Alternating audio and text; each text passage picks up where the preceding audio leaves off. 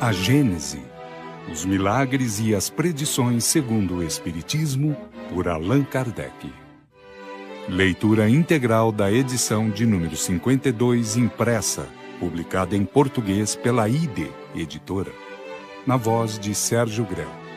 CD 2, contendo a Gênese, do capítulo 10º ao capítulo 12º, os milagres, do capítulo 13º ao capítulo 15º, e as predições, do capítulo 16º ao capítulo 18º.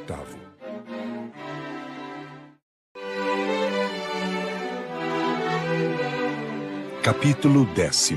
Gênese orgânica. Primeira formação dos seres vivos, princípio vital, geração espontânea, escala dos seres orgânicos, o homem. Primeira formação dos seres vivos. 1.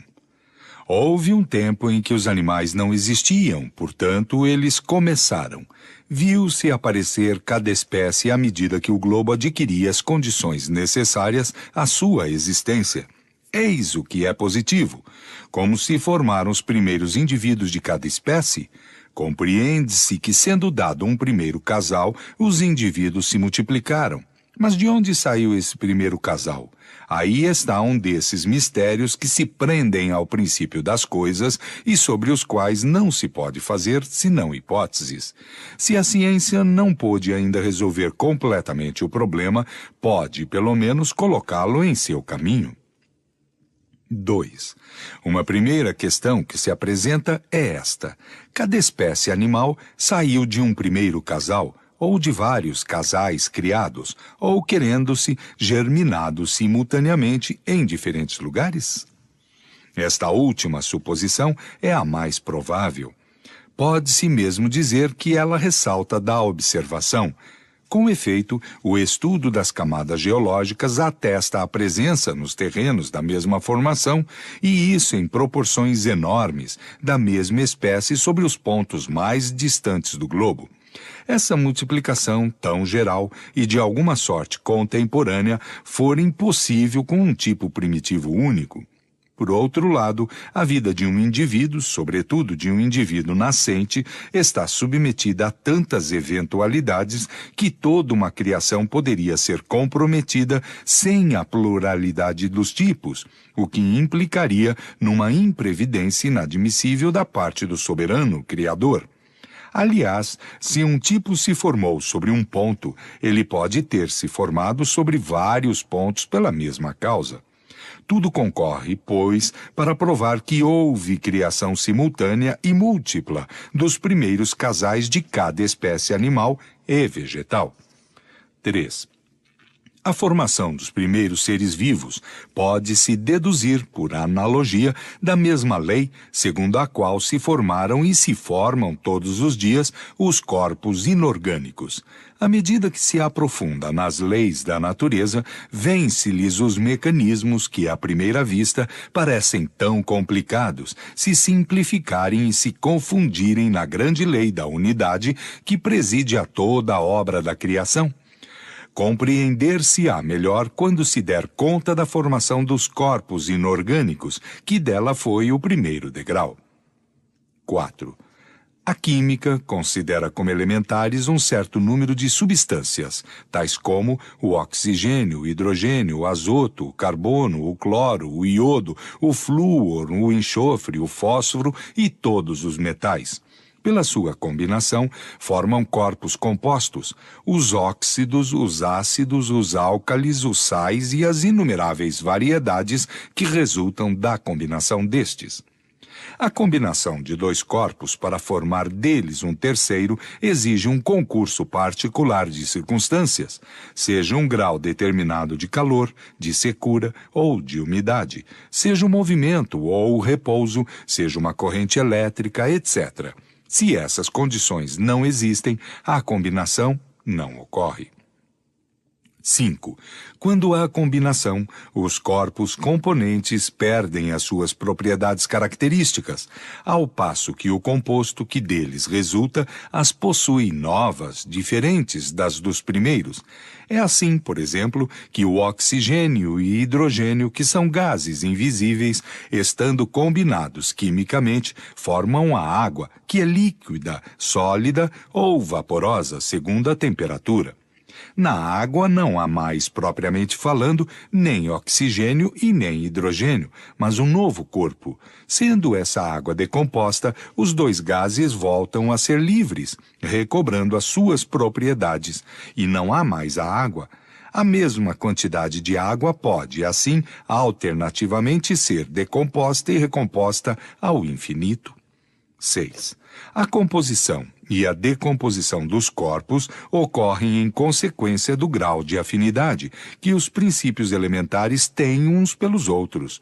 A formação da água, por exemplo, resulta da afinidade recíproca do oxigênio e do hidrogênio. Mas, colocando-se em contato com a água, um corpo tendo pelo oxigênio mais afinidade que este não a tem pelo hidrogênio, a água se decompõe.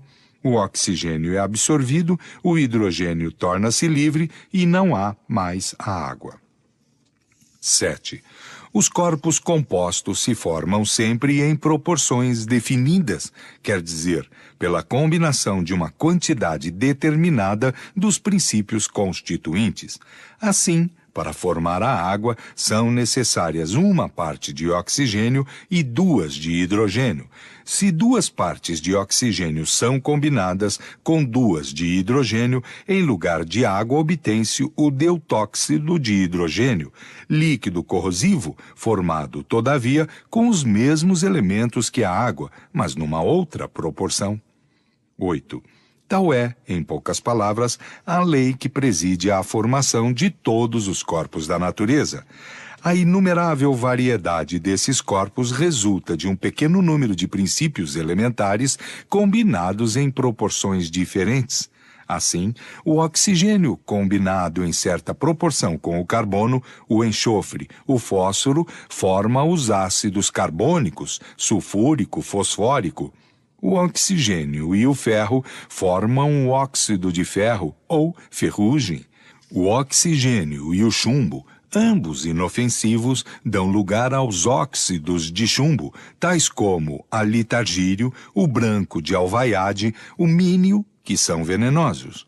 O oxigênio com os metais chamados cálcio, sódio, potássio, forma a cal, a soda, a potassa. A cal, unida ao ácido carbônico, forma os carbonatos de cal ou pedras calcárias, tais como o mármore, o giz, a pedra de construção, os estalactites das grutas. Unida ao ácido sulfúrico, ela forma os sulfatos de cal ou gesso, o alabastro, o ácido fosfórico, o fosfato de cal, base sólida dos ossos. O cloro e o hidrogênio formam o ácido clorídrico ou hidroclorídrico. O cloro e o sódio formam o cloreto de sódio ou sal marinho. 9.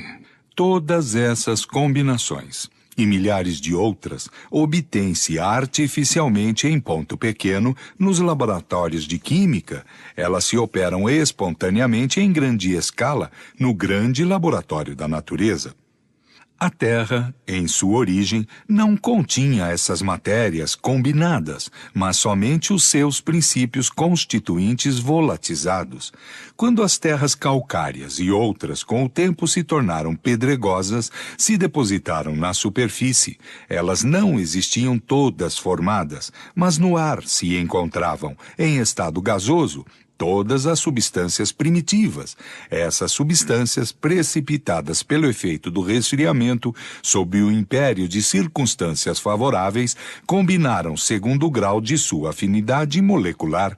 Foi então que se formaram as diferentes variedades de carbonatos, de sulfatos, etc., no início, em dissolução nas águas, depois depositadas na superfície do solo. Suponhamos que, por uma causa qualquer, a Terra retorne ao seu estado incandescente primitivo. Tudo isso se decomporia, os elementos se separariam, todas as substâncias fundíveis se fundiriam, todas aquelas que são voláteis se volatizariam. Depois, um segundo resfriamento traria uma nova precipitação e as antigas combinações se formariam de novo. 10. Essas considerações provam o quanto a química era necessária para a inteligência da Gênese. Antes do conhecimento da lei da afinidade molecular, era impossível compreender a formação da Terra. Essa ciência esclareceu a questão com uma luz toda nova, como a astronomia e a geologia fizeram sob outros pontos de vista. 11. Na formação dos corpos sólidos, um dos fenômenos mais notáveis é o da cristalização, que consiste na forma regular que apresentam certas substâncias, quando de sua passagem do estado líquido ou gasoso para o estado sólido. Essa forma, que varia segundo a natureza da substância, é geralmente a de sólidos geométricos, tais como o prisma, o romboide, o cubo, a pirâmide. Todos conhecem os cristais de açúcar cristalizado, os cristais de rocha ou sílica cristalizada. São prismas de 6 lados, terminados numa pirâmide igualmente hexagonal. O diamante é o carbono puro ou carbono cristalizado. Os desenhos que se produzem sobre as janelas no inverno são devidos à cristalização do vapor d'água, durante a congelação sob a forma de agulhas prismáticas. A disposição regular dos cristais prende-se à forma particular das moléculas de cada corpo. Essas parcelas, infinitamente pequenas para nós, mas que não ocupam menos um certo espaço, solicitadas umas para as outras pela atração molecular, se arranjam e se justapõem segundo a exigência de sua forma, de maneira a cada uma tomar o seu lugar ao redor do núcleo ou primeiro centro de atração e a formarem um conjunto simétrico. A cristalização não se opera senão sob o império de certas circunstâncias favoráveis, fora das quais não pode ocorrer. O grau de temperatura e de repouso são condições essenciais. Compreende-se que um calor muito forte, tendo as moléculas afastadas, não lhe permite condensar-se e que a agitação se opondo ao seu arranjo simétrico, elas não formariam senão uma massa confusa e irregular, e, portanto, não de cristalização propriamente dita. 12. A lei que preside a formação dos minerais conduz, naturalmente, à formação dos corpos orgânicos.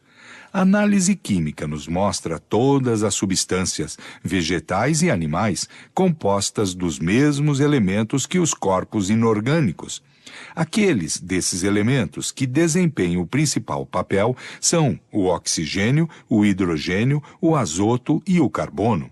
Os outros aí não se encontram senão acessoriamente. Como no reino mineral, a diferença de proporção na combinação desses elementos produz todas as variedades de substâncias orgânicas e as suas diversas propriedades, tais como os músculos, os ossos, o sangue, a bile, os nervos, a matéria cerebral, a gordura nos animais, a seiva, a madeira, as folhas, os frutos, as essências, o azeite, as resinas, etc., nos vegetais. Assim, na formação dos animais e das plantas, não entra nenhum corpo especial que não se ache igualmente no reino mineral. 1. Nota. O quadro abaixo da análise de algumas substâncias mostra a diferença das propriedades que resulta apenas da diferença na proporção dos elementos constituintes. Sobre 100 partes. Açúcar de cana. Carbono, 42.470, hidrogênio, 6.900, oxigênio, 50.630, azoto, 0. Açúcar de uva, carbono, 36.710, hidrogênio, 6.780, oxigênio, 56.510, azoto, 0. Álcool, carbono 51.980, hidrogênio 13.700, oxigênio 34.320, azoto 0. Azeite de oliva, carbono 77.210, hidrogênio 13.360, oxigênio 9.430, azoto 0. Azeite de nozes, carbono 79.774, hidrogênio 10.570, oxigênio 9.122, azoto 0,534. Gordura, carbono 78.996, hidrogênio 11.700, oxigênio 9.304, azoto 0. Fibrina, carbono 53.360, hidrogênio 7.021, oxigênio 19.685, azoto 19.934. Fim de nota. 13. Alguns exemplos usuais farão compreender as transformações que se operam no reino orgânico apenas pela modificação dos elementos constitutivos. No suco de uva, ainda não há nem vinho e nem álcool, mas simplesmente água e açúcar. Quando esse suco chega à maturidade e que se encontra colocado nas circunstâncias propícias, ali se produz um trabalho íntimo, ao qual se dá o nome de fermentação.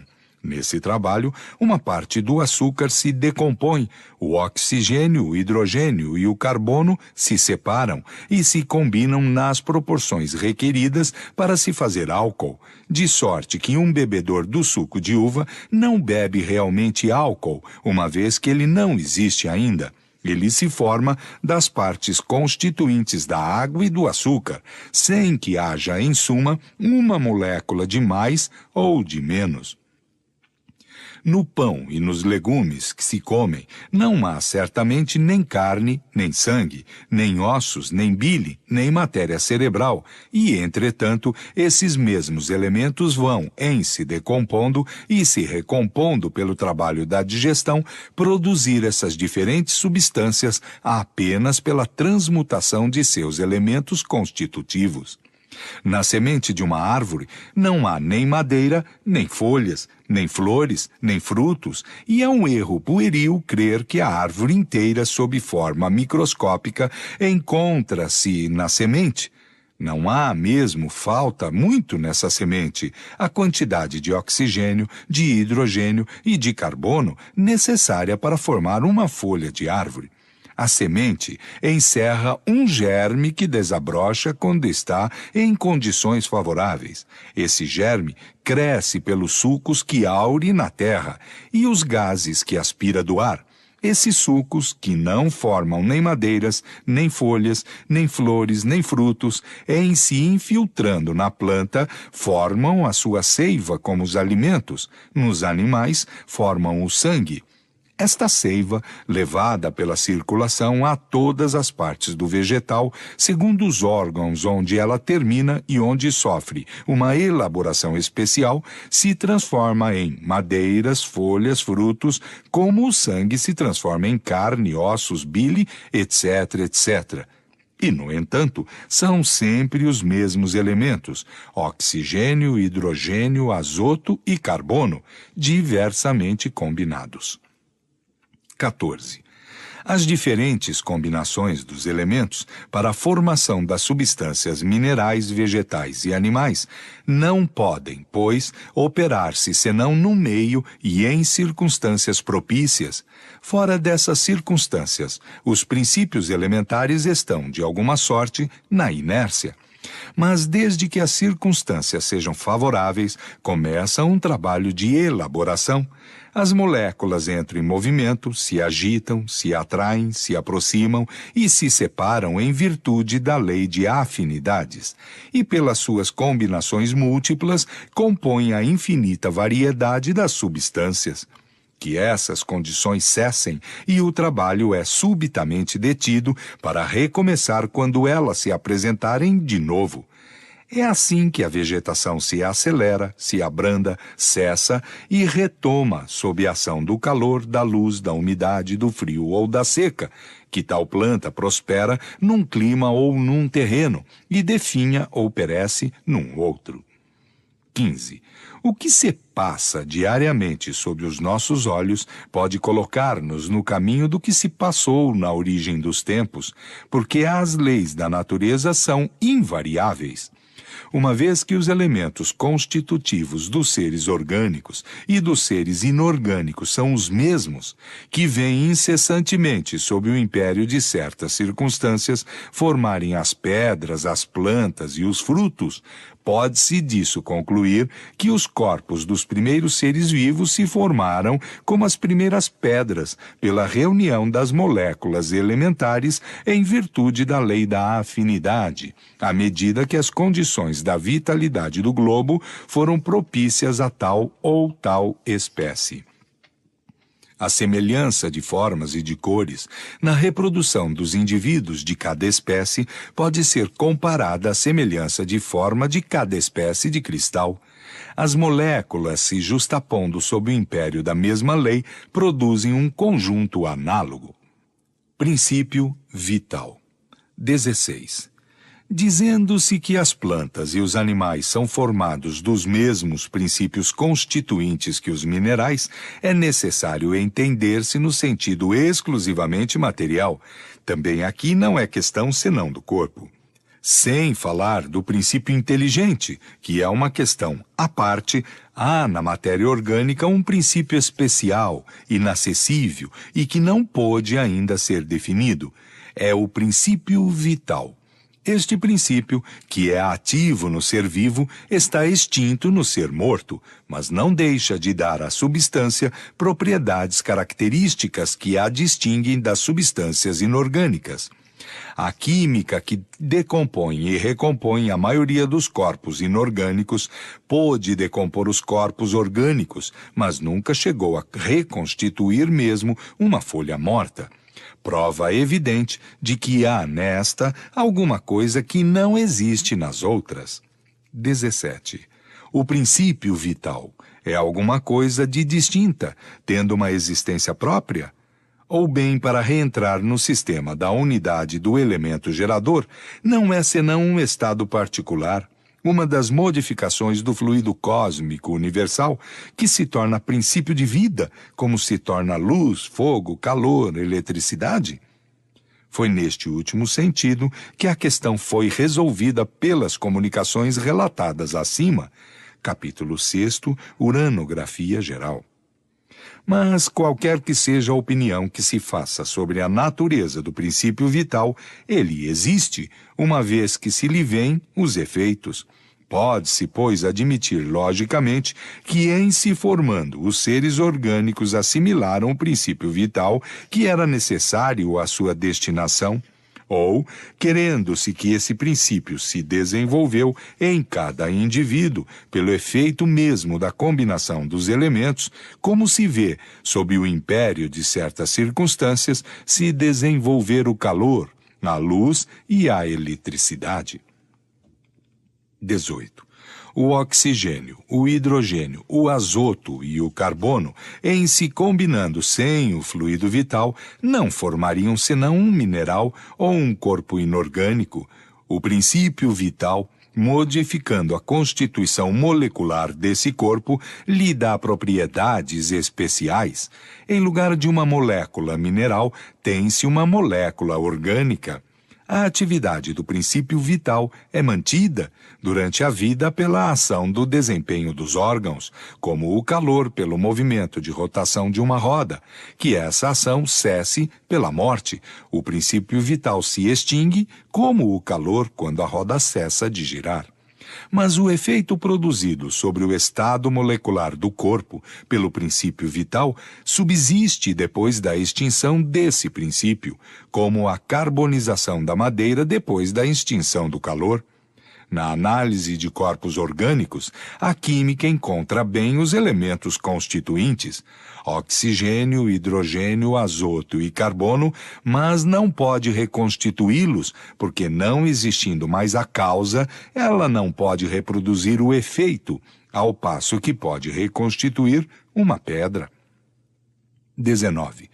Tomamos por comparação o calor desenvolvido pelo movimento de uma roda, porque é um efeito vulgar, conhecido de todo o mundo, e mais fácil de se compreender, mas seria mais exato dizer que, na combinação dos elementos para formar os corpos orgânicos, ele se desenvolve na eletricidade. Os corpos orgânicos seriam, assim, verdadeiras pilhas elétricas que funcionam enquanto os elementos dessas pilhas estão nas condições requeridas para produzir a eletricidade. É a vida que param quando cessam estas condições. É a morte.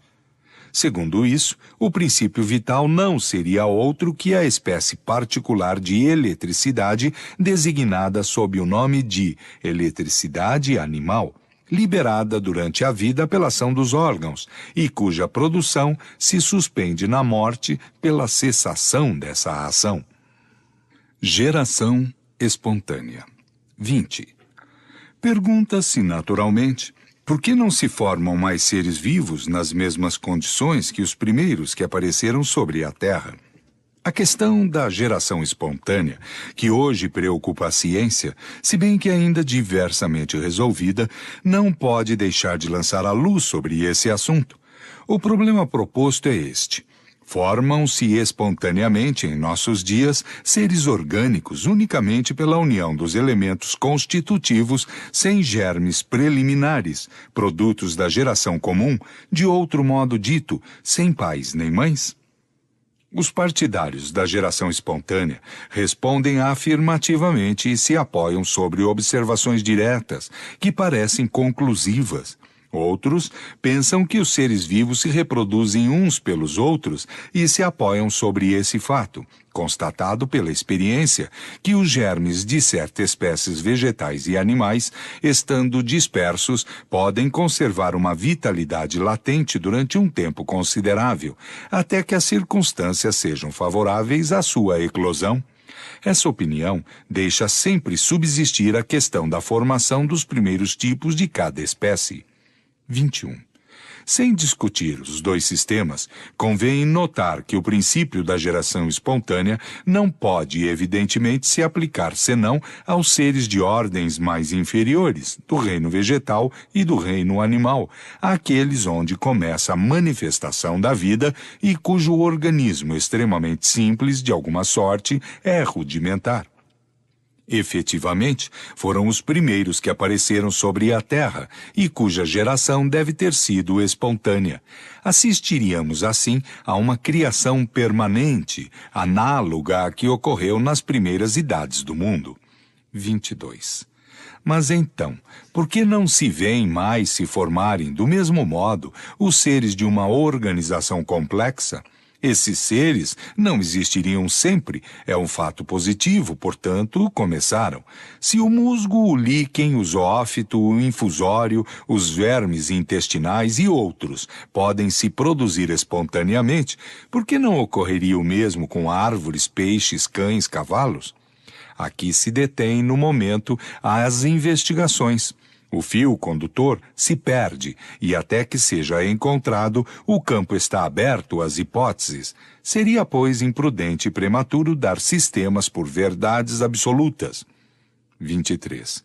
Se o fato da geração espontânea está demonstrado, por limitado que seja, não deixa de ser um fato capital, um marco posto que se pode colocar sobre o caminho de novas observações.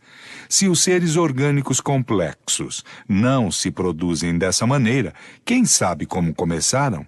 Quem conhece o segredo de todas as transformações? Quando se vê o carvalho sair da bolota, quem pode dizer se um laço misterioso não existe do pólipo ao elefante? Número 25. No estado atual dos nossos conhecimentos, não podemos colocar a teoria da geração espontânea permanente, senão como uma hipótese, mas como uma hipótese provável, e que talvez um dia tome lugar entre as verdades científicas reconhecidas. 1. Nota. Revista Espírita, julho de 1868, página 261, Desenvolvimento da Teoria da Geração Espontânea. Fim de nota. Escala dos seres orgânicos. 24. Entre o reino vegetal e o reino animal não há delimitação nitidamente traçada. Sobre os confins dos dois reinos estão os zoófitos, ou animais-plantas, cujo nome indica que se ligam a um e ao outro, são o traço de união. Como os animais, as plantas nascem, vivem, crescem, nutrem-se, respiram, se reproduzem e morrem. Como eles, para viverem, elas têm necessidade da luz, do calor, de água. Se disso estão privadas, definham e morrem. A absorção de um ar viciado e de substâncias deletérias envenena-as. Seu caráter distintivo e mais marcante é estarem ligadas ao solo e dele tirarem o seu alimento sem deslocamento. O zoófito tem a aparência exterior da planta. Como planta, prende-se ao solo. Como animal, a vida nele é mais acentuada. Aure o seu alimento no meio ambiente. Um degrau acima, o animal está livre para ir procurar o seu alimento. São, de início, as inumeráveis variedades de pólipos com corpos gelatinosos, sem órgãos bem distintos e que não diferem das plantas senão pela locomoção. Depois vem, na ordem do desenvolvimento dos órgãos, da atividade vital e do instinto, os eumintos ou vermes intestinais, os moluscos, animais carnudos sem ossos, dos quais uns são nus, como as lesmas, os polvos, os outros são providos de conchas, como os caracóis, as ostras. Os crustáceos, cuja pele é revestida de uma crosta dura, como os caranguejos, as lagostas, os insetos nos quais a vida toma uma atividade prodigiosa e se manifesta o instinto laborioso, como a formiga, a abelha, a aranha. Alguns sofrem uma metamorfose, como a lagarta que se transforma em elegante borboleta. Vem em seguida a ordem dos vertebrados, animais com esqueleto ósseo, que compreende os peixes, os répteis, os pássaros e, enfim, os mamíferos cuja organização é a mais completa. 25. Se não se considera senão os dois pontos extremos da corrente, sem dúvida não há nenhuma analogia aparente, mas passando-se de um anel ao outro sem solução de continuidade, chega-se sem transição brusca da planta ao animal vertebrado. Compreende-se, então, que os animais de organização complexa possam não ser senão uma transformação ou, querendo-se, um desenvolvimento gradual de início insensível da espécie imediatamente inferior e, assim, pouco a pouco, até o ser primitivo elementar. Entre a bolota e o carvalho a diferença é grande e, todavia, seguindo-se passo a passo o desenvolvimento da bolota, chega-se ao carvalho e não se espanta mais que ele proceda de uma tão pequena semente. Se, pois, a bolota encerra os elementos latentes próprios à formação de uma árvore, por que não seria o mesmo do ácaro ao elefante? Número 23. Segundo isso, compreende-se que não haja geração espontânea senão para os seres orgânicos elementares. As espécies superiores seriam o produto das transformações sucessivas desses mesmos seres. À medida que as condições climáticas lhes foram propícias, adquirindo cada espécie a faculdade de se reproduzir, os cruzamentos levaram a inumeráveis variedades, e depois, uma espécie a espécie instalada nas condições de vitalidade durável, quem diz que os germes primitivos, de onde elas saíram, não desapareceram como inúteis para o futuro? Quem diz que o nosso ácaro atual seja o mesmo que de transformação em transformação produziu o elefante? Assim, se explicaria por que não há geração espontânea entre os animais de organização complexa. Esta teoria, sem ser admitida de modo definitivo, é que tende, evidentemente, a predominar hoje na ciência. É aceita pelos observadores sérios como a mais racional. O homem corporal. 26.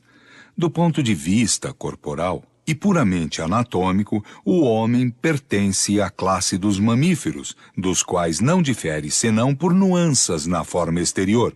De resto, a mesma composição química que todos os animais, os mesmos órgãos, as mesmas funções e os mesmos modos de nutrição, de respiração, de secreção, de reprodução. Ele nasce, vive e morre nas mesmas condições, e em sua morte seu corpo se decompõe como de tudo o que vive.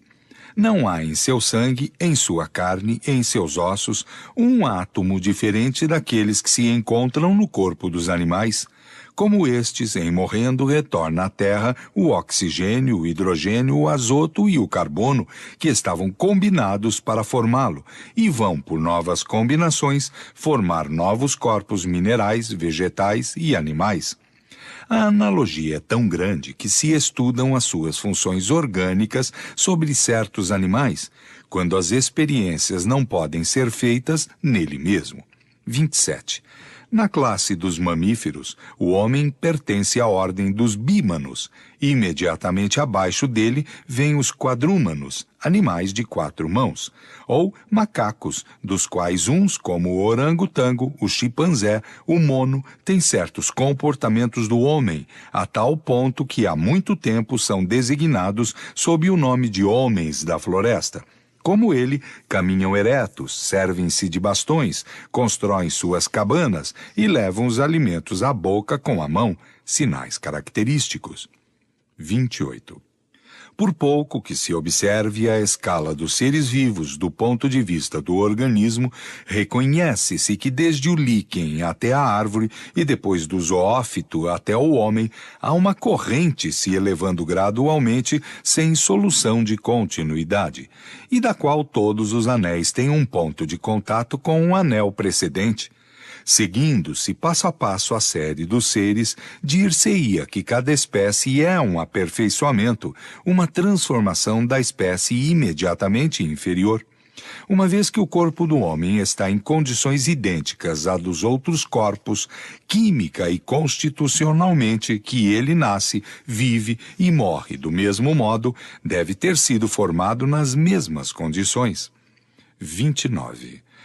Quanto isso possa custar ao seu orgulho, o homem deve se resignar a não ver em seu corpo material senão o último anel da animalidade sobre a terra. O inexorável argumento dos fatos aí está, contra o qual protestaria em vão. Mas quanto mais o corpo diminui de valor aos seus olhos, mais o princípio espiritual cresce em importância. Se o primeiro o coloca ao nível do animal, o segundo o eleva a uma altura incomensurável. Vemos o círculo em que se detém um animal, não vemos o limite aonde pode chegar o espírito do homem. 30. O materialismo pode ver aí que o espiritismo, longe de temer as descobertas da ciência e seu positivismo, vai adiante e os provoca porque está certo de que o princípio espiritual, que tem a sua existência própria, não lhe pode sofrer nenhum dano. O espiritismo caminha junto com o materialismo sobre o terreno da matéria. Admite tudo o que este admite, mas ali onde este se detém, o espiritismo vai além. O espiritismo e o materialismo são como dois viajantes que caminham juntos, partindo de um mesmo ponto. Chegados a uma certa distância, um diz: "Não posso ir mais longe". O outro continua a sua rota e descobre um mundo novo. Por que, pois, o primeiro diz que o segundo é louco? Porque aquele, entrevendo os novos horizontes, quer ultrapassar os limites onde convém ao outro deter-se? Cristóvão Colombo não foi também tratado de louco porque acreditava no mundo além do oceano? Quanto a história não conta desses loucos sublimes que fizeram a humanidade avançar, aos quais se traçam coroas depois de se lhes ter atirado lama? Pois bem, o espiritismo Esta loucura do século XIX, segundo aqueles que querem permanecer na margem terrestre, nos descobre todo um mundo bem de outro modo importante para o homem do que a América, porque todos os homens não vão à América, ao passo que todos, sem exceção, vão ao dos espíritos, fazendo incessantes travessias de um para o outro. Chegados ao ponto em que estamos da Gênese, o materialismo se detém, ao passo que o espiritismo prossegue as suas pesquisas no domínio da Gênese espiritual. Capítulo 11. Gênese espiritual. Princípio espiritual. União do princípio espiritual e da matéria, hipótese sobre a origem dos corpos humanos, encarnação dos espíritos, reencarnações, emigrações e imigrações dos espíritos, raça adâmica, doutrina dos anjos decaídos. Princípio espiritual. 1. A existência do princípio espiritual é um fato que não tem, por assim dizer, mais necessidade de demonstração que o princípio material. É, de alguma sorte, uma verdade axiomática. Afirma-se por seus efeitos como a matéria por aqueles que lhe são próprios. Segundo o princípio, todo efeito tem uma causa. Todo efeito inteligente deve ter uma causa inteligente. Não há ninguém que não faça a diferença entre o movimento mecânico de um sino agitado pelo vento e o movimento desse mesmo sino destinado a dar um sinal, uma advertência, atestando por isso mesmo um pensamento, uma intenção. Ora, como a ninguém pode vir a ideia de atribuir o pensamento à matéria do sino, disso se conclui que está movido por uma inteligência a qual serve de instrumento para se manifestar. Pela mesma razão, ninguém tem a ideia de atribuir o pensamento ao corpo de um homem morto. Se o homem vivo pensa, é, pois, que há nele alguma coisa que não há mais quando está morto. A diferença que existe entre ele e o sino é que a inteligência que faz mover este está fora dele, ao passo que a que faz o homem agir está nele mesmo. 2. O princípio espiritual é o corolário da existência de Deus. Sem esse princípio, Deus não teria razão de ser, porque não se poderia mais conceber a soberana inteligência reinando durante a eternidade, somente sobre a matéria bruta, que um monarca terrestre não reinando durante toda a sua vida, senão sobre pedras. Como não se pode admitir Deus sem os atributos essenciais da divindade, a justiça e a bondade, essas qualidades seriam inúteis se não devessem se exercer senão sobre a matéria. 3. Por outro lado, não se poderia conceber um Deus soberanamente justo e bom, criando seres inteligentes e sensíveis para destiná-los ao nada, depois de alguns dias de sofrimentos sem compensações, repassando sua visão dessa sucessão indefinida de seres que nascem sem o ter pedido, pensam um instante para não conhecerem senão a dor e se extingue para sempre depois de uma existência efêmera. Sem a sobrevivência do ser pensante, os sofrimentos da vida seriam, da parte de Deus, uma crueldade sem objetivo. Eis porque o materialismo e o ateísmo são os corolários um do outro. Negando a causa, não podem admitir o efeito. Negando o efeito, não podem admitir a causa. O materialismo, portanto, é consequente consigo mesmo, se não o é com a razão. 4. A ideia da perpetuidade do ser espiritual é inata no homem. Nele está no estado de intuição e de aspiração. Compreende que só aí está a compensação às misérias da vida. Por isso sempre houve, sempre haverá mais espiritualistas que materialistas e mais deístas do que ateus. à ideia intuitiva e ao poder do raciocínio, o Espiritismo vem acrescentar a sanção dos fatos, a prova material da existência do ser espiritual, de sua sobrevivência, de sua imortalidade e de sua individualidade. Ele precisa e define o que este pensamento tinha de vago e de abstrato.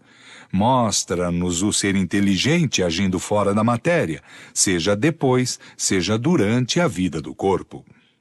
5. O princípio espiritual e o princípio vital são uma só e a mesma coisa? Partindo, como sempre, da observação dos fatos, diremos que se o princípio vital fosse inseparável do princípio inteligente, não haveria aí qualquer razão para confundi-los.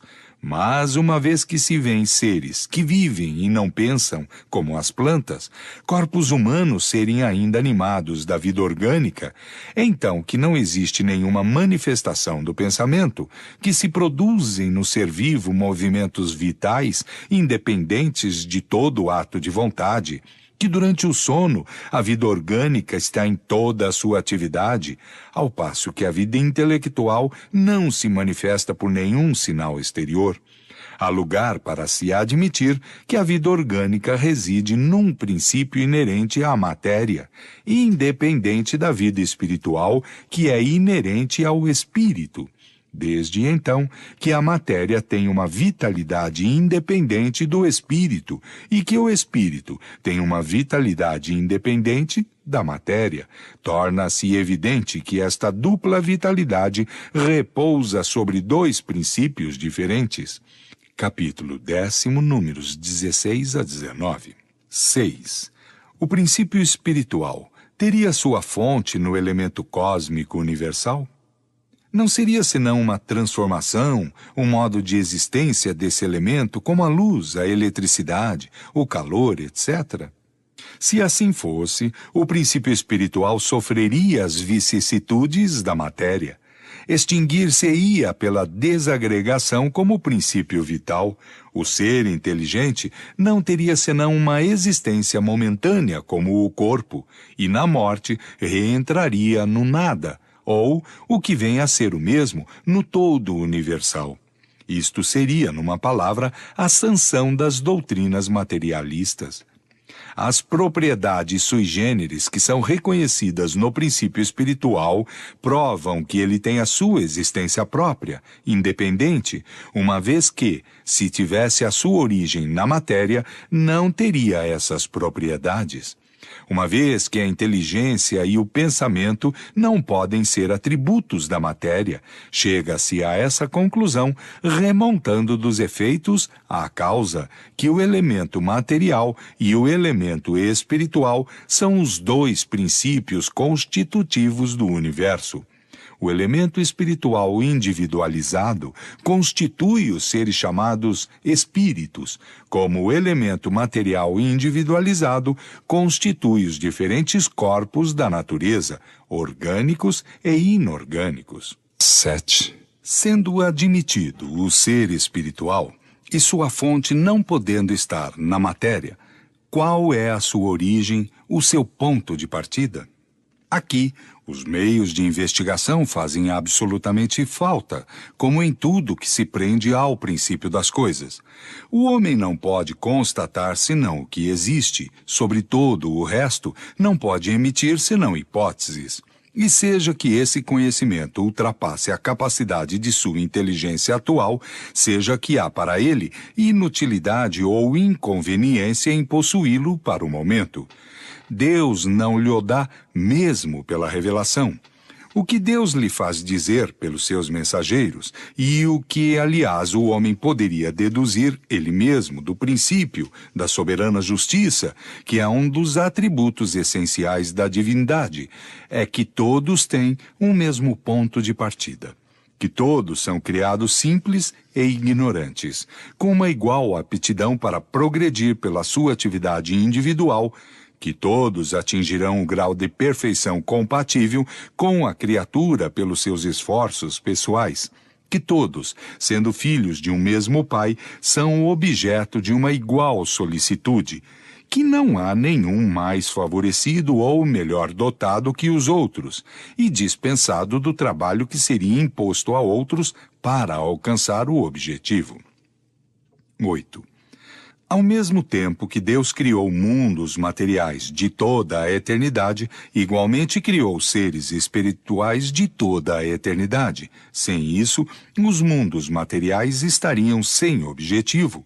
Conceber-se-ia antes os seres espirituais sem os mundos materiais, que estes últimos sem os seres espirituais. São os mundos materiais que devem fornecer aos seres espirituais os elementos da atividade para o desenvolvimento de sua inteligência. 9. O progresso é a condição normal dos seres espirituais e a perfeição relativa o objetivo que devem alcançar. Ora, Deus, tendo criado de toda a eternidade e criando sem cessar de toda a eternidade, também terá havido os que alcançaram o ponto culminante da escala. Antes que a Terra existisse, mundos haviam sucedido os mundos, e quando a Terra saiu do caos dos elementos, o espaço estava povoado de seres espirituais, em todos os graus de adiantamento, desde aqueles que nasciam para a vida até aqueles que, de toda a eternidade, tomaram lugar entre os puros espíritos, vulgarmente chamados anjos. União do princípio espiritual e da matéria. 10. Devendo a matéria ser o objeto de trabalho do espírito para o desenvolvimento de suas faculdades, era necessário que pudesse atuar sobre ela, por isso veio habitá-la, como o lenhador habita a floresta. Devendo ser a matéria ao mesmo tempo o objetivo e o instrumento de trabalho, Deus, em lugar de unir o espírito à pedra rígida, criou para seu uso corpos organizados, flexíveis, capazes de receber todos os impulsos de sua vontade e de se prestar a todos os seus movimentos. O corpo é, pois, ao mesmo tempo, o envoltório e o instrumento do espírito, e à medida que este adquire novas aptidões, ele reveste um envoltório apropriado ao novo gênero de trabalho que deve realizar, como se dá a um obreiro ferramentas menos grosseiras à medida que ele seja capaz de fazer uma obra mais cuidadosa. 11. Para ser mais exato, é necessário dizer que é o próprio espírito que dá forma ao seu envoltório e o apropria às suas novas necessidades, aperfeiçoa-o, desenvolve-o e completa o organismo à medida que sente a necessidade de manifestar novas faculdades. Em uma palavra, ele a coloca na estatura de sua inteligência. Deus lhe fornece os materiais, cabe-lhe empregá-los. Assim é que as raças avançadas têm um organismo ou, querendo-se, uma aparelhagem cerebral mais aperfeiçoada que as raças primitivas. Explica-se assim, igualmente, o cunho especial que o caráter do espírito imprime aos traços da fisionomia e ao comportamento do corpo. Capítulo 8, número 7, da Alma da Terra. Asteriscos. Vide nota explicativa da editora no final do livro. 12. Desde que um espírito nasce na vida espiritual, deve, para o seu adiantamento, fazer uso de suas faculdades, de início, rudimentares. Por isso ele reveste um envoltório corporal apropriado ao seu estado de infância intelectual, envoltório que deixa para revestir um outro à medida que as suas forças aumentam. Ora, como em todos os tempos houve mundos, e que esses mundos deram nascimento a corpos organizados próprios, a receberem os espíritos, de todos os tempos os espíritos encontraram, qualquer que fosse o seu grau de adiantamento, os elementos necessários à sua vida carnal. 13. Sendo o corpo exclusivamente material, sofre as influências da matéria. Depois de funcionar algum tempo, ele se desorganiza e se decompõe. O princípio vital, não achando mais o elemento de sua atividade, se extingue e o corpo morre. O espírito, para quem o corpo privado de vida é doravante sem utilidade, deixa-o como se deixa uma casa em ruína ou uma veste fora de serviço. 14. O corpo não é, pois, senão um envoltório destinado a receber o espírito. Desde então, pouco importam a sua origem e os materiais de que é construído. Que o corpo do homem seja uma criação especial ou não, não deixa de ser formado com os mesmos elementos que os dos animais, animado do mesmo princípio vital, de outro modo dito, aquecido pelo mesmo fogo, como é alumiado pela mesma luz, sujeito às mesmas vicissitudes e às mesmas necessidades. É um ponto sobre o qual não há contestação. A não considerar senão a matéria, e fazendo abstração do espírito, o homem não tem, pois, nada que o distingue do animal, mas tudo muda de aspecto fazendo-se uma distinção entre a habitação e o habitante. Um grande senhor, sob o colmo ou vestido com o burel de um camponês, com isso não se acha menos grande senhor. Ocorre o mesmo com um homem. Não é a sua vestimenta de carne que o eleva acima do animal e dele faz um ser à parte. É o seu ser espiritual, o seu espírito. Hipótese sobre a origem dos corpos humanos. 15. Da semelhança de formas exteriores que existem entre o corpo do homem e o do macaco, certos fisiologistas concluíram que o primeiro não era senão uma transformação do segundo. Nisso não há nada de impossível, sem que, se assim o for, a dignidade do homem tenha algo a sofrer. Corpos de macacos puderam muito bem servir de vestimenta aos primeiros espíritos humanos, necessariamente pouco avançados, que vieram se encarnar sobre a terra, sendo essas vestimentas os meios apropriados às suas necessidades e mais próprios ao exercício de suas faculdades que o corpo de nenhum outro animal. Em lugar de que uma vestimenta especial fosse feita para o espírito, nele encontrou uma inteiramente pronta. Deve, pois, ter-se vestido com a pele do macaco, sem deixar de ser espírito humano, como o homem se reveste às vezes com a pele de certos animais, sem deixar de ser homem.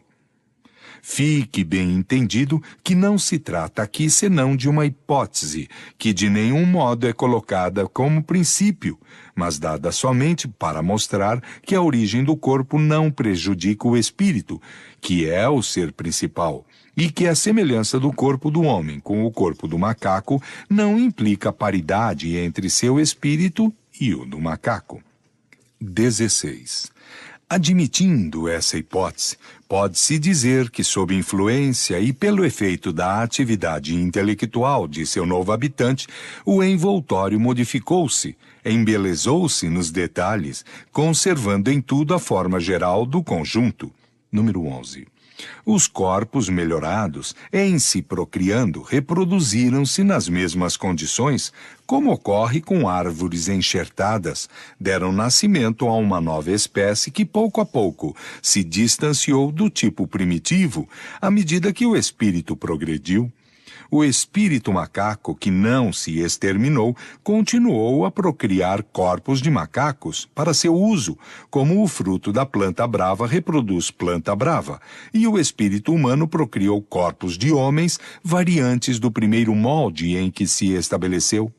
A linhagem se bifurcou, ela produziu um descendente e esse descendente tornou-se linhagem.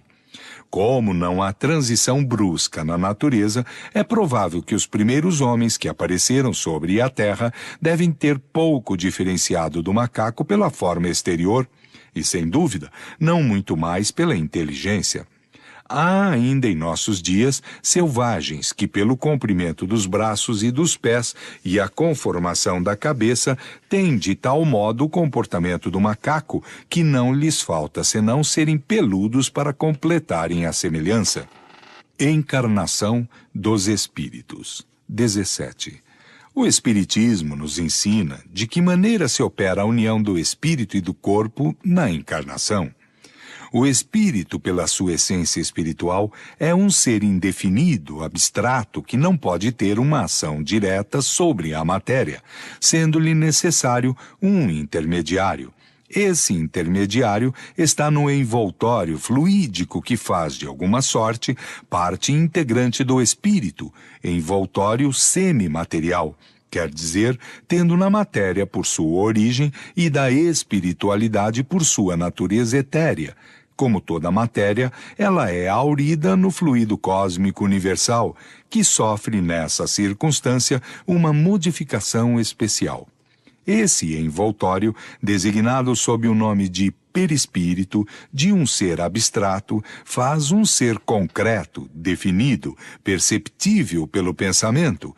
Ele o torna apto para agir sobre a matéria tangível, do mesmo modo que todos os fluidos imponderáveis que são, como se sabe, os mais poderosos motores.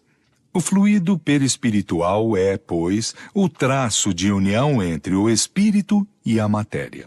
Durante a sua união com o corpo, é o veículo de seu pensamento para transmitir o movimento às diferentes partes do organismo que agem sob o impulso de sua vontade e para repercutir no espírito as sensações produzidas pelos agentes exteriores. Ele tem por fio condutor os nervos, como no telégrafo o fluido elétrico tem por condutor o fio metálico. 18. Quando o espírito deve se encarnar num corpo humano em vias de formação, um laço fluídico que não é outra coisa senão uma expansão do seu perispírito liga-o ao germe para o qual se acha atraído por uma força irresistível desde o momento da concepção. À medida que o germe se desenvolve, o laço se aperta sob a influência do princípio vital material do germe. O perispírito, que possui certas propriedades da matéria, se une, molécula a molécula, com o corpo que se forma, de onde se pode dizer que o espírito, por intermédio de seu perispírito, toma, de alguma sorte, raiz nesse germe, como uma planta na terra. Quando o germe está inteiramente desenvolvido, a união é completa e, então, ele nasce para a vida exterior. Por um efeito contrário, essa união do perispírito e da matéria carnal, que se cumprira sob a influência do princípio vital do germe, quando esse princípio deixa de agir, em consequência da desorganização do corpo, a união, que era mantida por uma força atuante, cessa quando essa força deixa de agir. Então, o perispírito se desliga, molécula a molécula, como estava unido, e o espírito se entrega à sua liberdade. Assim, não é a partida do espírito que causa a morte do corpo, mas a morte do corpo que causa a partida do espírito. Desde o instante que se segue à morte, a integridade do espírito está inteira, que as suas faculdades adquirem mesmo uma penetração maior, ao passo que o princípio de vida está extinto no corpo. É a prova evidente de que o princípio vital e o princípio espiritual são duas coisas distintas. 19. O Espiritismo nos ensina, pelos fatos que nos faculta observar, os fenômenos que acompanham essa separação. Algumas vezes ela é rápida, fácil, doce e insensível. De outras vezes é lenta, laboriosa, horrivelmente penosa, segundo o estado moral do espírito, e pode durar meses inteiros. 20. Um fenômeno particular, igualmente assinalado pela observação, acompanha sempre a encarnação do espírito. Desde que este é preso pelo laço fluídico que o liga ao germe, a perturbação se apodera dele. Essa perturbação cresce à medida que o laço se aperta, e nos últimos momentos o espírito perde toda a consciência de si mesmo, de sorte que ele nunca é testemunha consciente de seu nascimento. No momento em que a criança respira, o espírito começa a recobrar as suas faculdades, que se desenvolvem à medida que se formam e se consolidam os órgãos, que devem servir para a sua manifestação. 21. Mas ao mesmo tempo que o espírito recobra a consciência de si mesmo, ele perde a lembrança de seu passado, sem perder as faculdades, as qualidades e as aptidões adquiridas anteriormente, aptidões que estavam momentaneamente estacionadas em seu estado latente e que, em retornando à sua atividade, vão ajudá-lo a fazer mais e melhor do que o fazia precedentemente. Ele renasce e o que se fez pelo seu trabalho anterior é, para ele, um novo ponto de partida, um novo degrau a subir. Aqui ainda se manifesta a bondade do Criador, porque a lembrança de um passado, frequentemente penoso ou humilhante, juntando-se às amarguras de sua nova existência, poderia perturbá-lo ou entravá-lo. Ele não se lembra senão daquilo que aprendeu, porque isso lhe é útil. Se algumas vezes conserva uma vaga intuição dos acontecimentos passados, é como a lembrança de um sonho fugidio. É, pois, um homem novo, por ancião que seja o seu espírito. Ele se apoia sobre novos hábitos com a ajuda dos que adquiriu. Quando ele entra na vida espiritual, o seu passado se desenrola aos seus olhos e julga se empregou bem ou mal o seu tempo. 22. Não há, pois, solução de continuidade na vida espiritual, apesar do esquecimento do passado. O espírito é, sempre ele, antes, durante a encarnação e depois dela.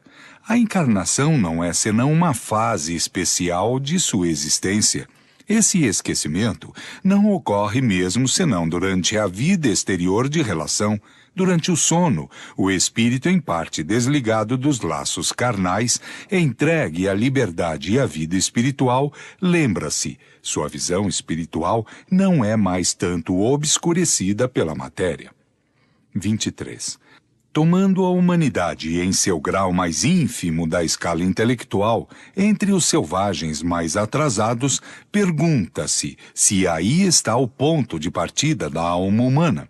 Segundo a opinião de alguns filósofos espiritualistas, o princípio inteligente, distinto do princípio material, se individualiza, se elabora, em passando pelos diversos graus da animalidade.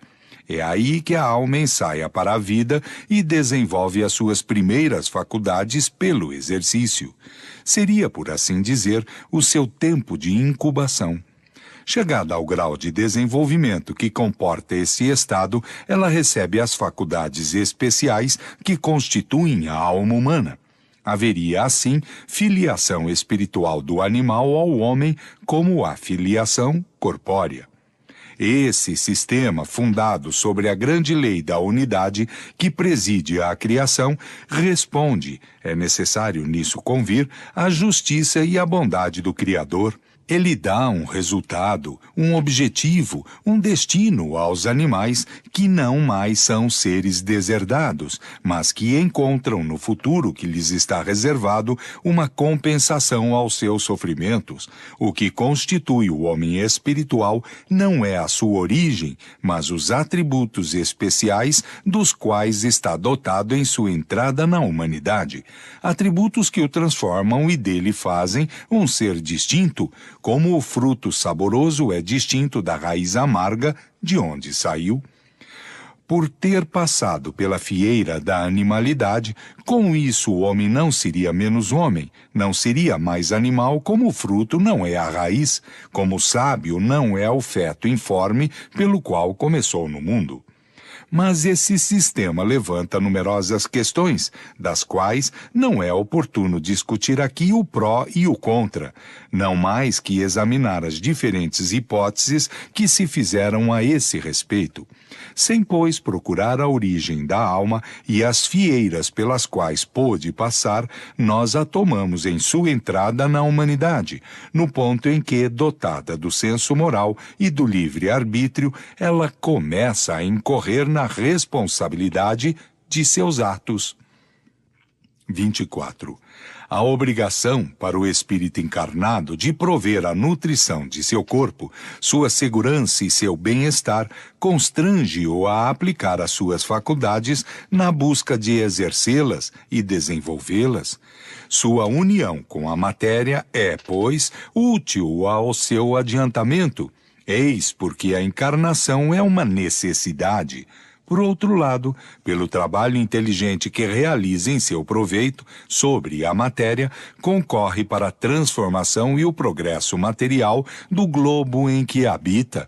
Assim é que, progredindo ele mesmo, colabora na obra do Criador, de que é agente inconsciente. 25. Mas a encarnação do espírito não é constante nem perpétua, não é senão transitória. Deixando um corpo, não retoma outro imediatamente. Durante um lapso de tempo mais ou menos considerável, vive da vida espiritual, que é a vida normal, de tal sorte que a soma do tempo passado nas diferentes encarnações é pouca coisa, comparada ao tempo que ele passa no estado de espírito livre. No intervalo dessas encarnações, o espírito progride igualmente, no sentido de que aproveita para o seu adiantamento os conhecimentos e a experiência adquiridos na vida corpórea. Ele examina o que fez em sua permanência terrestre, passa em revista o que aprendeu, reconhece suas faltas, organiza seus planos e toma as resoluções segundo as quais conta guiar-se numa nova existência, tratando de fazer o melhor. Assim é que cada existência é um passo adiante na vida do progresso, uma espécie de escola de aplicação. 26. A encarnação não é, pois, normalmente, uma punição para o espírito, como alguns o pensam, mas uma condição inerente à inferioridade do espírito e um meio de progredir. O Céu e o Inferno, capítulo 3, número 8 e seguintes. À medida que o espírito progride moralmente, ele se desmaterializa, quer dizer que, subtraindo-se à influência da matéria, depura-se, sua vida se espiritualiza, suas faculdades e suas percepções se estendem, sua felicidade está em razão do progresso realizado. Mas como age em virtude do seu livre-arbítrio, pode, por negligência ou má vontade, retardar o seu adiantamento, prolongar, por conseguinte, a duração de suas encarnações materiais, que se tornam então para ele uma punição, uma vez que, por sua falta, permaneceu nas classes inferiores, obrigado a recomeçar a mesma tarefa. Depende, pois, do espírito abreviar por seu trabalho e depuração de si mesmo a duração do período de encarnação. 27. O progresso material de um globo segue o progresso moral de seus habitantes. Ora, como a criação dos mundos e dos espíritos é incessante, que estes progridem mais ou menos rapidamente, em virtude de seu livre-arbítrio, disso resulta que há mundos, mais ou menos antigos, em diferentes graus de adiantamento físico e moral, onde a encarnação é mais ou menos material e onde, por conseguinte, o trabalho para os espíritos é mais ou menos rude. Sob esse ponto de vista, a Terra é um dos menos avançados, povoada de espíritos relativamente inferiores. A vida corpórea nela é mais penosa do que em outros, como ocorre com os mais atrasados, onde é ainda mais penosa que sobre a Terra, e para os quais a Terra seria relativamente um mundo feliz. 28. Quando os espíritos adquiriram sobre um mundo a soma do progresso que o estado desse mundo comporta, deixam-no para se encarnarem num outro mais avançado, onde adquirem novos conhecimentos, e assim por diante até que, não lhe sendo mais útil a encarnação num corpo material, vivem exclusivamente da vida espiritual, onde progridem ainda num outro sentido e por outros meios. Chegados ao ponto culminante do progresso, gozam da suprema felicidade. Admitidos nos conselhos do Todo-Poderoso, têm seu pensamento, tornam-se seus mensageiros, seus ministros diretos para os governos dos mundos, tendo sob suas ordens os espíritos em diferentes graus de adiantamento. Assim, todos os espíritos encarnados e desencarnados, em qualquer grau da hierarquia que pertençam, desde o menor ao maior, têm as suas atribuições no grande mecanismo do universo. Todos são úteis ao conjunto, ao mesmo tempo que são úteis a si mesmos. Aos menos avançados, como a de simples operários, incumbe uma tarefa material, de início inconsciente, depois gradativamente inteligente. Por toda parte, há atividade no mundo espiritual, em nenhuma parte há ociosidade inútil. A coletividade dos espíritos, de alguma sorte, é a alma do universo, é o elemento espiritual que age em tudo e por toda parte, sob o impulso do pensamento divino. Sem esse elemento, não há senão a matéria inerte, sem objetivo, sem inteligência, sem outro motor que as forças materiais que deixam uma multidão de problemas insolúveis pela ação do elemento espiritual individualizado. Tudo tem um objetivo, uma razão de ser, tudo se explica.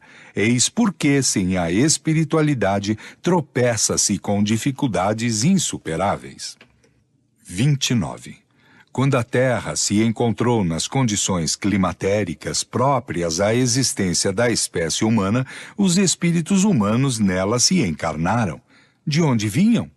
Que esses espíritos foram criados nesse momento, que vieram todos formados da Terra, do espaço ou de outros mundos, a sua presença, depois de um tempo limitado, é um fato, uma vez que antes deles não havia senão animais. Eles se revestiram de corpos apropriados às suas necessidades especiais, às suas aptidões, e fisiologicamente pertencem à animalidade. Sob sua influência e pelo exercício de suas faculdades, esses corpos se modificaram e se aperfeiçoaram. Eis o que resulta da observação. Deixemos, pois, de lado a questão da origem, ainda insolúvel para o momento. Tomemos o espírito não em seu ponto de partida, mas naquele em que os primeiros germes do livre-arbítrio e do senso moral nele se manifestando, vemo-lo desempenhando seu papel humanitário, sem nos inquietarmos com o meio onde passou o seu período de infância, ou, querendo-se, de incubação. Apesar da analogia do seu envoltório com o dos animais, as faculdades morais e intelectuais que o caracterizam, saberemos distingui-los destes últimos, como sob a mesma vestimenta de lã distinguimos o camponês do homem civilizado. 30. Se bem que os primeiros que vieram devem ter sido pouco avançados, em razão mesmo de que deveriam se encarnar em corpos muito imperfeitos, deveria haver entre eles diferenças sensíveis nos caracteres e nas aptidões. Os espíritos similares naturalmente se agruparam por analogia e por simpatia. A Terra encontrou-se assim povoada por diferentes categorias de espíritos, mais ou menos aptos ou rebeldes ao progresso. Os corpos, recebendo a impressão do caráter do espírito, e esses corpos procriando segundo seu tipo respectivo, disso resultaram diferentes raças no físico como no moral. Número 11. Os espíritos similares, continuando a se encarnar de preferência entre seus semelhantes, perpetuaram o caráter distintivo físico e moral das raças e dos povos, que não se perde senão com o tempo pela sua fusão e o progresso dos espíritos. Revista Espírita, julho de 1860, página 198, Frenologia e Fisiognomonia. Asteriscos. Vide nota explicativa da editora no final do livro. 31.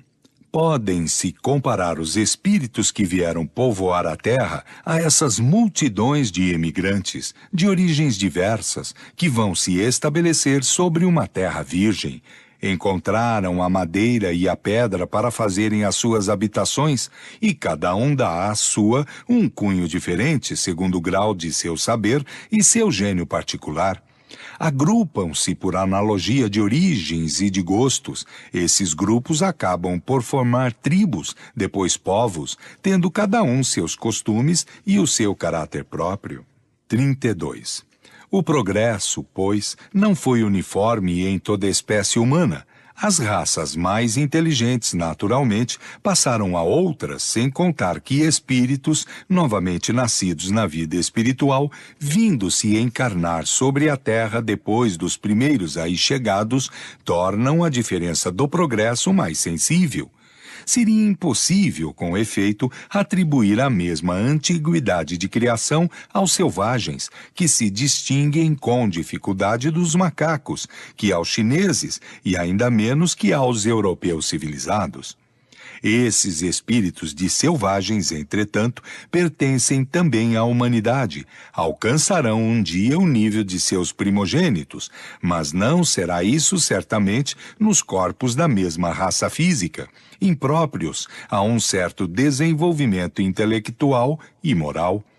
Quando o instrumento não mais estiver em relação com o seu desenvolvimento, emigrarão desse meio para se encarnarem num grau superior e assim por diante até que hajam conquistado todos os graus terrestres, depois do que deixarão a Terra para passar a outros mundos mais e mais avançados.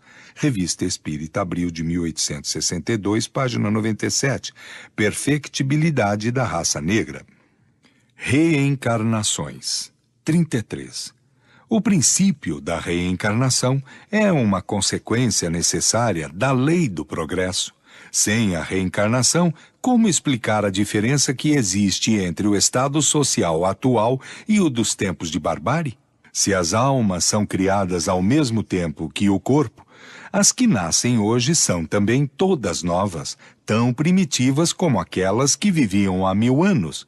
Acrescentemos que não haveria entre elas nenhuma conexão, nenhuma relação necessária, que seriam completamente independentes umas das outras. Por que, pois, as almas de hoje seriam melhor dotadas por Deus do que as suas predecessoras? Por que compreendem melhor? Por que têm instintos mais depurados, costumes mais doces? Por que têm intuição de certas coisas sem havê-las aprendido? Desafiamos a sair daí, a menos que se admita que Deus criou almas de diversas qualidades, segundo os tempos e os lugares, proposição inconciliável com a ideia de uma soberana justiça. Capítulo 2, número 19. Dizei, ao contrário, que as almas de hoje já viveram em tempos recuados, que puderam ser bárbaras como o seu século, mas que progrediram, que a cada nova existência elas trazem o que adquiriram em existências anteriores, que, consequentemente, as almas dos tempos civilizados são almas não criadas mais perfeitas, mas que se aperfeiçoaram elas mesmas com o tempo, e tereis a única explicação plausível da causa do progresso social. O Livro dos Espíritos, capítulos 4 e 5. 34. Algumas pessoas pensam que as diferentes existências da alma se cumprem de mundo a mundo e não sobre um mesmo globo, onde cada espírito não aparece senão uma única vez. Esta doutrina seria admissível se todos os habitantes da Terra estivessem no mesmo nível intelectual e moral. Não poderiam, então, progredir senão indo para um outro mundo, e a sua reencarnação sobre a Terra seria inútil. Ora, Deus não faz nada de inútil. Desde o instante em que ali se encontrem todos os graus de inteligência e de moralidade, desde a selvageria que o aproxima do animal até a mais avançada civilização, ela oferece um campo vasto de progresso. Perguntar-se-ia por que o selvagem seria obrigado a procurar alhures o grau acima dele quando o encontra ao seu lado, e assim, de passo em passo, por que o homem avançado não pudera fazer as suas primeiras etapas senão em mundos inferiores? Então que os análogos de todos esses mundos estão ao seu redor, que há diferentes graus de adiantamento, não somente de povo a povo, mas no mesmo povo e na mesma família? Se assim fora, Deus teria feito alguma coisa de inútil colocando lado a lado o ignorante e o sábio, a barbárie e a civilização, o bem e o mal, ao passo que é precisamente esse contato que faz os retardatários avançarem.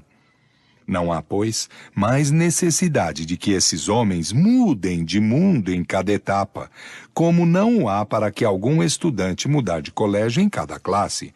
Longe disso ser uma vantagem para o progresso, seria um entrave, porque o espírito estaria privado do exemplo que lhe oferece a visão dos graus superiores e a possibilidade de reparar seus erros no meio e sob o olhar daqueles que ofendeu.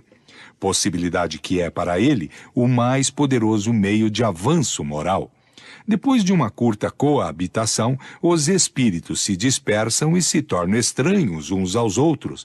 Os laços de família e de amizade, não tendo o tempo de se consolidarem, romper-se-iam. Ao inconveniente moral se juntaria um inconveniente material. A natureza dos elementos, as leis orgânicas, as condições de existência variam segundo os mundos. Sob esse aspecto, não há dois mundos que sejam perfeitamente idênticos. Nossos tratados de física, de química, de anatomia, de medicina, de botânica, etc., para nada serviriam nos outros mundos. E, todavia, o que aqui se aprende não está perdido. Não só isso desenvolve a inteligência, mas as ideias que se aurem ajudam a adquirir outras novas. Capítulo 4, número 61 e seguinte. Se o espírito não fizer senão uma aparição, frequentemente de curta duração, no mesmo mundo, a cada migração, encontrar-se-ia em condições todas diferentes, operaria cada vez sobre elementos novos, com forças e segundo leis desconhecidas para ele, antes que tivesse tempo de elaborar os elementos conhecidos, de estudá-los, de exercê-los. Isso seria cada vez uma nova aprendizagem a fazer, e essas mudanças incessantes seriam um obstáculo ao seu progresso. O espírito deve, pois, permanecer sobre o mesmo mundo, até que haja adquirido a soma de conhecimentos e grau de perfeição que esse mundo comporta. Número 31. Que os espíritos deixem por um mundo mais avançado aquele sobre o qual nada podem mais adquirir, e isso deve sê-lo e isso é, tal é o princípio. Se há os que o deixam antes, sem dúvida, é por causas individuais que Deus pesa em sua sabedoria. Tudo tem um objetivo na criação, sem o que Deus não seria nem prudente, nem sábio. Ora, se a Terra não deve ser senão uma única etapa para o progresso de cada indivíduo, que utilidade haveria para as crianças que morrem em tenra idade o virem passar aqui alguns anos, alguns meses, algumas horas, durante os quais nada poderiam adquirir? Ocorre o mesmo para os idiotas e os cretinos. Uma teoria não é boa senão com a condição de resolver todas as questões que se lhe ligam. A questão das mortes prematuras tem sido uma pedra de tropeço para todas as doutrinas, exceto para a doutrina espírita, a única que a resolveu de modo racional e completo. Para aqueles que perfazem sobre a Terra uma carreira normal, há para o seu progresso uma vantagem real em se encontrar no próprio meio para aí continuar o que deixou inacabado, frequentemente na mesma família ou em contato com as mesmas pessoas, para reparar o mal que pôde fazer ou para sofrer emigrações e imigração dos espíritos. 35. Nos intervalos de suas existências corpóreas, os espíritos estão no estado de erraticidade e compõem a população espiritual ambiente do globo. Para os mortos e os que nascem, essas duas populações se inclinam incessantemente uma para a outra. Há, pois, diariamente, emigrações do mundo corpóreo no mundo espiritual e imigrações do mundo espiritual no mundo corpóreo. É o estado normal. 36. Em certas épocas, reguladas pela sabedoria divina, essas emigrações e essas imigrações se operam em massas mais ou menos consideráveis, em consequência das grandes revoluções que fazem partir, ao mesmo tempo, quantidades inumeráveis, as quais são logo substituídas por quantidades equivalentes de encarnações. É necessário, portanto, considerar os flagelos e os cataclismas como ocasiões de chegadas e de partidas coletivas, de meios providenciais para renovar a população corpórea do globo, de retemperá-la com a introdução de novos elementos espirituais mais depurados. Se nessas catástrofes há a destruição de um grande número de corpos, não há senão envoltórios despedaçados, mas nenhum espírito perece, não fazem senão mudar de meio, em lugar de partir isoladamente, partem em número. Eis toda a diferença, porque partir por uma causa ou por outra não deixam de partir fatalmente cedo ou tarde. As renovações rápidas e quase instantâneas que se operam no elemento espiritual da população, em consequência de flagelos destruidores, aceleram o progresso social. Sem as emigrações e as imigrações que vêm, de tempos em tempos, dar-lhe um violento impulso, ele caminharia com uma extrema lentidão. É notável que todas as grandes calamidades que dizimam as populações são sempre seguidas de uma era de progresso na ordem física, intelectual e moral, e, por consequência, no estado social das nações nas quais se cumprem. É que tem por objetivo operar um remanejamento na população normal e ativa do globo. 37. Essa transfusão que se opera entre a população encarnada e a população desencarnada de um mesmo globo se opera igualmente entre os mundos, seja individualmente nas condições normais, seja por massas em circunstâncias especiais. Há, pois, emigrações e imigrações coletivas de um mundo para o outro. Disso resulta a introdução na população de um globo de elementos inteiramente novos. Novas raças de espíritos vêm se misturar às raças existentes, constituindo novas raças de homens. Ora, como os espíritos nunca perdem o que adquiriram, levam com eles a inteligência e a intuição dos conhecimentos que possuem. Imprimem, consequentemente, o seu caráter à raça corpórea que vem animar. Eles não têm necessidade para isso que seus novos corpos sejam criados especialmente para o seu uso. Uma vez que a espécie corpórea existe, encontra-se toda pronta para recebê-los.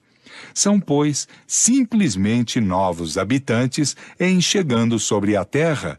De início fazem parte de sua população espiritual, depois se encarnam como os outros.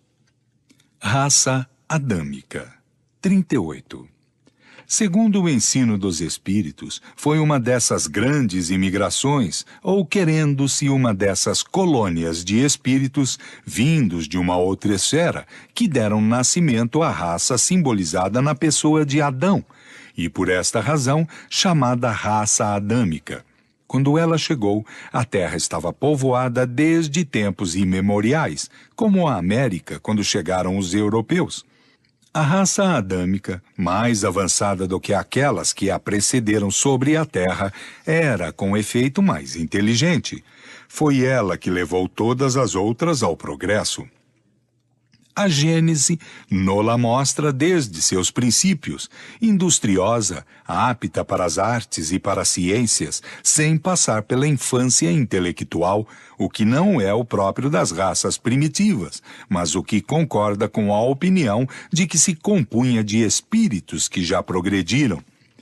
Tudo prova que ela não era antiga sobre a Terra, e nada se opõe a que não esteja aqui senão há alguns milhares de anos, o que não estaria em contradição nem com os fatos geológicos, nem com as observações antropológicas, e ao contrário, tenderia a confirmá-las.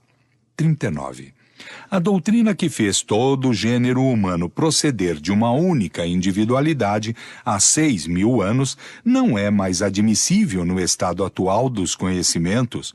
As principais considerações que a contradizem, tiradas da ordem física e da ordem moral, se resumem nos seguintes pontos. Do ponto de vista fisiológico, certas raças apresentam tipos particulares característicos que não permitem assinalar-lhes uma origem comum.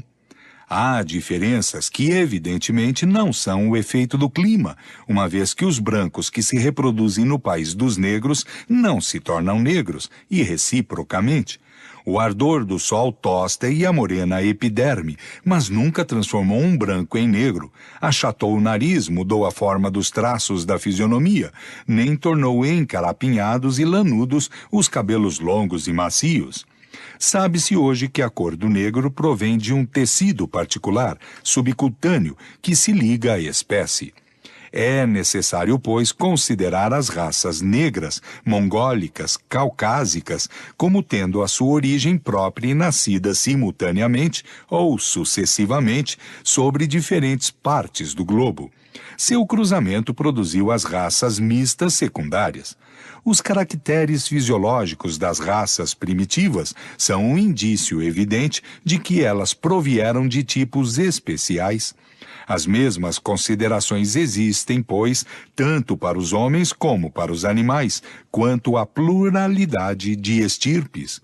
Capítulo 10, número 2 e seguintes. 40.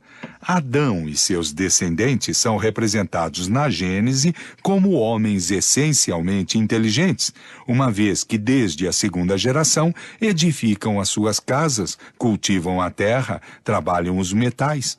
Seus progressos nas artes e nas ciências foram rápidos e constantemente sustentados. Não se conceberia, pois, que essa estirpe tivesse por descendentes povos numerosos tão atrasados, de uma inteligência tão rudimentar, que costeiam ainda em nossos dias a animalidade, que perdessem todo o traço e até a menor lembrança tradicional do que faziam seus pais.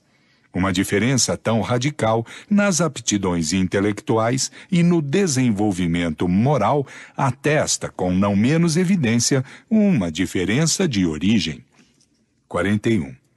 Independentemente dos fatos geológicos, a prova da existência do homem sobre a Terra antes da época fixada pela Gênese é tirada da população do globo.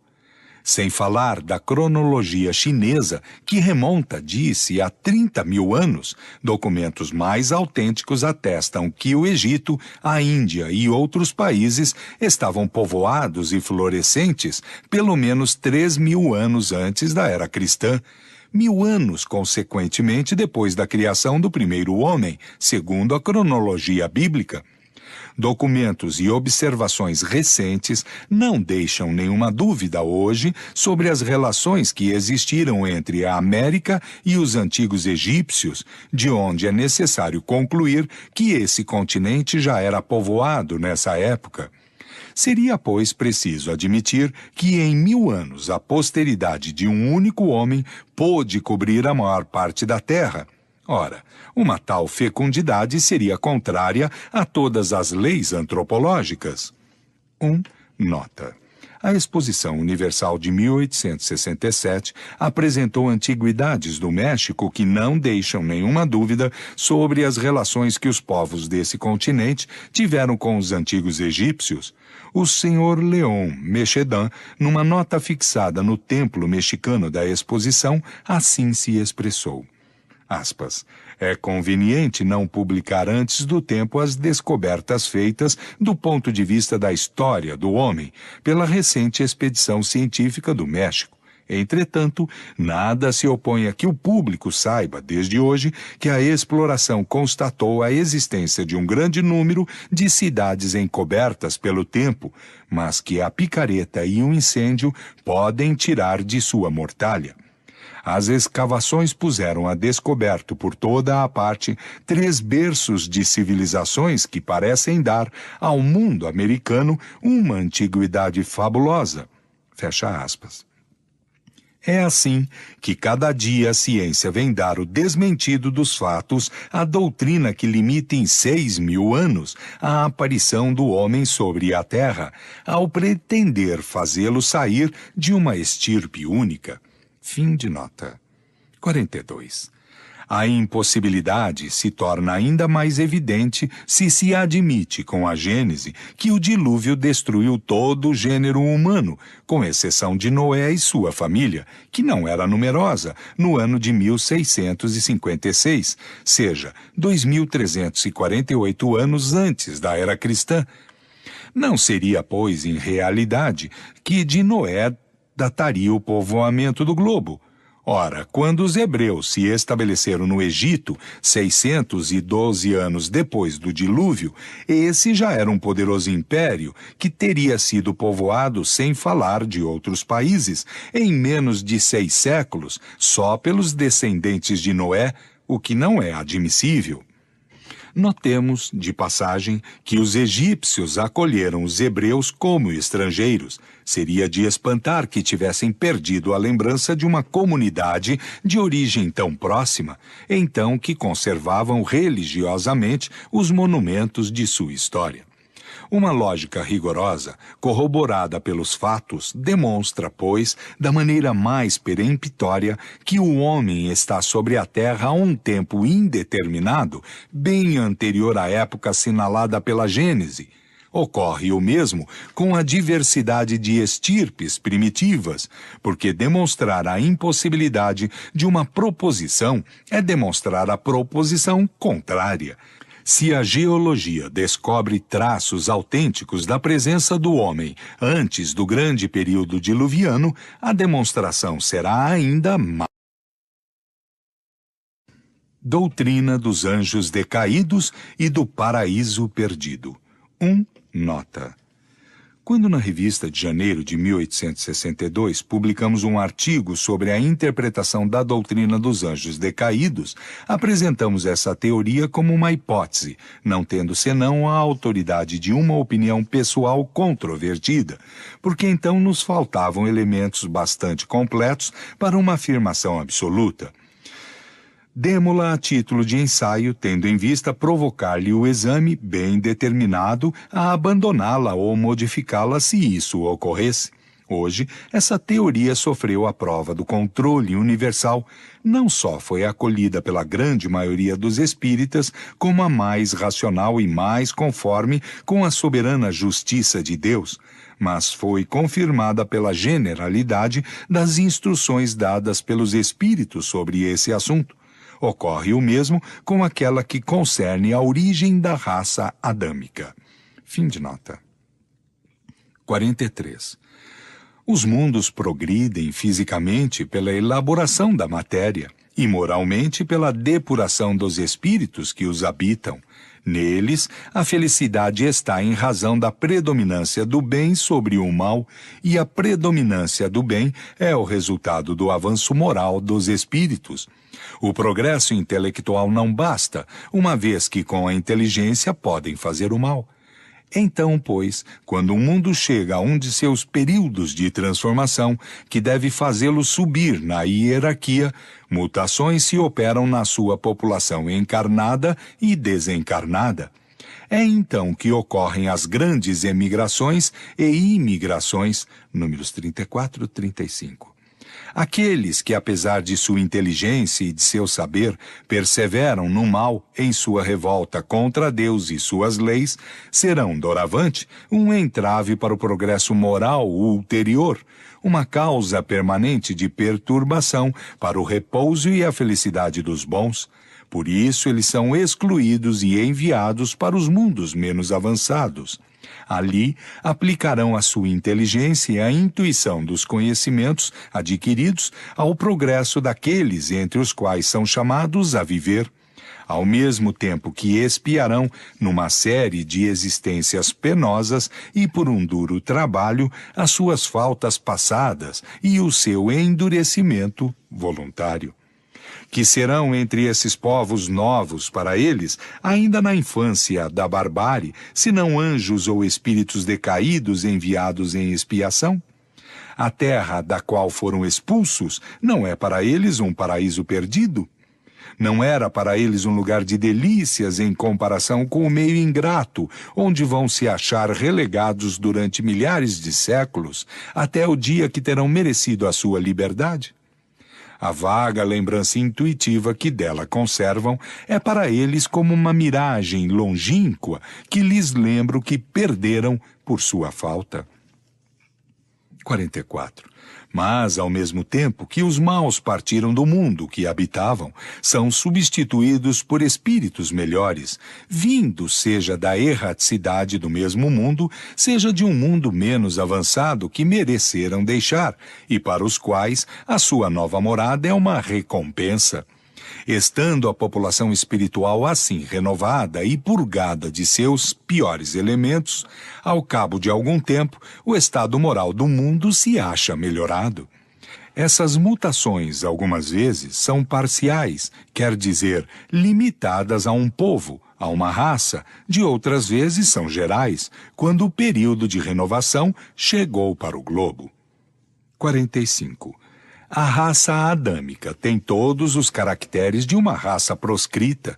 Os espíritos que dela fazem parte foram exilados sobre a terra, já povoada, mas por homens primitivos, mergulhados na ignorância, e que tiveram por missão fazer progredir, levando entre eles as luzes de uma inteligência desenvolvida. Não foi, com efeito, o papel que essa raça cumpriu até hoje? A sua superioridade intelectual prova que o mundo de onde saiu era mais avançado do que a Terra. Mas esse mundo, devendo entrar em uma nova fase de progresso, e esses espíritos tendo em vista a sua obstinação, não tendo sabido se colocar nessa altura, aí estariam deslocados e seriam um entrave à marcha providencial das coisas. Por isso, dele foram excluídos, ao passo que outros mereceram substituí-los. Relegando essa raça sobre esta terra de trabalho e de sofrimentos, Deus teve razão em dizer-lhe: dela tirarás teu alimento com o suor de teu rosto. Em sua mansuetude prometeu que lhe enviaria um Salvador, quer dizer, aquele que deveria iluminar o seu caminho a seguir para sair deste lugar de miséria, deste inferno e chegar à felicidade dos eleitos. Esse Salvador enviou-lhe na pessoa do Cristo, que ensinou a lei de amor e de caridade, desconhecida para eles, e que deveria ser a verdadeira âncora de salvação. É igualmente com o objetivo de fazer avançar a humanidade, num sentido determinado, que os espíritos superiores, sem terem as qualidades do Cristo, se encarnam de tempos em tempos sobre a terra, para nela cumprirem missões especiais que aproveitam ao mesmo tempo ao seu adiantamento pessoal, se as cumpre segundo os objetivos do Criador. 46. Sem a reencarnação, a missão do Cristo não teria sentido, assim como a promessa feita por Deus. Suponhamos, com efeito, que a alma de cada homem seja criada no nascimento de seu corpo, e que ela não faça senão aparecer e desaparecer de sobre a terra. Não há nenhuma relação entre aquelas que vieram depois de Adão até Jesus Cristo, nem entre aquelas que vieram depois. São todas estranhas, umas às outras. A promessa de um Salvador feita por Deus não poderia se aplicar aos descendentes de Adão se as suas almas não estavam ainda criadas. Para que a missão do Cristo pudesse se ligar às palavras de Deus, seria necessário que elas pudessem se aplicar às mesmas almas. Se essas almas são novas, elas não podem estar maculadas pela falta do primeiro pai, que não é senão o pai carnal, e não o pai espiritual. De outro modo, Deus teria criado almas manchadas por uma falta que não poderia influenciar sobre elas, uma vez que não existiam. A doutrina vulgar do pecado original implica, pois, a necessidade de uma relação entre as almas do tempo do Cristo e as do tempo de Adão, e, por conseguinte, a reencarnação. Dizei que todas essas almas faziam parte da colônia de espíritos exilados sobre a terra no tempo de Adão e que estavam manchadas por vícios que as fizeram excluir de um mundo melhor, e tereis a única interpretação racional do pecado original, pecado próprio a cada indivíduo, e não o resultado da responsabilidade da falta de um outro que nunca conheceu. Dizei que essas almas ou espíritos renascem diversas vezes sobre a terra, na vida corpórea, para progredirem e se depurarem, que o Cristo veio esclarecer essas mesmas almas, não só por suas vidas passadas, mas para suas vidas ulteriores, e somente então dareis à sua missão um objetivo real e sério, aceitável pela razão. 47. Um exemplo familiar evidente pela sua analogia fará compreender melhor ainda os princípios que acabam de ser expostos. No dia 24 de maio de 1861, a fragata Ifigênia conduz para Nova Caledônia uma companhia disciplinar composta de 291 homens. O comandante da colônia lhes dirigiu à sua chegada uma ordem do dia assim concebida. Aspas. Colocando o pé nesta terra longínqua, já compreendestes o papel que vos estava reservado. A exemplo de nossos bravos soldados da Marinha, servindo sob os vossos olhos, nos ajudareis a levar com glória no meio das tribos selvagens da Nova Caledônia o brilho da civilização. Não está aí uma nobre e bela missão, eu vos pergunto? Vós a cumprireis dignamente. Escutai a voz e os conselhos de vossos chefes. Eu estou no seu comando, que as minhas palavras sejam bem entendidas. A escolha do vosso comandante, de vossos oficiais, de vossos suboficiais e cabos é uma garantia segura de todos os esforços que serão tentados para fazer de vós excelentes soldados. Digo mais, para vos levar à altura de bons cidadãos e vos transformar em colonos honrados, se o desejardes. A vossa disciplina é severa, ela assim deve ser. Colocada em nossas mãos, ela será firme e inflexível. Sabei-o bem, como também justa e paternal, saberá distinguir o erro do vício e da degradação. Fecha aspas.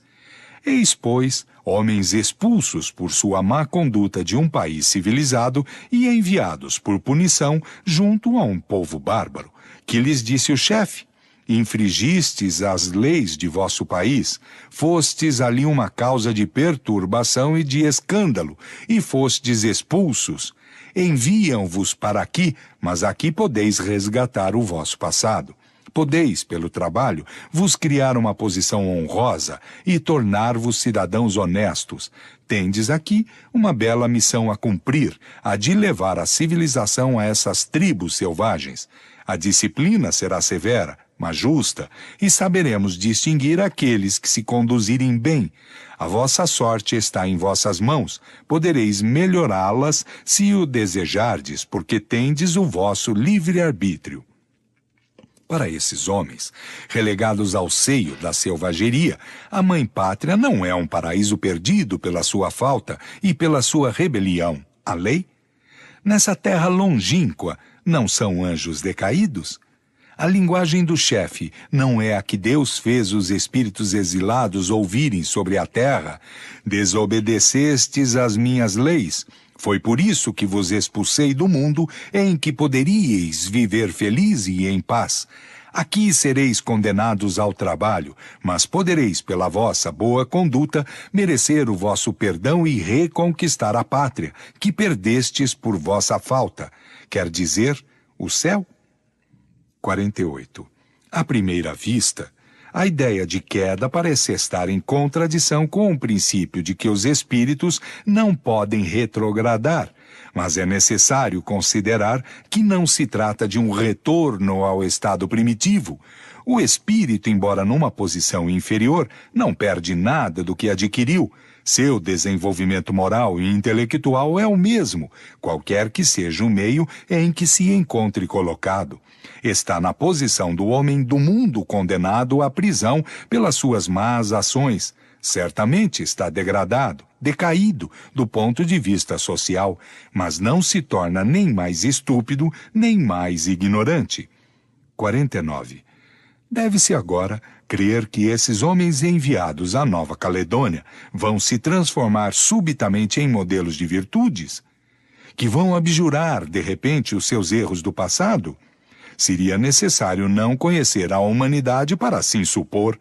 Pela mesma razão, os espíritos da raça adâmica, uma vez transplantados sobre a terra de exílio, não se despojaram instantaneamente de seu orgulho e de seus maus instintos. Conservaram, ainda por muito tempo, as tendências de sua origem, um resto do velho fermento. Ora, não é isso o pecado original? Capítulo 12. Gênese mosaica. Os 6 dias. O paraíso perdido. Os 6 dias. 1. Capítulo 1. No princípio Deus criou o céu e a terra. 2. A terra era uniforme e toda nua. As trevas cobriam a face do abismo e o Espírito de Deus pairava sobre as águas. 3. Ora, Deus disse que a luz seja feita, e a luz foi feita. 4. Deus viu que a luz era boa e separou a luz das trevas. 5. Deu à luz o nome de dia, e às trevas o nome de noite. E da tarde e da manhã se fez o primeiro dia. 6. Deus disse também que o firmamento seja feito no meio das águas, e que ele separe as águas das águas. 7. E Deus fez o firmamento e separou as águas que estavam sob o firmamento daquelas que estavam acima do firmamento. E isso assim se fez. 8. E Deus deu ao firmamento o nome de céu, e da tarde e da manhã se fez o segundo dia. 9. Deus disse ainda que as águas que estão sob o céu se reúnam em um só lugar, e que o elemento árido apareça. E isso assim se fez. 10. Deus deu ao elemento árido o nome de terra, e chamou o mar a todas as águas reunidas. E viu que isso estava bem. 11. Deus disse ainda que a terra produza erva verde que traga consigo o grão, e árvores frutíferas que tragam consigo o fruto, cada um segundo a sua espécie, e contenham sua semente em si mesmas para se reproduzirem sobre a terra. E isso assim se fez. 12. A terra produziu, pois, erva verde que trazia consigo o grão segundo a sua espécie, e árvores frutíferas que continham sua semente em si mesmas, cada uma segundo a sua espécie. E Deus viu que isso estava bom. 13. E da tarde e da manhã se fez o terceiro dia. 14. Deus disse também que corpos de luz sejam feitos no firmamento do céu, a fim de que separem o dia da noite e que sirvam de sinais para marcar o tempo e as estações, os dias e os anos. 15. Que brilhem no firmamento do céu e que clareiem a terra. E isso assim se fez. 16. Deus fez, pois, 2 grandes corpos luminosos, um maior para presidir ao dia e o outro menor para presidir à noite. Fez também as estrelas. 17. E colocou-os no firmamento do céu para brilharem sobre a terra. 18. Para presidirem ao dia e à noite, e para separarem a luz das trevas. E Deus viu que isto estava bom. 19. E da tarde e da manhã se fez o quarto dia. 20. Deus disse ainda que as águas produzam animais vivos que nadem na água, e pássaros que voem sobre a terra e sob o firmamento do céu. 21. Deus criou, pois, os grandes peixes e todos os animais que têm a vida e o movimento, que as águas produzem cada um segundo a sua espécie, e criou também todos os pássaros segundo a sua espécie, e viu que isso estava bom. 22. Ele os abençoou, dizendo: crescei e multiplicai-vos, e ocupai as águas do mar, e que os pássaros se multipliquem sobre a terra. 23. E da tarde e da manhã se fez o quinto dia. 24. Deus disse também que a terra produz animais vivos, cada um segundo a sua espécie, os animais domésticos, os répteis e as bestas selvagens da terra, segundo as suas diferentes espécies. E isso assim se fez. 25. Deus fez, pois, as bestas selvagens da terra, segundo as suas espécies, os animais domésticos e todos os répteis, cada um segundo a sua espécie, e Deus viu que isso estava bom. 26. Ele disse em seguida: façamos o homem à nossa imagem e à nossa semelhança, e que ele comande os peixes do mar, os pássaros do céu, as bestas, a toda a terra e a todos os répteis que se movem sobre a terra. 27. Deus criou, pois, o homem à sua imagem, e o criou à imagem de Deus, e o criou macho e fêmea. 28. Deus os abençoou e disse-lhes: crescei e multiplicai-vos, ocupai a terra e sujeitai-a, e dominai sobre os peixes do mar, sobre os pássaros do céu e sobre todos os animais que se movem sobre a terra. 29. Deus disse ainda: eu vos dei todas as ervas que trazem consigo o seu grão sobre a terra, e todas as árvores que contêm em si mesmas sua semente, cada uma segundo a sua espécie, a fim de que vos sirvam de alimento. 30. E a todos os animais da terra, a todos os pássaros do céu, a tudo que se move sobre a terra e que está vivo e animado, a fim de que tenham do que se nutrir. E isso assim se fez. 31. Deus viu todas as coisas que fizera, e que elas estavam muito boas. 32. E da tarde e da manhã se fez o sexto dia. Capítulo 2. 1. O céu e a terra foram, pois, assim acabados com todos os seus ornamentos. 2. Deus terminou no sétimo dia toda a obra que fizera, e repousou nesse sétimo dia, depois de ter acabado todas as suas obras. 3. Ele abençoou o sétimo dia e o santificou, porque cessara nesse dia de produzir todas as obras que criara. 4. Tal é a origem do céu e da terra, e foi assim que foram criados no dia que o Senhor fez um e o outro. 5. E que criou todas as plantas dos campos antes que elas saíssem da terra, e todas as ervas da campanha antes que fossem produzidas, porque o Senhor Deus ainda não fizera chover sobre a terra, e não havia o homem para trabalhá-la. 6. Mas se elevava da terra uma fonte que lhe irrigava toda a superfície. 7. O Senhor Deus formou, pois, o homem do limo da terra, e espalhou sobre o seu rosto um sopro de vida, e o homem tornou-se vivo e animado. 2.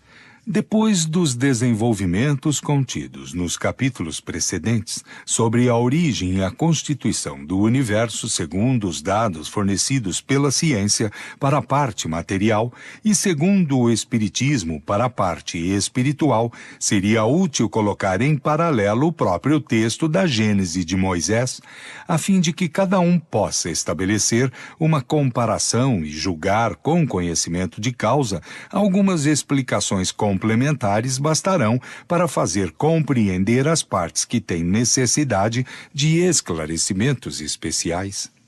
3. Sobre alguns pontos, certamente, há uma concordância notável entre a Gênese de Moisés e a doutrina científica. Mas seria errado crer-se que basta substituir os 6 dias de 24 horas da criação por 6 períodos indeterminados para se encontrar uma analogia completa. Seria um erro não menos grande o crer que, salvo o sentido alegórico de algumas palavras, a Gênese e a ciência se seguem passo a passo, e não são senão a paráfrase uma da outra. 4. Notemos de início, assim como isso foi dito, capítulo 7, número 14, que o número de 6 períodos geológicos é arbitrário, uma vez que se contam mais de 25 formações bem caracterizadas. Este número não marca senão as grandes fases gerais. Não foi adotado no princípio senão para encaixar o mais possível no texto bíblico em uma época pouco distante, de resto em que se acreditava que se deveria controlar a ciência pela Bíblia. Foi por isso que os autores da maior parte das teorias cosmogônicas, com o objetivo de se fazerem aceitar mais facilmente, se esforçaram por se colocarem de acordo com o texto sagrado. Quando a ciência está apoiada sobre um método experimental, ela se sente mais forte e está emancipada. Hoje, é a Bíblia que se controla pela ciência. Por outro lado, a geologia, não tomando seu ponto de partida senão pela formação dos terrenos graníticos, não compreende, no número de seus períodos, o estado primitivo da Terra. Ela não se ocupa não mais do Sol, da Lua e das estrelas, nem do conjunto do universo que pertencem à astronomia. Para entrar no quadro da Gênese, convém, pois, acrescentar um primeiro período abarcando essa ordem de fenômenos, e que se poderia chamar de período astronômico.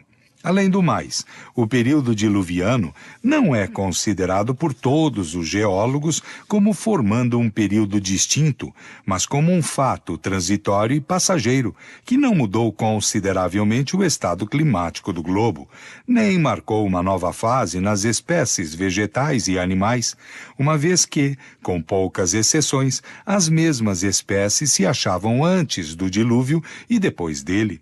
Pode-se, pois, fazer-se a abstração dele sem se afastar da verdade. 5. O quadro comparativo seguinte, no qual estão resumidos os fenômenos que caracterizaram cada um dos 6 períodos, permite abraçar o conjunto e julgar as relações e as diferenças que existem entre eles e a Gênese bíblica. Ciência. Primeiro, período astronômico, aglomeração da matéria cósmica universal sobre um ponto do espaço, em uma nebulosa que deu nascimento pela condensação da matéria sobre diversos pontos, às estrelas, ao Sol, à Terra, à Lua e a todos os planetas. O estado primitivo fluídico e incandescente da Terra, a atmosfera imensa carregada de toda a água em vapor e de todas as matérias volatizáveis. Na Gênese, primeiro dia, o céu e a terra, a luz. Ciência, segundo, período primário, endurecimento da superfície da terra pelo resfriamento, formação das camadas graníticas, atmosfera espessa e ardente, impenetrável aos raios do sol, precipitação gradual da água e das matérias sólidas volatizadas no ar, ausência de toda a vida orgânica.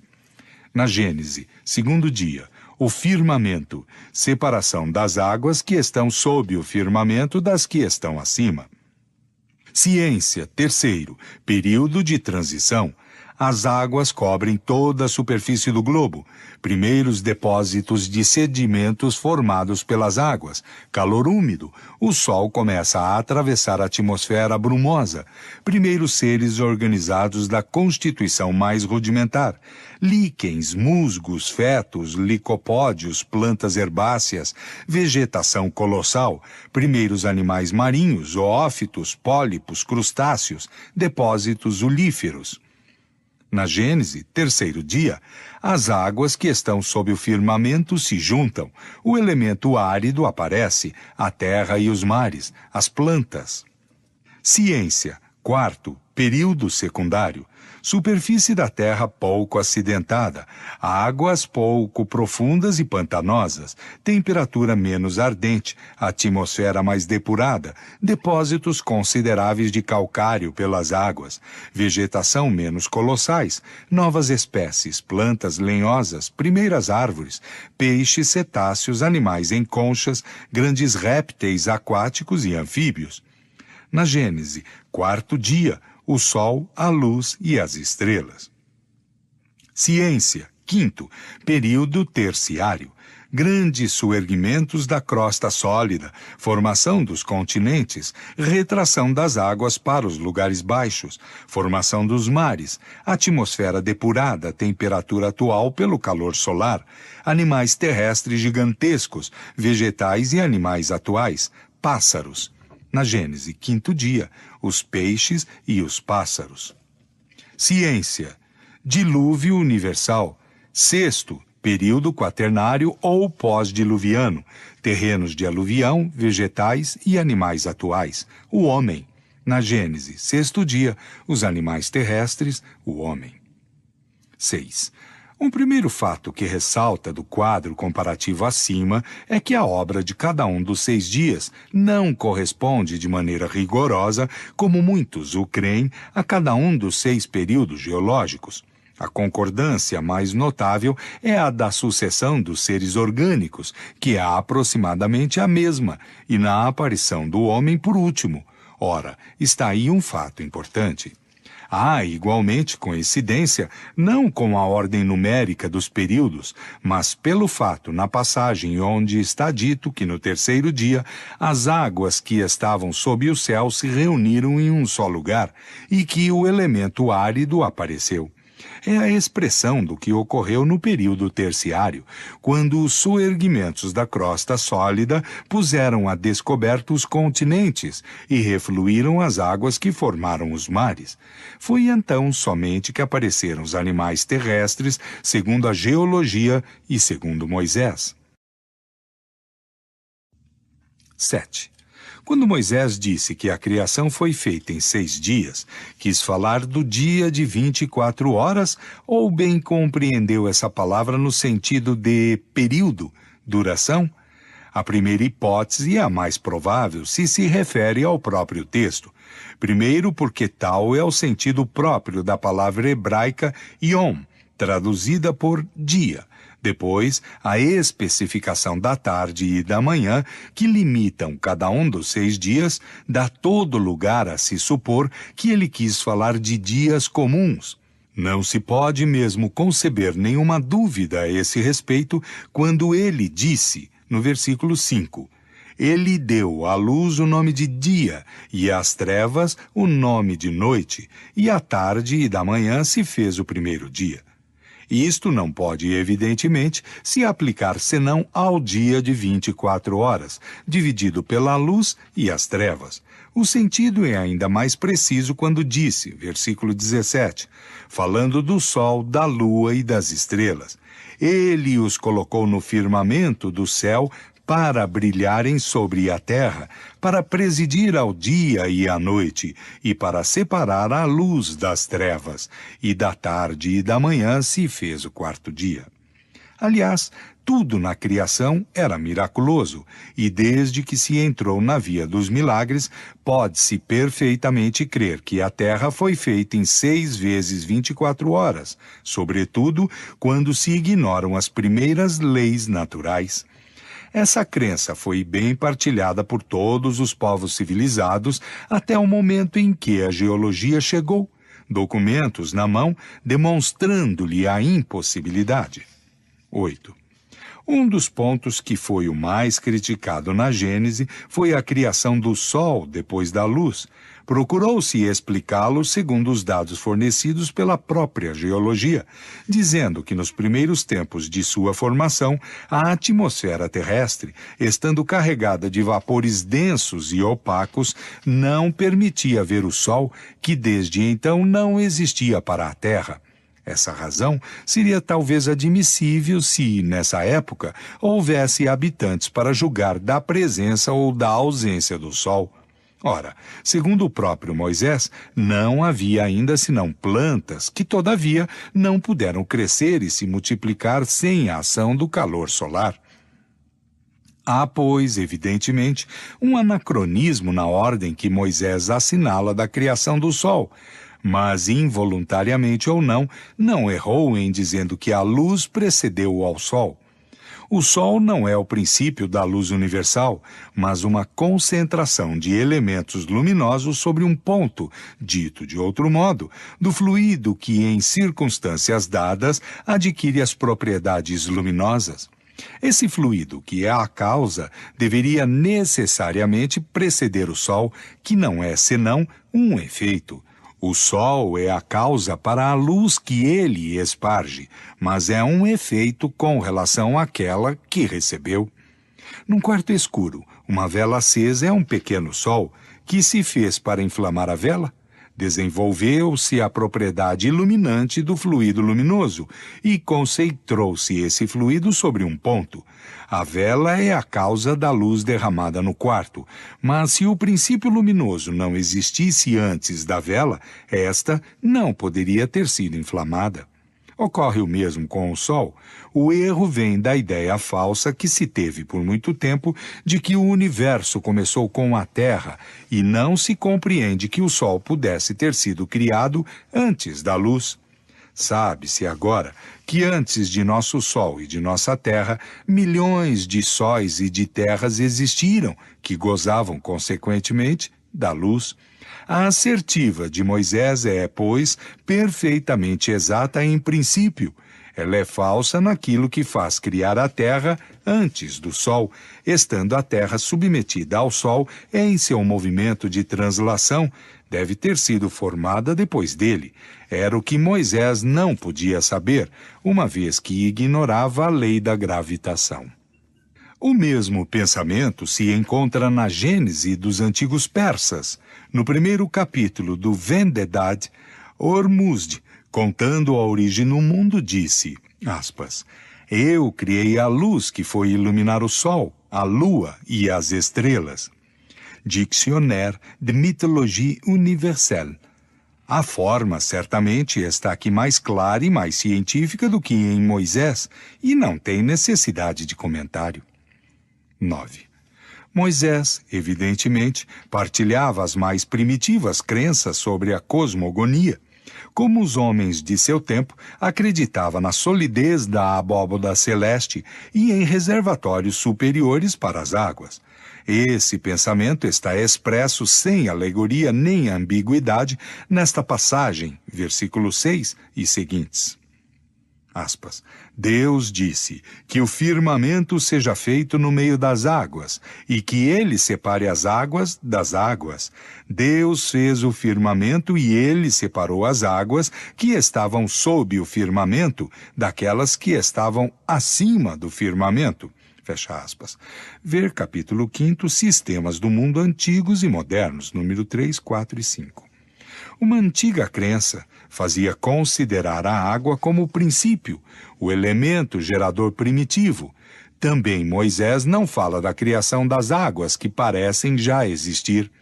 As trevas cobriam o abismo, quer dizer, as profundezas do espaço que a imaginação se representava vagamente ocupada pelas águas, e nas trevas antes da criação da luz.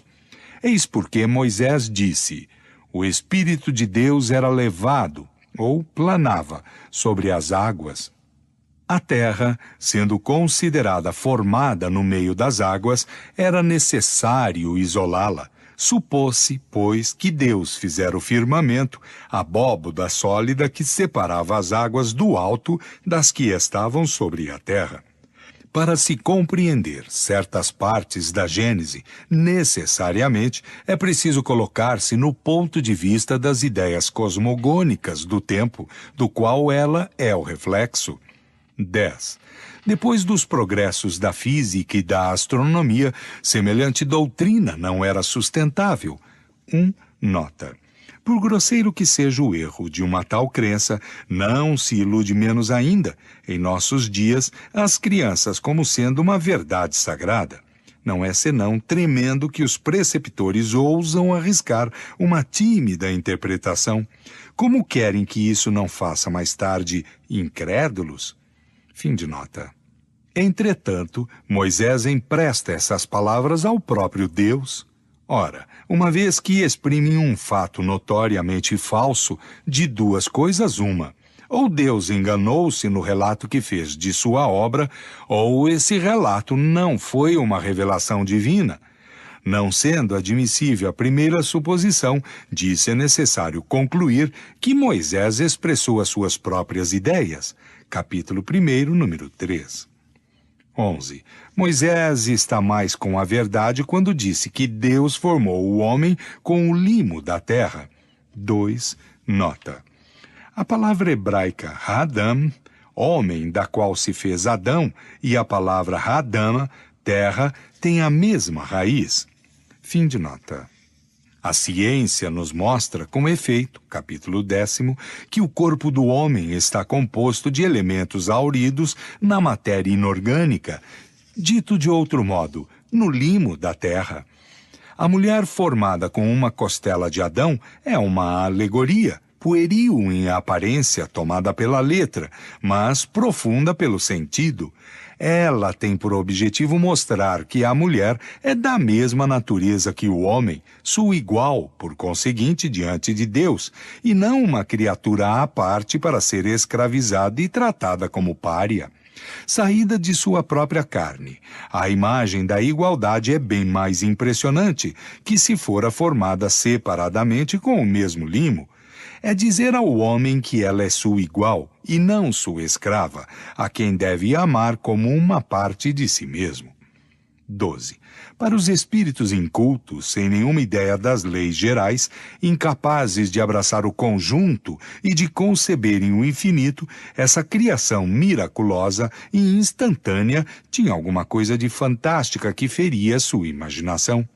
O quadro do universo, tirado do nada em alguns dias, por um único ato da vontade criadora, era para eles o sinal mais brilhante do poder de Deus.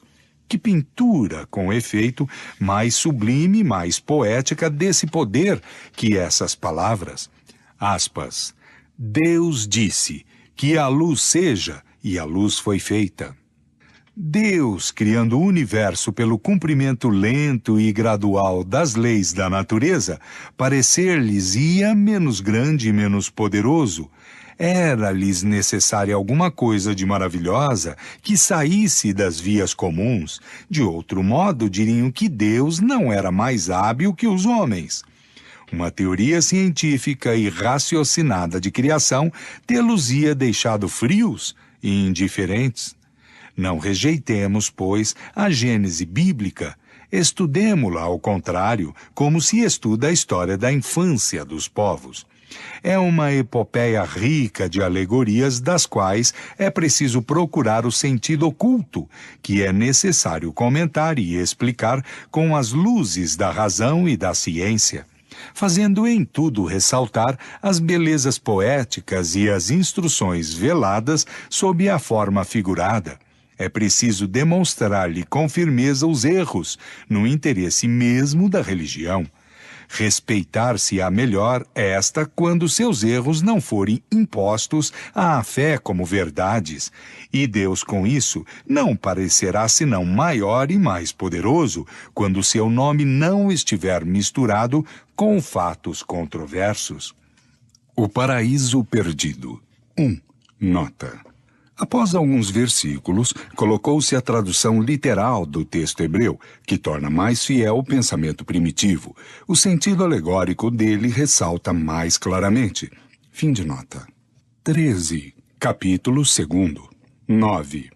Ora, o Senhor Deus plantara desde o começo um jardim delicioso, no qual colocou o homem que formara.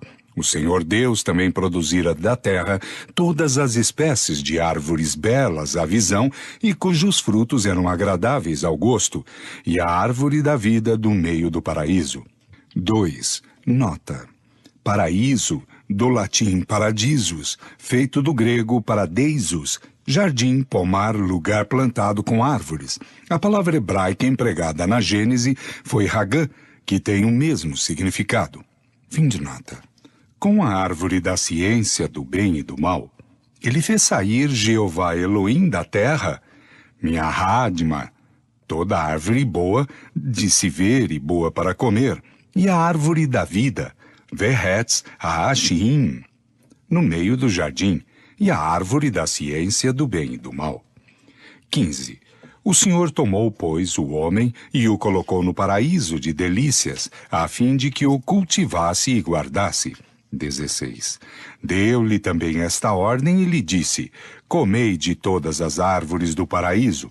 Ele ordenou Jeová Elohim ao homem, Ha'al Ha'adam, dizendo: de toda a árvore do jardim, Hagã, podes comer. 17. Mas não comas do fruto da árvore da ciência do bem e do mal, porque no mesmo tempo que dela comeres, morrerás muito certamente. E da árvore da ciência do bem e do mal, Houmehetz Hadad Tobvara, dela não comerás, porque no dia em que dela comeres, morrerás. 14, capítulo 3. 1. Ora, a serpente era o mais sagaz de todos os animais que o Senhor Deus formara sobre a terra. Ele disse à mulher: por que Deus vos ordenou para não comer o fruto de todas as árvores do paraíso?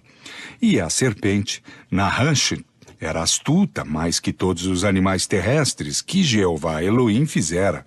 Ele disse à mulher, El Haisha, é que disse Elohim: não comereis de nenhuma árvore do jardim?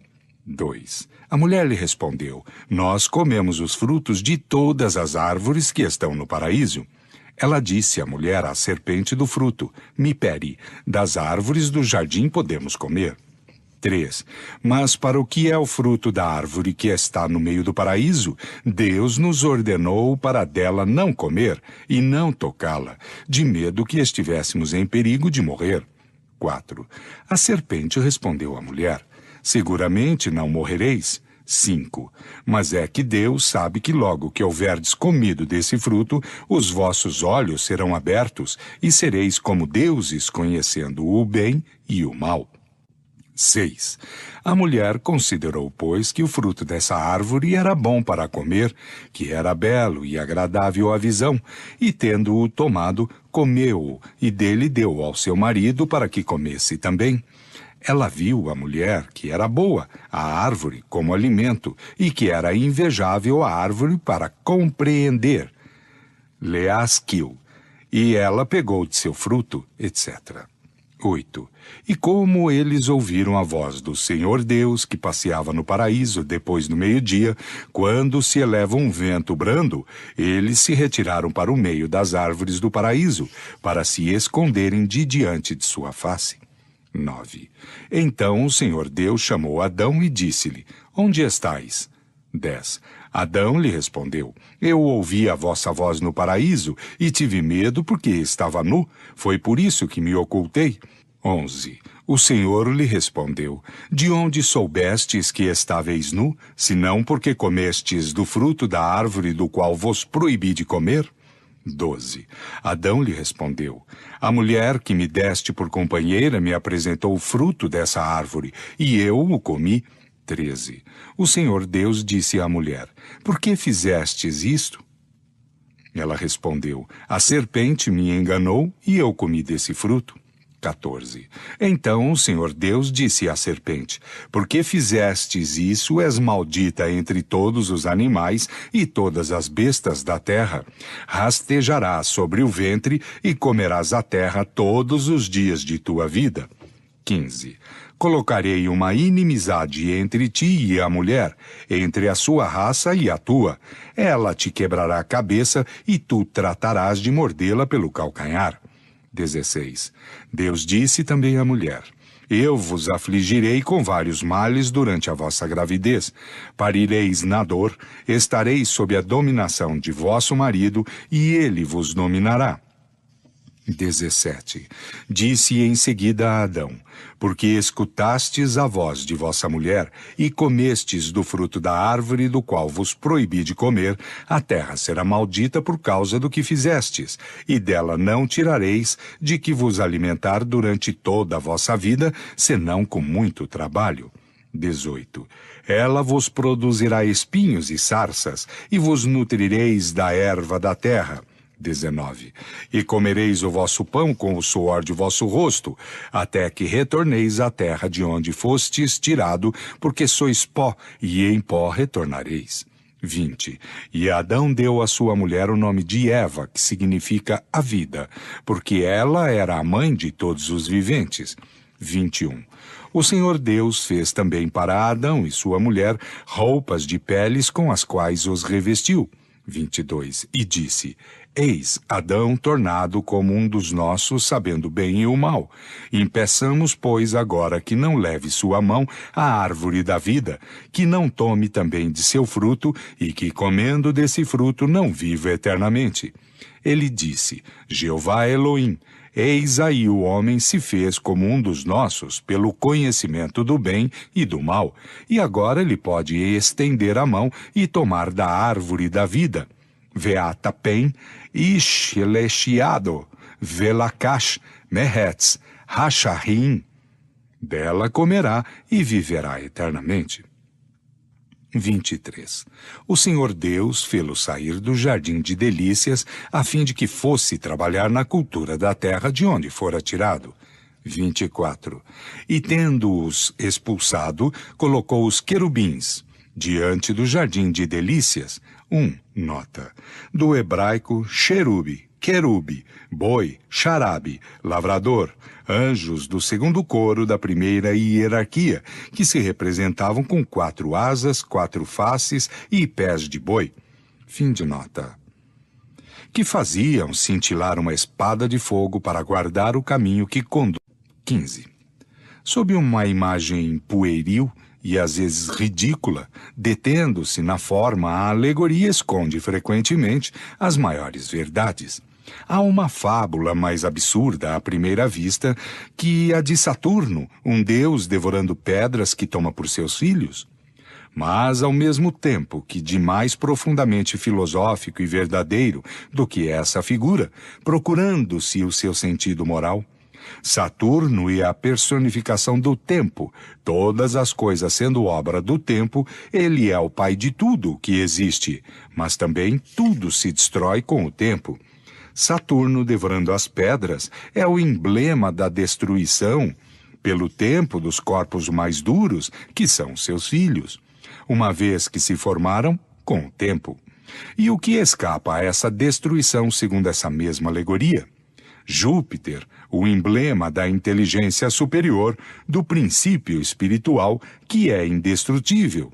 Essa imagem é mesmo tão natural que, na linguagem moderna, sem alusão à fábula antiga, diz-se de uma coisa deteriorada com o tempo, que ela é devorada pelo tempo, roída, destruída pelo tempo.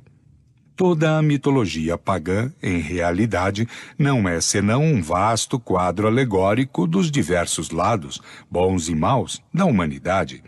Para quem nela procura o espírito, é um curso completo da mais alta filosofia, como ocorre com as nossas fábulas modernas. O absurdo seria tomar a forma pelo fundo. 16.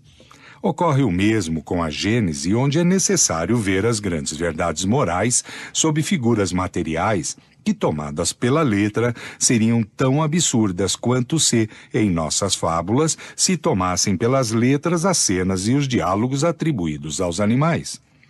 Adão é a personificação da humanidade. Sua falta individualiza a fraqueza do homem, em quem predominam os instintos materiais aos quais não sabe resistir. Nota.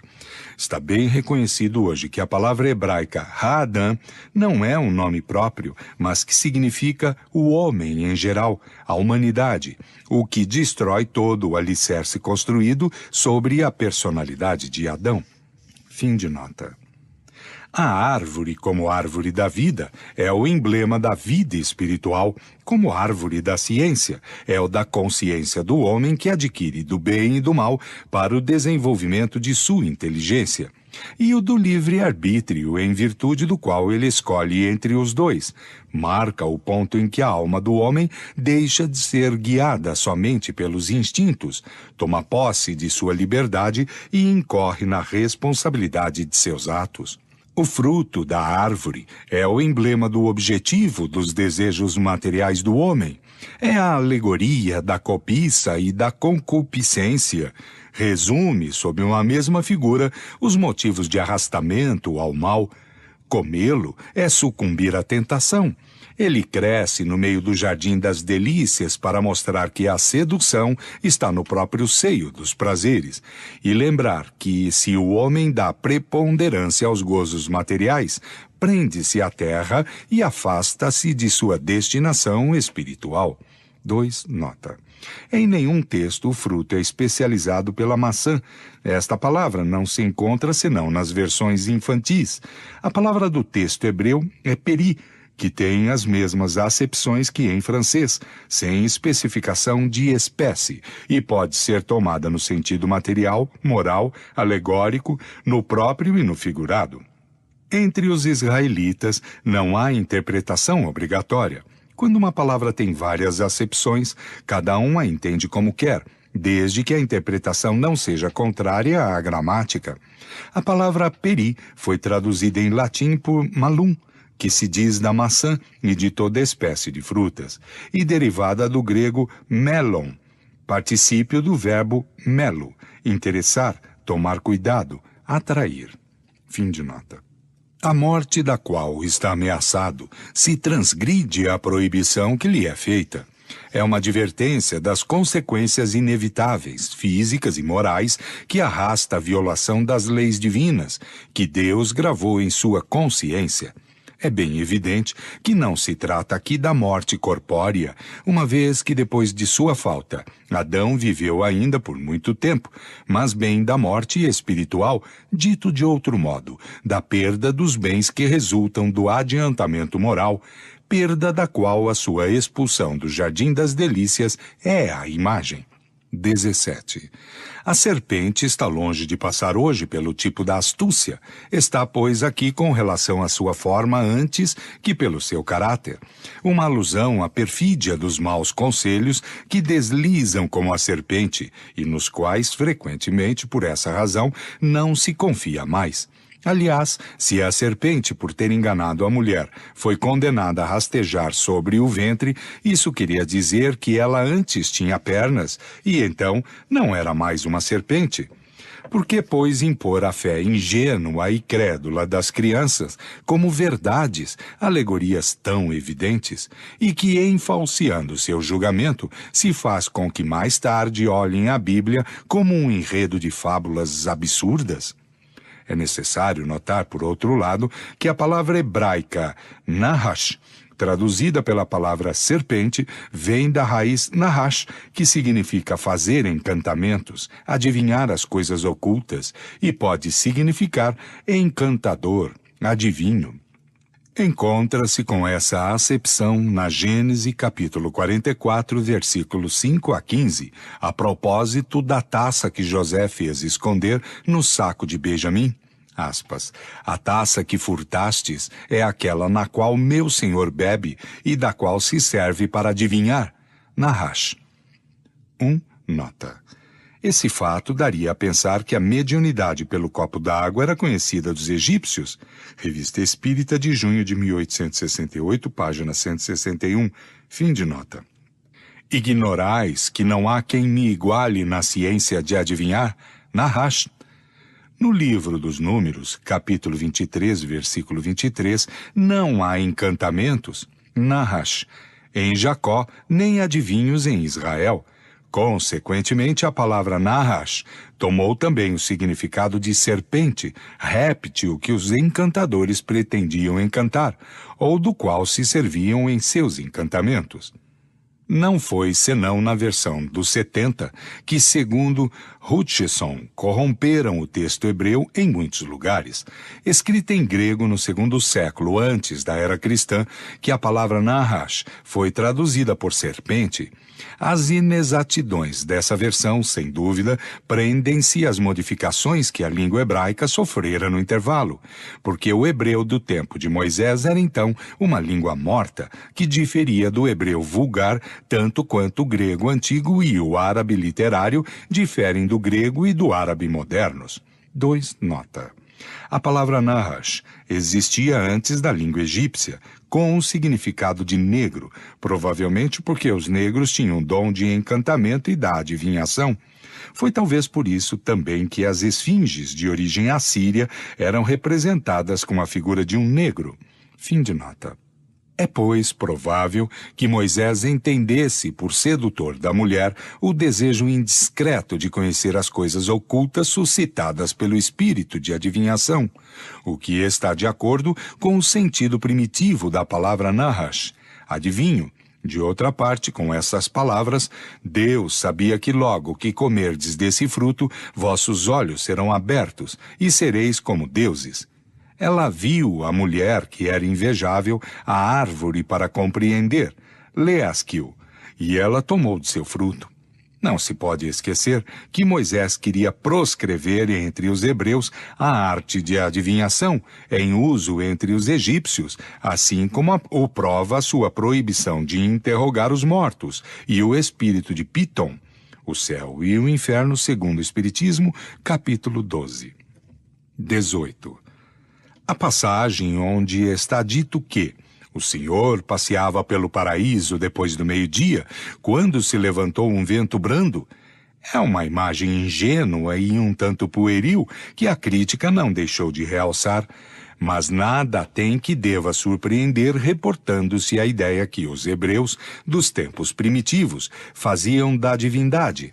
Para essas inteligências rudes, incapazes de conceber abstrações, Deus devia revestir uma forma concreta e referiam tudo à humanidade como ao único ponto conhecido.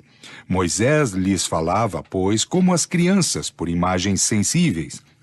No caso de que se trata, era o poder soberano personificado, como os pagãos personificavam, sob figuras alegóricas, as virtudes, os vícios e as ideias abstratas. Mais tarde, os homens despojaram a ideia da forma, como a criança tornada adulta procura o sentido moral nos contos com os quais a embalaram. É necessário, pois, considerar essa passagem como uma alegoria da divindade, vigiando ela mesma os objetos de sua criação. O grande rabino Wog traduziu-a assim: eles ouviram a voz do eterno Deus, percorrendo o jardim do lado de onde vem o dia. 19. Se a falta de Adão foi literalmente o ter comido uma fruta, incontestavelmente ela não poderia, por sua natureza quase pueril, justificar o rigor com que foi atingido. Não se poderia, não mais racionalmente, que esse seja o fato que se supõe geralmente. De outro modo, Deus, considerando esse fato como um crime irremissível, condenaria sua própria obra, uma vez que criara o homem para a propagação. Se Adão houvesse entendido nesse sentido a proibição de tocar o fruto da árvore e que se conformasse com ele escrupulosamente, onde estaria a humanidade e que seria com isso dos desígnios do Criador?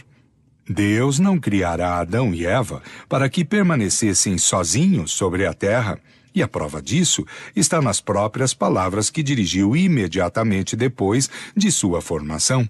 Então, quando ainda estavam no paraíso terrestre, Deus os abençoou e disse: crescei e multiplicai-vos, enchei a terra e sujeitai-a.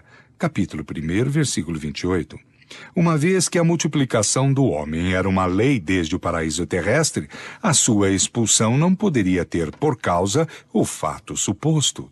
O que dá crédito a essa suposição é o sentido de vergonha de que Adão e Eva foram tomados diante de Deus e que os levou a se esconderem.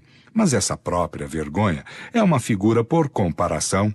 Ela simboliza a confusão que todo culpado sente em presença daquele. Não se poderia, não mais racionalmente, que esse seja o fato que se supõe geralmente. De outro modo, Deus, considerando esse fato como um crime irremissível, condenaria sua própria obra, uma vez que criara o homem para a propagação. Se Adão houvesse entendido nesse sentido a proibição de tocar o fruto da árvore e que se conformasse com ele escrupulosamente, onde estaria a humanidade e que seria com isso dos desígnios do Criador? Deus não criara Adão e Eva para que permanecessem sozinhos sobre a terra, e a prova disso está nas próprias palavras que dirigiu imediatamente depois de sua formação. Então, quando ainda estava no paraíso terrestre, Deus os abençoou e disse: crescei e multiplicai-vos, enchei a terra e sujeitai-a. Capítulo 1, versículo 28. Uma vez que a multiplicação do homem era uma lei desde o paraíso terrestre, a sua expulsão não poderia ter por causa o fato suposto. O que dá crédito a essa suposição é o sentido de vergonha de que Adão e Eva foram tomados diante de Deus e que os levou a se esconderem. Mas essa própria vergonha é uma figura por comparação. Ela simboliza a confusão que todo culpado sente em presença daquele a quem ofendeu. 20. Qual é, pois, em definitivo, essa falta tão grande que pôde atingir com a reprovação a perpetuidade de todos os descendentes daquele que a cometeu? Caim, o fratricida, não foi tratado tão severamente. Nenhum teólogo pôde defini-la logicamente, porque todos, não saindo da letra, giraram num círculo vicioso. Hoje, sabemos que essa falta não foi um ato isolado, pessoal a um único indivíduo, mas que ela compreende, sob um fato alegórico único, o conjunto das prevaricações das quais pôde se tornar culpada a humanidade, ainda imperfeita da terra, e que se resumem nestas palavras: infração às leis de Deus. Eis porque a falta do primeiro homem, simbolizando a humanidade, foi simbolizada ela mesma por um ato de desobediência. 21. Dizendo a Adão que ele tiraria o seu alimento da terra com o suor de seu rosto, Deus simboliza a obrigação do trabalho. Mas por que ele faz do trabalho uma punição? Que seria a inteligência do homem se ela não se desenvolvesse pelo trabalho? Que seria a terra se ela não fosse fecundada, transformada, saneada pelo trabalho inteligente do homem? Está dito, capítulo 2, versículos 5 e 7, o Senhor Deus não fizera ainda chover sobre a terra, e não tinha nenhum homem para trabalhá-la. O Senhor formou, pois, o homem do limo da terra. Estas palavras, aproximadas destas, enchei a terra, provam que o homem estava, desde a origem, destinado a ocupar toda a terra e a cultivá-la. E, por outro lado, que o paraíso terrestre não era um lugar circunscrito sobre um canto do globo. Se a cultura da terra deveria ser a consequência da falta de Adão, disso resulta que, se Adão não pecasse, a terra ficaria inculta e que os objetivos de Deus não teriam se cumprido. Por que disse ele à mulher que, porque ela cometeu a falta, parirá na dor?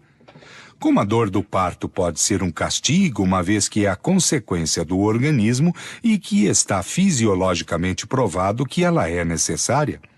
Como uma coisa que está segundo as leis da natureza pode ser uma punição?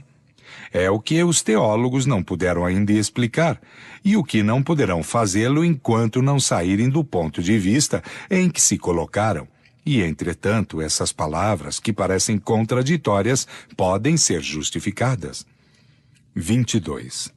Notemos, em primeiro lugar, que se, no momento da criação de Adão e Eva, sua alma fosse tirada do nada, como se ensina, elas deveriam ser noviças em todas as coisas. Não deveriam saber o que é morrer, uma vez que estavam só sobre a terra. Enquanto viveram no paraíso terrestre, não viram ninguém morrer. Como, pois, compreenderiam em que consistia a ameaça de morte que Deus lhes fazia? Como Eva poderia compreender que parir na dor seria uma punição, uma vez que, acabada de nascer para a vida, nunca tivera filhos e que era a única mulher no mundo? As palavras de Deus não poderiam ter, pois, para Adão e Eva, nenhum sentido. Apenas tirados do nada, não deveriam saber nem porquê e nem como dele saíram. Não deviam compreender nem o Criador, nem o objetivo da proibição que lhes fazia.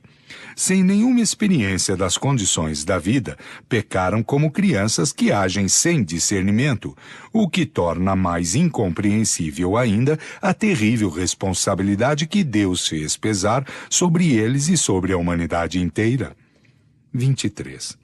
O que é um impasse para a teologia, o Espiritismo o explica sem dificuldade e de maneira racional, pela anterioridade da alma e a pluralidade das existências, lei sem a qual tudo é mistério e anomalia na vida do homem. Com efeito, admitamos que Adão e Eva já tinham vivido. Tudo se encontra justificado. Deus não lhes fala como as crianças, mas como a seres em estado de compreender e que o compreendem, prova evidente de que têm um conhecimento anterior. Admitamos, por outro lado, que viveram num mundo mais avançado e menos material do que o nosso, onde o trabalho do espírito supria o trabalho do corpo, que pela sua rebelião à lei de Deus, figurada pela desobediência, hajam sido excluídos e exilados por punição sobre a terra, onde o homem, em consequência da natureza do globo, está sujeito a um trabalho corporal. Deus tinha razão em dizer-lhes: no mundo onde ides viver doravante, cultivareis a terra e dela retirareis o vosso alimento com o suor do vosso rosto. E a mulher, parireis com dor, porque tal é a condição deste mundo. Capítulo 11, número 31 e seguinte. O paraíso terrestre, cujos traços inutilmente se tem procurado sobre a terra, era, pois, a figura do mundo feliz onde vivera Adão, ou antes, a raça dos espíritos dos quais é a personificação. A expulsão do paraíso marca o momento em que esses espíritos vieram se encarnar entre os habitantes deste mundo, e a mudança de situação que lhe foi a consequência. O anjo armado de uma espada flamejante, que proíbe a entrada no paraíso, simboliza a impossibilidade em que estão os espíritos dos mundos inferiores de penetrar nos mundos superiores, antes de tê-lo merecido por sua depuração. Ver adiante, capítulo 16, número 8, seguinte. 24. Caim, depois da morte de Abel, respondeu ao Senhor: minha iniquidade é muito grande para poder dele obter o perdão. Vós me expulsais hoje de cima da terra, e eu irei me esconder de diante de vossa face, e serei fugitivo e vagabundo sobre a terra. Portanto, quem quer que me encontre me matará. O Senhor lhe respondeu: não, assim não será, porque quem matar Caim será punido muito severamente por isso. E o Senhor pôs um sinal sobre Caim, a fim de que aqueles que o encontrassem não o matassem. Tendo Caim se retirado de diante da face do Senhor, foi vagabundo sobre a terra, e habitou a região oriental do Éden. E tendo conhecido sua mulher, ela concebeu e pariu Enoque. Ele edificou Vai-er-Ribone, literal, estava edificando, uma cidade a que chamou Enoque, Enóquia, do nome de seu filho, capítulo 4, versículos de 13 a 16. 25. Se prender a letra da Gênese, eis a que consequência se chega. Adão e Eva estavam sozinhos no mundo, depois de sua expulsão do paraíso terrestre. Não foi senão posteriormente que tiveram por filhos Caim e Abel. Ora, tendo Caim matado seu irmão e tendo se retirado para uma outra região, não reviu mais seu pai e sua mãe, que ficaram de novo sozinhos. Não foi senão muito tempo depois, com a idade de 130 anos, que Adão teve um terceiro filho, chamado Sete. Depois do nascimento de Sete, ele viveu ainda, segundo a genealogia bíblica, 800 anos, e teve filhos e filhas. Quando Caim veio se estabelecer no oriente do Éden, não havia, pois, sobre a terra, senão 3 pessoas, seu pai, sua mãe e ele, sozinho de seu lado. Entretanto, ele teve uma mulher e um filho. Qual poderia ser essa mulher e onde pudera tomá-la? O texto hebreu diz, ele estava edificando uma cidade, e não ele edificou, o que indica uma ação presente e não uma ulterior. Mas uma cidade supõe habitantes, porque não se deve presumir que Caim a fez para ele, sua mulher e seu filho, nem que pôde construí-la sozinho. É necessário, pois, inferir desse relato mesmo que a região estava povoada. Ora, não poderia sê-lo pelos descendentes de Adão, que então não tinha outro descendente senão Caim. A presença de outros habitantes ressalta igualmente desta palavra de Caim. Eu serei fugitivo e vagabundo, e quem quer que me encontre me matará. E da resposta que Deus lhe deu. Por quem poderia temer ser morto, e para que o sinal que Deus pôs sobre ele para preservá-lo, se não deveria encontrar ninguém? Se, pois, havia sobre a terra outros homens fora da família de Adão, é porque aí estavam antes dele, de onde esta consequência tirada do próprio texto da Gênese, que Adão não foi nem o primeiro e nem o único pai do gênero humano. Capítulo 11, número 34. Nota. Esta ideia não é nova. Lapeyre, sábio teólogo do século XVII, em seu livro Aos Pré-Adamitas, escrito em latim e publicado em 1655, tirou do próprio texto original da Bíblia, alterada pelas traduções, a prova evidente de que a terra era povoada antes da vinda de Adão. Esta opinião é hoje a de muitos eclesiásticos esclarecidos. Fim de nota. 26. Eram necessários os conhecimentos trazidos pelo Espiritismo a respeito das relações do princípio espiritual e do princípio material sobre a natureza da alma, sua criação no estado de simplicidade e de ignorância, sua união com o corpo, sua marcha progressiva indefinida através das existências sucessivas e através dos mundos, que são outros tantos degraus no caminho do aperfeiçoamento, sua libertação gradual da influência da matéria pelo uso de seu livre-arbítrio, a causa de seus pendores bons ou maus e de suas aptidões, o fenômeno do nascimento e da morte, o estado do espírito na erraticidade, enfim, o futuro que é o prêmio de seus esforços para se melhorar e de sua perseverança no bem para lançar a luz sobre todas as partes da gênese espiritual. Graças a esta luz, o homem sabe doravante de onde vem, para onde vai, por que está sobre a terra e por que sofre. Sabe que o seu futuro está entre as suas mãos e que a duração de seu cativeiro neste mundo depende dele. A Gênese, saída da alegoria estreita e mesquinha, aparece-lhe grande e digna da majestade, da bondade e da justiça do Criador. Considerada deste ponto de vista, a Gênese confundirá a incredulidade e vencê-la. Os milagres segundo o Espiritismo. Capítulo 13. Caracteres dos milagres. Os milagres no sentido teológico. O Espiritismo não faz milagres. Deus faz milagres. O sobrenatural e as religiões. Os milagres no sentido teológico. 1. Em sua acepção etimológica, a palavra milagre, de mirare, admirar, significa admirável, coisa extraordinária, surpreendente. A Academia define esta palavra, um ato de poder divino contrário às leis conhecidas da natureza. Em sua acepção usual, esta palavra perdeu, como tantas outras, o seu significado primitivo. De geral que era, ela se restringe a uma ordem particular de fatos. No pensamento das massas, um milagre implica a ideia de um fato sobrenatural. No sentido teológico, é uma derrogação das leis da natureza pelas quais Deus manifesta o seu poder. Tal é, com efeito, a acepção vulgar que se tornou o sentido próprio e não é senão por comparação e por metáfora que ele é aplicado às circunstâncias comuns da vida.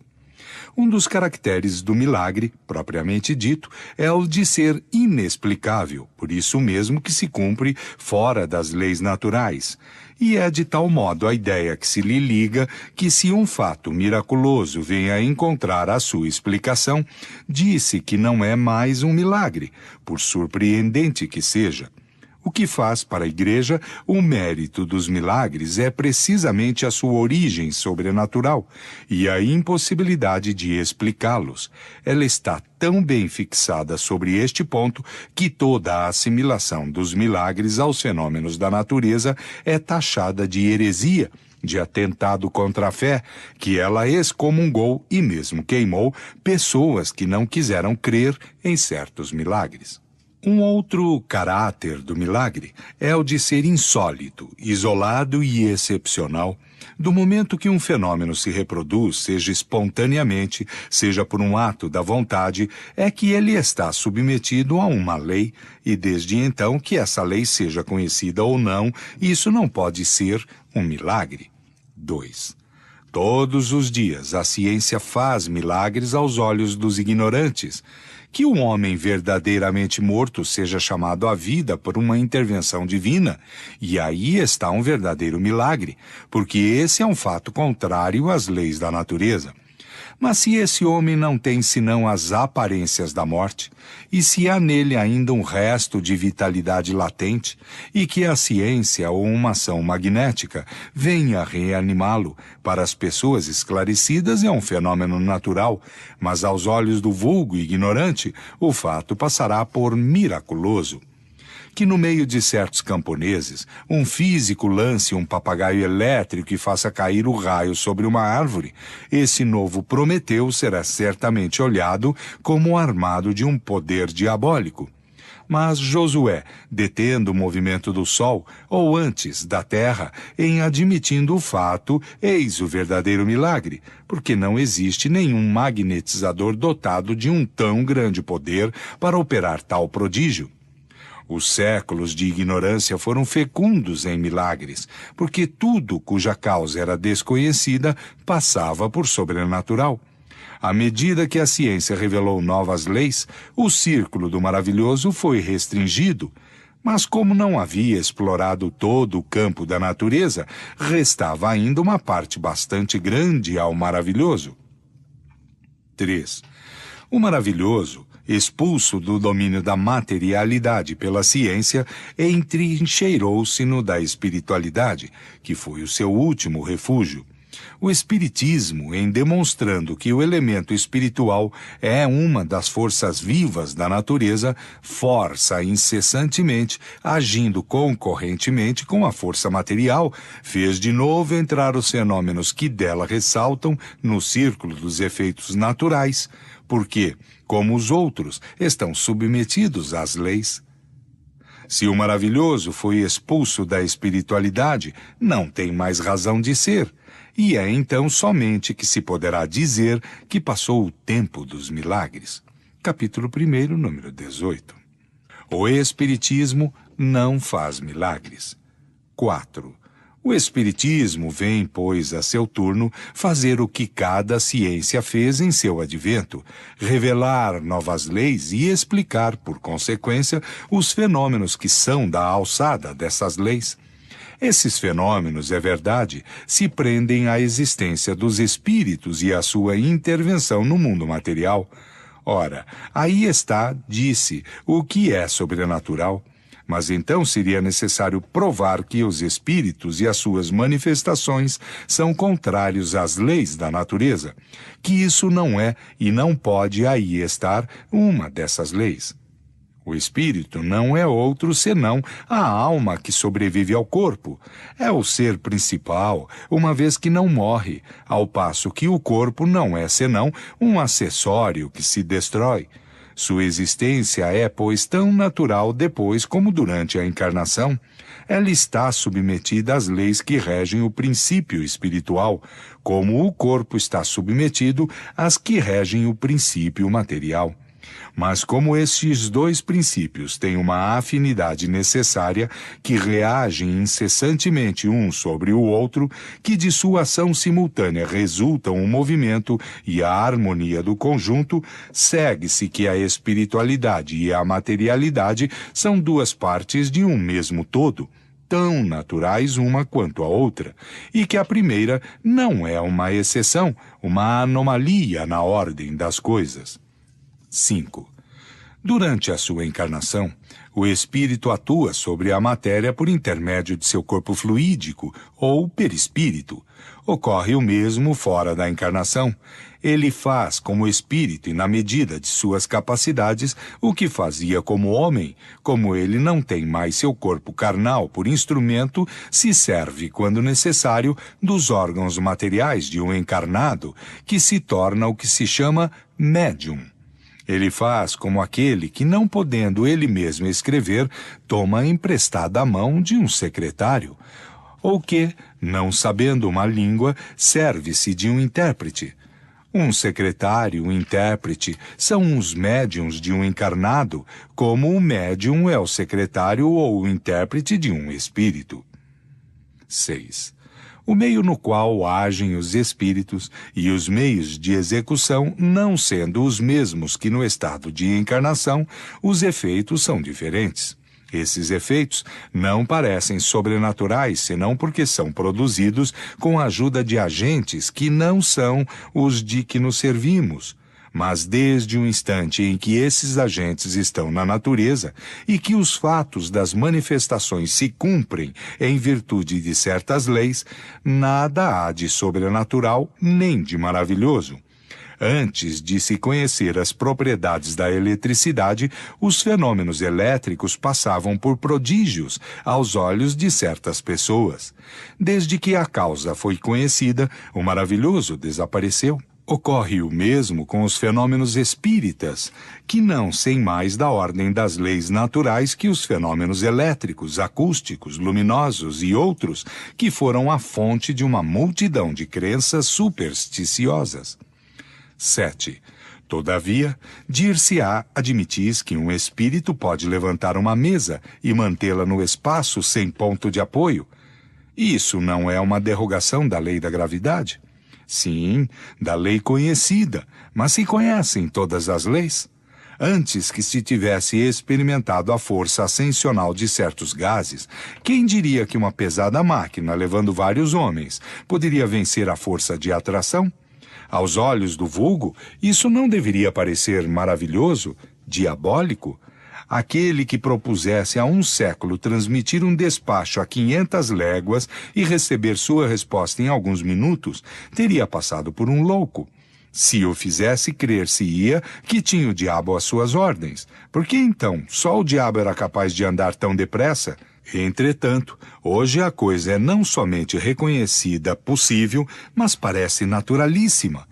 Por que, pois, um fluido desconhecido não teria a propriedade, em circunstâncias dadas, de contrabalançar o efeito da gravidade, como o hidrogênio contrabalança o peso do balão? Foi, com efeito, o que ocorreu no caso do qual se trata. O Livro dos Médiuns, capítulo 4. 8.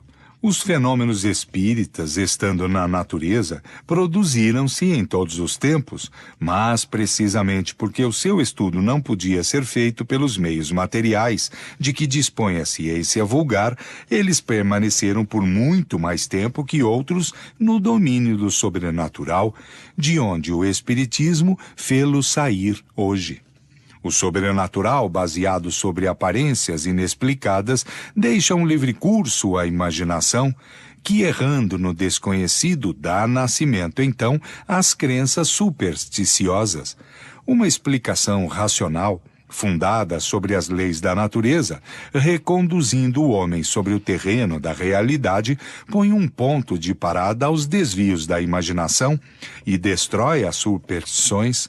Longe de estender o domínio do sobrenatural, o espiritismo o restringe até nos seus últimos limites e lhe tira o seu último refúgio.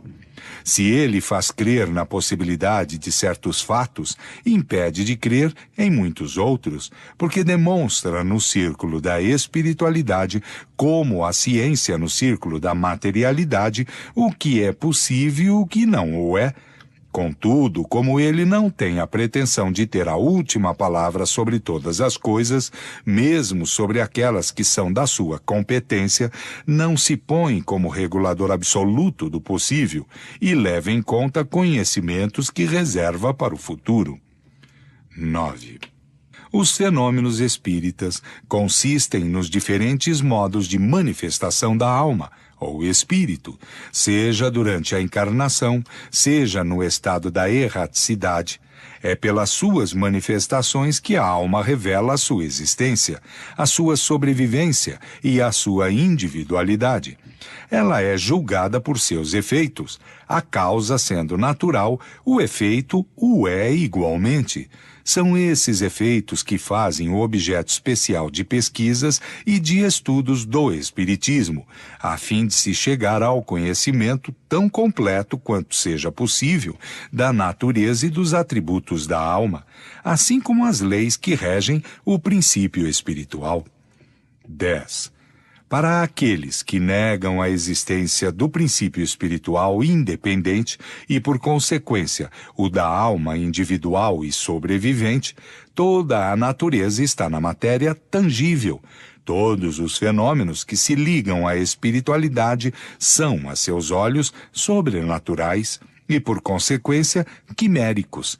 Não admitindo a causa, não podem admitir o efeito, e quando os efeitos são patentes, eles os atribuem à imaginação, à ilusão, à alucinação, e recusam aprofundá-los, daí entre eles uma opinião pré-concebida que os torna impróprios para julgar sadiamente o espiritismo, porque partem do princípio da negação de tudo o que não é material. 11. Do fato de o Espiritismo admitir os efeitos que são a consequência da existência da alma, não se segue que ele aceite todos os efeitos qualificados de maravilhosos e entenda justificá-los e acreditá-los. Que seja o campeão de todos os sonhadores, de todas as utopias e de todas as excentricidades sistemáticas, de todas as lendas miraculosas. Seria necessário conhecê-lo bem pouco para pensar assim.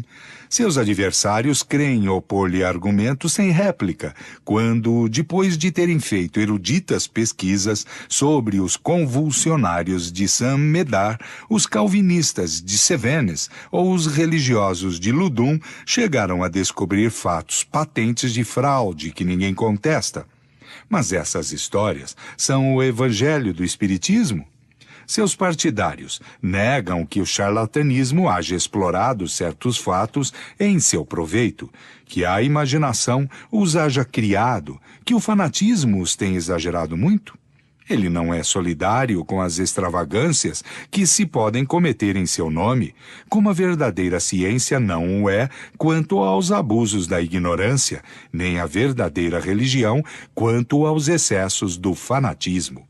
Muitos críticos não julgam o espiritismo senão pelos contos de fadas e as lendas populares, que deles são as ficções. Outro tanto valeria julgar a história pelos romances históricos ou as tragédias. 12. Os fenômenos espíritas são, mais frequentemente, espontâneos e se produzem sem nenhuma ideia pré-concebida nas pessoas que neles menos pensam.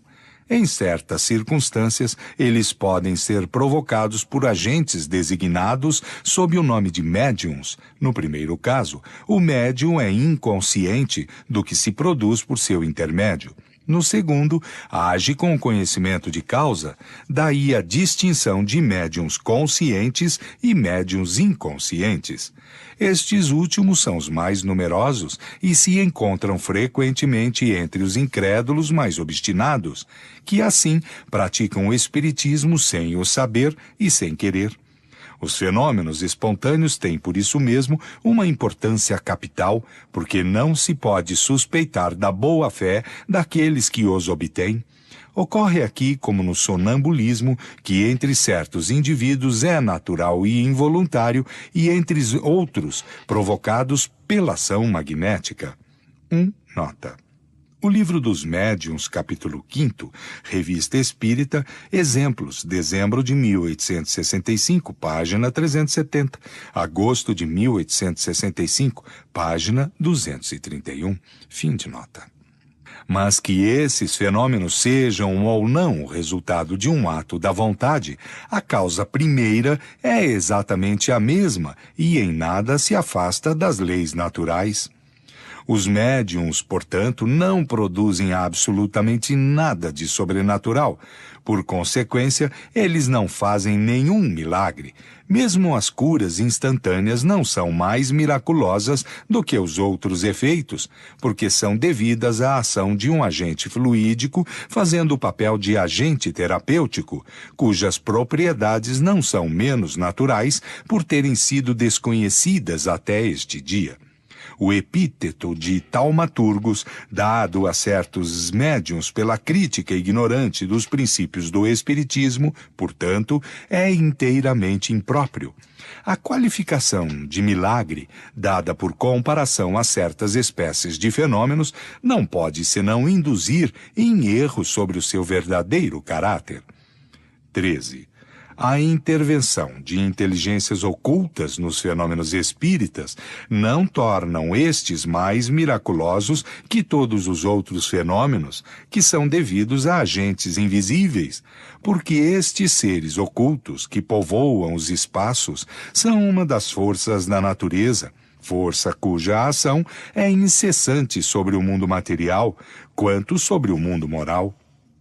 O Espiritismo, em nos esclarecendo sobre esta força, nos dá a chave de uma multidão de coisas inexplicadas e inexplicáveis por todo outro meio e que puderam, nos tempos recuados, passar por prodígios. Ele revela, do mesmo modo que o magnetismo, uma lei, se não desconhecida, pelo menos mal compreendida. Ou, para melhor dizer, conheciam-se os efeitos porque se produziram em todos os tempos, mas não se conhecia a lei, e foi a ignorância desta lei que engendrou a superstição. Conhecida a lei, o maravilhoso desaparece e os fenômenos entram na ordem das coisas naturais. Eis porque os espíritas não fazem mais milagres em fazendo girar uma mesa, ou os mortos escreverem, do que o médico em fazendo reviver um moribundo, ou o físico em fazendo cair o raio. Aquele que pretendesse, com a ajuda desta ciência, fazer milagres, seria ou um ignorante da coisa, ou um fazedor de tolos. 14. Uma vez que o Espiritismo repudia toda a pretensão às coisas maravilhosas, fora dele, há milagres na acepção usual da palavra? Dizemos primeiro que entre os fatos reputados miraculosos que se passaram antes do advento do Espiritismo e que se passam ainda em nossos dias, a maioria, se não todos, encontram a sua explicação nas leis novas que ele veio revelar. Estes fatos entram, pois, embora sob um outro nome, na ordem dos fenômenos espíritas, e como tais, nada têm de sobrenatural. Bem é entendido que não se trata aqui senão dos fatos autênticos, e não daqueles que, sob o nome de milagres, são o produto de uma indigna charlatanice, tendo em vista explorar a credulidade, não mais que certos fatos legendários que puderam ter, em sua origem, um fundo de verdade, mas que a superstição ampliou ao absurdo. É sobre estes fatos que o Espiritismo vem lançar à luz, dando os meios de fazer a parte do erro e da verdade. Deus faz milagres? 15. Quanto aos milagres propriamente ditos, nada sendo impossível a Deus, sem dúvida ele os pode fazer. E os faz? Em outros termos, derroga as leis que estabeleceu? Não cabe ao homem prejulgar os atos da divindade e subordiná-los à fraqueza do seu entendimento. Entretanto, temos como critério de nosso julgamento com respeito às coisas divinas os atributos do próprio Deus. Ao soberano poder, alia a soberana sabedoria, de onde é preciso concluir que ele nada faz de inútil. Por que, pois, faria milagres? Para testar o seu poder, disse, mas o poder de Deus não se manifesta de maneira bem mais impressionante pelo conjunto grandioso das obras da criação, pela sabedoria previdente que preside as suas partes mais ínfimas, como as maiores, e pela harmonia das leis que regem o universo, do que por algumas pequenas e pueris derrogações que todos os prestidigitadores sabem imitar? Que se diria de um sábio mecânico que, para provar a sua habilidade, desarranjasse o relógio que construísse, obra-prima da ciência, a fim de mostrar que desfaz o que fez? Seu saber, ao contrário, não ressalta mais da regularidade e da precisão do movimento? A questão dos milagres, propriamente ditos, não é, pois, da alçada do Espiritismo, mas apoiando-se sobre este raciocínio que Deus nada faz de inútil, emite esta opinião que, os milagres, não sendo necessários à glorificação de Deus, nada no universo se desvia das leis gerais. Deus não faz milagres porque, sendo as suas leis perfeitas, não tem necessidade de derrogá-las. Se há fatos que não compreendemos, é porque nos faltam ainda os conhecimentos necessários. 16. Admitindo que Deus pudesse, por razões que não podemos apreciar, derrogar acidentalmente as leis que estabeleceu, estas leis não seriam mais imutáveis, mas ao menos é racional pensar que só Ele tem esse poder. Não se poderia admitir, sem negar-lhe a onipotência, que seja dado ao espírito do mal desfazer a obra de Deus, em fazendo, de sua parte, prodígios para seduzir mesmo os eleitos, o que implicaria a ideia de um poder igual ao seu. É, todavia, o que se ensina. Se Satanás tem o poder de interromper o curso das leis naturais, que são a obra divina, sem a permissão de Deus, ele é mais poderoso do que Deus. Deus, pois, não possui a onipotência. Se Deus lhe delega esse poder, como se pretende, para induzir mais facilmente os homens ao mal, Deus não é mais a soberana bondade. Num e noutro caso, é a negação de um dos atributos sem os quais Deus não seria Deus. A Igreja também distingue os bons milagres, que vêm de Deus, dos maus milagres, que vêm de Satanás. Mas como diferenciá-los? Que um milagre seja satânico ou divino, isso não seria menos uma derrogação às leis que emanam só de Deus? Se um indivíduo é curado, supostamente por milagre, que isso seja pelo fato de Deus ou de Satanás, ele não é menos curado. É necessário ter uma ideia bem pobre da inteligência humana para esperar que semelhantes doutrinas possam ser aceitas em nossos dias. Estando reconhecida a possibilidade de certos fatos, reputados milagrosos, disto é necessário concluir que qualquer que seja a fonte que se lhes atribua, são efeitos naturais dos quais espíritos ou encarnados podem usar, como de tudo, como de sua própria inteligência e de seus conhecimentos científicos, para o bem ou para o mal, segundo a sua bondade ou a sua perversidade. Um ser perverso, aproveitando o seu saber, pode, pois, fazer coisas que passam por prodígios aos olhos dos ignorantes. Mas quando esses efeitos têm por resultado um bem qualquer, seria ilógico atribuir-lhes uma origem diabólica. 17. Mas, disse, a religião se apoia sobre fatos que não são nem explicados e nem explicáveis. Inexplicados, talvez, inexplicáveis é uma outra questão. Sabe-se as descobertas e os conhecimentos que o futuro nos reserva. sem falar do milagre da criação, o maior de todos, sem contradita e que hoje entrou no domínio da lei universal.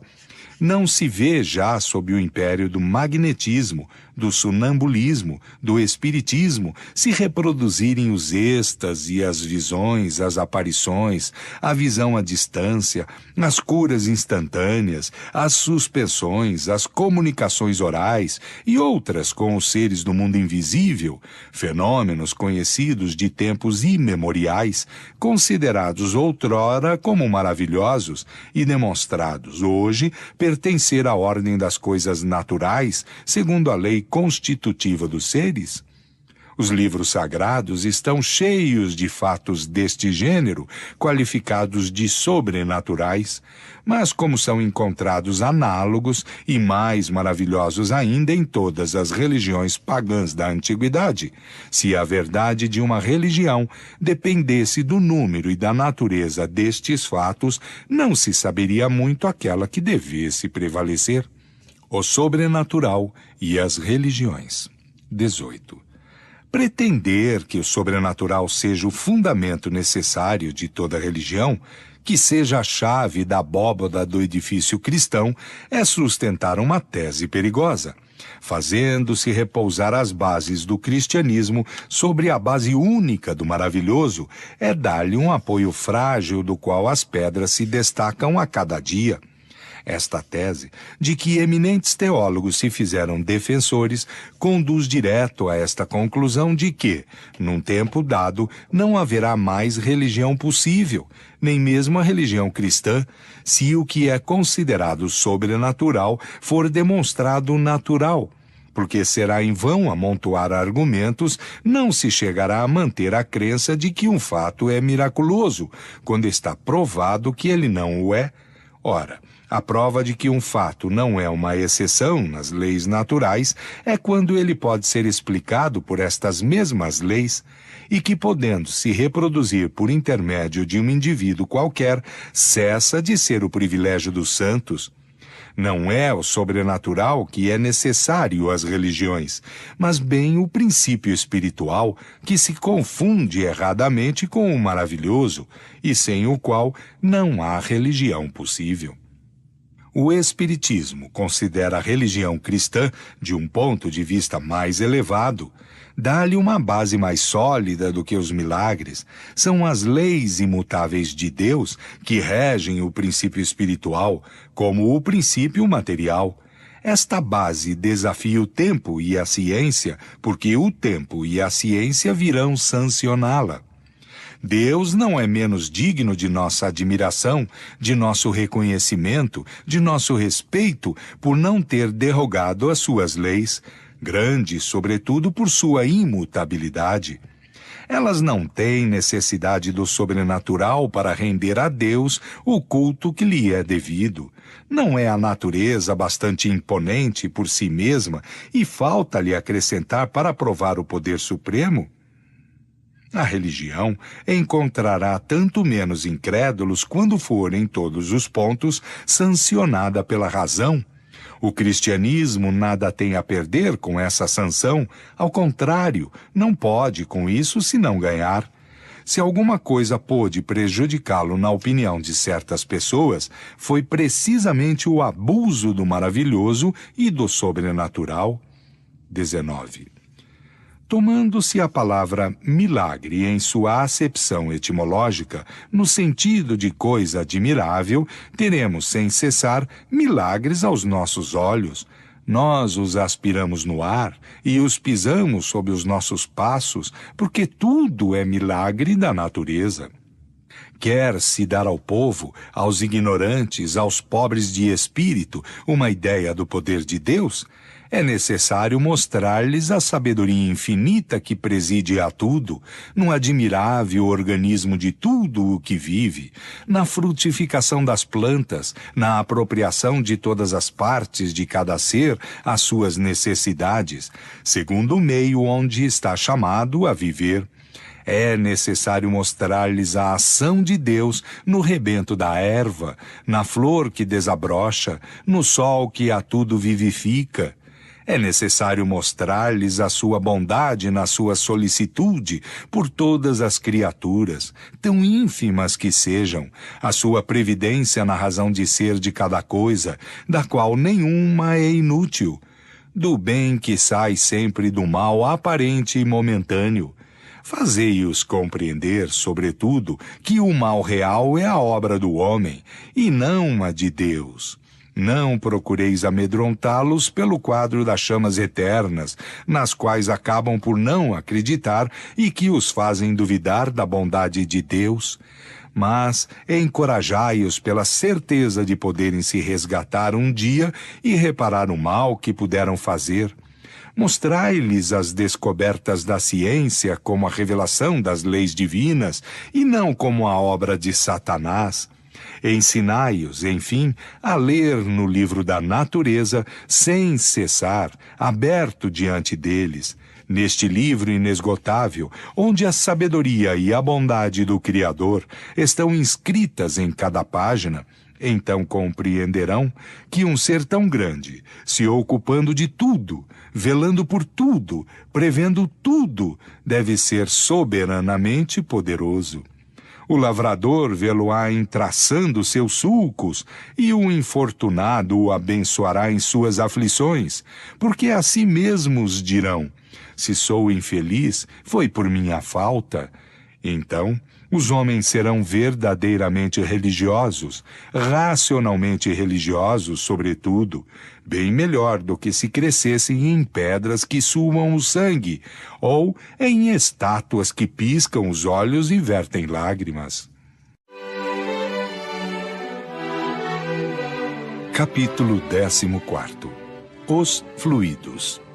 Primeiro, natureza e propriedades dos fluidos, elementos fluídicos, formação e propriedades do perispírito, ação dos espíritos sobre os fluidos, criações fluídicas, fotografia do pensamento, qualidades dos fluidos. Segundo, explicação de alguns fatos reputados sobrenaturais, visão espiritual ou psíquica, dupla vista, sonambulismo, sonhos, catalepsia, ressurreições, curas, aparições, transfigurações, manifestações físicas, mediunidade, obsessões e possessões. Natureza e propriedades dos fluidos, elementos fluídicos. 1. A ciência deu a chave dos milagres que resultam mais particularmente do elemento material, seja explicando, seja demonstrando-lhes a impossibilidade pelas leis que regem a matéria. Mas os fenômenos em que o elemento espiritual toma parte preponderante, não podendo ser explicados unicamente pelas leis da matéria, escapam às investigações da ciência. É por isso que eles têm, mais que os outros, os caracteres aparentes do maravilhoso. É, pois, nas leis que regem a vida espiritual que se pode encontrar a chave dos milagres desta categoria. 2. O fluido cósmico universal é, assim, como foi demonstrado, a matéria elementar primitiva da qual as modificações e transformações constituem a inumerável variedade de corpos da natureza. Capítulo 10. Quanto ao princípio elementar universal, ele oferece dois estados distintos, o da eterização ou de imponderabilidade, que se pode considerar como o estado normal primitivo, e o da materialização ou de ponderabilidade, que de alguma sorte não lhe é senão consecutivo. O ponto intermediário é o da transformação do fluido em matéria tangível, mas ainda aí não há transição brusca, porque se podem considerar nossos fluidos imponderáveis como um termo médio entre os dois estados. Capítulo 4, número 10 e seguintes. Cada um destes dois estados dá, necessariamente, lugar a fenômenos especiais. Ao segundo pertencem os do mundo visível, e aos primeiros, os do mundo invisível. Uns, chamados fenômenos materiais, são da alçada da ciência propriamente dita. Os outros, qualificados de fenômenos espirituais ou psíquicos, porque se ligam mais especialmente à existência dos espíritos, estão nas atribuições do espiritismo. Mas como a vida espiritual e a vida corpórea estão em contato incessante, os fenômenos destas duas ordens se apresentam, com frequência, simultaneamente. O homem, no estado de encarnação, não pode ter a percepção senão dos fenômenos psíquicos que se ligam à vida corpórea. Aqueles que são do domínio exclusivo da vida espiritual escapam aos sentidos materiais e não podem ser percebidos senão no estado de espírito. Nota. A denominação de fenômeno psíquico expressa mais exatamente o pensamento do que a de fenômeno espiritual, tendo em vista que estes fenômenos repousam sobre as propriedades e os atributos da alma, ou melhor, dos fluidos perispirituais que são inseparáveis da alma. Esta qualificação liga-os mais intimamente à ordem dos fatos naturais, regidos por leis. Pode-se, pois, admiti-los como efeitos psíquicos, sem admiti-los a título de milagres. Fim de nota. 3. No estado de eterização, o fluido cósmico não é uniforme, sem deixar de ser etéreo. Ele sofre modificações bastante variadas em seu gênero, e mais numerosas talvez que no estado de matéria tangível. Essas modificações constituem os fluidos diferentes que, se bem que procedendo do mesmo princípio, estão dotados de propriedades especiais e dão lugar aos fenômenos particulares do mundo invisível. Tudo sendo relativo, esses fluidos têm para os espíritos, que são eles mesmos fluídicos, uma aparência tão material quanto a dos objetos tangíveis para os encarnados, e são para eles o que são para nós as substâncias do mundo terrestre. Eles os elaboram, os combinam para produzirem efeitos determinados, como fazem os homens com os seus materiais, todavia por procedimentos diferentes. Mas lá, como neste mundo, não é dado senão aos espíritos mais esclarecidos compreenderem o papel dos elementos constitutivos de seu mundo. Os ignorantes do mundo invisível são tão incapazes de explicar os fenômenos de que são testemunhas e para os quais, com frequência, concorrem maquinalmente, quanto aos ignorantes da Terra os são para explicarem os efeitos da luz ou da eletricidade, de dizerem como veem e ouvem.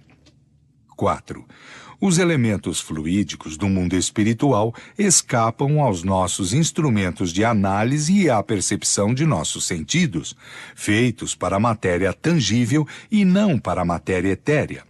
Há os que pertencem a um meio de tal modo diferente do nosso que não podemos julgá-lo senão por comparações tão imperfeitas quanto aquelas pelas quais um cego de nascença procura fazer para si uma ideia da teoria das cores. Mas, entre esses fluidos, alguns estão intimamente ligados à vida corpórea e pertencem de alguma sorte ao meio terrestre. Na falta de percepção direta, pode-se observar-lhes os efeitos, como se observam os do fluido do ímã, que nunca se viu, e adquirir sobre a sua natureza conhecimentos de uma certa precisão. Este estudo é essencial porque é a chave de uma multidão de fenômenos inexplicáveis unicamente pelas leis da matéria. 5. O ponto de partida do fluido universal é o grau de pureza absoluta, de que nada pode nos dar uma ideia. O ponto oposto é a sua transformação em matéria tangível. Entre estes dois extremos existem inumeráveis transformações que se aproximam, mais ou menos, de um ou de outro. Os fluidos mais vizinhos da materialidade, os menos puros, por consequência, compõem o que se pode chamar de atmosfera espiritual terrestre. É neste meio onde se encontram igualmente diferentes graus de pureza que os espíritos encarnados e desencarnados da Terra aurem os elementos necessários à economia de sua existência. Estes fluidos, por sutis e impalpáveis que sejam para nós, não são menos de uma natureza grosseira, comparativamente aos fluidos etéreos das regiões superiores. Ocorre o mesmo na superfície de todos os mundos, salvo as diferenças de constituição e as condições de vitalidade próprias a cada um. Quanto menos a vida é material, menos os fluidos espirituais têm afinidade com a matéria, propriamente dita. A qualificação de fluidos espirituais não é rigorosamente exata, uma vez que, em definitivo, é sempre da matéria mais ou menos quintessenciada. Não há de realmente espiritual senão a alma ou princípio inteligente. São assim designados por comparação e em razão, sobretudo, de sua afinidade com os espíritos. Pode-se dizer que são a matéria do mundo espiritual. É por isso que são chamados fluidos espirituais. 6. Quem conhece, aliás, a constituição íntima da matéria tangível, talvez não seja ela compacta senão em relação aos nossos sentidos, e o que o provaria é a facilidade com que é atravessada pelos fluidos espirituais, e os espíritos, para os quais não são mais obstáculos do que os corpos transparentes, não são para a luz. A matéria tangível, tendo por elemento primitivo o fluido cósmico etéreo, deve poder, em se desagregando, retornar ao estado de eterização, como o diamante, o mais duro dos corpos, pode se volatizar em gás impalpável. A solidificação da matéria, em realidade, não é senão um estado transitório do fluido universal, que pode retornar ao seu estado primitivo quando as condições de coesão deixam de existir. Quem sabe mesmo se, no estado de tangibilidade, a matéria não seria suscetível de adquirir uma espécie de eterização que lhe daria propriedades particulares? Certos fenômenos, que parecem autênticos, tendem a fazê-lo supor. Não possuímos ainda senão as balizas do mundo invisível, e o futuro nos reserva, sem dúvida, o conhecimento de novas leis que nos permitirão compreender o que é ainda para nós um mistério. Formação e propriedade do perispírito. 7. O perispírito, ou corpo fluídico dos espíritos, é um dos produtos mais importantes do fluido cósmico. É uma condensação desse fluido ao redor de um foco de inteligência ou alma. Viu-se que o corpo carnal tem igualmente seu princípio neste mesmo fluido transformado e condensado em matéria tangível. No perispírito, a transformação molecular se opera diferentemente, porque o fluido conserva a sua imponderabilidade e as suas qualidades etéreas. O corpo perispiritual e o corpo carnal têm, pois, a sua fonte no mesmo elemento primitivo. Um e outro são da matéria, embora sob dois estados diferentes. 8. Os espíritos aurem o seu perispírito por meio onde se encontrem, quer dizer que este envoltório é formado de fluidos ambientes. Disso resulta que os elementos constitutivos do perispírito devem variar segundo os mundos. Sendo dado como um mundo muito avançado, comparativamente à Terra, Júpiter, onde a vida corpórea não tem a materialidade da nossa, os envoltórios perispirituais devem ser ali de uma natureza infinitamente mais quintessenciada do que sobre a Terra. Ora, do mesmo modo que nós não poderíamos existir nesse mundo com o nosso corpo carnal, nossos espíritos não poderiam ali penetrar com o seu perispírito terrestre. Deixando a Terra, o espírito nela deixa o seu envoltório fluídico e se reveste de um outro, apropriado ao mundo onde deve ir. 9.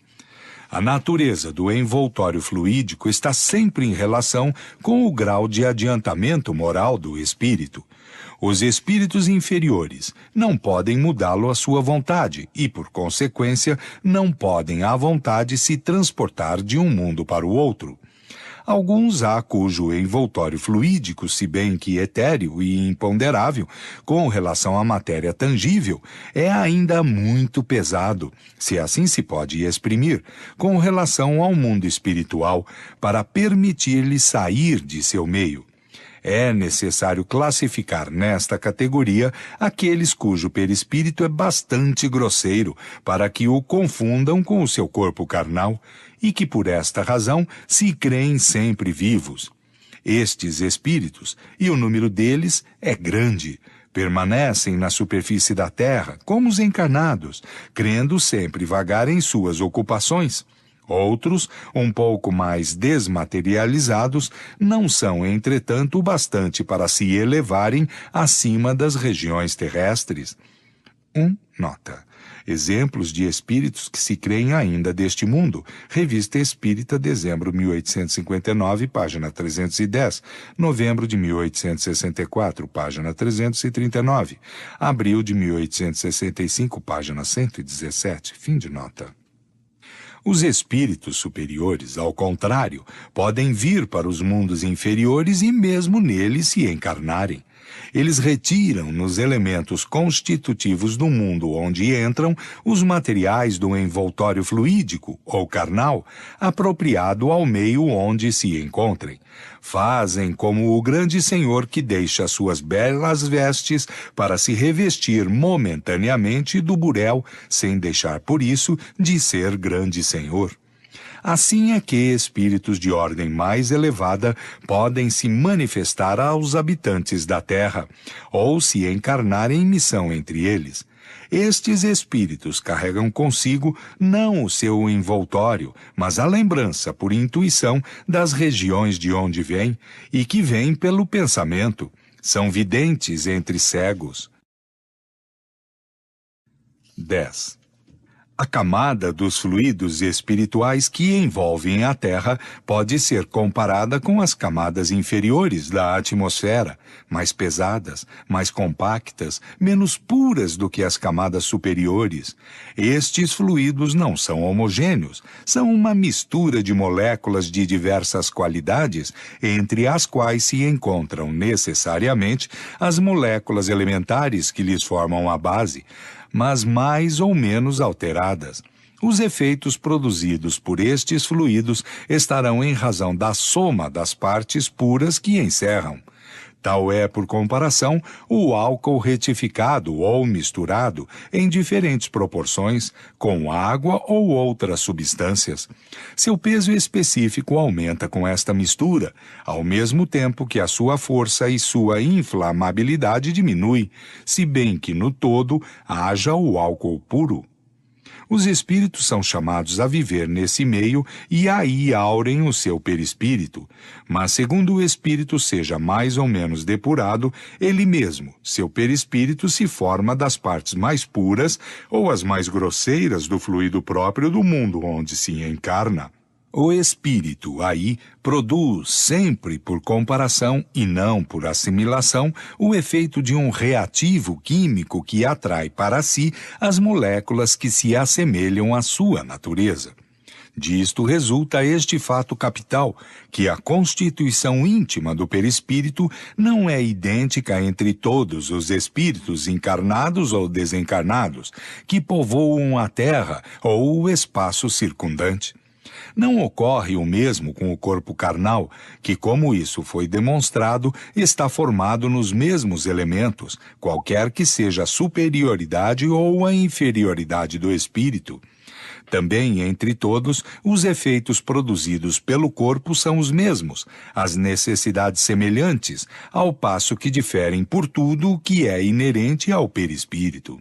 Disso resulta ainda que o envoltório perispiritual do mesmo espírito se modifica com o progresso deste a cada encarnação, se bem que encarnando no mesmo meio, que os espíritos superiores, se encarnando excepcionalmente em missão no mundo inferior, têm um perispírito menos grosseiro do que o dos indígenas desse mundo.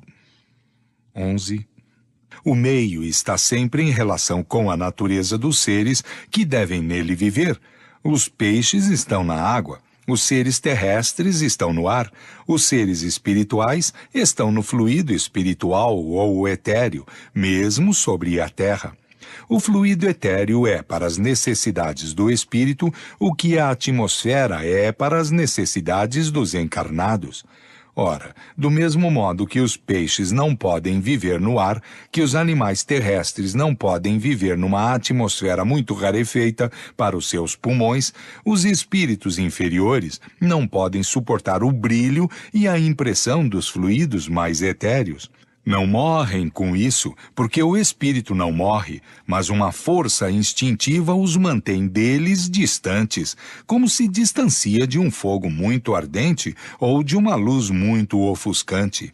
Eis porque eles não podem sair do meio apropriado à sua natureza.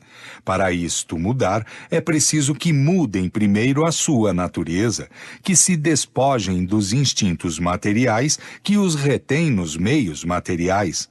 Em uma palavra, que se depurem e se transformem moralmente. Então, gradualmente, eles se identificam com o meio mais depurado, que se torna para eles uma necessidade, como os olhos daquele que por muito tempo viveu nas trevas se habituam pouco a pouco à luz do dia e ao brilho do sol. 12.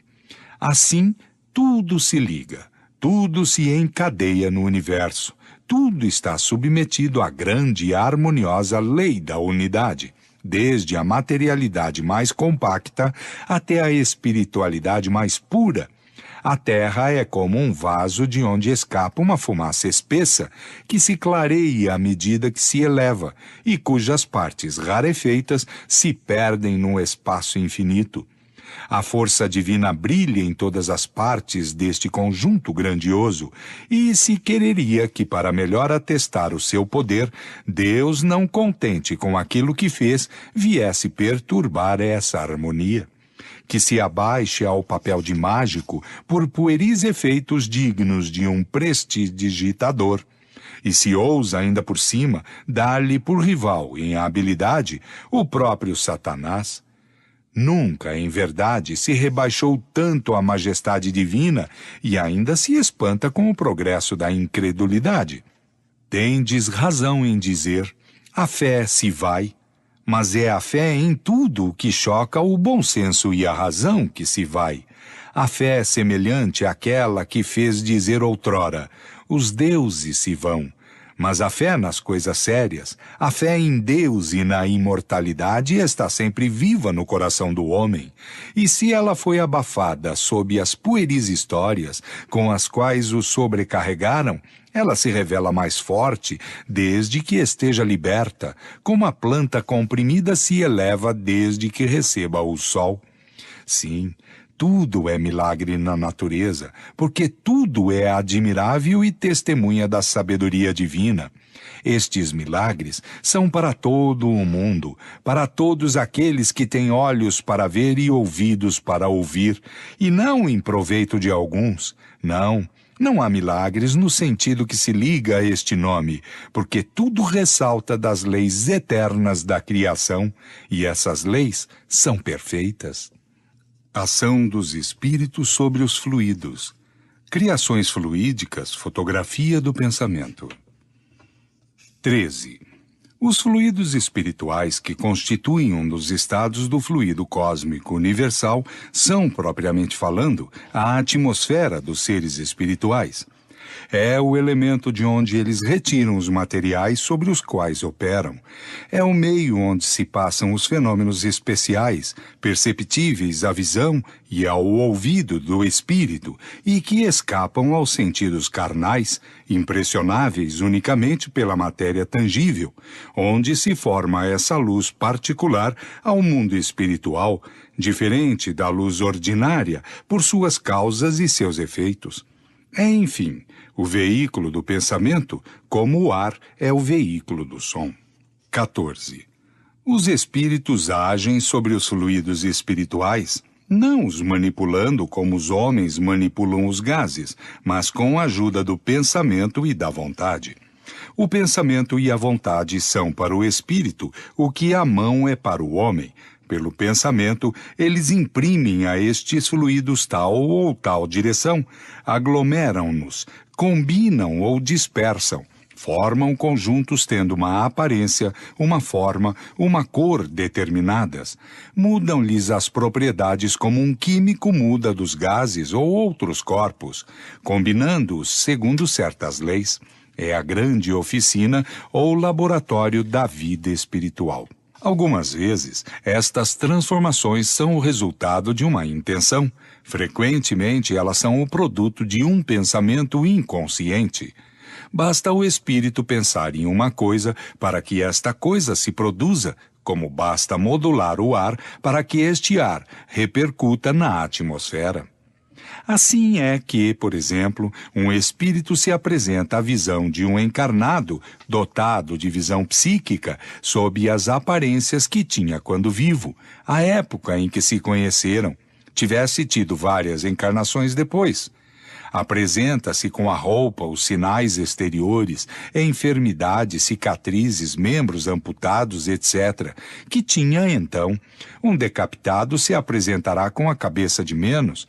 Não é para dizer que haja conservado estas aparências. Não, certamente, porque como espírito ele não é nem coxo, nem maneta, nem vesgo, nem decapitado. Mas o seu pensamento, reportando-se à época em que era assim, seu perispírito toma-lhe imediatamente as aparências, que deixa do mesmo modo, instantaneamente, desde que o pensamento cesse de agir. Se, pois, foi uma vez negro e outra vez branco, apresentar-se-á como negro ou como branco segundo aquela destas duas encarnações sob a qual foi evocado e onde se reportará o seu pensamento. Por um efeito análogo, o pensamento do espírito cria fluidicamente os objetos de que tinha o hábito de se servir. Um avarento manejará o ouro, um militar terá suas armas e o seu uniforme, um fumante o seu cachimbo, um lavrador a sua charrua e os seus bois, uma velha a sua roca de fiar. Esses objetos fluídicos são tão reais para o espírito que ele mesmo é fluídico quanto o são no estado material para o homem vivo. Mas, pela mesma razão que são criados pelo pensamento, a sua existência é tão fugidia quanto o pensamento. Nota. Revista Espírita, julho de 1859, página 184. O Livro dos Médiuns, capítulo 8º. Fim de nota. 15. Sendo os fluidos o veículo do pensamento, este age sobre os fluidos como o som age sobre o ar. Eles nos trazem o pensamento como o ar nos traz o som. Pode-se dizer, pois, com toda a verdade, que há nestes fluidos ondas e raios de pensamento que se cruzam sem se confundirem, como há no ar ondas e raios sonoros. Há mais. O pensamento, criando imagens fluídicas, se reflete no envoltório perispiritual como num vidro. Aí toma um corpo e se fotografa de alguma sorte. Que um homem, por exemplo, tenha a ideia de matar um outro, por impassível que seja o seu corpo material, seu corpo fluídico é colocado em ação pelo pensamento, do qual reproduz todas as nuances. Ele executa fluidicamente o gesto, o ato que tem o desejo de cumprir.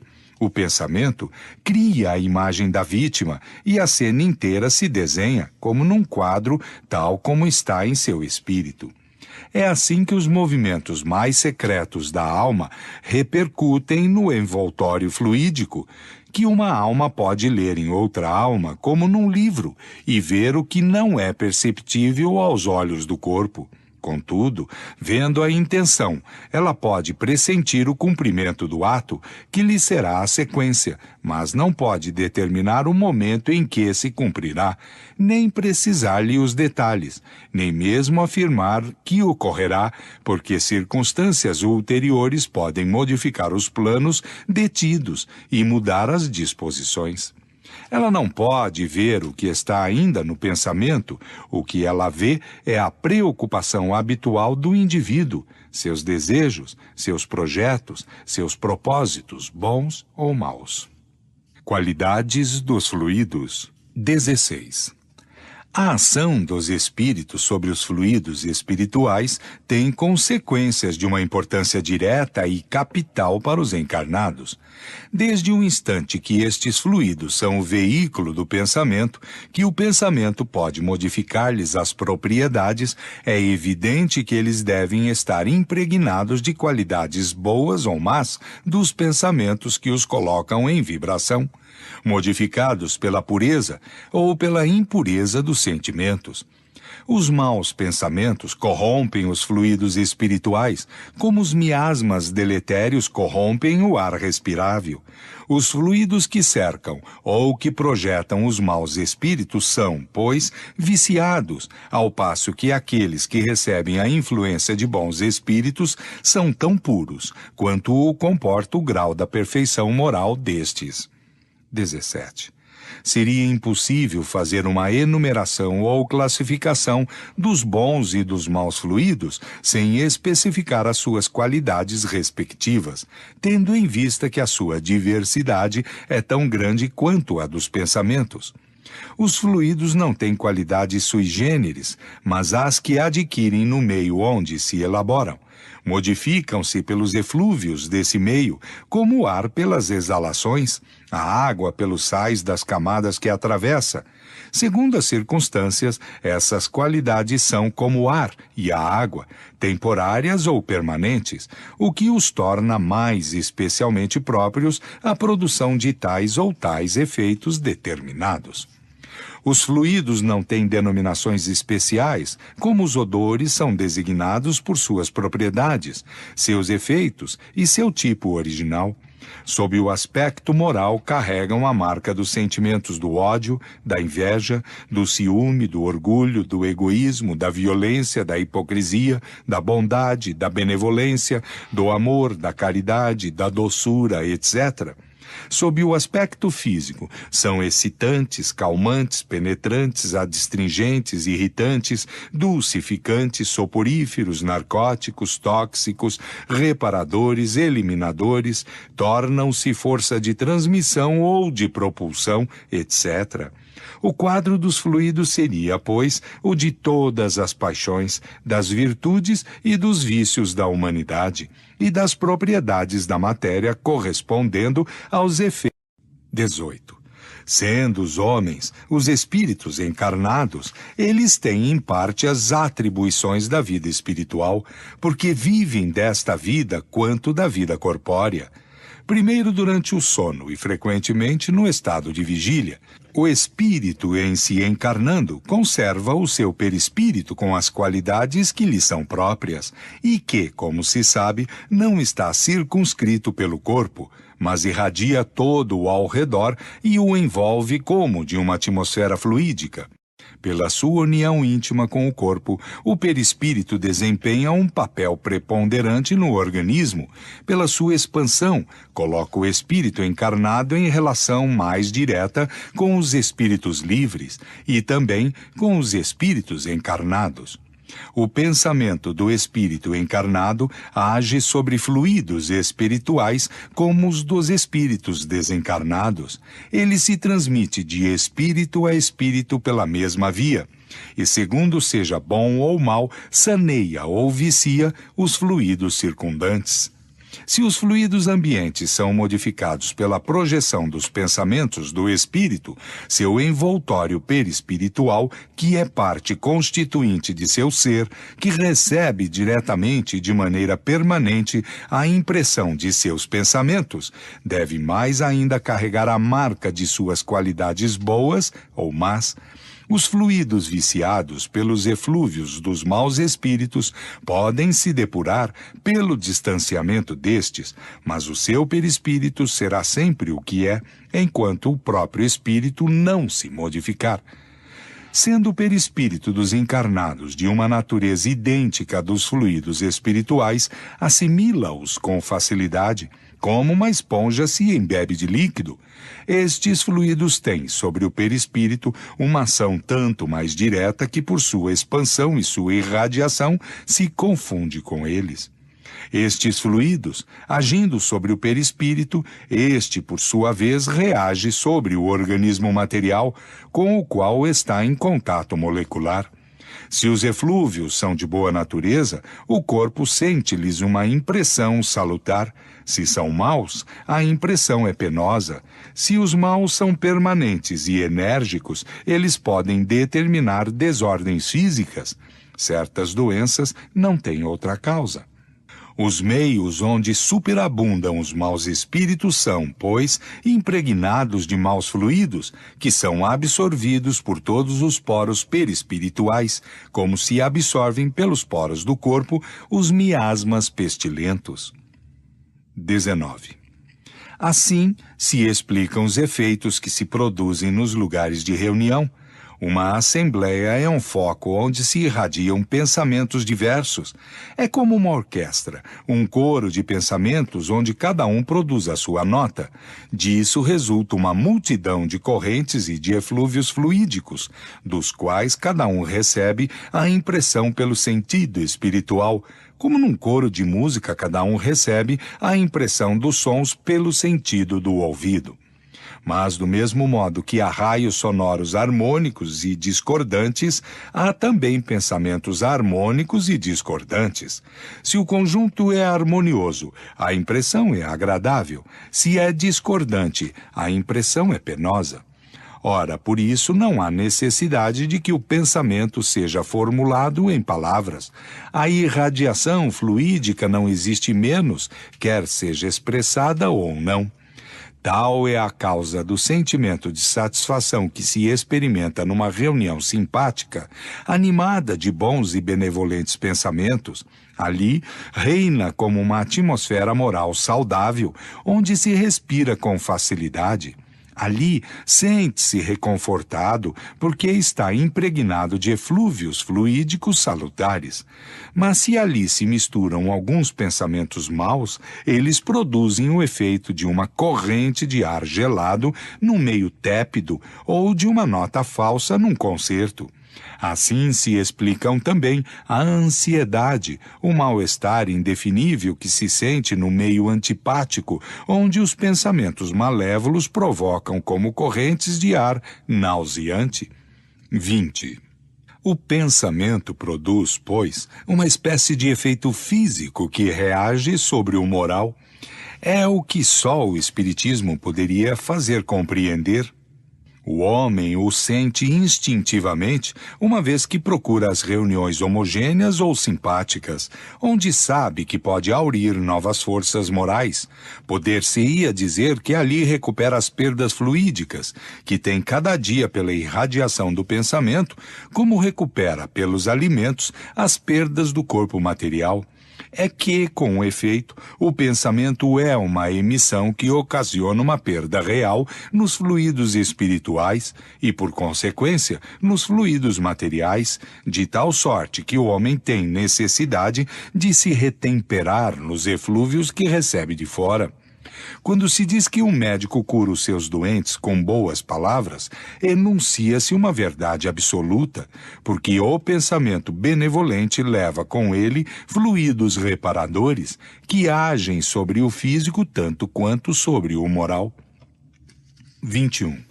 Sem dúvida, dir-se-á é possível evitar os homens que se sabem mal intencionados, mas como se subtrair à influência dos maus espíritos que pululam ao redor de nós e penetram por toda a parte sem serem vistos? O meio é muito simples, porque depende da vontade do próprio homem, que carrega em si o preservativo necessário. Os fluidos se unem em razão da semelhança de sua natureza. Os fluidos dessemelhantes se repelem. Há incompatibilidade entre os bons e os maus fluidos, como entre o óleo e a água. Que se faz quando o ar está viciado? É saneado? É depurado, destruindo o foco dos miasmas, expulsando os eflúvios malsãos por correntes de ar saudável mais forte. A invasão dos maus fluidos é necessário, pois, opor os bons fluidos, e como cada um tem no seu perispírito uma fonte fluídica permanente, carrega-se o remédio em si mesmo. Não se trata senão de depurar esta fonte e dar-lhe qualidades tais que elas sejam para as más influências um contraste, em lugar de ser uma força atrativa. O perispírito é, pois, uma couraça à qual é necessário dar a melhor têmpera possível. Ora, como as qualidades do perispírito estão em razão das qualidades da alma, é necessário trabalhar no seu próprio melhoramento, porque são as imperfeições da alma que atraem os maus espíritos. As moscas vão aonde os focos de corrupção as atraem. Destruí estes focos e as moscas desaparecerão. Do mesmo modo, os maus espíritos vão aonde o mal os atrai. Destruí o mal e eles se afastarão. Os espíritos realmente bons, encarnados ou desencarnados, nada têm a temer da influência dos maus espíritos. Explicação de alguns fatos reputados sobrenaturais. Visão espiritual ou psíquica, dupla vista, sonambulismo, sonhos. 22. O perispírito é o traço de união entre a vida corpórea e a vida espiritual. É por ele que o espírito encarnado está em contínua relação com os espíritos. É por ele, enfim, que se cumprem no homem fenômenos especiais que não têm a sua causa primeira na matéria tangível e que, por esta razão, parecem sobrenaturais.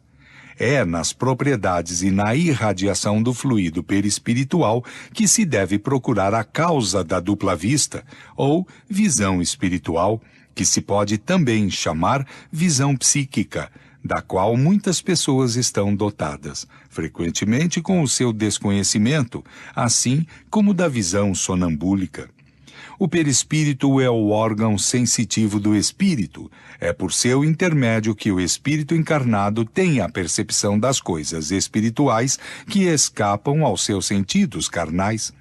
Pelos órgãos do corpo, a vista, o ouvido e as diversas sensações estão localizadas e limitadas à percepção das coisas materiais.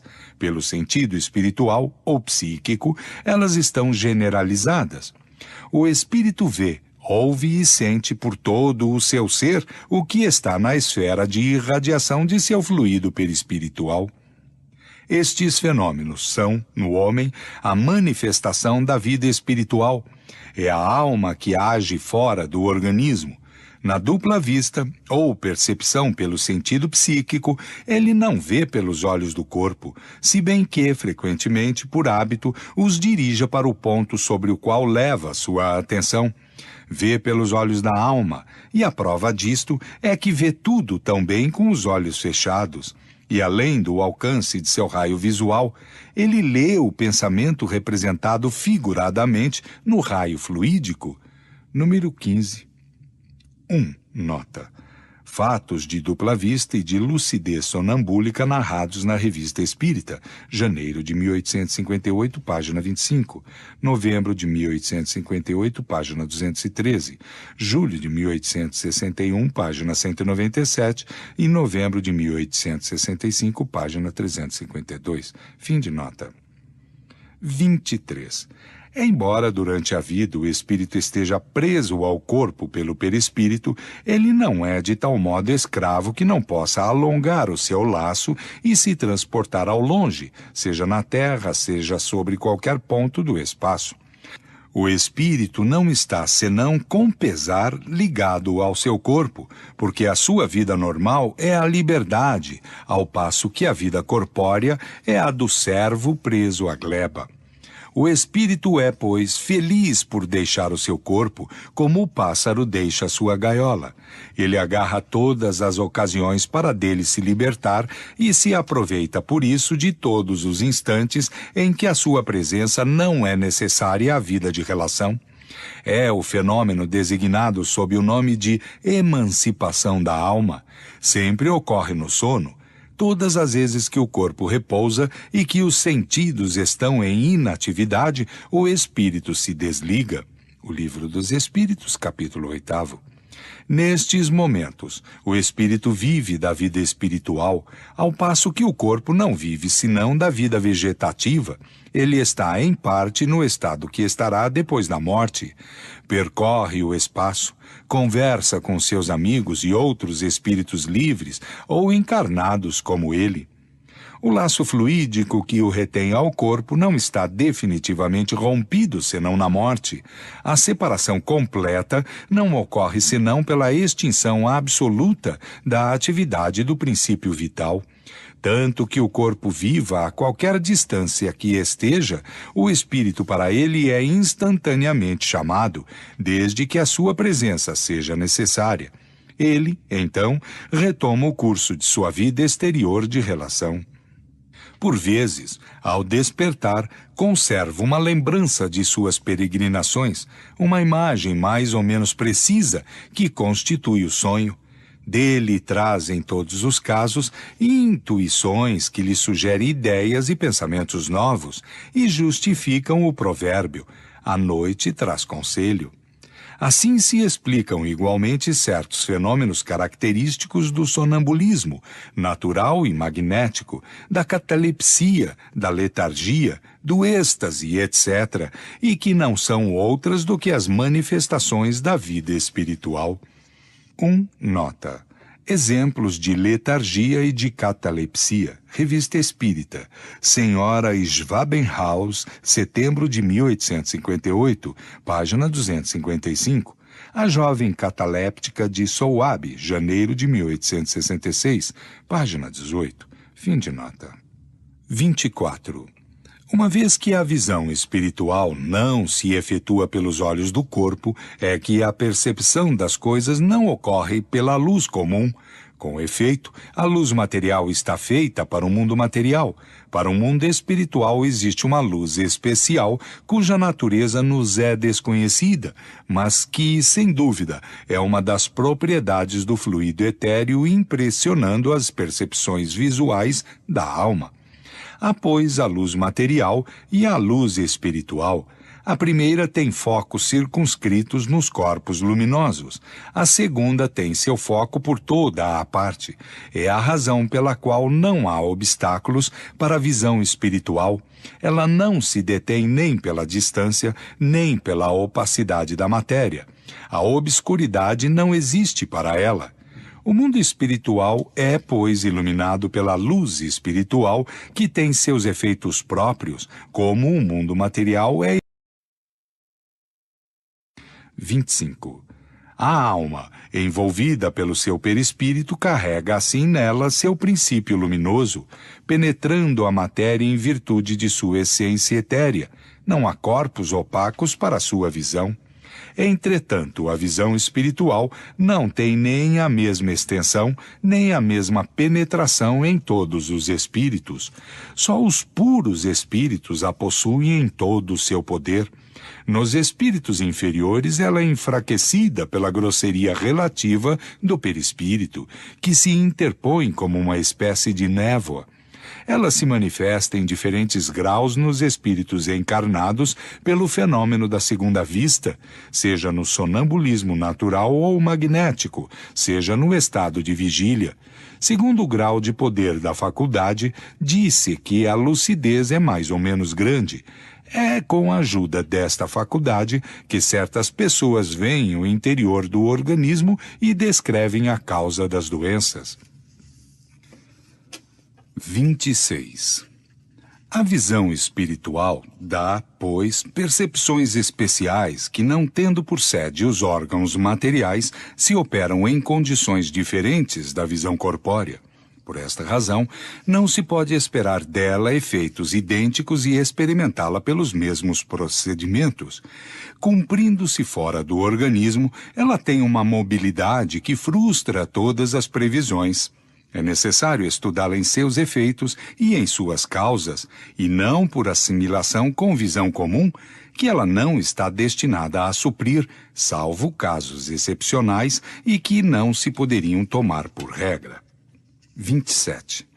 A visão espiritual É necessariamente incompleta e imperfeita entre os espíritos encarnados e, por consequência, sujeita a aberrações. Tendo a sua sede na própria alma, o estado da alma deve influir sobre as percepções que ela dá. Segundo o grau de seu desenvolvimento, as circunstâncias e o estado moral do indivíduo, ela pode dar, seja no sono, seja no estado de vigília.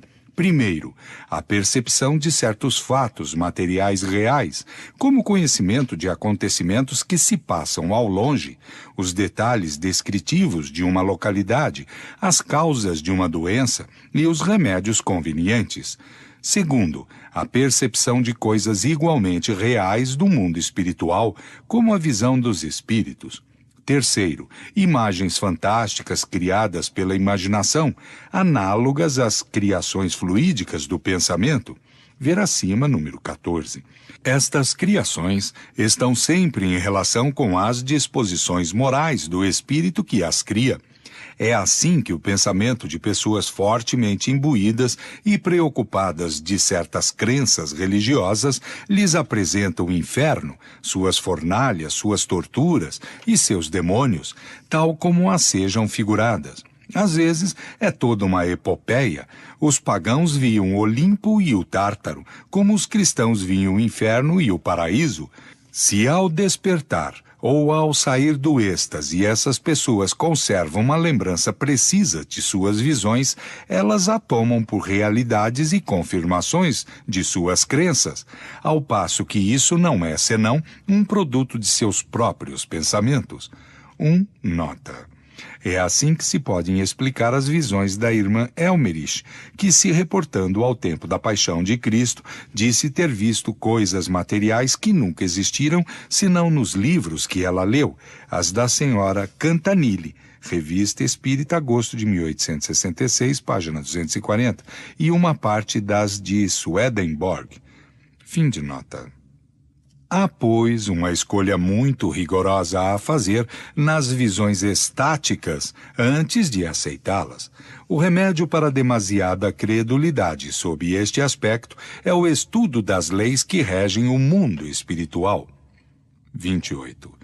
Os sonhos, propriamente ditos, apresentam as três naturezas de visões descritas acima, e as duas primeiras que pertencem aos sonhos de previsões, pressentimentos e advertências. Nota. Ver capítulo 16º, Teoria da Presciência, números 1, 2 e 3. Fim de nota. É na terceira, quer dizer, nas criações fluídicas do pensamento, que se pode encontrar a causa de certas imagens fantásticas, que nada têm de real com relação à vida material, mas que têm para o espírito uma realidade por vezes tal que o corpo lhe sofre o contragolpe, e que se tem visto os cabelos embranquecerem sob a impressão de um sonho. Estas criações podem ser provocadas pelas crenças exaltadas, por lembranças retrospectivas, pelos gostos, os desejos, as paixões, o medo, os remorsos, pelas preocupações habituais, pelas necessidades do corpo ou um embaraço nas funções do organismo, enfim, por outros espíritos com um fim benevolente ou malévolo, segundo a sua natureza. 2. Nota. Revista Espírita, junho de 1866, página 172. Setembro de 1866, página 284. O Livro dos Espíritos, capítulo 8º, número 400. Fim de nota. Catalepsia. Ressurreições. 29. A matéria inerte é insensível. O fluido perispiritual o é também, mas ele transmite a sensação ao centro sensitivo, que é o espírito. As lesões dolorosas do corpo repercutem, pois, no espírito como um choque elétrico, por intermédio do fluido perispiritual, do qual os nervos parecem ser os fios condutores. É influxo nervoso dos fisiologistas que, não conhecendo as relações desse fluido com o princípio espiritual, dele não puderam explicar todos os efeitos. Esta interrupção pode ter lugar pela separação de um membro ou a secção de um nervo, mas também parcialmente ou de maneira geral e sem nenhuma lesão no momento de emancipação, de grande superexcitação ou preocupação do espírito. Nesse estado, o espírito não pensa mais no corpo e em sua febril atividade. Ele atrai, por assim dizer, a ele o fluido perispiritual, que, se retirando da superfície, ali produz uma insensibilidade momentânea. Poder-se-ia ainda admitir que, em certas circunstâncias, se produz no próprio fluido perispiritual uma modificação molecular que lhe tira temporariamente a propriedade de transmissão.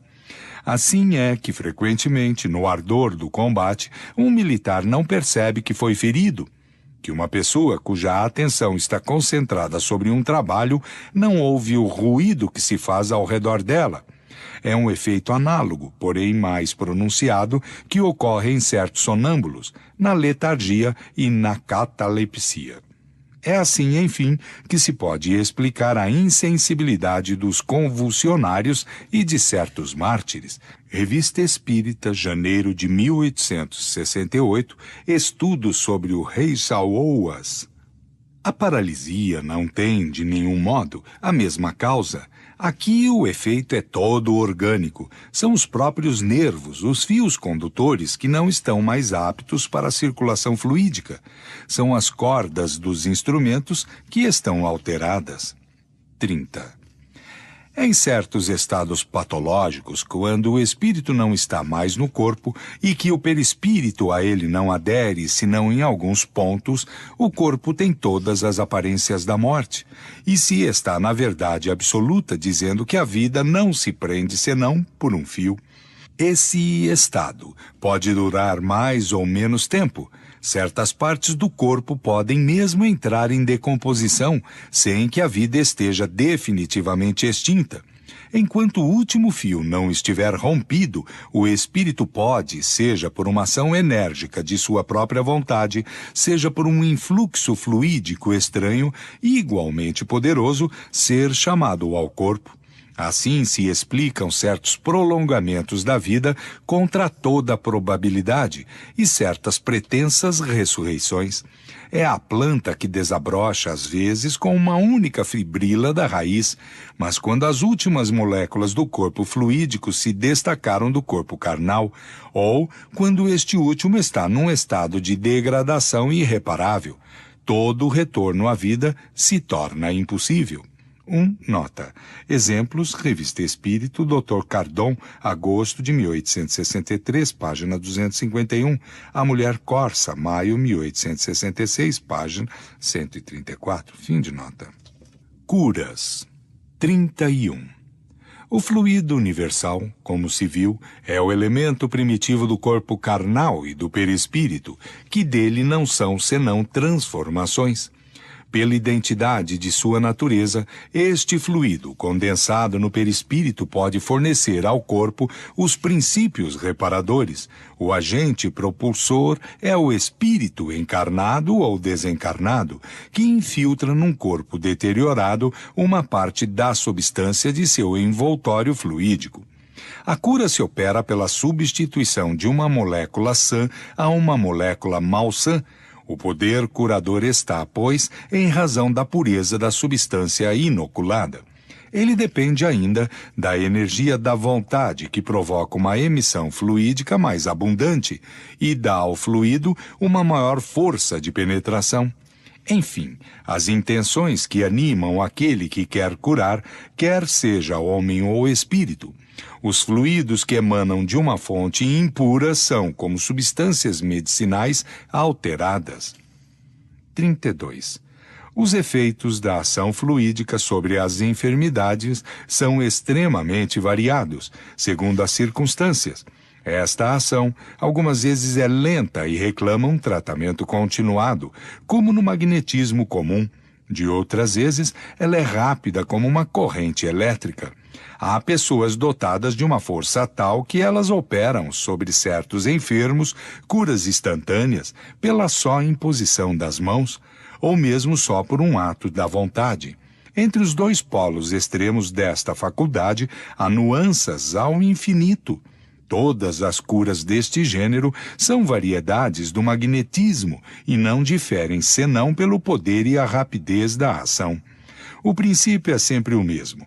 É o fluido que desempenha o papel de agente terapêutico e cujos efeitos estão subordinados à sua qualidade e às suas circunstâncias especiais. 33. A ação magnética pode se produzir de várias maneiras. Primeiro, pelo próprio fluido do magnetizador. É o magnetismo propriamente dito, ou magnetismo humano, cuja ação está subordinada ao poder e, sobretudo, à qualidade do fluido. Segundo, pelo fluido dos espíritos agindo diretamente e sem intermediário sobre um encarnado, seja para curar ou acalmar um sofrimento, seja para provocar o sono sonambúlico espontâneo, seja para exercer sobre o indivíduo uma influência física ou moral qualquer. É um magnetismo espiritual cuja qualidade está em razão das qualidades do espírito. 1. Nota. Exemplos. Revista Espírita, fevereiro de 1863, página 64. Abril, 1865, página 113. Setembro, 1865, página 264. Fim de nota. Terceiro, pelos fluidos que os espíritos despejam sobre um magnetizador e ao qual este serve de condutor.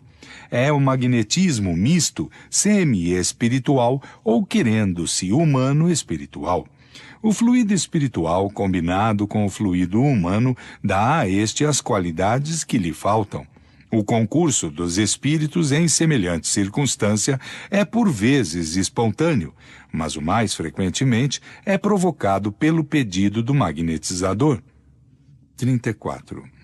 A faculdade de curar por influência fluídica é muito comum e pode se desenvolver pelo exercício, mas a de curar instantaneamente pela imposição das mãos é mais rara e o seu apogeu pode ser considerado como excepcional. Entretanto, foram vistos em diversas épocas e quase entre todos os povos indivíduos que a possuíam em grau eminente. Nestes últimos tempos, viram-se vários exemplos notáveis, cuja autenticidade não pode ser contestada, uma vez que estas espécies de cura repousam sobre um princípio natural e que o poder de operá-las não é um privilégio, é que elas não saem da natureza e não têm de miraculosa senão a aparência. 2. Nota. Exemplos de curas instantâneas reportadas na Revista Espírita. O Príncipe de Hohenlohe, dezembro de 1866, página 368. Jacob, outubro e novembro, 1866, páginas 312 e 345. Outubro e novembro de 1867, páginas 306 e 339. Simonet, agosto 1867, página 232. Caid Hassan, outubro de 1867, página 303. O cura Gassner, novembro de 1867, página 331. Fim de nota. Aparições. Transfigurações. 35. Em seu estado normal, o perispírito é invisível para nós, mas como está formado com matéria etérea, o espírito pode, em certas circunstâncias, fazê-lo sofrer, por um ato de sua vontade, uma modificação molecular que o torne momentaneamente visível. É assim que se produzem as aparições, que não mais do que os outros fenômenos não estão fora das leis da natureza. Este não é mais extraordinário do que aquele do vapor, que é invisível quando está muito rarefeito e que se torna visível quando está condensado.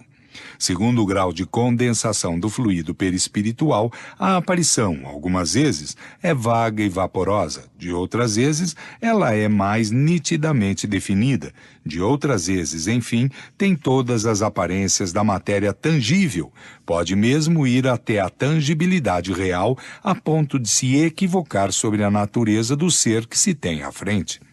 As aparições vaporosas são frequentes e ocorrem a miúde quando os indivíduos se apresentam assim, depois de sua morte, às pessoas que estimam.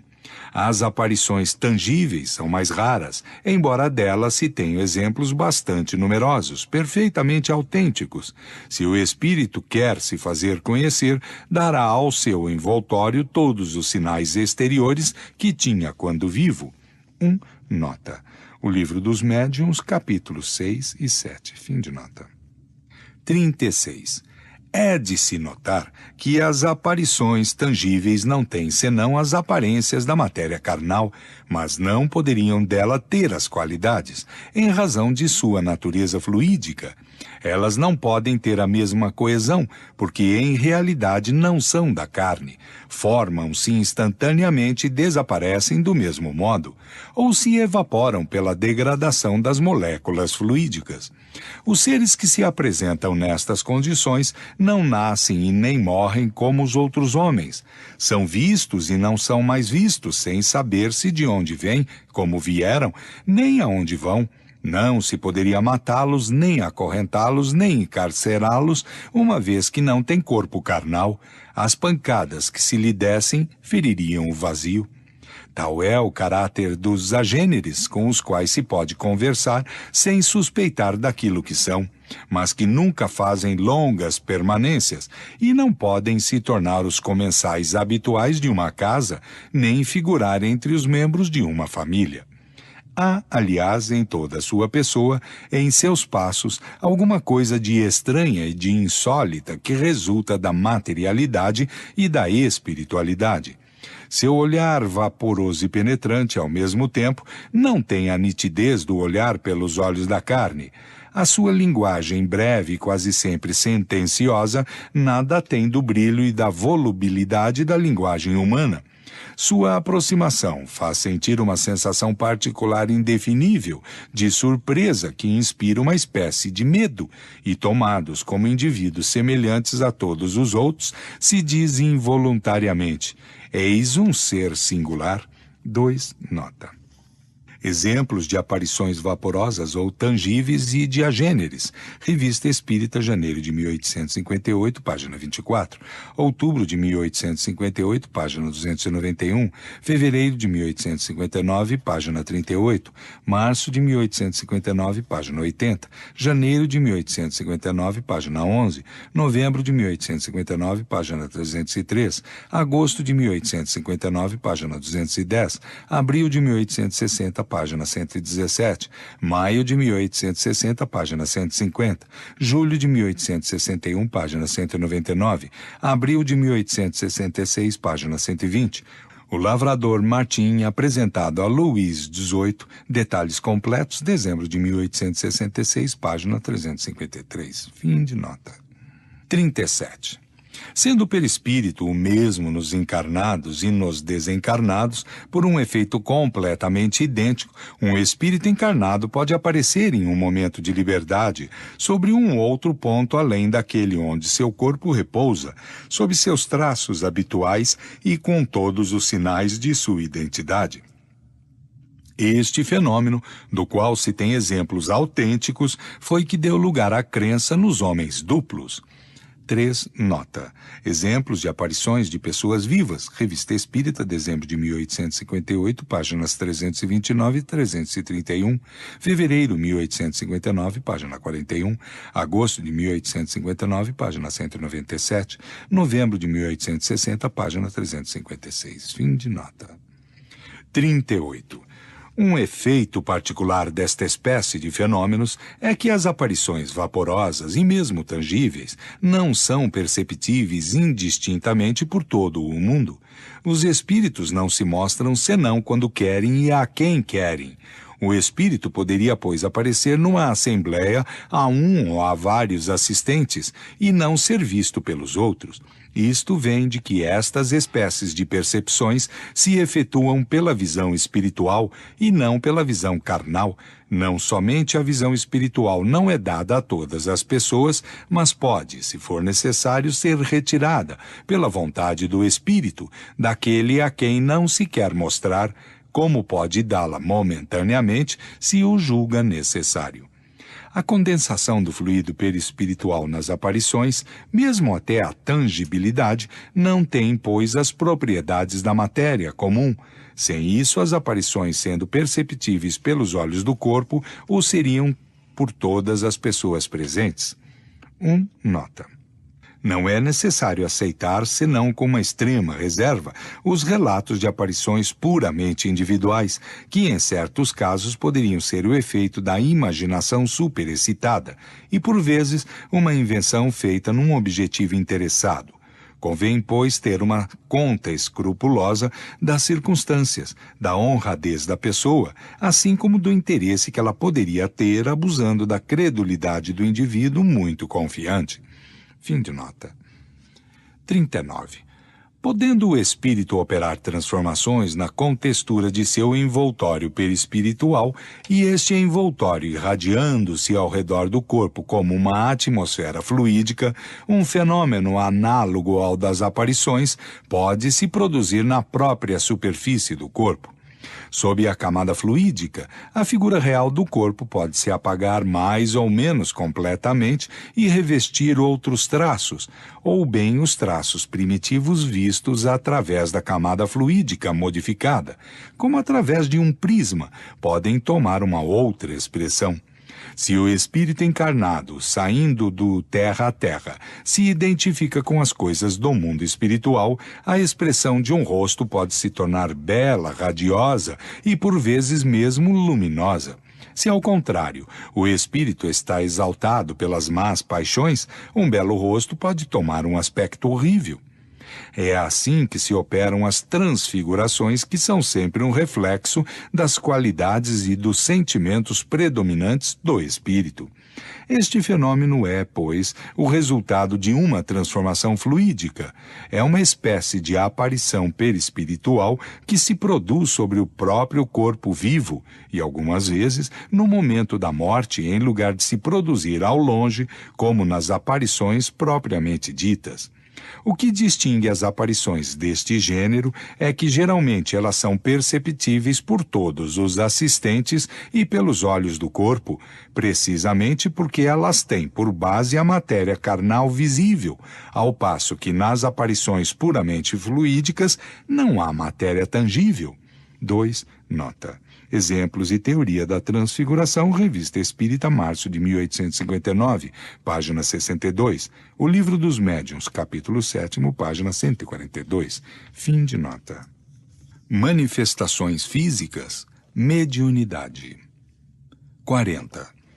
Os fenômenos das mesas girantes e falantes, da suspensão etérea dos corpos pesados, da escrita medianímica, tão antigo quanto o mundo, mais vulgares hoje, dão a chave de alguns fenômenos análogos espontâneos, aos quais, na ignorância da lei que os regia, lhes atribuíram um caráter sobrenatural e miraculoso. Esses fenômenos repousam sobre as propriedades do fluido perispiritual, seja de encarnados, seja de espíritos livres. 41. É com a ajuda de seu perispírito que o espírito age sobre o seu corpo vivo.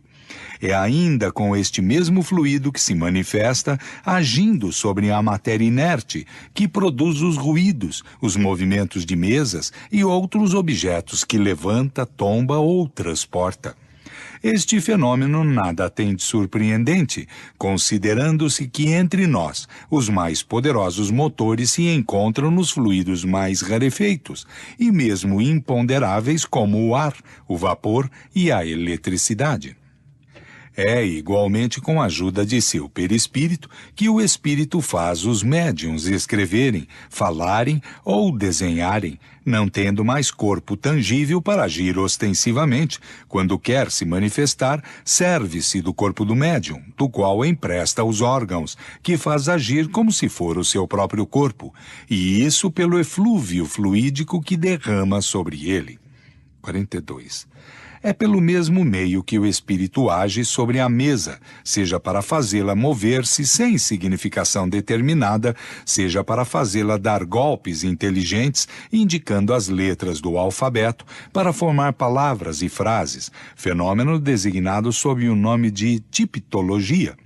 A mesa não é, aqui, senão um instrumento de que ele se serve, como faz do lápis para escrever. Dá-lhe uma vitalidade momentânea pelo fluido com a qual a penetra, mas não se identifica com ela. As pessoas que, em sua emoção, vendo se manifestar um ser que lhe é querido, se abraçam à mesa, fazem um ato ridículo, porque é absolutamente como se abraçassem o bastão de que um amigo se serve para dar pancadas.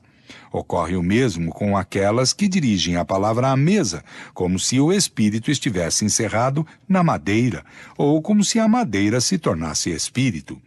Quando as comunicações ocorrem por este meio, é necessário supor o espírito, não a mesa, mas ao lado, tal como era quando vivo, e tal como seria visto se nesse momento pudesse se tornar visível. A mesma coisa ocorre nas comunicações pela escrita. Ver se há o espírito ao lado do médium, dirigindo a sua mão ou transmitindo-lhe o seu pensamento por uma corrente fluídica. 43.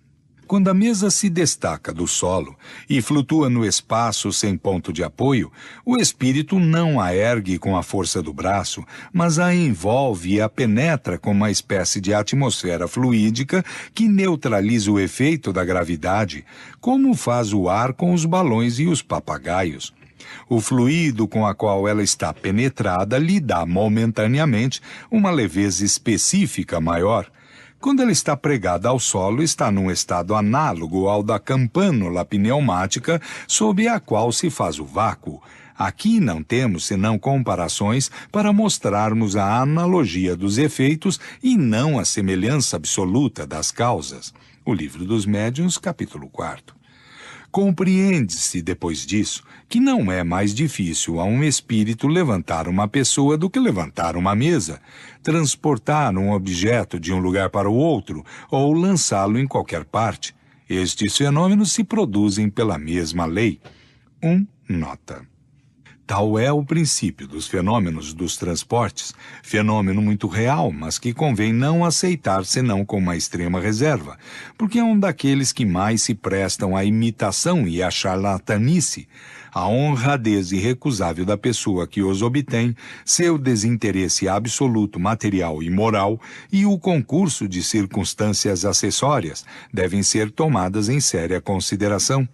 É necessário, sobretudo, desconfiar da excessiva facilidade com que tais efeitos são produzidos e ter por suspeitos aqueles que se renovam muito frequentemente e, por assim dizer, à vontade. Os prestidigitadores fazem coisas mais extraordinárias. O erguimento de uma pessoa é um fato não menos positivo, mas muito mais raro, talvez porque é mais difícil imitá-lo. É notório que o Sr. Home, mais de uma vez, se elevou até o teto, fazendo a volta da sala. Disse que São Cupertino tinha a mesma faculdade e que não é mais miraculoso para um do que para o outro. Fim de nota. Quando a mesa persegue alguém, não é o espírito quem corre, porque ele pode permanecer tranquilamente no mesmo lugar, mas lhe dá impulso por uma corrente fluídica com a ajuda do qual a faz mover à sua vontade. Quando os golpes se fazem ouvir nas mesas ou em outra parte, o espírito não bate nem com sua mão, nem com objeto qualquer. Ele dirige, sob o ponto onde parte o ruído, um jato de fluido que produz o efeito de um choque elétrico. Ele modifica o ruído como se podem modificar os sons produzidos pelo ar. 2. Nota. Exemplos de manifestações materiais e de perturbações pelos espíritos.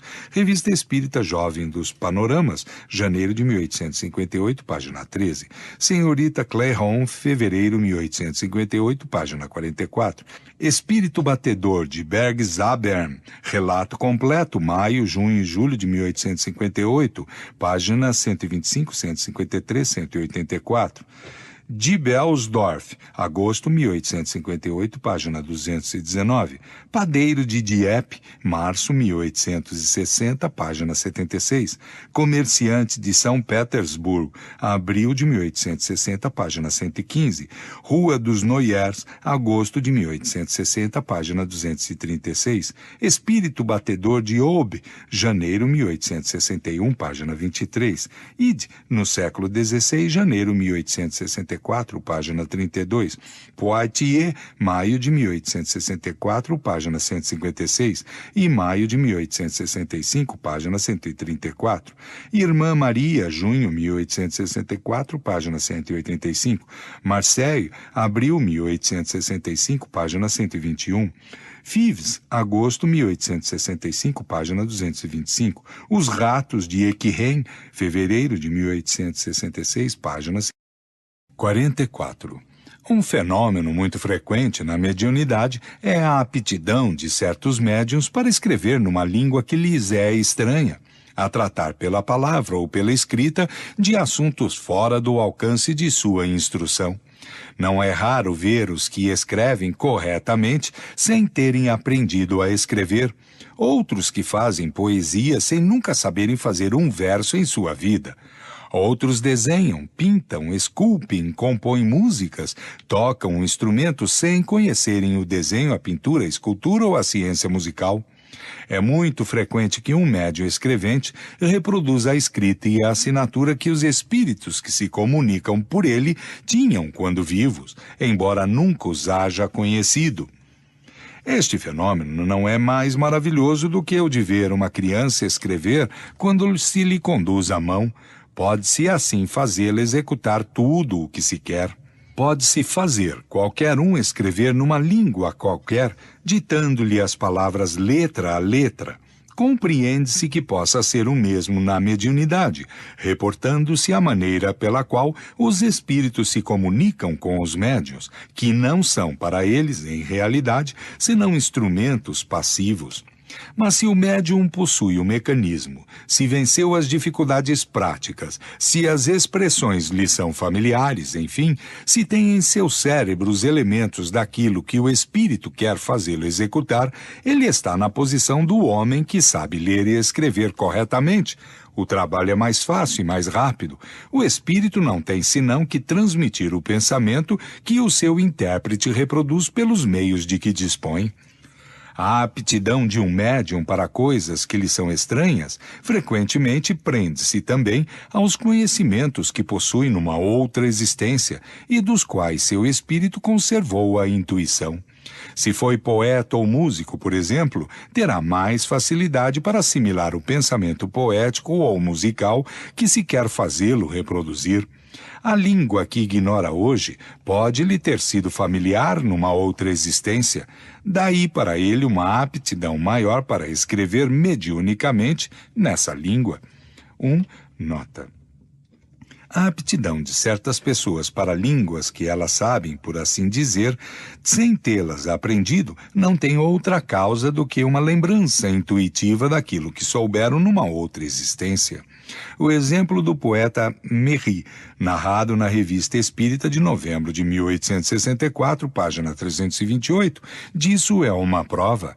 É evidente que se o Sr. Méry fora médium em sua juventude, teria escrito em latim tão facilmente quanto em francês e ter-se-ia apregoado o prodígio. Fim de nota. Obsessões e possessões. 45. Os maus espíritos pululam ao redor da Terra, em consequência da inferioridade moral de seus habitantes. Sua ação malfazeja faz parte dos flagelos aos quais a humanidade está exposta neste mundo. A obsessão, que é um dos efeitos desta ação, como as doenças e todas as atribulações da vida, deve, pois, ser considerada como uma prova ou uma expiação e aceita como tal. A obsessão é a ação persistente que um mau espírito exerce sobre um indivíduo. Ela apresenta caracteres muito diferentes, desde a simples influência moral, sem sinais exteriores sensíveis, até a perturbação completa do organismo e das faculdades mentais. Ela oblitera todas as faculdades mediúnicas. Na mediunidade auditiva e psicográfica, se traduz pela obstinação de um espírito em se manifestar com a exclusão de todos os outros. 46. Do mesmo modo que as doenças são resultado das imperfeições físicas que tornam o corpo acessível às influências perniciosas exteriores, a obsessão é sempre o resultado de uma imperfeição moral que a torna presa de um mau espírito. A uma causa física opõe-se uma força física. A uma causa moral é necessário se opor uma força moral. Para se preservar das doenças, fortifica-se o corpo. Para se garantir da obsessão, é necessário fortificar a alma. Daí para o obsidiado a necessidade de trabalhar no seu próprio melhoramento, o que, o mais frequentemente, basta para desembaraçá-lo do obsessor, sem o socorro de pessoas estranhas. Esse socorro se torna necessário quando a obsessão degenera em subjugação e em possessão, porque então o paciente perde, às vezes, a sua vontade e o seu livre-arbítrio. A obsessão é, quase sempre, o fato de uma vingança exercida por um espírito e que, o mais frequentemente, tem a sua fonte nas relações que o obsidiado teve com ele numa precedente existência. Nos casos de obsessão grave, o obsidiado está como envolvido e impregnado com um fluido pernicioso, que neutraliza a ação dos fluidos salutares e os repele. É deste fluido que é necessário desembaraçar-se. Ora, um mau fluido não pode ser repelido por um mau fluido. Por uma ação idêntica à de um médium curador, no caso de doença, é necessário expulsar o fluido mau com a ajuda de um fluido melhor. Isto é a ação mecânica, mas que nem sempre basta. É necessário também, e sobretudo, agir sobre o ser inteligente com o qual é preciso ter o direito de falar com autoridade, e esta autoridade não é dada senão pela superioridade moral. Quanto maior é esta, tanto maior é a autoridade. Ainda não é tudo. Para assegurar a libertação, é necessário levar o espírito perverso a renunciar aos seus maus desejos. É preciso fazer nascer nele o arrependimento e o desejo do bem com a ajuda de instruções habilmente dirigidas nas evocações particulares feitas com vista à sua educação moral. Então, pode-se ter a doce satisfação de livrar um encarnado e converter um espírito imperfeito. A tarefa se torna mais fácil quando o obsidiado, compreendendo a sua situação, traz o seu concurso de vontade e de prece.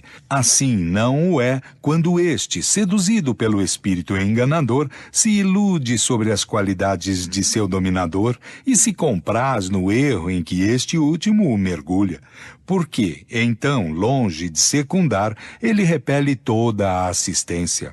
É o caso da fascinação, sempre infinitamente mais rebelde do que a mais violenta subjugação. O Livro dos Médiuns, capítulo 23. Em todos os casos de obsessão, a prece é o mais poderoso auxiliar para agir contra o espírito obsessor. 47. Na obsessão, o espírito age exteriormente com a ajuda de seu perispírito, que ele identifica com o do encarnado. Este último se encontra, então, como numa rede e constrangido a agir contra a sua vontade. Na possessão, em lugar de agir exteriormente, o espírito livre se substitui, por assim dizer, ao espírito encarnado, faz eleição de domicílio em seu corpo, sem, contudo, que este o deixe definitivamente, o que não pode ocorrer senão na morte.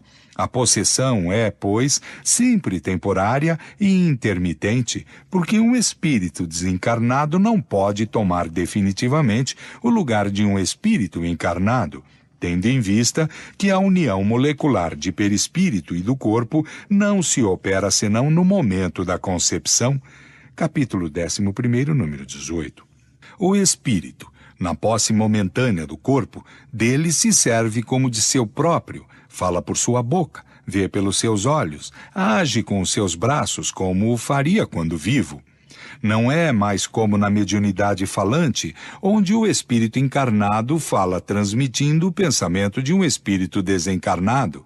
É este último, ele mesmo, quem fala e age, e se foi conhecido quando vivo, será reconhecido pela sua linguagem, pela sua voz, pelos seus gestos e até pela expressão de sua fisionomia.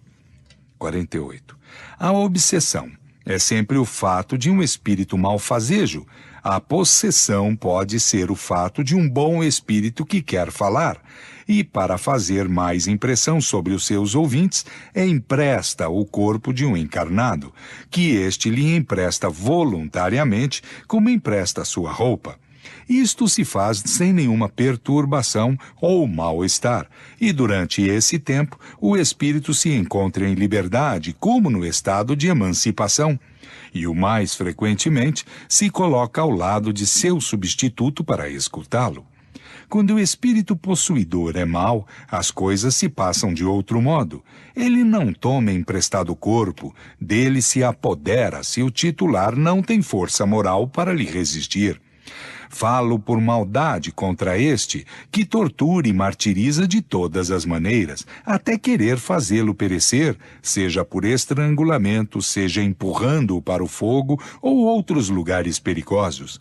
Servindo-se dos membros e dos órgãos do infeliz paciente, blasfema, injuria e maltrata aqueles que o cercam. Entrega-se a excentricidades e atos que têm todos os caracteres da loucura furiosa. Os fatos deste gênero, em diferentes graus de intensidade, são muito numerosos, e muitos dos casos de loucura não têm outra causa. Frequentemente a isso se juntam desordens patológicas, que não são senão consecutivas, e contra as quais os tratamentos médicos são impotentes, enquanto subsiste a causa primeira. O Espiritismo, fazendo conhecer esta fonte de uma parte das misérias humanas, indica o meio de remediá-las. O meio é agir sobre o autor do mal, que, sendo um ser inteligente, deve ser tratado pela inteligência. 1. Nota. Exemplos de curas de obsessões e de possessões. Revista Espírita, dezembro de 1863, página 373. Janeiro de 1864, página 11. Junho de 1864, página 168. Janeiro de 1865, página 5. Junho de 1865, página 172. De fevereiro, 1866, página 38. Junho, 1867, página 174. Fim de nota. 49. A obsessão e a possessão, o mais frequentemente, são individuais, mas às vezes são epidêmicas. Quando uma nuvem de maus espíritos se abate sobre uma localidade, é como quando uma tropa de inimigos vem invadi-la. Neste caso, o número de indivíduos atingidos pode ser considerável. 2. Nota. Foi uma epidemia deste gênero que graçou há alguns anos na aldeia de Morzine, em Savoie. Ver a narração completa na Revista Espírita de dezembro de 1862, página 353. De janeiro, fevereiro, abril e maio de 1863, páginas 133, 101 e 133. Capítulo 15. Os milagres do Evangelho. Superioridade da natureza de Jesus. Sonhos, estrela dos magos, dupla vista, curas, possuídos, ressurreições. Jesus anda sobre a água. Transfiguração, tempestade acalmada, bodas de Caná, multiplicação dos pães, a tentação de Jesus, prodígios na morte de Jesus, aparição de Jesus depois de sua morte, desaparecimento do corpo de Jesus. Superioridade da natureza de Jesus. 1. Os fatos narrados no Evangelho, e que foram até aqui considerados como miraculosos, pertencem, na maioria, à ordem dos fenômenos psíquicos, quer dizer, daqueles que têm por causa primeira as faculdades e os atributos da alma. Aproximando-os daqueles que estão descritos e explicados no capítulo precedente, reconhece-se sem dificuldade que há entre eles identidade de causa e de efeito. A história mostra os análogos em todos os tempos e em todos os povos, pela razão que, desde que há almas encarnadas e desencarnadas, os mesmos efeitos devem ter se produzido. Pode-se, é verdade, contestar sobre este ponto a veracidade da história, mas hoje eles se produzem sob os nossos olhos, por assim dizer, à vontade, e por indivíduos que nada têm de excepcional. Só o fato da reprodução de um fenômeno em condições idênticas basta para provar que é possível e submetido a uma lei, e que, desde então, não é mais miraculoso. O princípio dos fenômenos psíquicos repousa, como se viu, sobre as propriedades do fluido perispiritual, que constitui o agente magnético, sobre as manifestações da vida espiritual, durante a vida e depois da morte, enfim, sobre o estado constitutivo dos espíritos e o seu papel como força ativa da natureza. Estes elementos conhecidos e seus efeitos constatados têm por consequência fazer admitir a possibilidade de certos fatos que eram rejeitados quando se lhes atribuía uma origem sobrenatural. 2. Sem nada prejulgar sobre a natureza do Cristo, que não entra no quadro desta obra a examinar, e não o considerando por hipótese, senão um espírito superior, não se pode impedir de reconhecer nele um daqueles de ordem mais elevada, e que está colocado pelas suas virtudes bem acima da humanidade terrestre. Pelos imensos resultados que ele produziu, a sua encarnação neste mundo não poderia ser senão uma dessas missões que não são confiadas senão aos mensageiros diretos da divindade, para o cumprimento de seus desígnios. Supondo que ele não fosse o próprio Deus, mas um enviado de Deus para transmitir a sua palavra, ele seria mais do que um profeta, porque seria um Messias divino. Como homem, tinha a organização dos seres carnais, mas como espírito puro, desligado da matéria, deveria viver a vida espiritual mais do que a vida corpórea, da qual não tinha as fraquezas. A superioridade de Jesus sobre os homens não se prendia às particularidades de seu corpo, mas às de seu espírito, que dominava a matéria de maneira absoluta, e a de seu perispírito, aurida na parte mais quintessenciada dos fluidos terrestres. Capítulo 14, número 9. Sua alma não devia prender-se ao corpo senão pelos laços estritamente indispensáveis. Constantemente desligado, devia dar-lhe uma dupla vista, não somente permanente, mas de uma penetração excepcional e bem de outro modo superior àquela que se vê entre os homens comuns. Deveria ser do mesmo modo em todos os fenômenos que dependem dos fluidos perispirituais ou psíquicos. A qualidade destes fluidos lhe dava uma imensa força magnética, secundada pelo desejo incessante de fazer o bem. Nas curas que ele operava, agia como médium. Pode-se considerá-lo como um poderoso médium curador? Não, porque o médium é um intermediário, um instrumento de que se servem os espíritos desencarnados. Ora, o Cristo não tinha necessidade de assistência, ele que assistia os outros, agia, pois, por si mesmo, em virtude de seu poder pessoal, assim como podem fazê-lo os encarnados em certos casos e na medida de suas forças. Que espírito, aliás, ousaria insuflar-lhe seus próprios pensamentos e encarregá-lo de transmiti-los? Se recebesse um influxo estranho, este não poderia ser senão de Deus, segundo a definição dada por um espírito. Ele era médium de Deus. Sonhos. 3. José, diz o Evangelho, foi advertido por um anjo, que lhe apareceu em sonho e lhe disse para fugir para o Egito com um menino. São Mateus, capítulo 2, versículos de 19 a 23. As advertências pelos sonhos desempenham um grande papel nos livros sagrados de todas as religiões. Sem garantir a exatidão de todos os fatos narrados e sem discuti-los, o fenômeno em si mesmo nada tem de anormal. Quando se sabe que o tempo do sono é aquele em que o espírito, se desligando dos laços da matéria, entra momentaneamente na vida espiritual, onde se encontra com aqueles que conheceu. É neste momento, frequentemente, que os espíritos protetores escolhem para se manifestarem aos seus protegidos e dar-lhes conselhos mais diretos.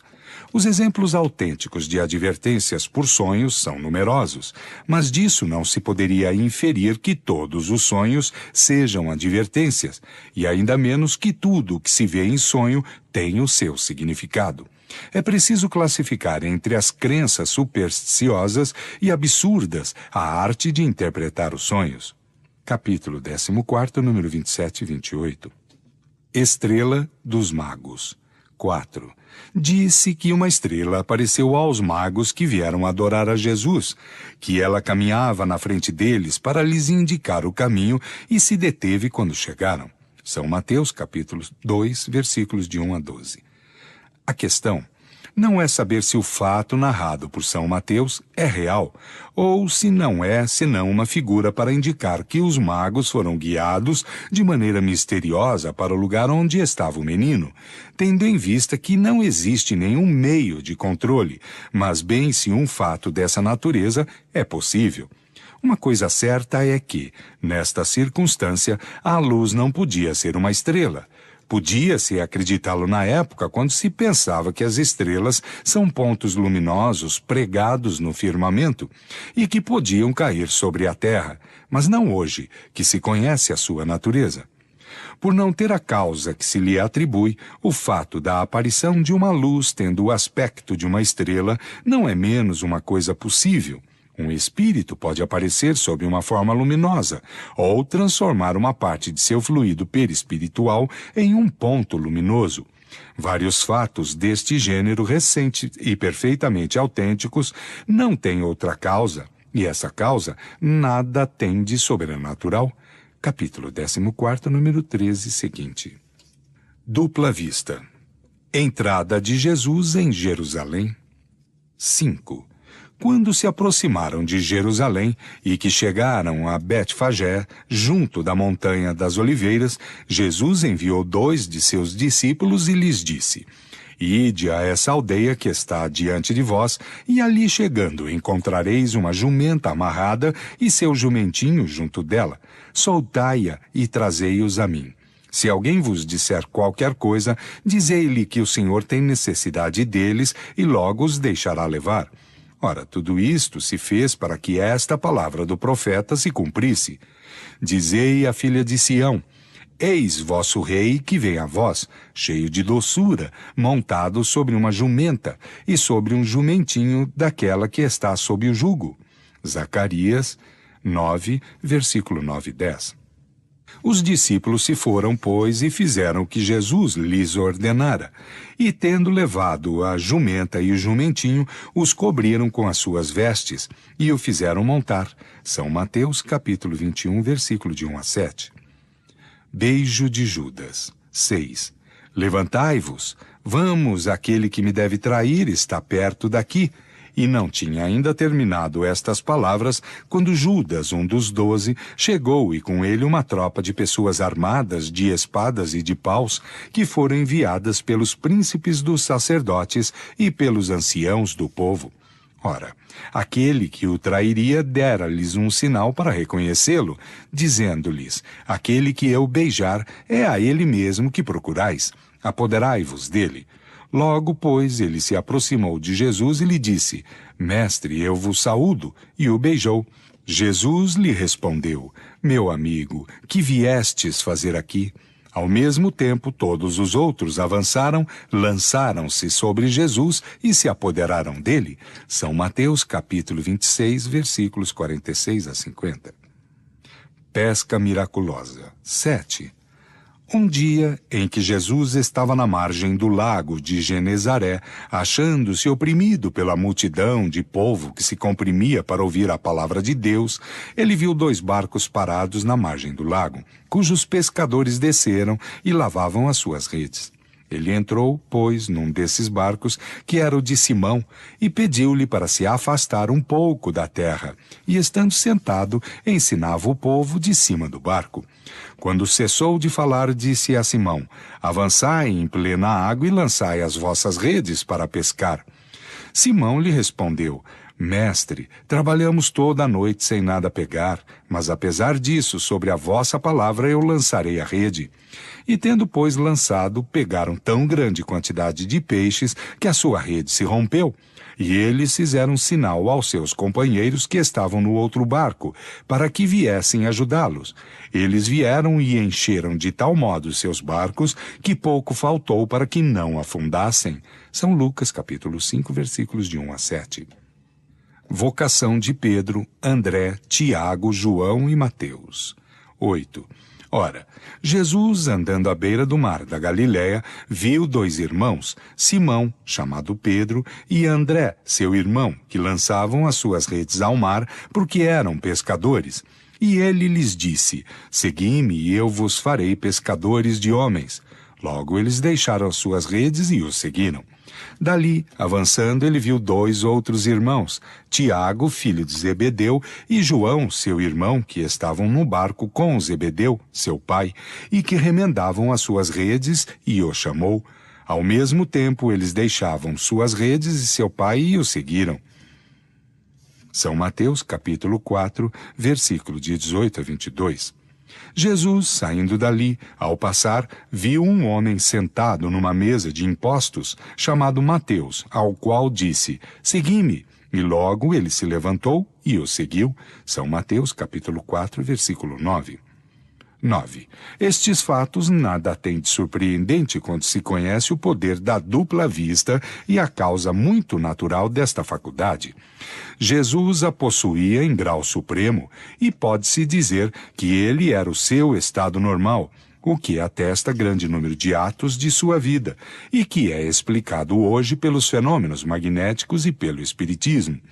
A pesca, qualificada de maravilhosa, se explica, igualmente, pela dupla vista. Jesus não produziu espontaneamente peixes, ali onde eles não existiam. Ele viu como o teria podido ver um lúcido desperto, pela visão da alma, o lugar onde se encontravam e pôde dizer, com segurança, aos pescadores que ali lançassem as suas redes. A penetração do pensamento e, por conseguinte, certas previsões são a consequência da visão espiritual. Quando Jesus chama a si Pedro, André, Tiago, João e Mateus, seria necessário que conhecesse as suas disposições íntimas para saber que o seguiriam e que eram capazes de cumprir a missão da qual deveria encarregá-los. Seria necessário que eles mesmos tivessem a intuição dessa missão para se abandonarem a ele. Ocorreu o mesmo no dia da ceia, quando anunciou que um dos 12 o trairia e o designou dizendo que seria aquele que pusesse a mão no prato, e quando disse que Pedro o renegaria. Em muitos lugares do Evangelho disse: mas Jesus, conhecendo o seu pensamento, lhes disse: ora, como poderia conhecer o seu pensamento se isso não for, ao mesmo tempo, pela irradiação fluídica que lhe levava a esse pensamento e a visão espiritual que lhe permitia ler no foro interior dos indivíduos? Então, frequentemente, quando se crê um pensamento profundamente oculto nas dobras da alma, não se desconfia que se carrega em si um espelho que o reflete, um revelador na sua própria irradiação fluídica, que dele está impregnada. Vendo-se o mecanismo do mundo invisível que nos cerca, as ramificações desses fios condutores do pensamento que religam todos os seres inteligentes, corpóreos e incorpóreos, os eflúvios fluídicos carregados com as marcas do mundo moral e que, como correntes aéreas, atravessam o espaço, ficar-se-ia menos surpreso com certos efeitos que a ignorância atribui ao acaso. Capítulo 14, números 15, 22 e seguintes. Curas. perda de sangue. 10. Então, uma mulher enferma com uma perda de sangue há 12 anos, que muito sofrera nas mãos de vários médicos e que, tendo gasto todos os seus bens com ele, não recebera nenhum alívio, mas se achava cada vez pior. Tendo ouvido falar de Jesus, veio na multidão por trás e tocou as suas vestes, porque ela dizia: se eu puder tocar somente as suas vestes, estarei curada. No mesmo instante, a fonte do sangue que ela perdia secou e sentiu em seu corpo que estava curada dessa doença. No mesmo instante, Jesus, conhecendo em si mesmo a virtude que dele saíra, retornou para o meio da multidão e disse: quem tocou as minhas vestes? Seus discípulos lhe disseram: vedes que a multidão vos comprime de todos os lados e perguntais quem vos tocou? E ele olhava tudo ao seu redor para ver aquela que o tocara. Mas essa mulher, que sabia o que se passara com ela, tomada de medo e de pavor, veio se lançar aos seus pés e lhe declarou toda a verdade. E Jesus lhe disse: minha filha, a vossa fé vos salvou.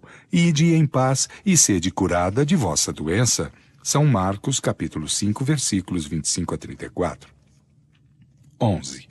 Estas palavras, conhecendo em si mesmo a virtude que dele saíra, são significativas. Elas exprimem o movimento fluídico que se operou de Jesus para a mulher enferma. Ambos sentiram a ação que acabara de se produzir. É notável que o efeito não foi provocado por nenhum ato da vontade de Jesus. Ele não fez nem magnetização e nem imposição das mãos. A irradiação fluídica normal bastou para operar a cura. Mas por que essa irradiação se dirigiu para essa mulher antes que para os outros, uma vez que Jesus não pensava nela e que estava cercado pela multidão?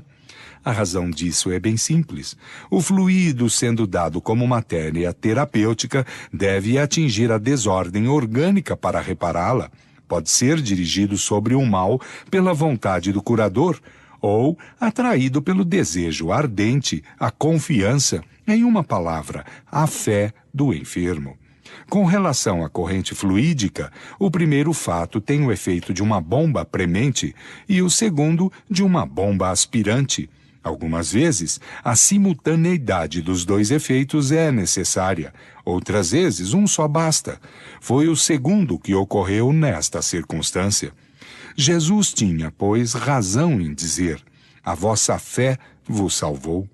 Compreende-se aqui que a fé não é a virtude mística, tal como certas pessoas a entendem, mas uma verdadeira força atrativa, ao passo que aquele que não a tem opõe à corrente fluídica uma força repulsiva, ou pelo menos uma força de inércia que paralisa a ação. Segundo isto, compreende-se que dois enfermos atingidos pelo mesmo mal, estando em presença de um curador, um pode ser curado e o outro não. Está aí um dos princípios mais importantes da mediunidade curadora e que explica, por uma causa muito natural, certas anomalias aparentes. Capítulo 14, números 31, 32 e 33. Cego de Betsaída, 12. Tendo chegado a Betsaída, levaram-lhe um cego que lhe pedia para tocá-lo, e tomando o cego pela mão, levou-o para fora da povoação. Colocou-lhe saliva sobre os olhos, e lhe tendo imposto as mãos, perguntou-lhe se via alguma coisa. Este homem, olhando, lhe disse: vejo andar homens que parecem árvores. Jesus lhe colocou ainda uma vez mais as mãos sobre os olhos, e ele começou a ver melhor, e enfim foi de tal modo curado que via distintamente todas as coisas.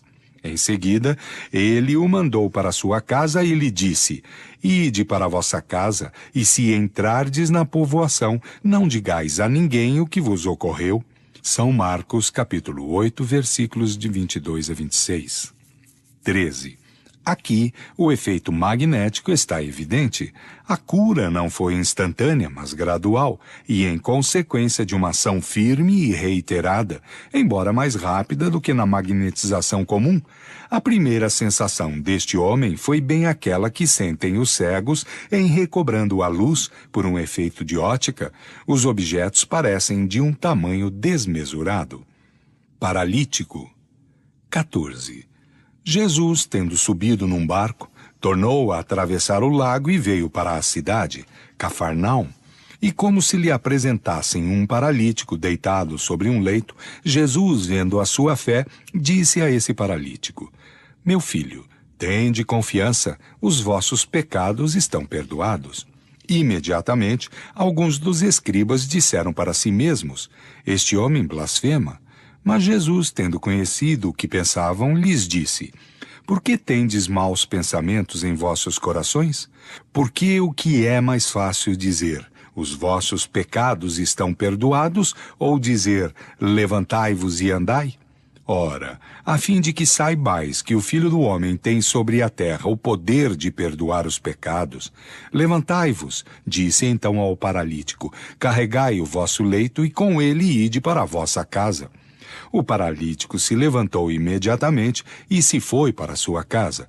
E o povo, vendo o milagre, se encheu de medo e rendeu glória a Deus por ter dado um tal poder aos homens. São Mateus, capítulo 9, versículo de 1 a 8. 15. O que poderiam significar estas palavras? Os vossos pecados estão perdoados. E em que poderiam servir para a cura? O Espiritismo disso dá a chave, como de uma infinidade de outras palavras incompreendidas até este dia. Ele nos ensina, pela lei da pluralidade das existências, que os males e as aflições da vida são, frequentemente, expiações do passado, e que sofremos, na vida presente, as consequências das faltas que cometemos numa existência anterior. Sendo as diferentes existências solidárias umas com as outras, até que se pague a dívida de suas imperfeições. Se, pois, a enfermidade deste homem era uma punição pelo mal que pôde cometer, dizendo-lhe, os vossos pecados estão perdoados, era dizer-lhe, pagastes a vossa dívida, a causa da vossa enfermidade está apagada pela vossa fé presente. Em consequência, mereceis estar livre da vossa enfermidade. Foi por isso que ele disse aos escribas: é mais fácil dizer, os vossos pecados estão perdoados que, levantai-vos e andai. A causa cessando, o efeito deve cessar. O caso é o mesmo que para um prisioneiro a quem se venha a dizer: o vosso crime está expiado e perdoado. O que equivaleria a dizer: podeis sair da prisão. Os 10 leprosos. 16. Um dia em que ia para Jerusalém e passava pelos confins da Samaria e da Galiléia, estando perto de entrar numa aldeia, 10 leprosos vieram diante dele, e se mantendo afastados, elevaram as suas vozes, dizendo-lhe: Jesus, nosso Senhor, tende piedade de nós. Quando os percebeu, disse-lhes: ide-vos mostrar aos sacerdotes, e como para lá iam, foram curados. Um deles, vendo que estava curado, retornou sobre os seus passos, glorificando a Deus em alta voz, e veio se lançar aos pés de Jesus, o rosto contra a terra, rendendo-lhe graças, e este era samaritano. Então Jesus disse: todos os 10 não foram curados? Onde estão, pois, os outros 9? Não se encontraram os que tenham retornado e que hajam dado glória a Deus, senão este estrangeiro. E disse-lhe: levantai-vos, ide, a vossa fé vos salvou. São Lucas, capítulo 17, versículos de 11 a 19. 17. Os samaritanos eram cismáticos, quase como os protestantes com relação aos católicos, e desprezados pelos judeus como heréticos. Jesus, curando indistintamente os samaritanos e os judeus, dava ao mesmo tempo uma lição e um exemplo de tolerância. E fazendo ressaltar que só o samaritano retornara para dar glória a Deus, mostrava que havia nele mais da verdadeira fé e mais reconhecimento do que naqueles que se diziam ortodoxos. acrescentando: a vossa fé vos salvou. Faz ver que Deus olha o fundo do coração e não a forma exterior de adoração. Entretanto, os outros foram curados. Era necessário para a lição que queria dar e provar a sua ingratidão. Mas quem sabe o que lhes terá resultado e se terão se beneficiado do favor que lhes concedera? Dizendo ao samaritano: a vossa fé vos salvou, Jesus dá a entender que não seria o mesmo com os outros. Mão seca. 18. Jesus entrou uma outra vez na sinagoga, onde encontrou um homem que tinha uma das mãos seca. E eles o observavam para ver se curava em dia de sábado, a fim de encontrarem um motivo para acusá-lo. Então disse ele a este homem, que tinha a mão seca: levantai-vos, mantendo-vos ali no meio. Depois lhe disse: é permitido no dia de sábado fazer o bem ou o mal, salvar a vida ou tirá-la? E eles permaneceram em silêncio. Mas, olhando-os com indignação, condoído que estava pela cegueira de seus corações, disse a esse homem: estendei a vossa mão. Ele estendeu, e ela se tornou sã. Imediatamente os fariseus, tendo saído, tiraram conselho contra ele com os herodianos, sobre o meio de perdê-lo. Mas Jesus se retirou com os seus discípulos para o mar, onde uma grande multidão de povo o seguia da Galiléia e da Judéia, de Jerusalém, da Idumeia e de além do Jordão. E aqueles das cercanias de Tiro e de Sidom, tendo ouvido falar das coisas que fazia, vieram em grande número encontrá-lo. São Marcos, capítulo 3, versículos 1 a 8. A mulher encurvada. 19. Jesus ensinava em uma sinagoga todos os dias de sábado. Um dia, viu uma mulher possuída por um espírito que a tornou doente desde os 18 anos, e ela era tão curvada que não podia, de modo nenhum, olhar para o alto. Jesus, vendo-a, chamou-a e disse: mulher, estais livre da vossa enfermidade. Ao mesmo tempo lhe impôs as mãos, e logo ela se endireitou, e disso deu graças a Deus. Mas o chefe da sinagoga, indignado porque Jesus curara num dia de sábado, disse ao povo: há 6 dias destinados ao trabalho, vinde todos esses dias para serem curados, e não nos dias de sábado. O Senhor, tomando a palavra, disse-lhe: hipócrita, há algum de vós que não solta seu boi ou seu asno da manjedoura no dia de sábado e não o conduz a beber? Por que, pois, não conviria livrar de seus laços em um dia de sábado esta filha de Abraão, que Satanás manteve assim ligada durante 18 anos? A estas palavras, todos os seus adversários ficaram confusos, e todo o povo estava arrebatado por vê-lo fazer tantas ações gloriosas. São Lucas, capítulo 13, versículos de 10 a 17. 20. Este fato prova que naquela época todas as enfermidades eram atribuídas ao demônio, e que se confundiam como hoje os possuídos com os enfermos.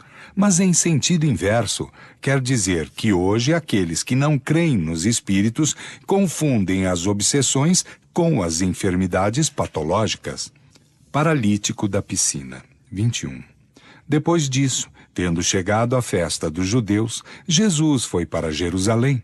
Ora, havia em Jerusalém a piscina das ovelhas, que se chama em hebreu Betsaída, que tinha 5 corredores, nos quais eram deitados em grande número os enfermos, cegos, coxos e aqueles que tinham os membros ressecados. E todos esperavam que a água se agitasse, porque o anjo do Senhor, em um certo tempo, descia nessa piscina e lhe agitava a água. E aquele que entrasse primeiro, depois que a água assim se agitasse, era curado qualquer que fosse a enfermidade que tivesse. Ora, havia ali um homem que estava enfermo há 38 anos. Jesus, tendo-o visto deitado e sabendo que estava enfermo há muito tempo, disse-lhe: quereis ser curado?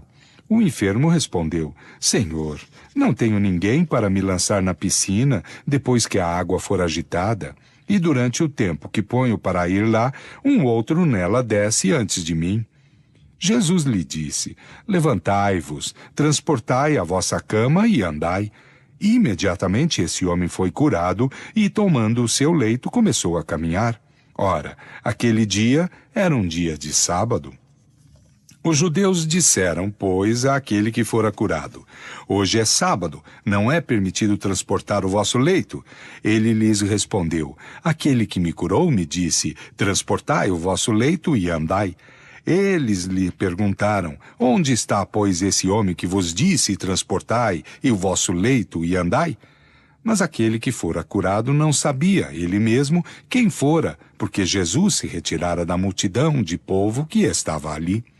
Depois, Jesus encontrou esse homem no templo e lhe disse: vede que estáis curado, não pequeis mais no futuro, de medo que não vos chegue alguma coisa pior.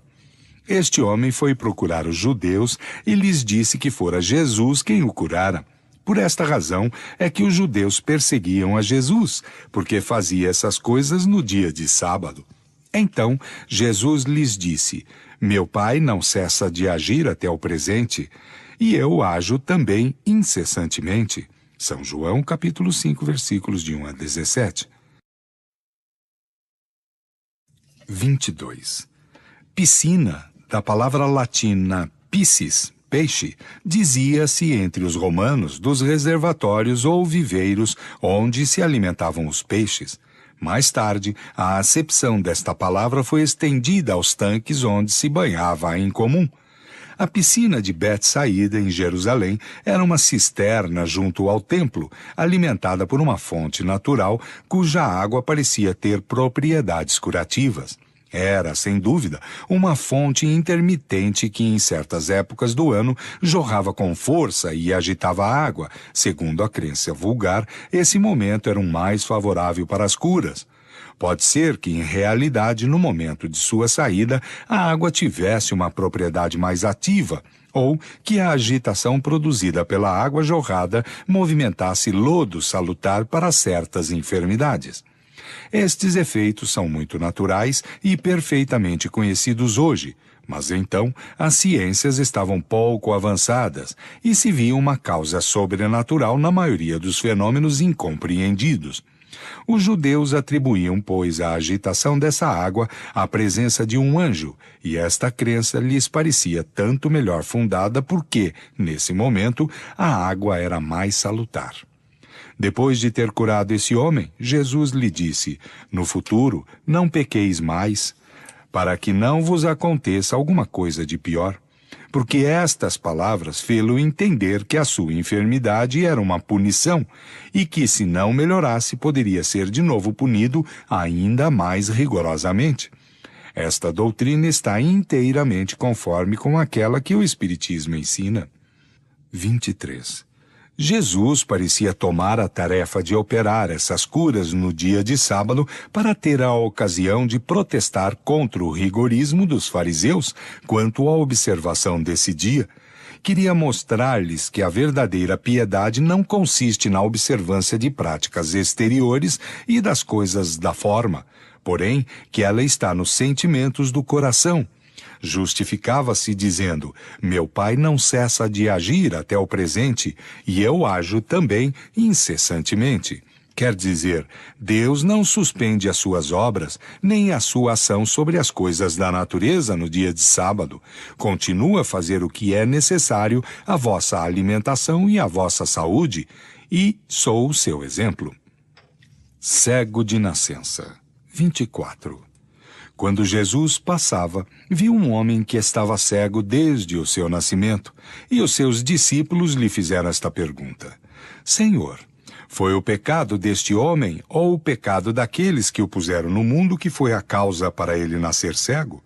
Jesus lhes respondeu: não é que ele pecou, nem aqueles que o colocaram no mundo, mas é a fim de que as obras do poder de Deus brilhem nele.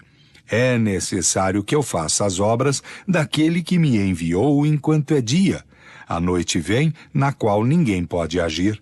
Enquanto eu estiver no mundo, eu sou a luz do mundo. Depois de ter dito isto, ele cuspiu no chão e, tendo feito uma lama com a saliva, untou com essa lama os olhos do cego e disse-lhe: Ide vos lavar na piscina de Siloé, que significa enviado. Para lá foi, pois, e se lavou e voltou a ver claro. Seus vizinhos e aqueles que o viram antes pedir esmola disseram: Não é aquele que estava sentado e que pedia esmola? Uns responderam: É ele. Outros disseram: Não, é um que se parece com ele. Mas ele lhes dizia: Fui eu mesmo? Disseram-lhe, pois: Como os vossos olhos se abriram? E ele lhes respondeu: Foi aquele homem que se chama Jesus, que fez a lama e com ela untou os meus olhos, e me disse: Ide à piscina de Siloé, e ali vos lavai. Para ali fui e me lavei, e eu vejo. Eles lhe disseram: Onde está ele? Ele lhe respondeu: Eu não sei. Então eles conduziram aos fariseus esse homem que estivera cego. Ora, era dia de sábado que Jesus fizera essa lama e lhe abrira os olhos.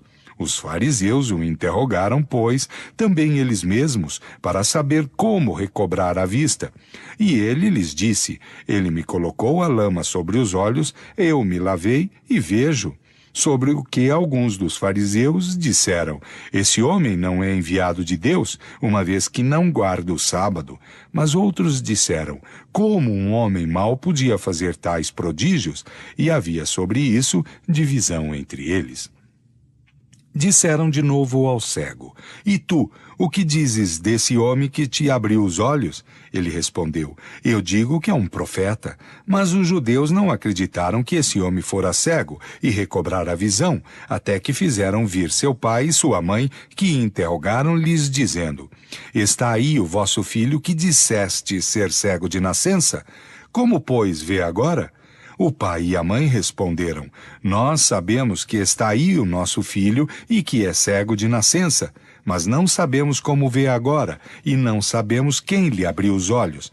Interrogai-o, ele tem idade, que responda por si mesmo. Seu pai e sua mãe falavam da sorte, porque temiam os judeus, porque os judeus já tinham resolvido em conjunto que quem reconhecesse Jesus por ser o Cristo seria expulso da sinagoga.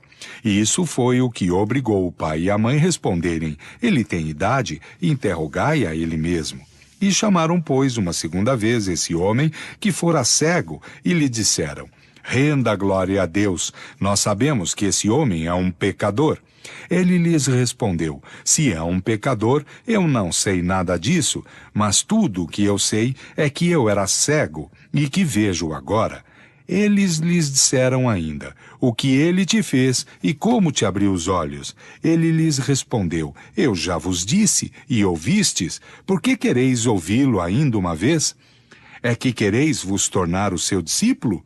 Sobre o que eles o carregaram de injúrias e lhes disseram: Sejas tu mesmo seu discípulo, por nós somos os discípulos de Moisés. Sabemos que Deus falou a Moisés, mas para este não sabemos de onde saiu. Esse homem lhes respondeu: O que é espantoso que não saibais de onde ele é e que me abriu os olhos? Ora, sabemos que Deus não satisfaz os pecadores, mas se alguém o honre e faça a sua vontade, é a este que ele atende.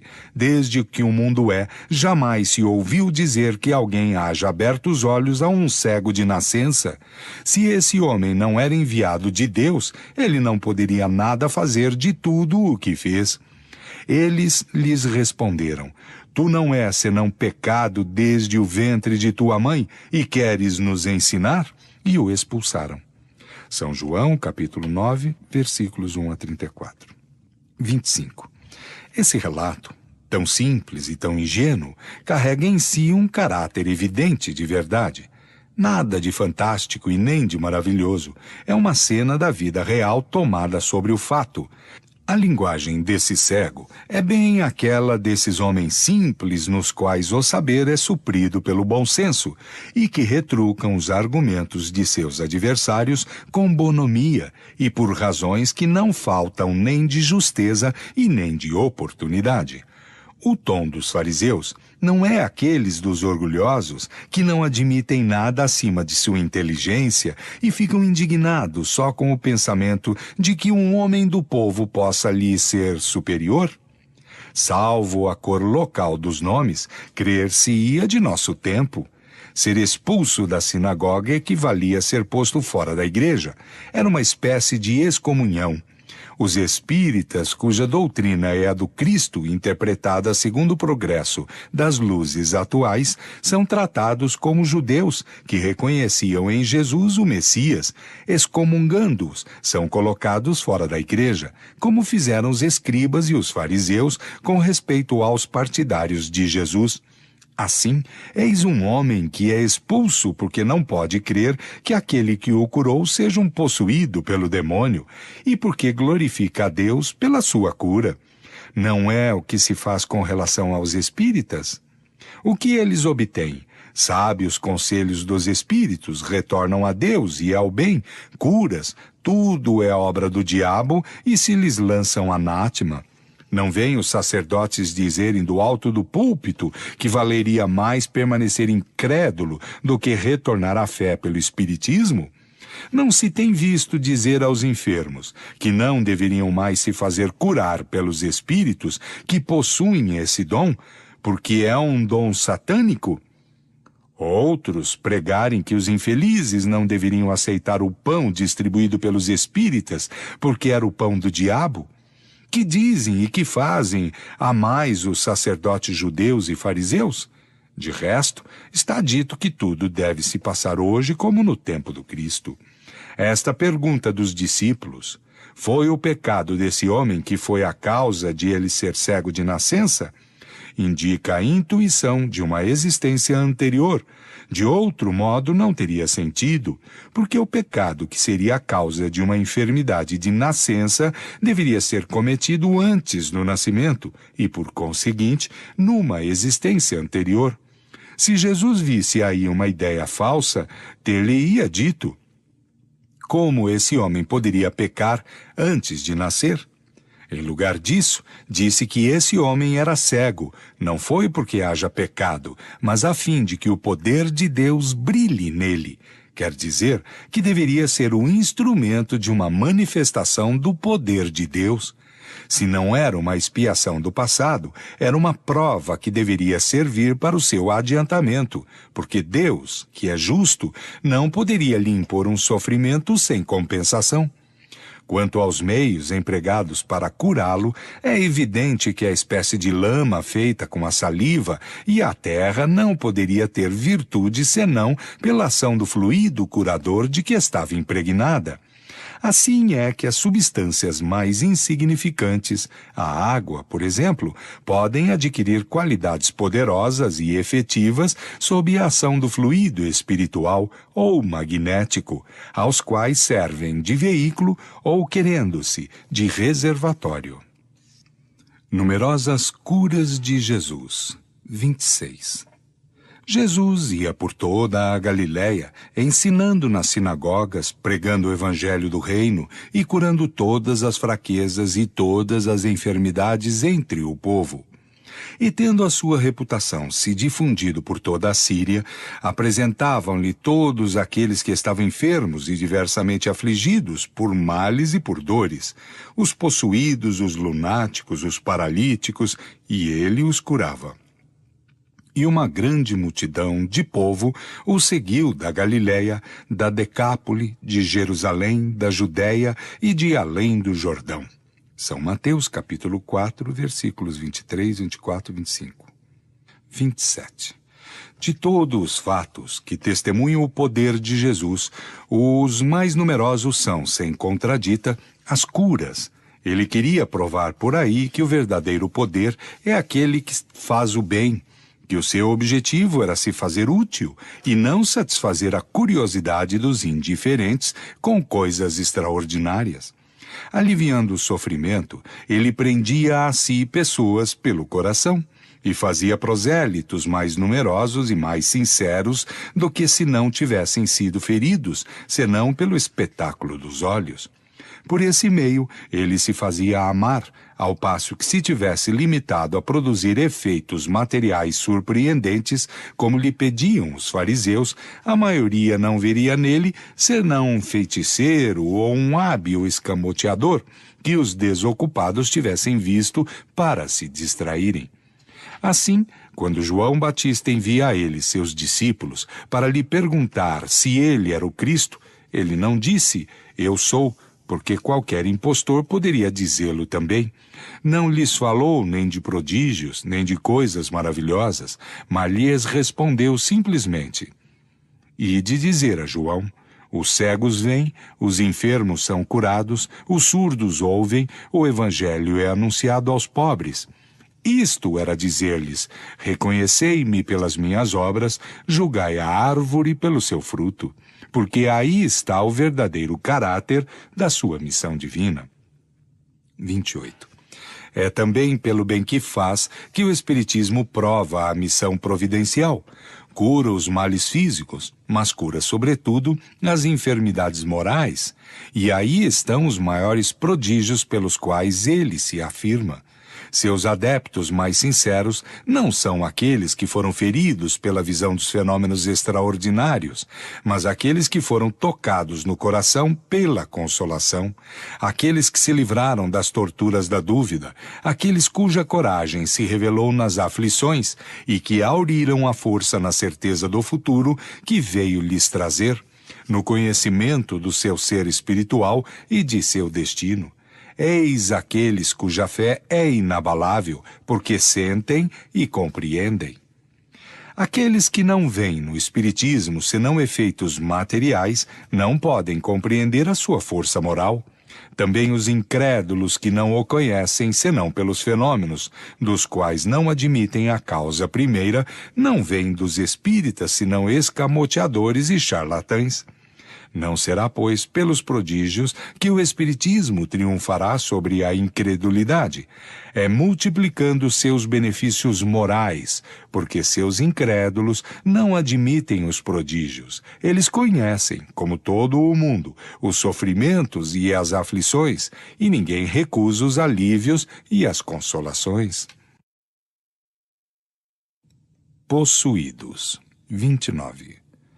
Vieram em seguida a Cafarnaum, e Jesus, entrando primeiro no dia de sábado na sinagoga, ele os instruía. E estavam admirados de sua doutrina, porque os instruíra como tendo autoridade, e não como os escribas. Ora, encontrava-se na sinagoga um homem possuído por um espírito impuro, que exclamava dizendo, "O que há entre vós e nós, Jesus de Nazaré? Viestes para nos perder? Eu sei quem sois, sois o Santo de Deus."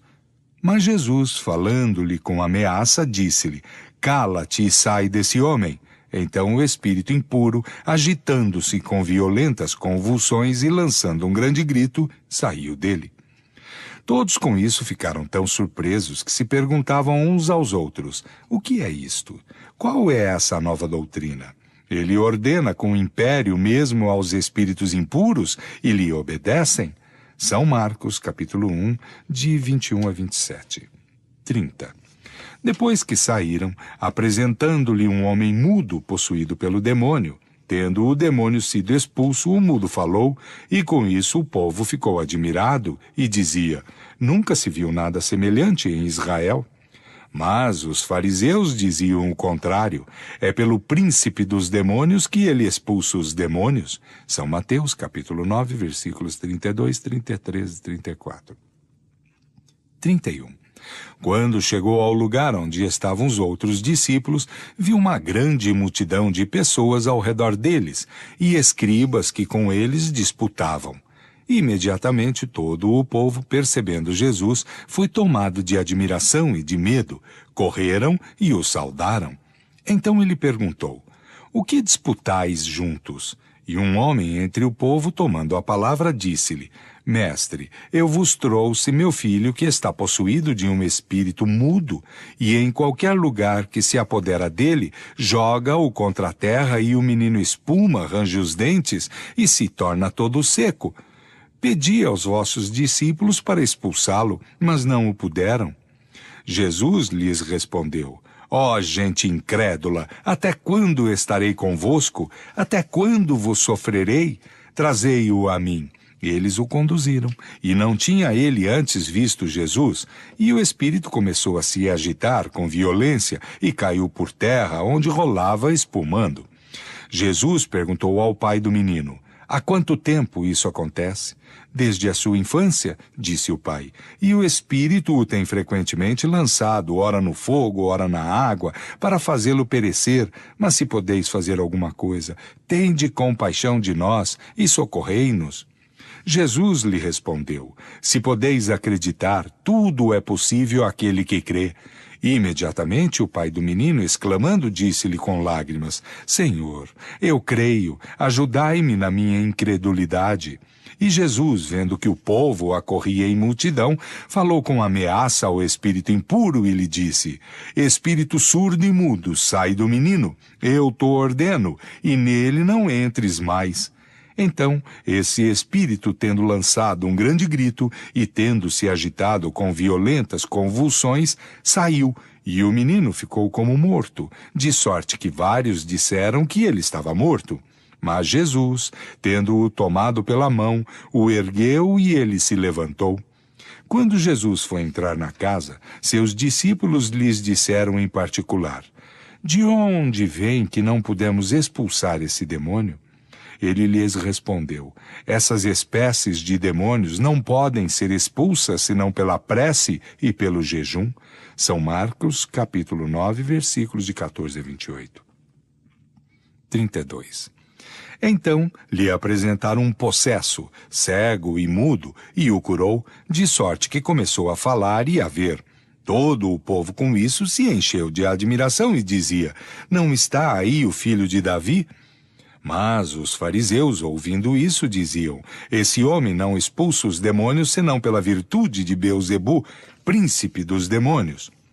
Horas, Jesus, conhecendo seus pensamentos, lhes disse: Todo reino dividido contra si mesmo será arruinado, e toda cidade ou casa que estiver dividida contra si mesma não poderá subsistir.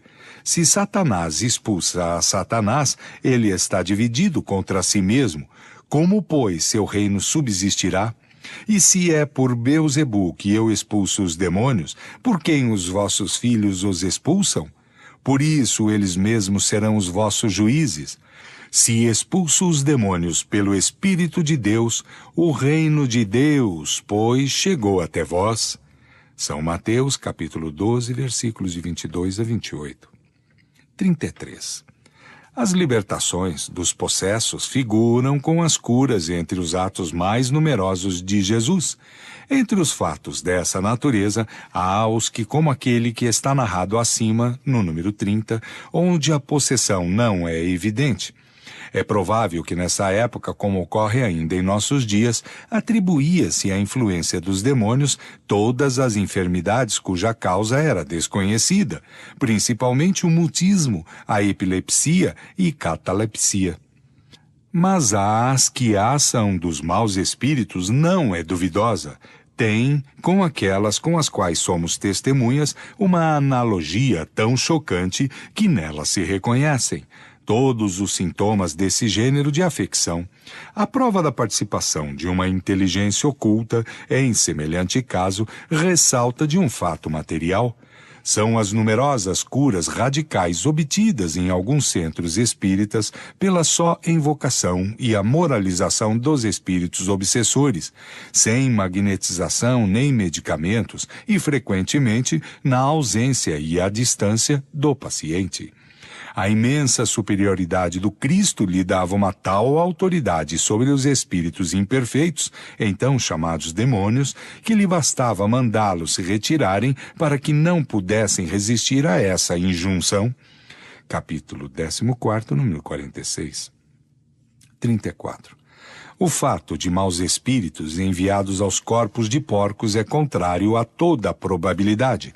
Aliás, explicar-se-ia dificilmente a presença de tão numeroso rebanho de porcos num país onde esse animal era tido em horror e sem utilidade para a alimentação. Um espírito mau, por isso, não é menos um espírito humano, ainda bastante imperfeito para fazer o mal depois da morte, como o fazia antes, e é contra as leis da natureza que possa animar o corpo de um animal.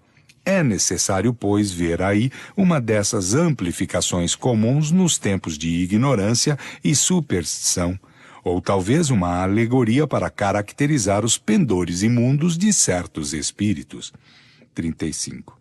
Os obsidiados e os possessos pareciam ter sido muito numerosos na Judéia ao tempo de Jesus, o que lhe dava a ocasião de curar a muitos.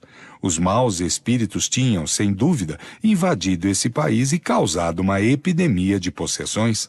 Capítulo 14, número 49. Sem ser um estado epidêmico, as obsessões individuais são extremamente frequentes e se apresentam sob aspectos muito variados, que um conhecimento aprofundado do espiritismo faz facilmente reconhecer. Elas podem frequentemente ter consequências deploráveis para a saúde, seja agravando as afecções orgânicas, seja determinando-as. Incontestavelmente serão classificadas um dia entre as causas patológicas requeridas pela sua natureza especial, de meios curativos especiais. O Espiritismo, fazendo conhecer a causa do mal, abre um novo caminho à arte de curar e fornece à ciência o meio de triunfar ali onde ela não fracassa, frequentemente, senão por falta de atacar a causa primeira do mal. O Livro dos Médiuns, capítulo 23. 36. Jesus era acusado pelos fariseus de expulsar os demônios pelos demônios. O bem que fazia era, segundo eles, a obra de Satanás, sem refletir que Satanás, expulsando a si mesmo, praticaria um ato de insensatez.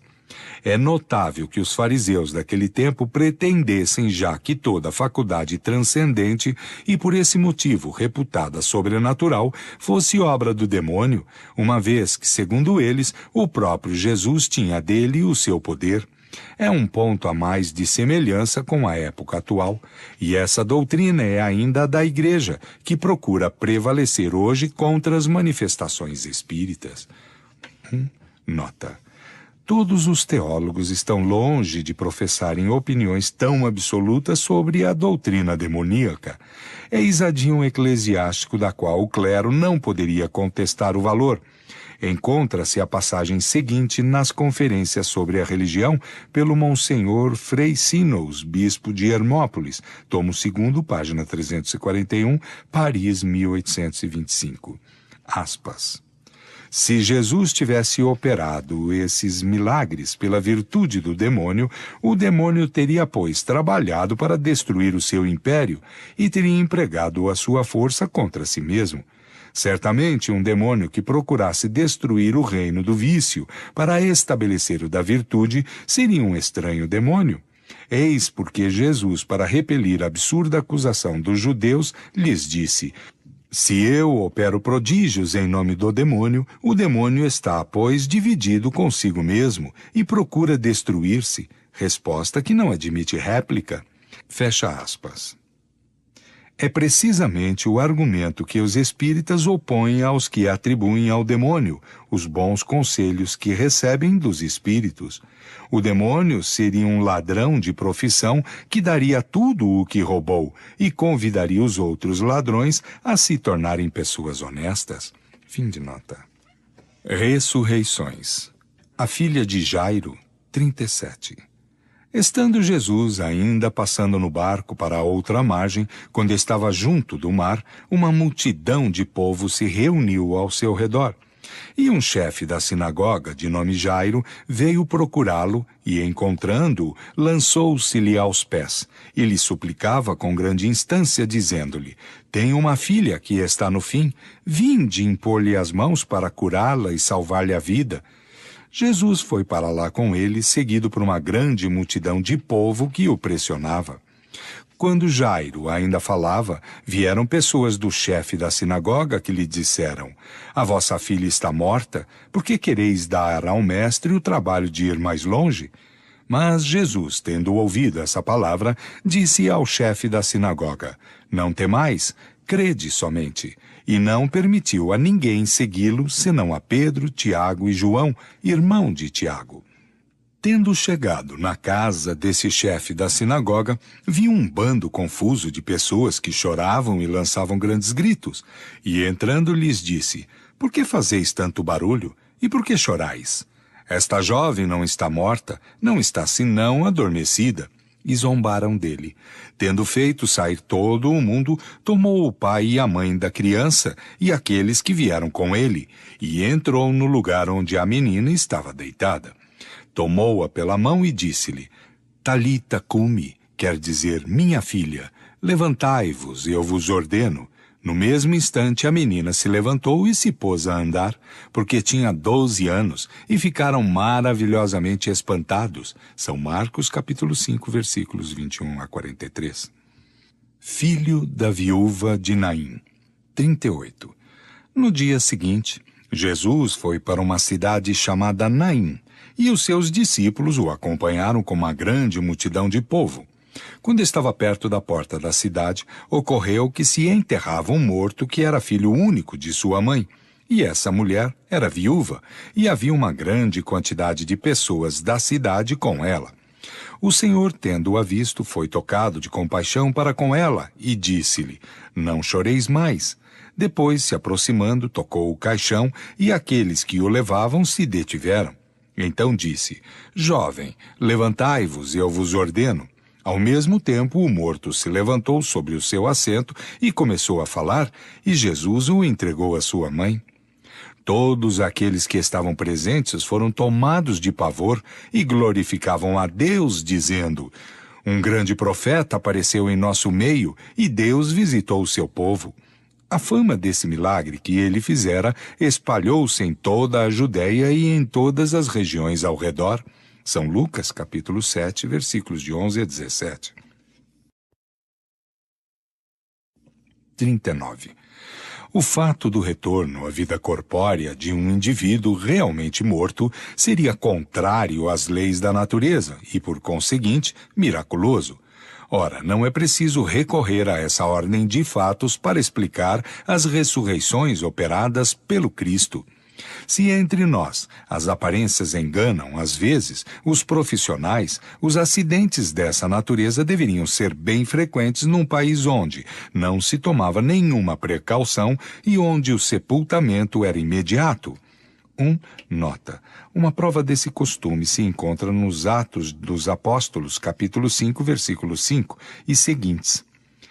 Aspas, Ananias, tendo ouvido essas palavras, caiu e entregou o espírito, e todos aqueles que o ouviram falar foram tomados de grande medo. E imediatamente alguns jovens vieram pegar o seu corpo e, tendo-o levado, o enterraram. Em torno de 3 horas depois, sua mulher, Safire, que não sabia o que acontecer, entrou, e Pedro lhe disse, etc. No mesmo momento, ela caiu aos seus pés e entregou o espírito. Esses jovens, entrando, a encontraram morta e, levando-a, a enterraram junto ao seu marido. Fim de nota. Há, portanto, toda a probabilidade de que, nos 2 exemplos acima, não havia senão síncope ou letargia. O próprio Jesus disse-o positivamente da filha de Jairo. Esta jovem, disse ele, não está morta, ela não está senão adormecida. Em consequência da força fluídica que Jesus possuía, nada é de admirar que esse fluido vivificante, dirigido por uma forte vontade, haja reanimado os sentidos entorpecidos, que haja mesmo podido chamar para o corpo o espírito prestes a deixá-lo, enquanto o laço perispiritual não estava definitivamente rompido. Para os homens desse tempo, que acreditavam o indivíduo morto desde que não mais respirasse, havia ressurreição e puderam afirmá-lo com muita boa fé, mas havia, em realidade, cura e não ressurreição na acepção da palavra. 40. A ressurreição de Lázaro, o que quer que se diga, não infirma de nenhum modo este princípio. Estava, disse, há 4 dias no sepulcro, mas sabe-se que há letargias que duram 8 dias e mais. Acrescenta-se que ele cheirava mal, o que é um sinal de decomposição. Essa alegação não prova nada, não mais tendo em vista que entre certos indivíduos há decomposição parcial do corpo, mesmo antes da morte, e que exalam um odor de podridão. A morte não chega senão quando os órgãos essenciais à vida são atacados. E quem poderia saber se ele cheirava mal? Foi a sua irmã Marta que o disse, mas como o sabia ela? Estando Lázaro enterrado há 4 dias, ela o supunha, mas disso não podia ter a certeza. Capítulo 14, número 29. 1. Nota. O fato seguinte prova que a decomposição precede algumas vezes a morte. No convento do Bom Pastor, fundado em Toulon pelo abade Marim, capelão dos cárceres para as raparigas arrependidas, encontrava-se uma jovem que sofrera os mais terríveis sofrimentos com a calma e a impassividade de uma vítima expiatória. No meio das dores, ela parecia sorrir a uma celeste visão. Como Santa Teresa, ela pedia para sofrer ainda. Sua carne caía aos pedaços, a gangrena ganhava os seus membros. Por uma sábia previdência, os médicos tinham recomendado fazer a exumação do corpo imediatamente depois do decesso. Coisa estranha. Apenas ela entregou o seu último suspiro, todo o trabalho da decomposição se deteve. As exalações cadavéricas cessaram. Durante 36 horas, ela permaneceu exposta às preces e à veneração da comunidade. Fim de nota.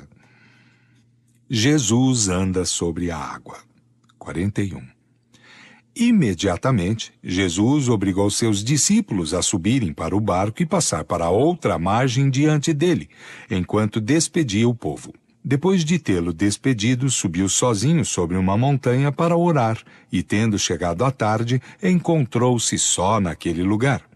Entretanto, o barco era fortemente batido pelas ondas no meio do mar, porque o vento estava contrário, mas na 4ª vigília da noite, Jesus veio a eles andando sobre o mar. 2. Nota. O lago de Genezaré ou de Tiberíades. Fim de nota. Quando o viram andar assim sobre o mar, ficaram perturbados e disseram, é um fantasma, e gritaram de pavor. E imediatamente Jesus lhes falou e lhes disse, tranquilizai-vos, sou eu, não temais de nenhum modo. Pedro lhe respondeu, Senhor, se sois vós, mandai que eu vá a vós caminhando sobre as águas. Jesus lhe disse, vinde. E Pedro, descendo do barco, caminhava sobre as águas para ir até Jesus. Mas, vendo um grande vento, teve medo e, começando a afundar, exclamou, Senhor, salvai-me! Logo Jesus, lhe estendendo a mão, pegou-o e lhe disse, Homem de pouca fé, por que duvidastes? E, tendo subido para o barco, o vento cessou. Então aqueles que estavam nesse barco, se aproximando dele, o adoraram, dizendo, Sois verdadeiramente o Filho de Deus. São Mateus, capítulo 14, versículos de 22 a 33. 42. Este fenômeno encontra a sua explicação natural nos princípios expostos acima, capítulo 14, número 43. Exemplos análogos provam que não é nem impossível nem miraculoso, uma vez que está nas leis da natureza. Pode ser produzido de 2 maneiras. Jesus, embora vivente, pôde aparecer sobre as águas de uma forma tangível, ao passo que o seu corpo carnal estava alhures. É a hipótese mais provável. Pode-se mesmo reconhecer na narração certos sinais característicos das aparições tangíveis.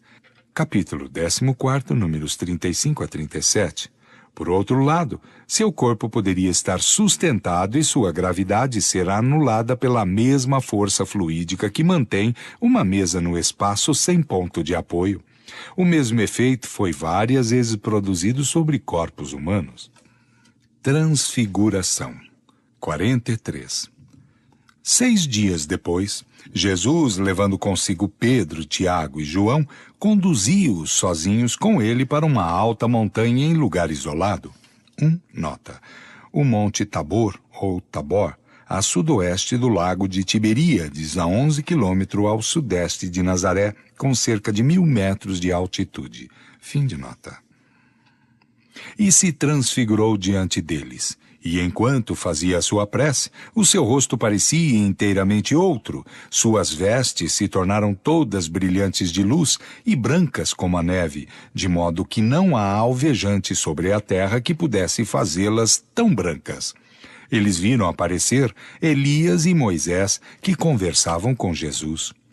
Então Pedro disse a Jesus: Senhor, estamos bem aqui? Façamos 3 barracas, uma para vós, uma para Moisés e uma para Elias, porque não sabiam o que diziam, tanto estavam assustados.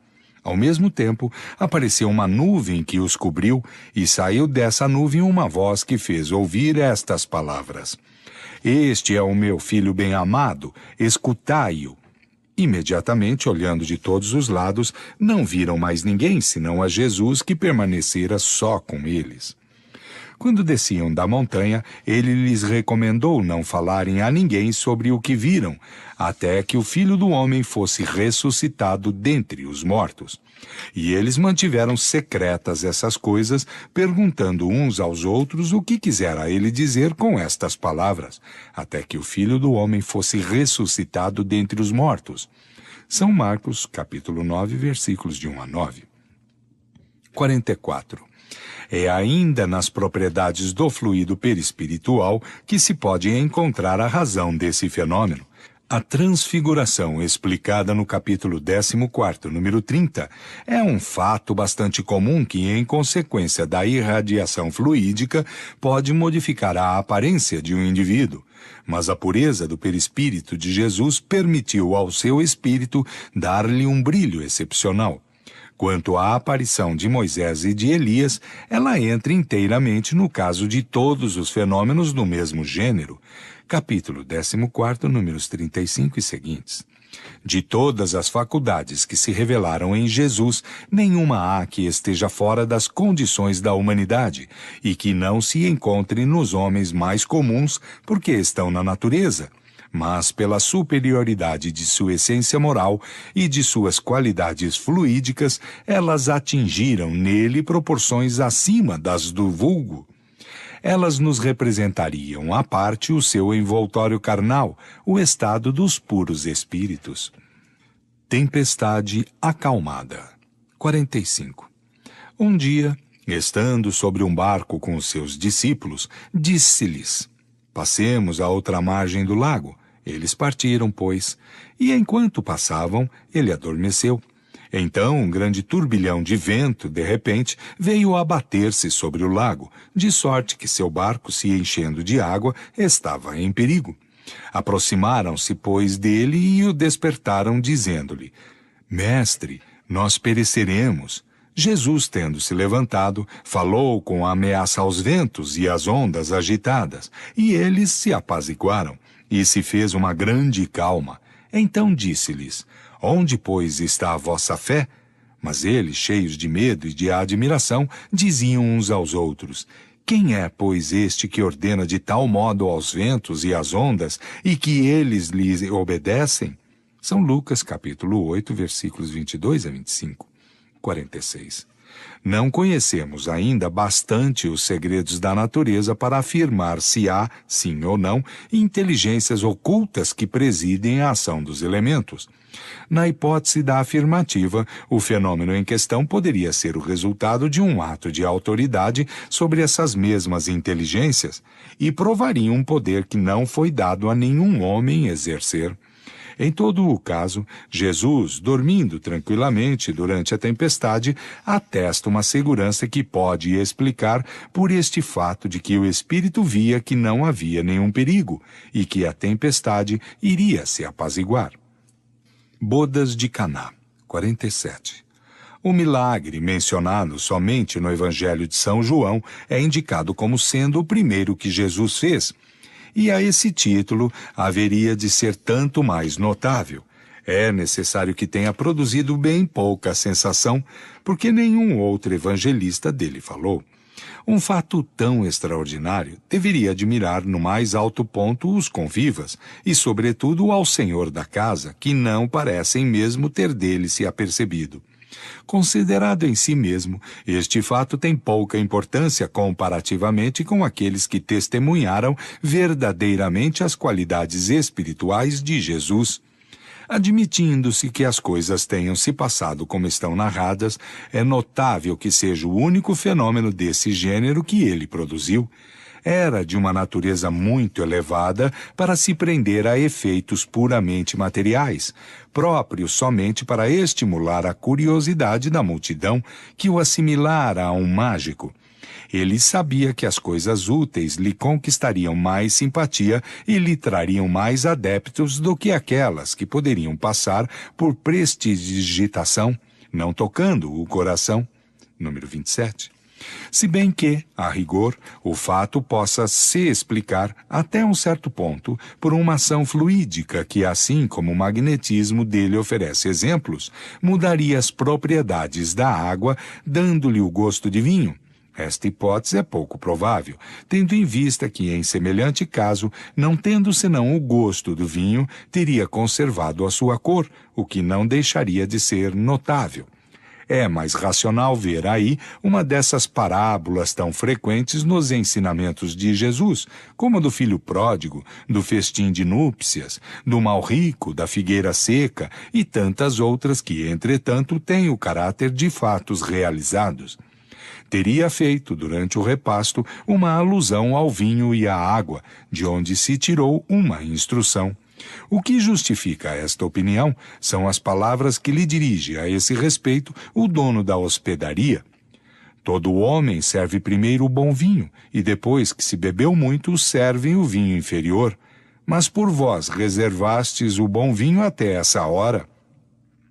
Entre duas hipóteses, é necessário escolher a mais racional, e os espíritas não são pessoas bastante crédulas para não ver, por toda a parte, senão fatos de manifestações, nem bastante absolutas para pretenderem tudo explicar pelos fluidos. Multiplicação dos pães. 48. A multiplicação dos pães é um dos milagres que mais tem intrigado os comentaristas, ao mesmo tempo que entreteve a verve dos incrédulos. Sem se darem ao trabalho de sondar seu sentido alegórico, estes últimos nisso não viram senão um conto pueril. Mas a maioria das pessoas sérias viu, nesse relato, embora sob uma forma diferente da forma comum, uma parábola comparando o alimento espiritual da alma ao alimento do corpo. Pode-se aí ver, entretanto, mais do que uma figura, e admitir, sob um certo ponto de vista, a realidade de um fato material, sem para isso recorrer ao prodígio. Sabe-se que uma grande preocupação de espírito, a atenção firme dada a uma coisa, fazem esquecer a fome. Ora, aqueles que seguiam a Jesus eram pessoas ávidas de ouvi-lo. Não há, pois, nada de espantoso que, fascinados pela sua palavra e talvez também pela poderosa ação magnética que exercia sobre eles, não hajam sentido a necessidade material de comer. Jesus, que previa esse resultado, pôde, pois, tranquilizar seus discípulos, dizendo, na linguagem figurada que lhe era habitual, admitindo-se que se haja realmente levado alguns pães, que esses pães bastariam para saciar a multidão. Ao mesmo tempo, dava a estes uma lição. Dai-lhes vós mesmos de comer, dizia ele, ensinava-lhes por aí que poderiam também alimentar pela palavra. Assim, ao lado do sentido alegórico moral, pôde-se produzir um efeito fisiológico natural muito comum. O prodígio, nesse caso, está no ascendente da palavra de Jesus, bastante poderosa para cativar a atenção de uma multidão imensa, a ponto de fazê-la esquecer de comer. Essa força moral testemunha a superioridade de Jesus, bem mais do que o fato puramente material da multiplicação dos pães, que deve ser considerado como uma alegoria. Esta explicação, aliás, se encontra confirmada pelo próprio Jesus nas duas passagens seguintes. O levedo dos fariseus. 49. Ora, Os seus discípulos, tendo passado para além da água, esqueceram de levar consigo os pães. Jesus lhes disse: Tende cuidado em vos guardar do levedo dos fariseus e dos saduceus. Mas eles pensavam e diziam entre si: É porque não trouxemos pães. Pelo que Jesus, conhecendo-lhes, disse: Homens de pouca fé, por que conversais entre vós que não trouxestes pães? Não compreendeis ainda, e não lembrais que 5 pães bastaram para 5.000 homens? E quantos deles levastes nos cestos?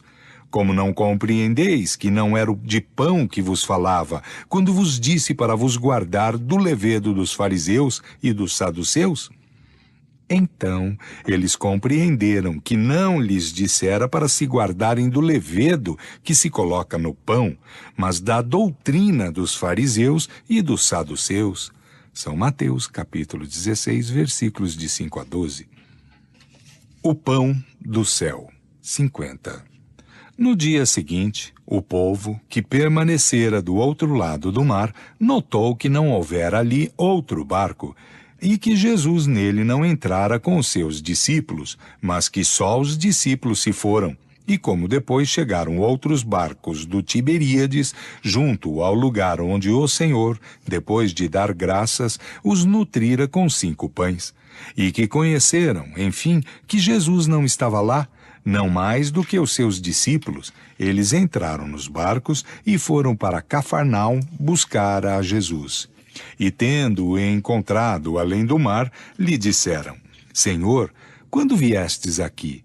Jesus lhes respondeu: em verdade vos digo, vós me procurais, não por causa dos milagres que vistes, mas porque vos dei o pão para comer e ficastes saciados.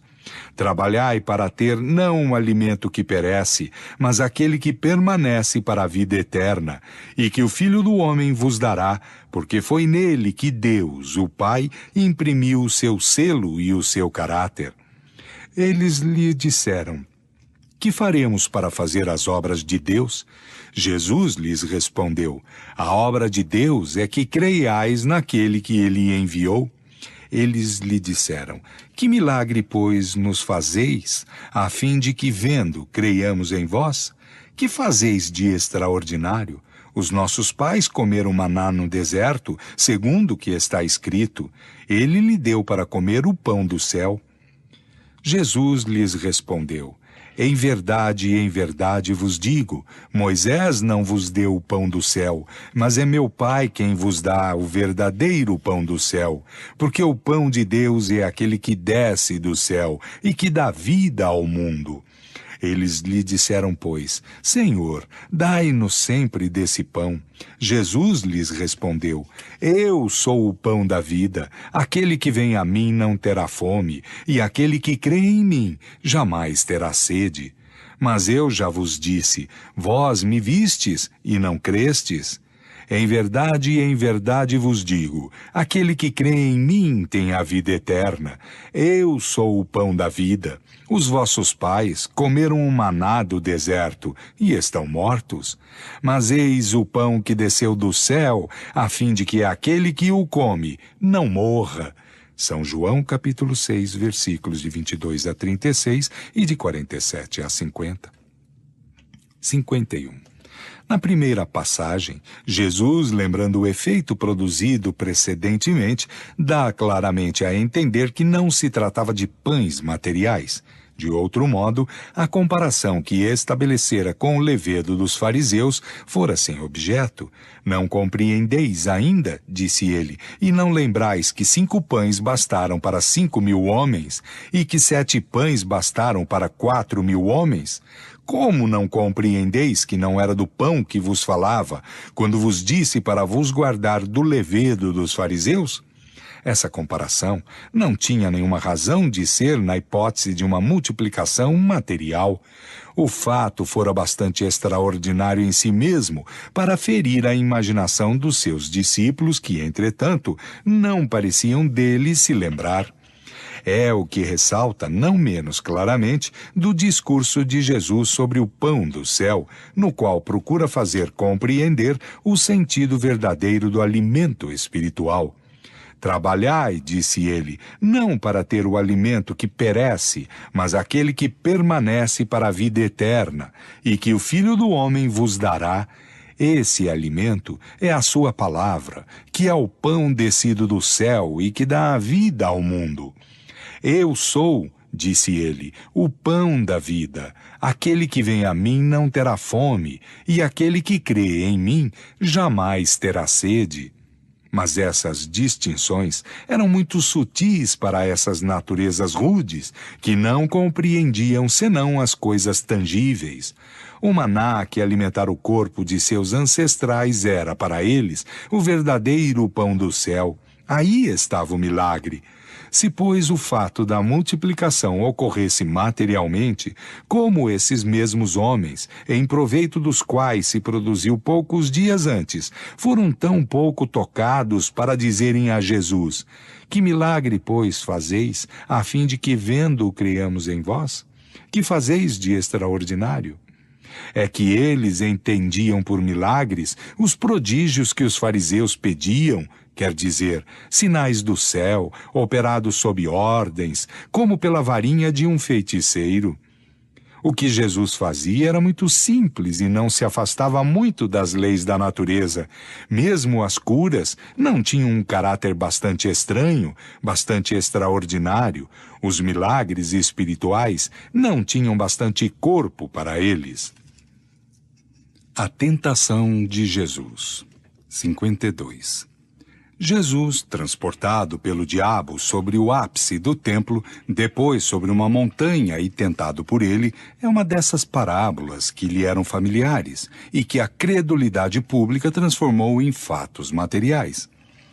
Nota. A explicação seguinte é tirada textualmente de uma instrução dada a esse respeito por um espírito. Fim de nota. 53.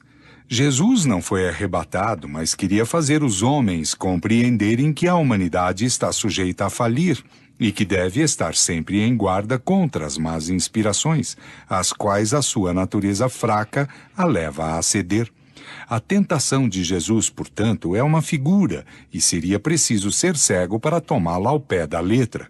Como quereríeis que o Messias, o Verbo de Deus encarnado, estivesse submetido por um tempo tão curto que fosse às sugestões do demônio, e que, como o diz no Evangelho de Lucas, o demônio deixou-o por um tempo, o que daria a pensar que ele estivesse ainda submetido ao seu poder? Não, compreendei melhor os ensinamentos que vos foram dados. O espírito do mal nada pode sobre a essência do bem. Ninguém disse ter visto Jesus sobre a montanha e nem sobre o ápice do templo. Certamente seria um fato de natureza a se espalhar entre todos os povos. A tentação não foi, pois, um ato material e físico. Quanto ao ato moral, podeis admitir que o espírito das trevas pôde dizer àquele que conhecia a sua origem e o seu poder: adora-me, e eu te darei todos os reinos da terra. O demônio teria, pois, ignorado quem era aquele a quem fazia tais ofertas, o que não é provável. Se o conhecia, a sua proposição era um contrassenso, porque sabia bem que seria repelido por aquele que viera arruinar o seu império sobre os homens. Compreendei, pois, o sentido desta parábola, porque é uma, do mesmo modo que as do filho pródigo e a do bom samaritano.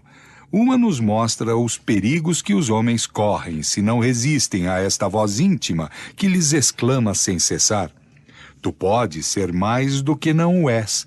Tu podes possuir mais do que não possuís. Tu podes crescer, adquirir, cede à voz da ambição, e todos os teus desejos serão satisfeitos. Ela nos mostra o perigo e o meio de evitá-lo, dizendo às más inspirações: retira-te, Satanás. De outro modo dito, para trás a tentação. As duas outras parábolas que vos lembrei vos mostram o que pode ainda esperar aquele que, muito fraco para afastar o demônio, sucumbiu às suas tentações. Elas vos mostram a misericórdia do pai de família, estendendo a sua mão sobre a fronte do filho arrependido e lhe concedendo com amor o perdão implorado. Elas vos mostram o culpado, o cismático, o homem impelido pelos seus irmãos, valendo mais aos olhos do juiz supremo do que aqueles que o desprezam, porque praticam as virtudes ensinadas pela lei de amor. Pesai bem os ensinos dados no Evangelho, sabei distinguir o que está num sentido próprio ou num sentido figurado, e os erros que vos cegaram durante tantos séculos se apagarão pouco a pouco, para darem lugar à brilhante luz da verdade. Bordeaux, 1862, João Evangelista. Prodígios na morte de Jesus, 54. Ora, depois da 6ª do dia até a 9ª, toda a terra foi coberta de trevas. Ao mesmo tempo, o véu do templo se rasgou em 2, desde o alto até embaixo. A terra tremeu, as pedras se fenderam, os sepulcros se abriram, e vários corpos de santos que estavam no sono da morte ressuscitaram. E saindo de seus túmulos depois de sua ressurreição, vieram à cidade santa e foram vistos por várias pessoas. São Mateus, capítulo 27, versículos 45, 51, 52 e 53. 55. É estranho que tais prodígios, cumprindo-se no mesmo momento em que a atenção da cidade estava fixada sobre o suplício de Jesus, que era o acontecimento do dia, não fossem notados, uma vez que nenhum historiador lhes faz a menor referência. Parece impossível que um tremor de terra e toda a terra coberta de trevas durante 3 horas, num país onde o céu era sempre de uma perfeita limpidez, pudessem passar despercebidos. A duração dessa obscuridade é quase a de um eclipse do Sol, mas essas espécies de eclipses não se produzem senão na lua nova, e a morte de Jesus ocorreu durante a lua cheia, no dia 14 do mês de Nissan, dia da Páscoa dos judeus. O obscurecimento do Sol pôde também ser produzido pelas manchas que se notam em sua superfície. Em semelhante caso, o brilho da luz é sensivelmente enfraquecido, mas nunca a ponto de produzir a obscuridade e as trevas. Supondo que um fenômeno deste gênero houvesse ocorrido nessa época, tivera uma causa perfeitamente natural. Nota.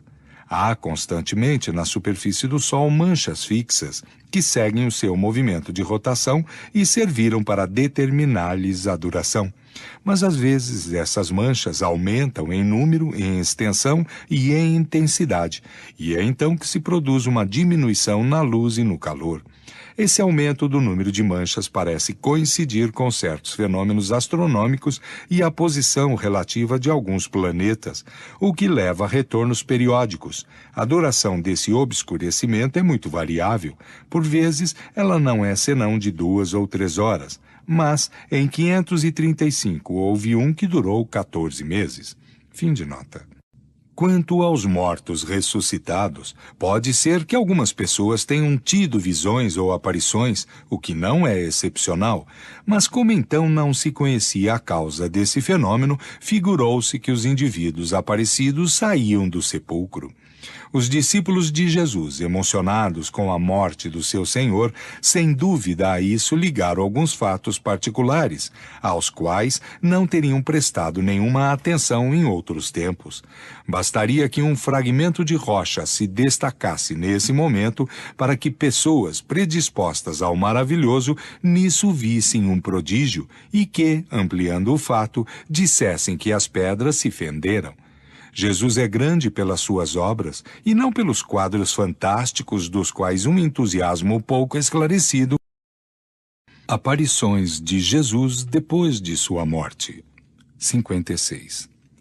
Maria Madalena, porém, manteve-se fora junto do sepulcro vertendo lágrimas.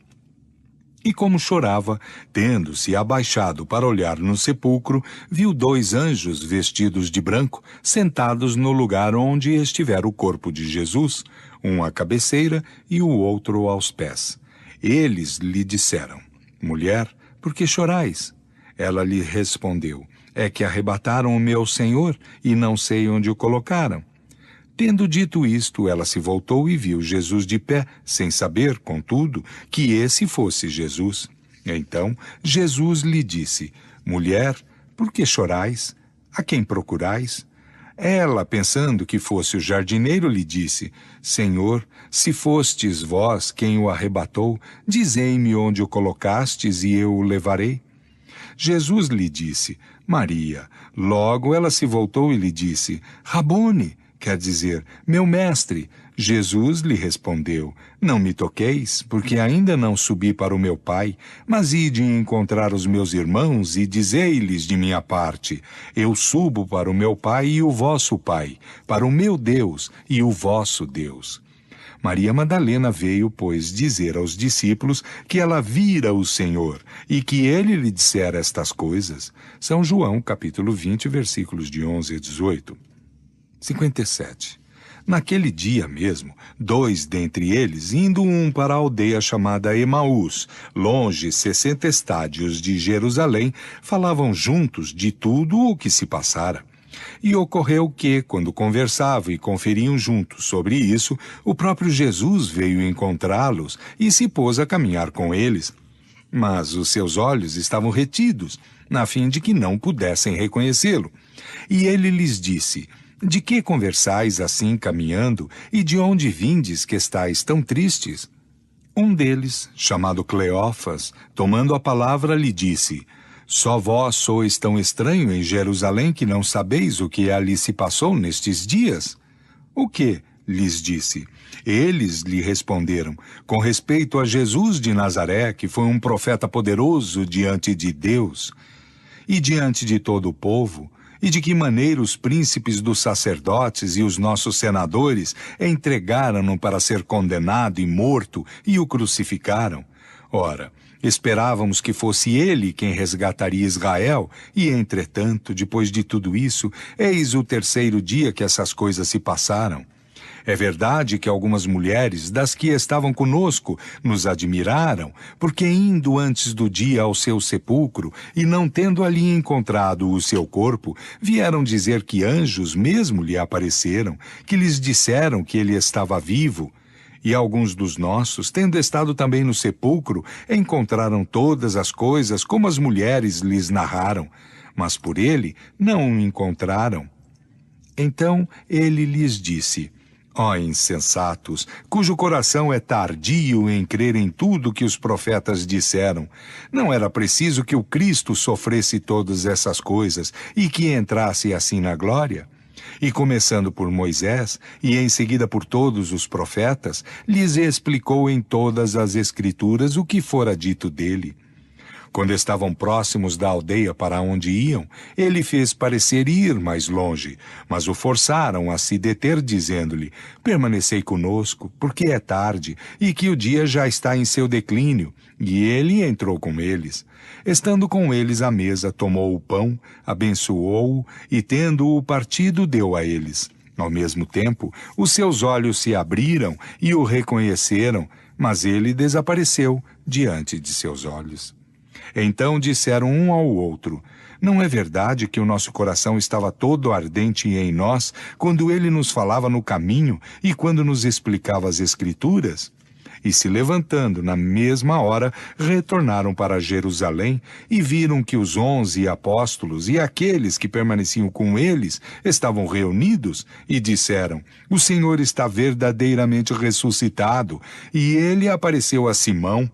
Então contaram também eles mesmos o que lhes acontecera no caminho e como o tinham reconhecido ao partir o pão. Enquanto assim conversavam, Jesus se apresentou no meio deles e lhes disse: a paz seja convosco, sou eu, não tenhais medo. Mas na perturbação e no temor de que foram tomados, eles imaginaram ver um espírito. E Jesus lhes disse: por que vos perturbais? E por que se elevam tantos pensamentos em vossos corações? Olhai as minhas mãos e os meus pés, e reconhecereis que sou eu mesmo. Tocai-me, e considerai que um espírito não tem nem carne nem ossos, como vedes que os tenho. Depois de lhes ter dito isso, mostrou-lhe as mãos e os pés. Mas, como eles não acreditavam ainda, tanto estavam transportados de alegria e de admiração, ele lhes disse: Tendes aqui alguma coisa para comer? Apresentaram-lhe um pedaço de peixe assado e um favo de mel. Comeu-os diante deles e, pegando os restos, lhes deu e lhes disse: Eis o que vos dizia, estando ainda convosco, que era necessário que tudo o que estava escrito de mim, na lei de Moisés, nos profetas e nos salmos, se cumprisse. Ao mesmo tempo, lhes abriu o espírito para que entendessem as Escrituras, e lhes disse: Assim é que está escrito, e é assim que seria preciso que o Cristo sofresse e que ressuscitasse dentre os mortos no terceiro dia, e que se pregasse em seu nome a penitência e a remissão dos pecados em todas as nações, começando por Jerusalém. Ora, sois testemunhas destas coisas, e vou-vos mandar o dom de meu Pai, que vos foi prometido, mas por enquanto permanecei na cidade até que eu vos haja revestido da força do alto. São Lucas, capítulo 24, versículos de 13 a 49, 58. Ora, Tomé, um dos 12 apóstolos, chamado Dídimo, não estava com eles quando Jesus veio. Os outros discípulos lhe disseram, pois, vimos o Senhor. Mas ele lhes disse, se eu não vir em suas mãos a marca dos cravos que as atravessaram, e se não colocar o meu dedo no buraco dos cravos, e a minha mão no buraco do seu lado, eu não acreditarei absolutamente. 8 dias depois, estando os discípulos ainda no mesmo lugar, e Tomé com eles, Jesus veio, estando as portas fechadas, e se colocou no meio deles e lhes disse, a paz seja convosco. E disse em seguida a Tomé, pousai aqui o vosso dedo, e considerai as minhas mãos. Aproximai também a vossa mão, e metei-a em meu lado, e não sejais incrédulo, mas fiel. Tomé lhe respondeu e lhe disse, meu Senhor e meu Deus. Jesus lhe disse, crestes, Tomé, porque vistes. Felizes aqueles que creram sem terem visto. São João, capítulo 20, versículos de 24 a 29. 59. Jesus se fez ver ainda depois aos seus discípulos à margem do mar de Tiberíades e se fez ver deste modo. Simão Pedro e Tomé, chamado Dídimo, Natanael, que era de Caná, na Galiléia, os filhos de Zebedeu e 2 outros de seus discípulos estavam juntos. Simão Pedro lhes disse, eu vou pescar. Eles lhe disseram, nós vamos também convosco. Eles se foram, pois, e entraram no barco, mas naquela noite não pescaram nada. Tendo chegado a manhã, Jesus apareceu sobre a margem, sem que os seus discípulos conhecessem que era Jesus. Jesus lhes disse, pois, filhos, não tendes nada para comer? Eles lhe responderam, não. Ele lhes disse, lançai a rede do lado direito do barco e os encontrareis. Logo eles a lançaram e não podiam mais retirá-la, tanto estava carregada de peixes. Então, o discípulo que Jesus amava disse a Pedro, é o Senhor? E Simão Pedro, sabendo que era o Senhor, colocou a sua roupa, porque estava nu, e se lançou no mar. Os outros discípulos vieram com o barco, e como não estava longe da margem, senão em torno de 200 côvados, tiraram a rede cheia de peixes. São João, capítulo 21, versículos de 1 a 8. 60. Depois disso, conduziu-os para fora, para Betânia, e tendo levantado as mãos, os abençoou, e em os abençoando, separou-se deles e foi levado ao céu. Quanto a eles, depois de o terem adorado, retornaram a Jerusalém, cheios de alegria, e estavam sem cessar no templo, louvando e bendizendo a Deus. Amém. São Lucas, capítulo 24, versículos de 50 a 53. 61.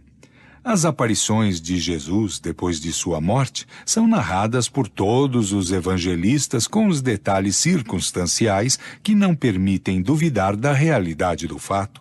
Aliás, elas se explicam perfeitamente pelas leis fluídicas e pelas propriedades do perispírito, e não apresentam nada de anormal com os fenômenos do mesmo gênero, cuja história, antiga e contemporânea, oferece numerosos exemplos, sem deles excetuar a tangibilidade. Observando-se as circunstâncias que acompanharam as suas diversas aparições, reconhece-se nele, nesses momentos, todos os caracteres de um ser fluídico. Ele aparecia inopinadamente e desaparecia do mesmo modo. Foi visto por uns e não pelos outros, sob aparências que não o fazem reconhecer, mesmo por seus discípulos. Mostra-se em lugares fechados onde um corpo carnal não poderia penetrar.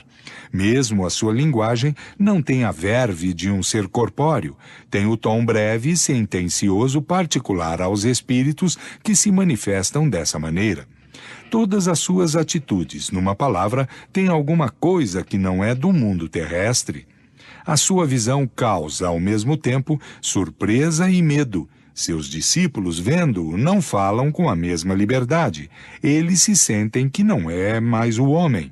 Jesus, portanto, mostrou-se com o seu corpo perispiritual, o que explica que não foi visto senão por aqueles aos quais quis se fazer ver.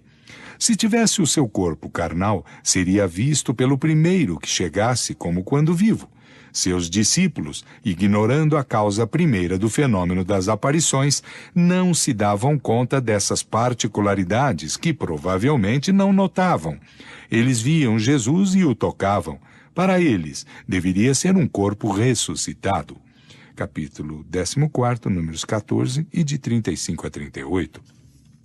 62.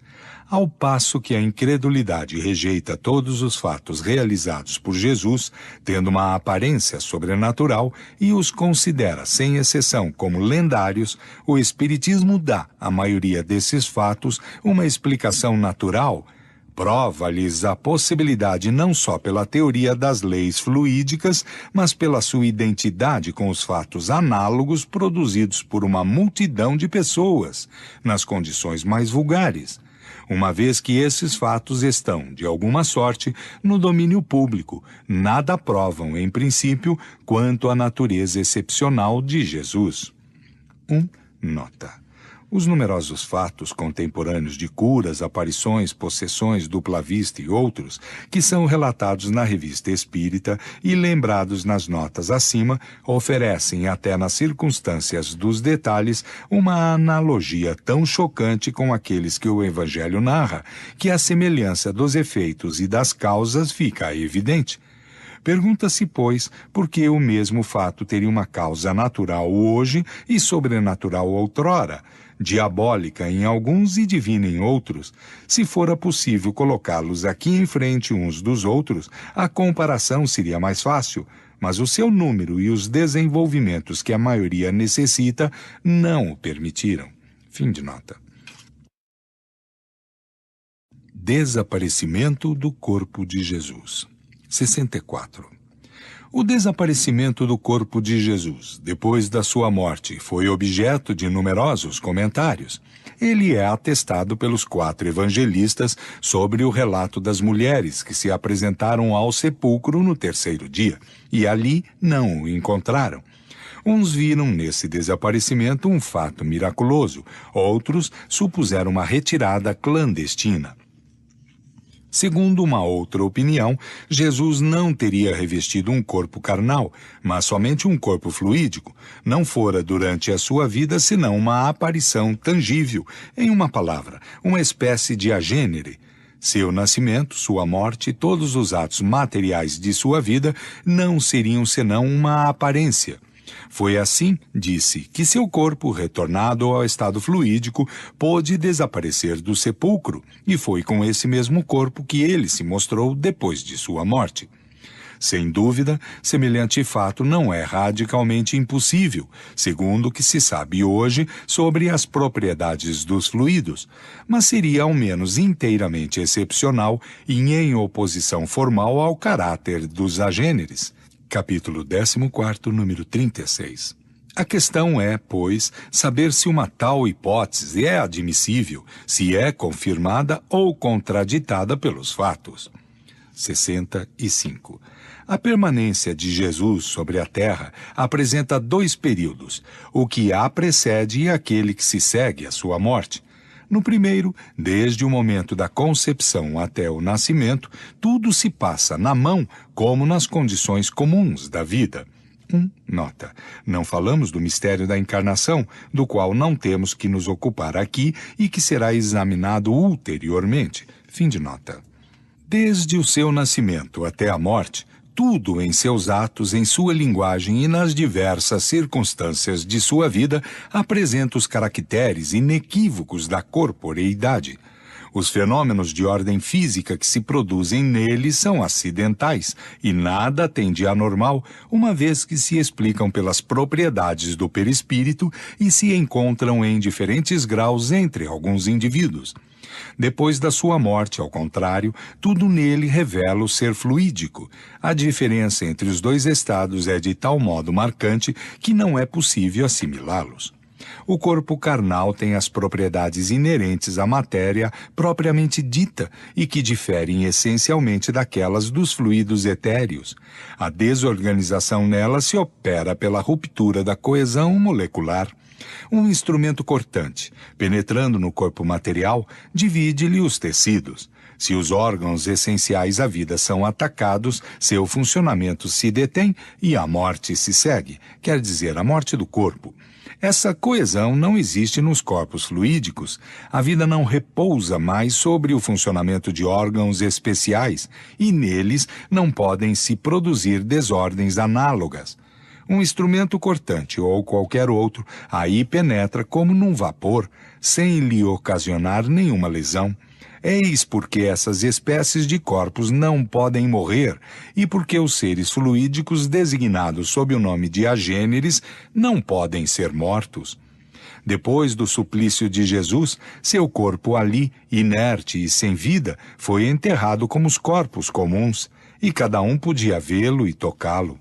Depois de sua ressurreição, quando quer deixar a terra, não morre mais, seu corpo se eleva, se desvanece e desaparece, sem deixar nenhum traço, prova evidente de que o seu corpo era de uma outra natureza daquele que pereceu sobre a cruz, de onde é preciso concluir que se Jesus pôde morrer, foi porque tinha um corpo carnal.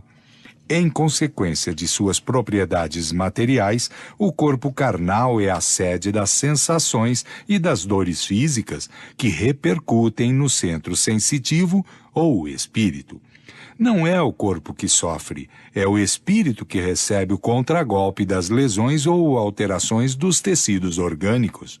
Num corpo privado do espírito, a sensação é absolutamente nula.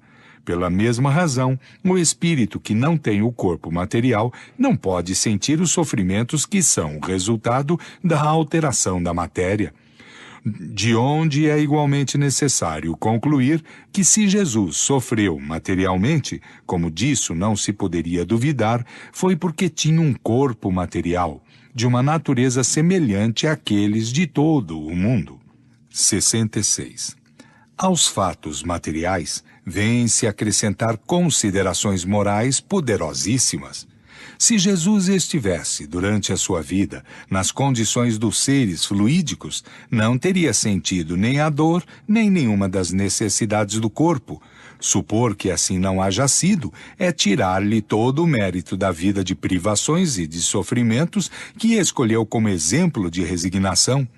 Se tudo nele não era senão aparência, todos os atos de sua vida, o anúncio reiterado de sua morte, a cena dolorosa do Jardim das Oliveiras, sua prece a Deus para afastar o cálice de seus lábios, sua paixão, sua agonia, tudo até a sua última exclamação no momento de entregar o espírito, não teria sido senão um vão simulacro para enganar sobre a sua natureza e fazer crer num sacrifício ilusório de sua vida, uma comédia indigna de um simples homem honesto, com mais forte razão de um ser tão superior. Em uma palavra, ele teria abusado da boa-fé dos seus contemporâneos e da posteridade. Tais são as consequências lógicas desse sistema, consequências que não são admissíveis, porque o abaixam moralmente, em lugar de elevá-lo. Jesus teve, pois, como todos, um corpo carnal e um corpo fluídico, o que atestam os fenômenos materiais e os fenômenos psíquicos que assinalaram a sua vida. 67. Essa ideia sobre a natureza do corpo de Jesus não é nova.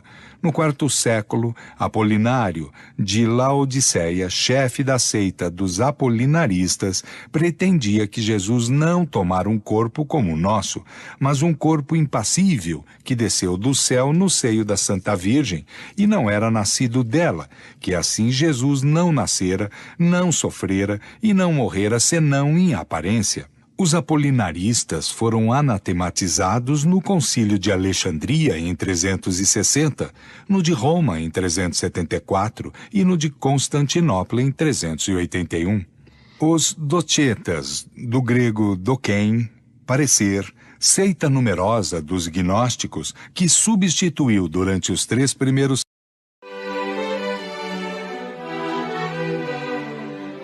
as predições. Segundo o Espiritismo. Capítulo 16. Teoria da presciência. 1. Como é possível o conhecimento do futuro? Compreende-se a previsão dos acontecimentos que são a consequência do estado presente, mas não daqueles que com ele não têm nenhuma relação, e ainda menos daqueles que se atribuem ao acaso. As coisas futuras, disse, não existem. Elas ainda estão no nada. Como então saber que ocorrerão? Os exemplos de predições realizadas são, entretanto, bastante numerosos, de onde é preciso concluir que se passa aí um fenômeno do qual não se tem a chave, porque não há efeito sem causa. Será essa causa que tentaremos procurar, e é ainda o Espiritismo, ele mesmo chave de tantos mistérios, que nola fornecerá, e que além disso nos mostrará que mesmo o fato das predições não sai das leis naturais. Tomemos como comparação um exemplo das coisas usuais, e que ajudará a fazer compreender o princípio que iremos desenvolver. 2. Suponhamos um homem colocado sobre uma alta montanha e considerando a vasta extensão da planície. Nessa situação, o espaço de 1 légua será pouca coisa, e ele poderá facilmente abarcar de um só golpe de vista todos os acidentes do terreno, desde o começo até o fim do caminho. O viajante que segue esse caminho pela primeira vez sabe que, caminhando, chegará ao fim. Aí está uma simples previsão da consequência de uma caminhada. Mas os acidentes do terreno, as subidas e as descidas, os rios a transpor, as matas a atravessar, os precipícios onde se pode cair, os ladrões postados para roubá-lo, as casas hospitaleiras onde poderá repousar, tudo isto é independente de sua pessoa. É para ele o desconhecido, o futuro, porque a sua visão não se estende além do pequeno círculo que o cerca. Quanto à duração, ele a mede pelo tempo que emprega para percorrer o caminho. Tirai-lhe os pontos de referência e a duração se apaga. Para o homem que está sobre a montanha e que segue com o olhar o viajante, tudo isto é presente. Suponhamos que esse homem desça até o viajante e lhe diga: em tal momento encontrareis tal coisa, sereis atacado e socorrido. Lhe predirá o futuro. O futuro é para o viajante, para o homem da montanha é o presente. 3. Se sairmos agora do círculo das coisas puramente materiais e se entrarmos pelo pensamento no domínio da vida espiritual, veremos esse fenômeno se produzir sobre uma maior escala. Os espíritos desmaterializados são como o homem da montanha. O espaço e a duração se apagam para eles.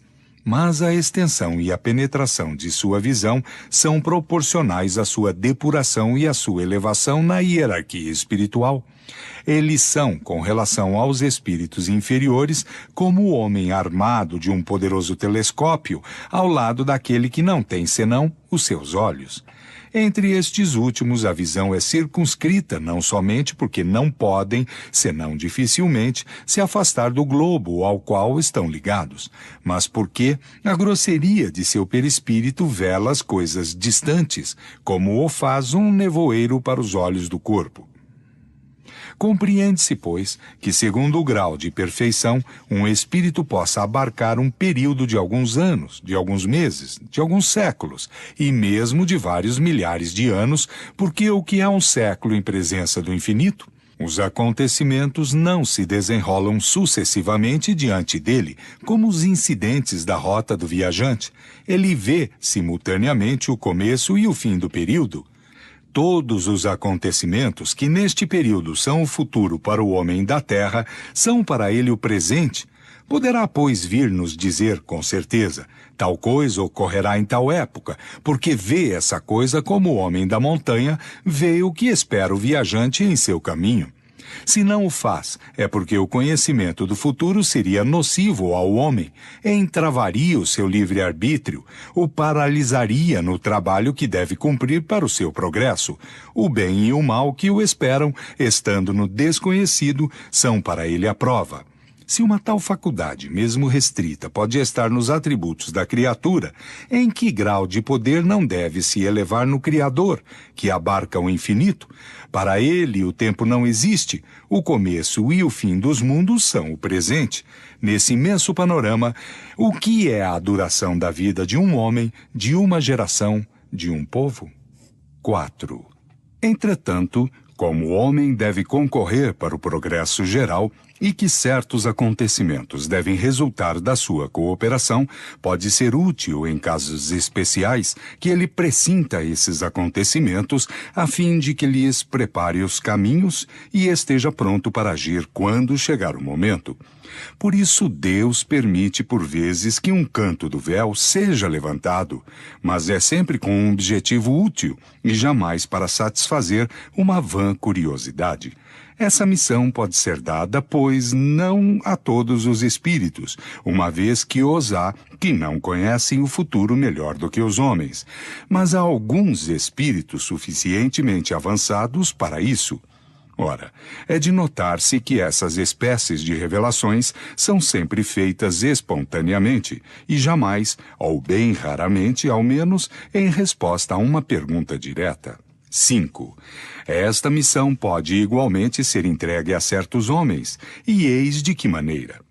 Aquele a quem está confiado o cuidado de revelar uma coisa oculta pode dela receber, com o seu desconhecimento, a inspiração de espíritos que a conhecem, e então ele a transmite maquinalmente sem disso se dar conta. Sabe-se, por outro lado, que seja durante o sono, seja no estado de vigília, nos êxtases e na dupla vista, a alma se liberta e possui, em um grau mais ou menos grande, as faculdades do espírito livre. Se for um espírito avançado, se tiver, sobretudo como os profetas, recebido uma missão especial para esse efeito, ele goza nos momentos de emancipação da alma da faculdade de abarcar por si mesmo um período mais ou menos vasto e vê como presentes os acontecimentos desse período. Pode, então, revelá-los no mesmo instante ou conservar-lhes a memória em seu despertar. Se esses acontecimentos devem permanecer em segredo, deles perderá a lembrança, ou não lhe restará senão uma vaga intuição suficiente para guiá-lo instintivamente. 6. Assim é que se vê esta faculdade se desenvolver providencialmente em certas ocasiões, nos perigos iminentes, nas grandes calamidades, nas revoluções, e que a maioria das seitas perseguidas tiveram numerosos videntes. É ainda assim que se vêem grandes capitães marcharem resolutamente contra o inimigo, com a certeza da vitória. Homens de gênio, como Cristóvão Colombo, por exemplo, perseguiram um objetivo predizendo, por assim dizer, o momento em que o alcançarão é que viram esse objetivo, que não é desconhecido para o seu espírito. O dom da predição não é, pois, mais natural do que uma multidão de outros fenômenos. Ele repousa sobre as propriedades da alma e a lei das relações do mundo visível e do mundo invisível, que o Espiritismo vem fazer conhecer. Esta teoria da presciência não resolve, talvez de maneira absoluta, todos os casos que a revelação do futuro pode apresentar, mas não se pode deixar de convir que ela lhe coloca o princípio fundamental. 7. Frequentemente, as pessoas dotadas da faculdade de prever, no estado estático ou sonambúlico, veem os acontecimentos se desenharem como num quadro. Isto poderia também se explicar pela fotografia do pensamento. Estando um acontecimento no pensamento dos espíritos, que trabalham para que se cumpra, ou dos homens cujos atos devem provocá-lo, esse pensamento, atravessando o espaço como os sons atravessam o ar, pode fazer imagem para o vidente. Mas como a realização pode ser apressada ou retardada por um concurso de circunstâncias, ele vê a coisa sem poder precisar-lhe o momento. Por vezes mesmo, esse pensamento pode não ser senão um projeto, um desejo que pode não ter sequência. Daí os erros frequentes de fato e de data nas previsões. Capítulo 14, número 13 e seguintes. 8. Para compreender as coisas espirituais, quer dizer, para delas se dar uma ideia tão límpida quanto aquela que fazemos de uma paisagem que está sob nossos olhos, falta-nos verdadeiramente um sentido, exatamente como ao cego falta o sentido necessário para compreender os efeitos da luz, das cores e da visão sem o contato. Também não é senão por um esforço de imaginação que nós ali chegamos e com a ajuda de comparações tiradas nas coisas que nos são familiares. Mas as coisas materiais não podem dar senão ideias muito imperfeitas das coisas espirituais. É por isso que não seria preciso tomar a comparação ao pé da letra e crer, por exemplo, que a extensão das faculdades perceptivas dos espíritos prendem-se à sua elevação efetiva e que têm necessidade de estarem numa montanha ou acima das nuvens para abarcarem o tempo e o espaço. Esta faculdade é inerente ao estado de espiritualização ou, querendo-se, de desmaterialização. Quer dizer que a espiritualização produz um efeito que se pode comparar, embora muito imperfeitamente, ao da visão do conjunto do homem que está sobre a montanha. Esta comparação tinha simplesmente por objetivo mostrar que os acontecimentos que estão no futuro para uns estão no presente para outros e podem assim serem preditos, o que não implica que o efeito se produza do mesmo modo. Para gozar desta percepção, o espírito, pois, não tem necessidade de se transportar para um ponto qualquer do espaço. Aquele que está na Terra, ao nosso lado, pode possuí-la em sua plenitude, bem como se estivesse a milhares de léguas, ao passo que não vemos nada fora do horizonte visual.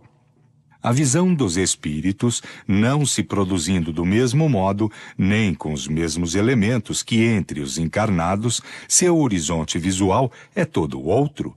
Ora, está precisamente aí o sentido que nos falta para concebê-lo. O espírito ao lado do encarnado é como o vidente ao lado de um cego. 9. É preciso que se compreenda bem, além do mais, que essa percepção não se limita à extensão, mas que ela compreende a penetração de todas as coisas. Nós o repetimos, é uma faculdade inerente e proporcional ao estado de desmaterialização. Esta faculdade é diminuída pela encarnação, mas não é completamente anulada, porque a alma não está encerrada no corpo como numa caixa. O encarnado a possui, embora sempre em menor grau do que quando está inteiramente liberto. É isso que dá, a certos homens, um poder de penetração que falta totalmente a outros, uma maior justeza no golpe de vista moral, uma compreensão mais fácil das coisas extramateriais. Não somente o espírito encarnado percebe, mas ele se lembra do que viu no estado de espírito, e essa lembrança é como um quadro que se desenha em seu pensamento. na encarnação.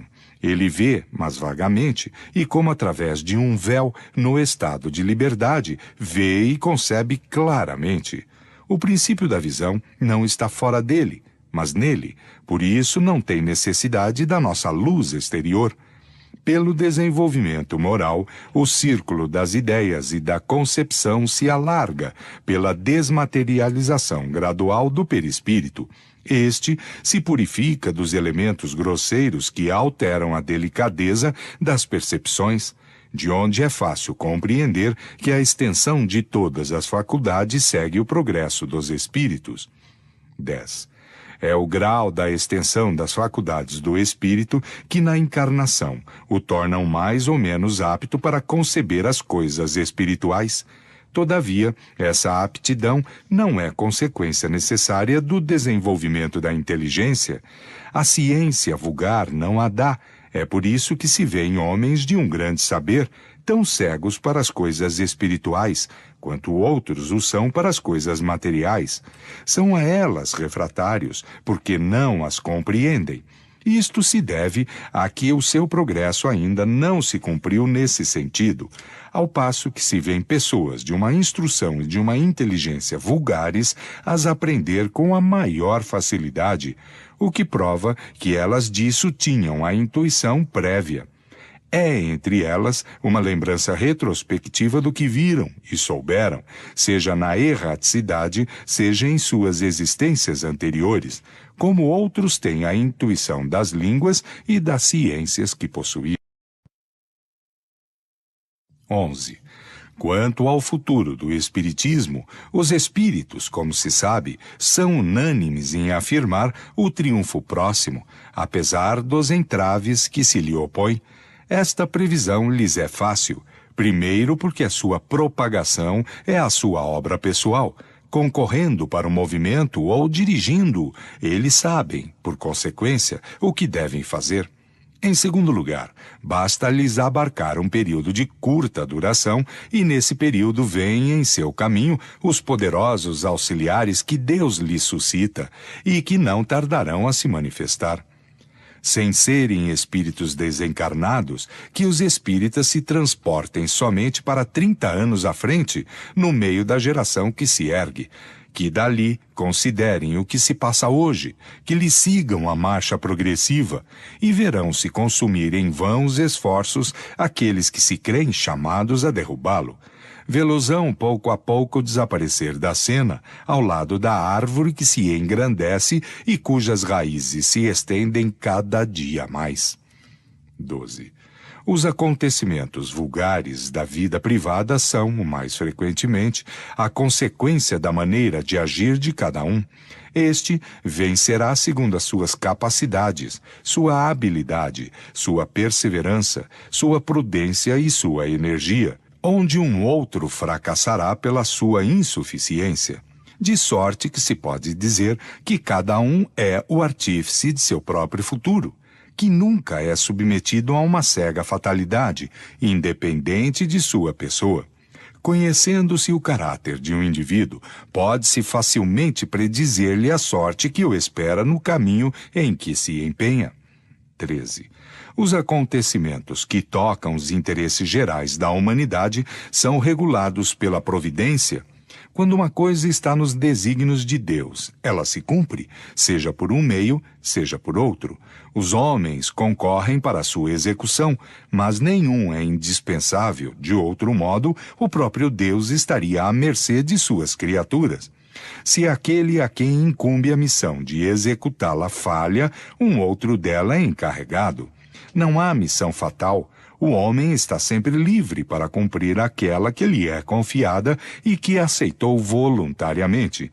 Se não o faz, perde-lhe o benefício e assume a responsabilidade pelos atrasos que podem ser o fato de sua negligência ou de sua má vontade, se torna um obstáculo para o seu cumprimento. Deus pode quebrá-lo com um sopro. 14. O resultado final de um acontecimento pode, pois, ser certo, porque está nos objetivos de Deus, mas como, mais frequentemente, os detalhes e o modo de execução estão subordinados às circunstâncias e ao livre-arbítrio dos homens, os caminhos e meios podem ser eventuais.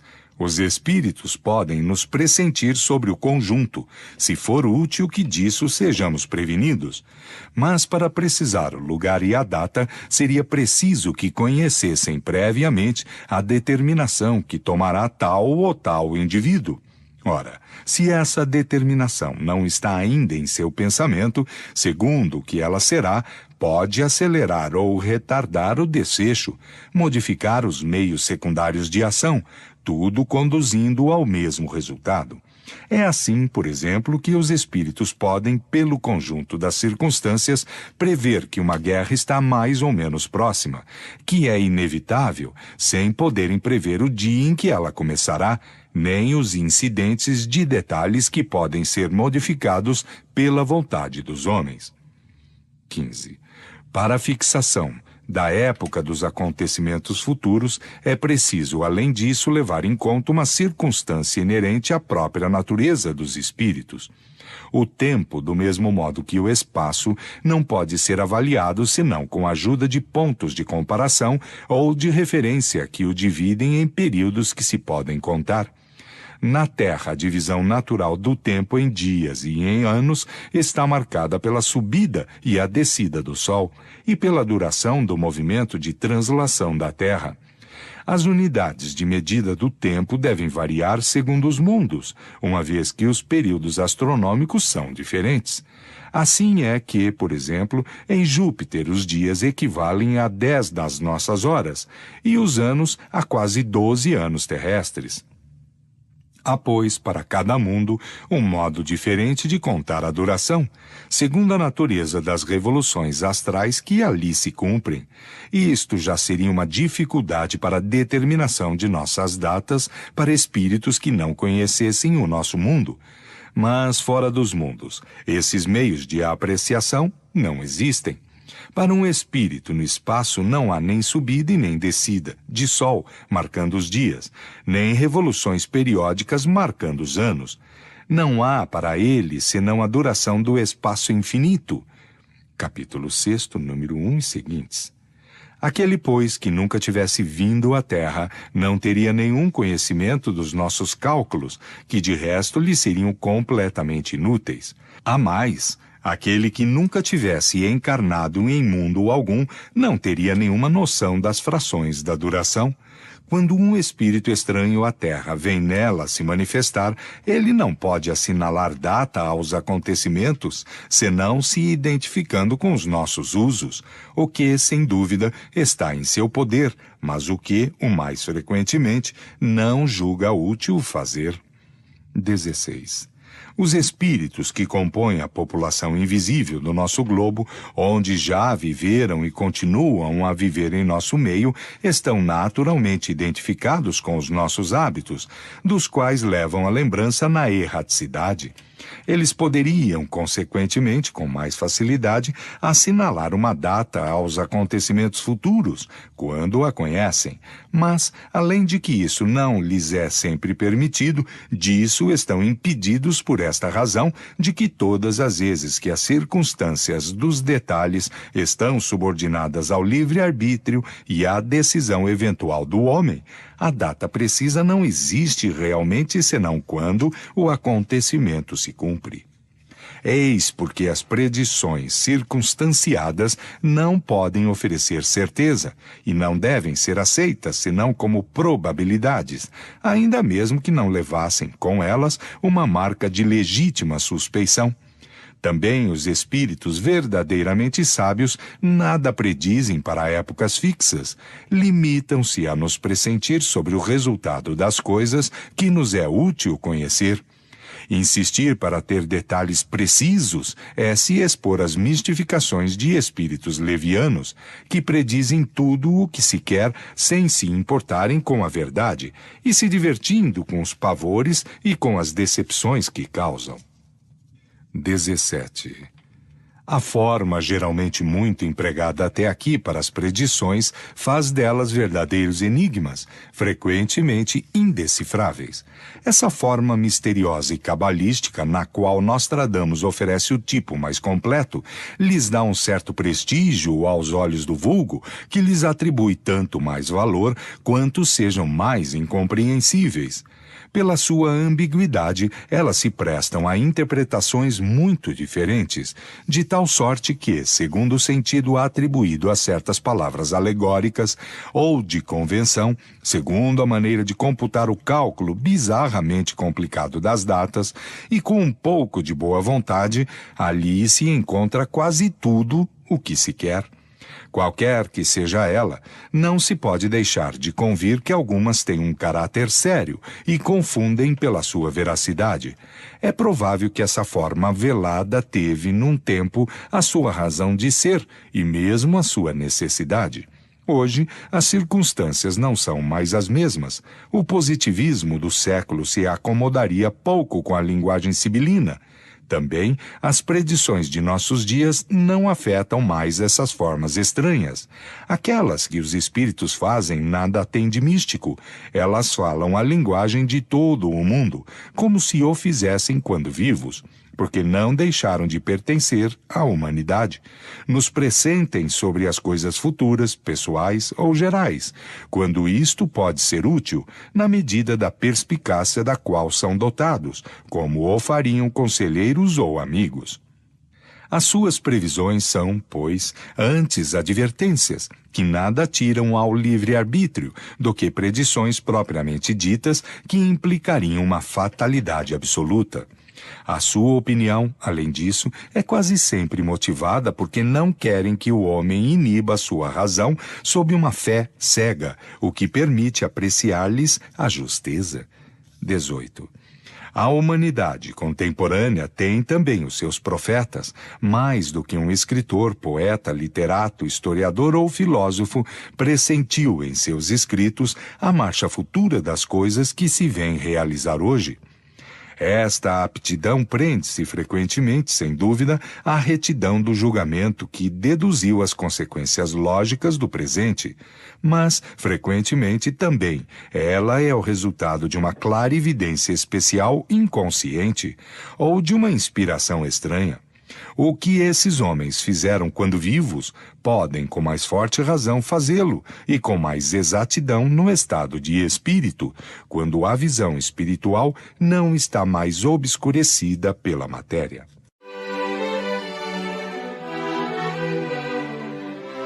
Capítulo 17. Predições do Evangelho. Ninguém é profeta em sua terra. Morte e paixão de Jesus, perseguição dos apóstolos, cidades impenitentes, ruína do templo e de Jerusalém, maldição aos fariseus, minhas palavras não passarão, a pedra angular, parábola dos vinhateiros homicidas, um só rebanho e um só pastor, advento de Elias, anunciação do Consolador, segundo advento do Cristo, sinais precursores, vossos filhos e vossas filhas profetizarão, julgamento final. Ninguém é profeta em sua terra. 1. E tendo vindo para sua terra, os instruía em suas sinagogas, de sorte que, tomados de admiração, eles diziam: de onde vieram para essa sabedoria e esses milagres? Não é o filho do carpinteiro? Sua mãe não se chama Maria e seus irmãos Tiago, José, Simão e Judas? E suas irmãs não estão todas entre nós? De onde vêm, pois, a todas essas coisas? E assim faziam dele um objeto de escândalo. Mas Jesus lhes disse: um profeta não é desonrado senão em sua terra e em sua casa, e não fez ali muitos milagres por causa de sua incredulidade. São Mateus, capítulo 13, versículos 54 a 58. 2. Jesus enunciou aí uma verdade que se fez provérbio, que é de todos os tempos, e à qual se poderia dar mais extensão dizendo que ninguém é profeta quando vivo. Na linguagem usual, esta máxima se entende como o crédito que um homem goza entre os seus e aqueles no meio dos quais vive, da confiança que inspira pela superioridade do saber e da inteligência. Se ela sofre exceções, são raras, e em todos os casos não são jamais absolutas. O princípio desta verdade é uma consequência natural da fraqueza humana e se pode explicar assim. O hábito de se ver desde a infância, nas circunstâncias vulgares da vida, estabelece entre os homens uma espécie de igualdade material que faz com que, frequentemente, se recuse a reconhecer uma superioridade moral naquele do qual se foi o companheiro ou o comensal, que saiu do mesmo meio e de quem se viram as primeiras fraquezas. O orgulho sofre pelo ascendente que é obrigado a suportar. Quem se eleva acima do nível comum é sempre o alvo do ciúme e da inveja. Aqueles que se sentem incapazes de atingir a sua altura se esforçam por rebaixá-lo pela difamação, a maledicência e a calúnia. Gritam tanto mais forte quanto se vejam mais pequenos, crendo crescer e eclipsá-lo pelo ruído que fazem. Tal foi e tal será a história da humanidade enquanto os homens não tiverem compreendido a sua natureza espiritual e não tiverem alargado o seu horizonte moral. Também esse preconceito é próprio dos espíritos estreitos e vulgares que relacionam tudo à sua personalidade. Por outro lado, geralmente se faz do homem que não se conhece senão pelo seu espírito, um ideal que aumenta com a distância dos tempos e dos lugares. São despojados quase sempre da humanidade. Parece que não devem falar e nem sentir como todo mundo, que a sua linguagem e os seus pensamentos devem estar constantemente no diapasão da sublimidade, sem pensar que o espírito não poderia estar incessantemente tenso e num estado perpétuo de superexcitação. No contato diário da vida privada, vê-se muito o homem material que nada distingue do vulgo. O homem corpóreo que fere os sentidos apaga quase sempre o homem espiritual que não fere senão o espírito. De longe, não se vêem senão os brilhos do gênio. De perto, vê-se o repouso do espírito. Depois da morte, a comparação não existe mais, só resta o homem espiritual, e parece tanto maior quanto a lembrança do homem corpóreo está mais distante. Eis porque os homens que marcaram a sua passagem sobre a terra por obras de um valor real são mais apreciados depois de sua morte do que quando vivos. São julgados com mais imparcialidade porque os invejosos e os ciumentos desapareceram. Os antagonismos pessoais não existem mais. A posteridade é um juiz desinteressado que aprecia a obra do espírito, aceita-a sem entusiasmo cego se ela é boa, rejeita-a sem ódio se ela é má, abstração feita da individualidade que a produziu. Jesus podia tanto menos escapar às consequências desse princípio, inerente à natureza humana, porque vivia num meio pouco esclarecido e entre homens todos voltados para a vida material. Seus compatriotas não viam nele senão o filho do carpinteiro, o irmão de homens tão ignorantes quanto eles, e se perguntavam o que poderia torná-lo superior a eles e lhe dar o direito de censurá-los. Também, vendo que a sua palavra tinha menos crédito entre os seus, que o desprezavam, do que sobre os estranhos, ele foi pregar entre aqueles que o escutavam, e no meio dos que encontrava a simpatia. Pode-se julgar de quais sentimentos seus parentes estavam animados para com ele, por esse fato, que seus próprios irmãos, acompanhados de sua mãe, vieram numa assembleia onde se encontrava para se apoderarem dele, dizendo que ele havia perdido o espírito. São Marcos, capítulo 3, versículos 20 e 21 e, de 31 a 35, o Evangelho segundo o Espiritismo, capítulo 14. Assim, de um outro lado, os sacerdotes e os fariseus acusavam Jesus de agir pelo demônio. De outro, era taxado de loucura pelos seus parentes mais próximos. Não é assim que se usa em nossos dias com respeito aos espíritas, e estes devem se lamentar por não serem melhor tratados pelos seus concidadãos do que não o foi Jesus? O que não tinha nada para se admirar há 2000 anos entre um povo ignorante é mais estranho no século XIX entre as nações civilizadas. Morte e paixão de Jesus. 3. Depois da cura do lunático, todos ficaram admirados com o grande poder de Deus, e quando todo o mundo estava na admiração do que Jesus fazia, ele disse aos seus discípulos: Colocai bem no vosso coração o que vou lhes dizer. O Filho do Homem deve ser entregue nas mãos dos homens. Mas eles não entendiam essa linguagem. Ela lhes era de tal modo oculta que dela nada compreendiam. E eles estudavam mesmo interrogá-lo a esse respeito. São Lucas, capítulo 9, versículos 43 e 45. 4. Desde então, Jesus começou a revelar aos seus discípulos que seria preciso que ele fosse a Jerusalém, que ali sofreria muito da parte dos senadores, dos escribas e dos príncipes dos sacerdotes, que fosse posto para morrer e que ressuscitasse no terceiro dia. São Mateus, capítulo 16, versículo 21. 5. Quando estavam na Galiléia, Jesus lhes disse: O Filho do Homem deve ser entregue nas mãos dos homens, e eles o farão morrer, e ele ressuscitará no terceiro dia, o que os afligia extremamente. São Mateus, capítulo 17, versículos 22 e 23. 6. Ora, Jesus, indo para Jerusalém, tomou à parte os seus 12 discípulos e lhes disse: Vamos a Jerusalém, e o Filho do Homem será entregue aos príncipes dos sacerdotes e aos escribas, que o condenarão à morte, e o entregarão aos gentios, a fim de que o tratem com escárnio, e que o açoitem e o crucifiquem, e ele ressuscitará no terceiro dia. São Mateus, capítulo 20, versículos 17, 18 e 19. 7.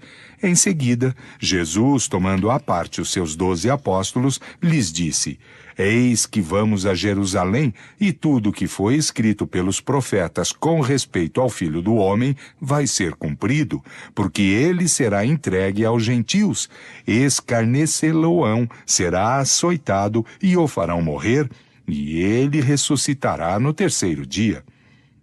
Mas eles não compreendiam nada de tudo isto. Sua linguagem lhes era velada e não entendiam o que lhes dizia. São Lucas, capítulo 18, versículos 31 a 34.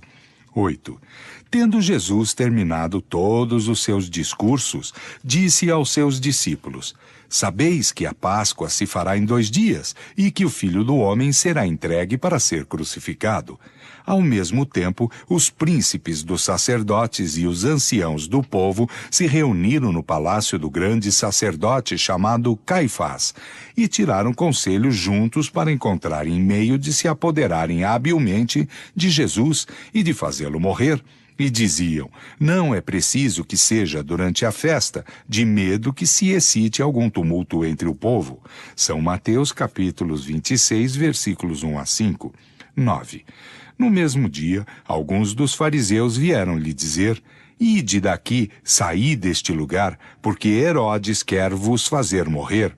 Ele lhes respondeu: Ide dizer a essa raposa: Tenho ainda que expulsar os demônios e dar saúde aos enfermos, hoje e amanhã, e no terceiro dia serei consumido pela minha morte. São Lucas, capítulo 13, versículos 31 e 32. Perseguição aos apóstolos. 10. Guardai-vos dos homens, porquanto eles vos farão comparecer em suas assembleias, e vos farão açoitar em suas sinagogas, e sereis apresentados por minha causa aos governantes e aos reis, para lhes servir de testemunho, bem como às nações. São Mateus, capítulo 10, versículos 17 e 18. 11. Eles vos expulsarão das sinagogas, e o tempo vem em que quem vos fizer morrer crerá fazer uma coisa agradável a Deus. Tratar-vos-ão desse modo, porque não conhecem nem a meu Pai e nem a mim. Ora, eu vos digo essas coisas a fim de que, quando o tempo houver chegado, vos lembreis de que eu vô-las disse. São João, capítulo 16, versículo 1 a 4, 12. Sereis traídos e entregues aos magistrados pelos vossos pais e vossas mães, pelos vossos irmãos, pelos vossos parentes, pelos vossos amigos, e farão morrer vários dentre vós, e sereis odiados por todo o mundo por causa de meu nome. Entretanto, não se perderá um só cabelo da vossa cabeça, porque é pela vossa paciência que possuireis as vossas almas. São Lucas, capítulo 21, versículos 16 a 19. 13. Martírio de São Pedro. Em verdade vos digo, quando éreis mais jovens, vos cingíeis a vós mesmos e íeis onde queríeis, mas quando fordes velhos, estendereis as vossas mãos, e um outro vos cingirá e vos conduzirá onde não quereríeis ir. Ora, dizia isto para marcar porque a morte ele deveria glorificar a Deus. São João, capítulo 21, versículos 18 e 19. Cidades impenitentes, 14. Começou então ele a fazer censura às cidades nas quais fizera muitos milagres, por elas não terem feito penitência. Ai de ti, Corazim, ai de ti, Betsaída, porque se os milagres que fiz em vosso meio houvessem sido feitos em Tiro e em Sidom, há muito tempo elas teriam feito penitência no saco e na cinza. Por isso eu vos declaro que no dia do juízo, Tiro e Sidom serão tratadas menos rigorosamente do que vós.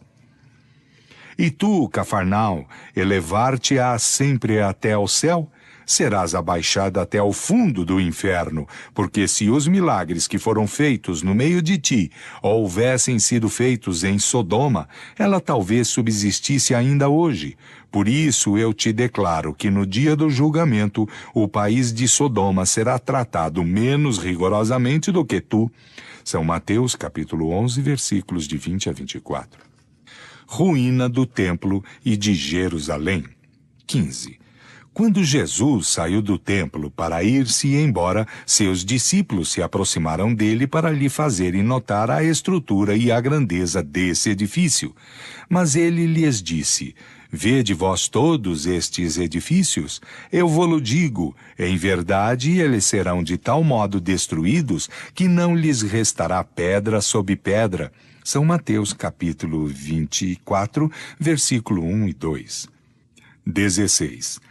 Tendo em seguida chegado próximo a Jerusalém e olhado a cidade, ele chorou sobre ela, dizendo: Ah, se tu reconhecesses, ao menos neste dia, que te é ainda dado o que pode te proporcionar a paz. Mas agora tudo isso está oculto aos teus olhos. Também virá um tempo infeliz para ti, em que os teus inimigos te cercarão de trincheiras, te envolverão e te oprimirão de todas as partes. Derrubar-te-ão por terra, a ti e a teus filhos que estiverem no meio de ti, e não te deixarão pedra sobre pedra, porque não conheceste o tempo em que Deus te visitou. São Lucas, capítulo 19, versículos de 41 a 44. 17. Entretanto, é necessário que eu continue a caminhar, hoje e amanhã e no dia seguinte, porque não é preciso que um profeta sofra a morte alhures, senão em Jerusalém. Jerusalém, Jerusalém, que matas os profetas e que lapidas aqueles que são enviados para ti, quantas vezes quis reunir teus filhos, como uma galinha junta seus pintainhos sob as suas asas, e tu não quiseste. O tempo se aproxima em que a vossa casa ficará deserta. Ora, eu vos digo, em verdade, que não me vereis mais doravante, até quando disserdes: Bendito seja aquele que vem em nome do Senhor. São Lucas, capítulo 13, versículos 33, 34 e 35. 18. Quando virdes um exército cercar Jerusalém, sabei que a sua desolação está próxima.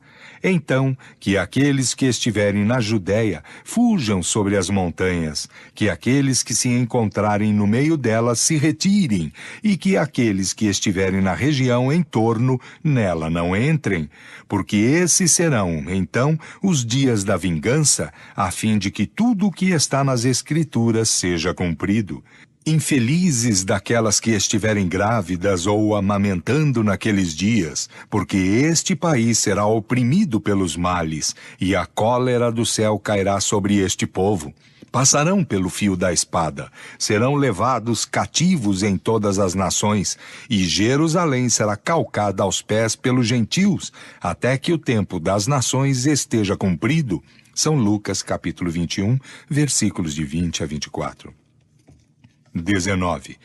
Jesus caminhando para o suplício.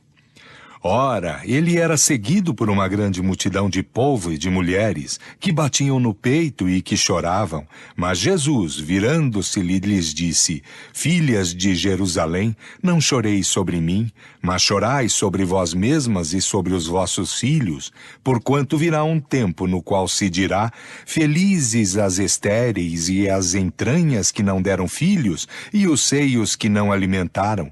Começarão então a dizer às montanhas: Tombai sobre nós, e às colinas: Cobri-nos, porque se tratam dessa maneira, a lenha verde como a lenha seca será tratada. São Lucas, capítulo 23, versículos de 27 a 31. 20. A faculdade de pressentir as coisas futuras é um dos atributos da alma e se explica pela teoria da presciência. Jesus a possuía, como todas as outras, em um grau eminente. Pôde, pois, prever os acontecimentos que se seguiriam à sua morte, sem que haja neste fato nada de sobrenatural, uma vez que é visto reproduzir-se sob os nossos olhos nas condições mais vulgares. Não é raro que indivíduos anunciem com precisão o instante de sua morte, é que a sua alma no estado de desligamento é como o homem da montanha. Capítulo 16, número 1. Ela abarca o caminho a percorrer e lhe vê o fim. 21. Tanto melhor deveria ser assim com Jesus, que, tendo consciência da missão que vinha cumprir, sabia que a morte pelo suplício era-lhe a consequência necessária.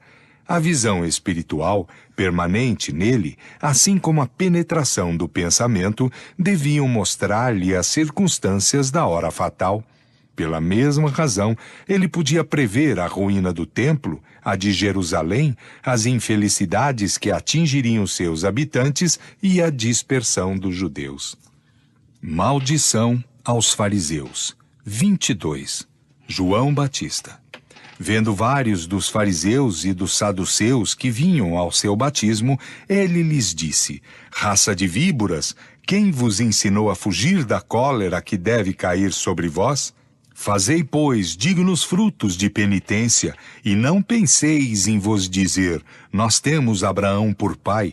Ora, eu vos declaro que Deus pode fazer nascer, mesmo destas pedras, filhos a Abraão, porque o machado está posto à raiz das árvores. Toda árvore, pois, que não produz bons frutos, será cortada e lançada ao fogo. São Mateus, capítulo 3, versículos de 7 a 10. 23. Ai de vós, escribas e fariseus hipócritas, porque fechais aos homens o reino dos céus, porque vós mesmos nele não entrareis, e vos opondes ainda àquele que deseja nele entrar. Ai de vós, escribas e fariseus hipócritas, porque sob o pretexto de longas preces devorais as casas das viúvas, por isso é que recebereis um julgamento mais rigoroso. Ai de vós, escribas e fariseus hipócritas, porque percorreis o mar e a terra para fazer um prosélito, e depois que se tornou, o tornais 2 vezes mais digno do inferno do que vós.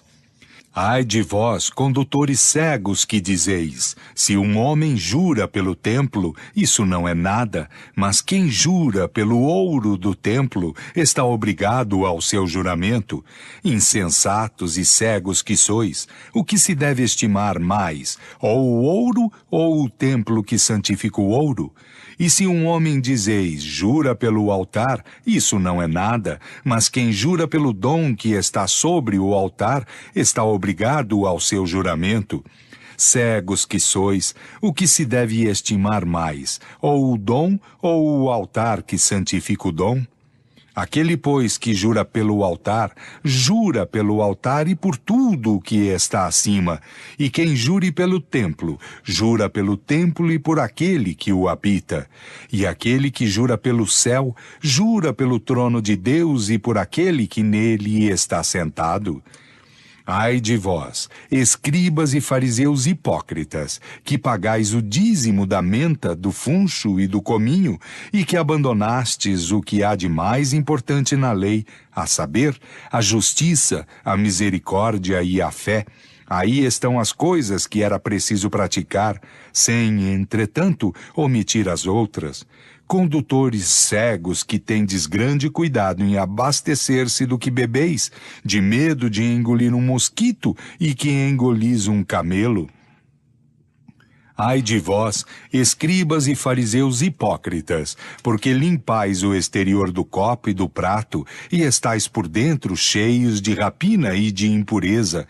Fariseus cegos, limpai primeiro o interior do copo e do prato, a fim de que também o exterior esteja limpo.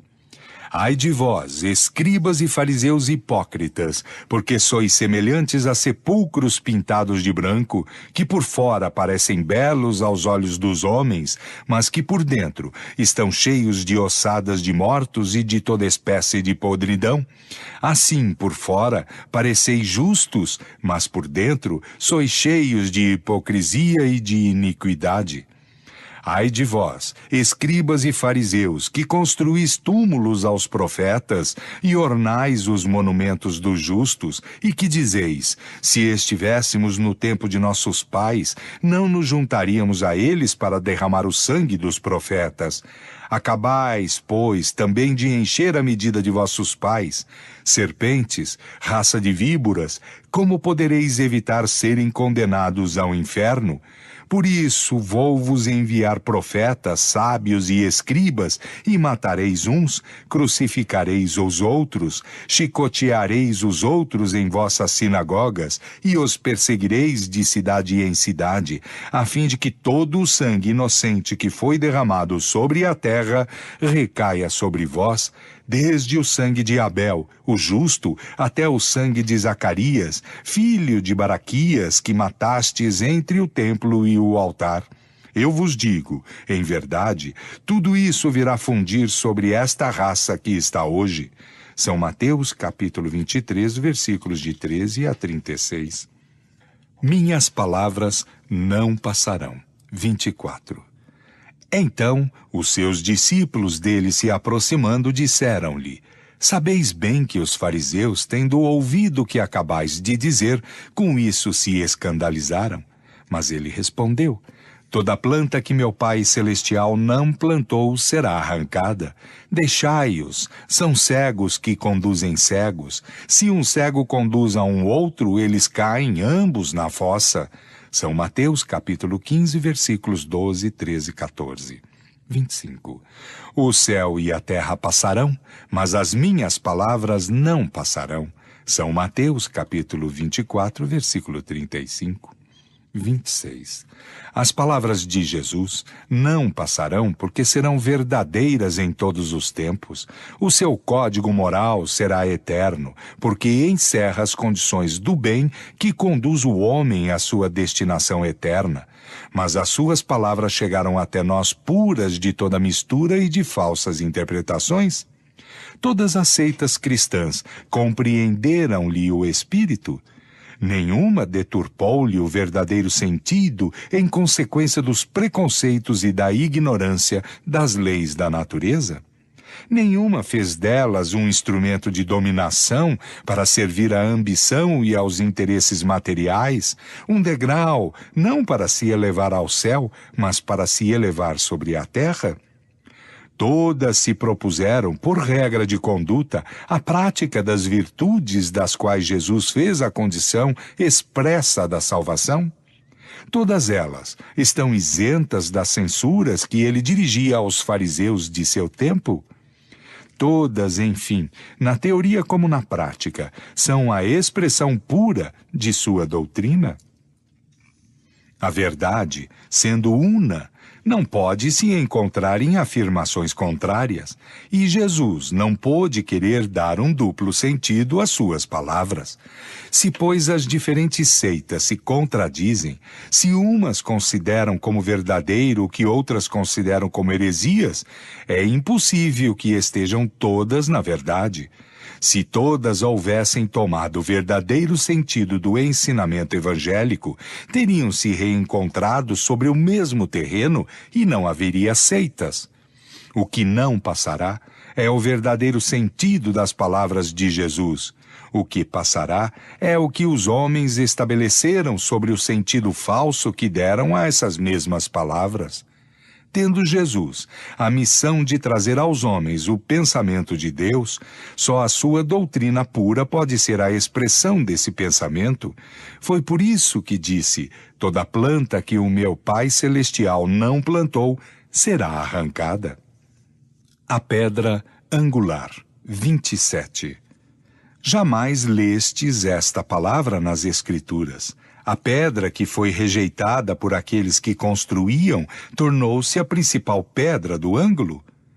É que o Senhor fez e os nossos olhos veem com admiração. É porque vos declaro que o reino de Deus vos será tirado e será dado a um povo que nele produzirá frutos. Aquele que se deixar cair sobre essa pedra, nela se quebrará, e ela esmagará aquele sobre quem tombar. Os príncipes dos sacerdotes e os fariseus, tendo ouvido essas palavras de Jesus, entenderam que era deles que falava, e querendo se apoderar dele, temeram o povo porque o olhavam como um profeta. São Mateus, capítulo 21, versículos de 42 a 46. 28. A palavra de Jesus tornou-se a pedra angular, quer dizer, a pedra de consolidação do novo edifício da fé, erguido sobre as ruínas do antigo.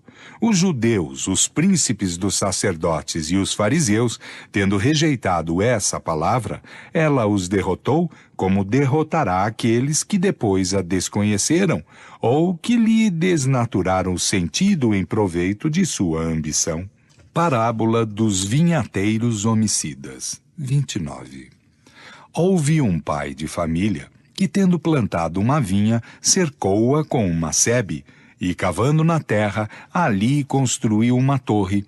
Depois, arrendando-a a vinhateiros, dali se foi para uma região distante. Ora, estando próximo o tempo dos frutos, ele enviou os seus servidores aos vinhateiros para recolher os frutos de sua vinha. Mas os vinhateiros, tendo se apoderado de seus servidores, atacaram um, mataram o outro e lapidaram um outro. Ele lhes enviou ainda outros servidores, em maior número do que os primeiros, e os trataram do mesmo modo. Enfim, ele lhes enviou seu próprio filho, dizendo consigo mesmo: eles terão algum respeito com o meu filho. Mas os vinhateiros, vendo o filho, disseram entre si: eis o herdeiro, vinde, matemo-lo, e nós seremos os senhores de sua herança. Assim, tendo-se apoderado dele, lançaram-no fora da vinha e o mataram. Quando, pois, o senhor da vinha vier, como tratará esses vinhateiros? Responderam-lhe: fará perecer miseravelmente esses maus e arrendará a sua vinha a outros vinhateiros que lhe entregarão os frutos em sua época. São Mateus, capítulo 21, versículos 30. O pai de família é Deus. A vinha que plantou é a lei que estabeleceu. Os vinhateiros aos quais arrendou a sua vinha são os homens que devem ensinar e praticar a sua lei. Os servidores que enviou para eles são os profetas que fizeram perecer.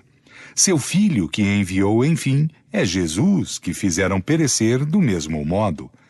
Como, pois, o Senhor tratará seus mandatários prevaricadores de sua lei? Tratá-los-á como tratar os enviados, e chamará outros que lhe darão melhor conta de seus bens e da condução de seu rebanho. Assim foi com os escribas, com os príncipes dos sacerdotes e com os fariseus. Assim será quando vier de novo pedir contas a cada um do que fez de sua doutrina. Tirará a autoridade de quem dela tiver abusado, porque ele quer que o seu campo seja administrado segundo a sua vontade. Depois de 18 séculos, a humanidade, chegada à idade viril, está madura para compreender o que o Cristo não fez senão aflorar, porque, como ele mesmo o disse, não seria compreendido. Ora, a qual resultado chegaram aqueles que durante esse longo período ficaram encarregados de sua educação religiosa? A ver a indiferença suceder à fé e a incredulidade se erigir em doutrina, em nenhuma outra época, com efeito, o ceticismo e o espírito de negação estiveram mais difundidos em todas as classes da sociedade. Mas se algumas das palavras do Cristo estão veladas sob a alegoria, por tudo o que concerne à regra de conduta, as relações de homem para homem, os princípios de moral dos quais fez a condição expressa da salvação, estão claros, explícitos e sem ambiguidade. O Evangelho segundo o Espiritismo, capítulo 15.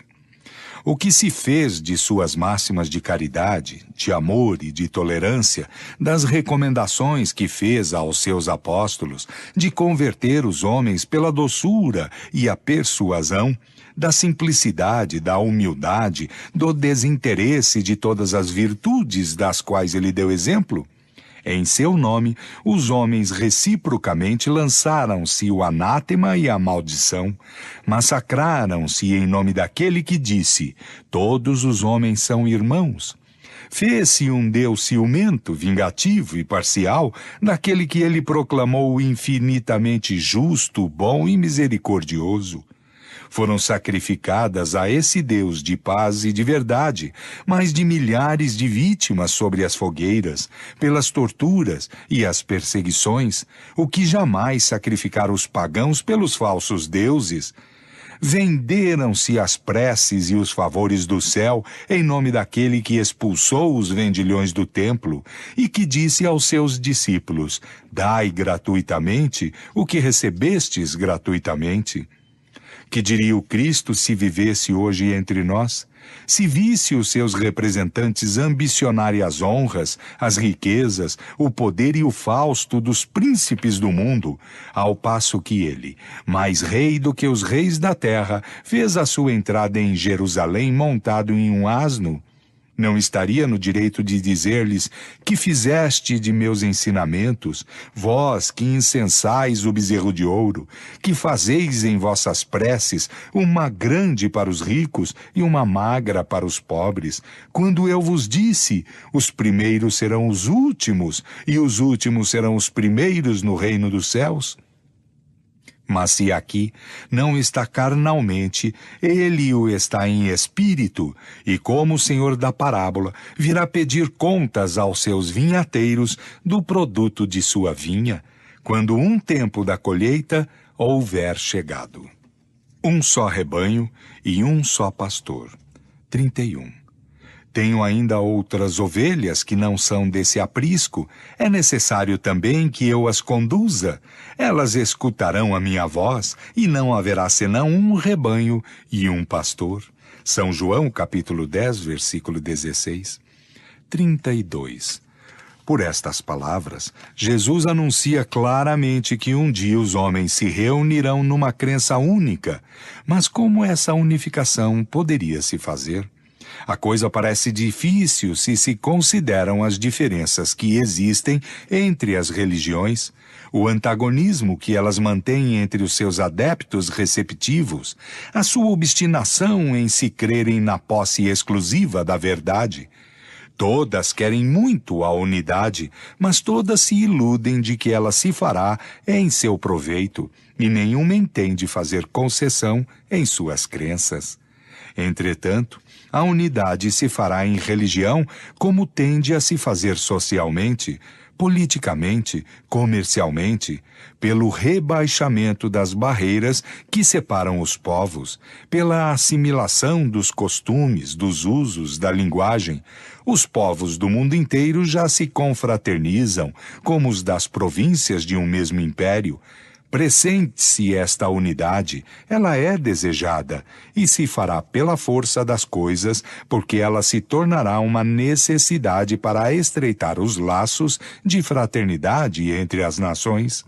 Ela se fará pelo desenvolvimento da razão humana, que fará compreender a puerilidade dessas dissidências, pelos progressos das ciências que demonstram cada dia os erros materiais sobre os quais elas se apoiam, e destaca pouco a pouco as pedras carcomidas de seus assentamentos.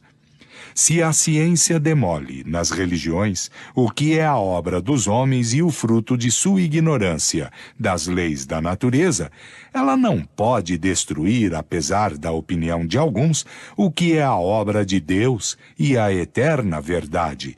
Desobstruindo os acessórios, ela prepara os caminhos da unidade. Para chegarem à unidade, as religiões deverão se reencontrar sobre um terreno neutro, entretanto, comum a todas, por isso todas terão que fazer concessões e sacrifícios, mais ou menos grandes, segundo a multiplicidade de seus dogmas particulares.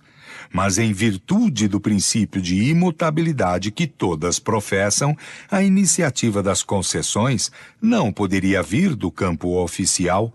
Em lugar de tomar o seu ponto de partida de cima, o tomarão de baixo pela iniciativa individual.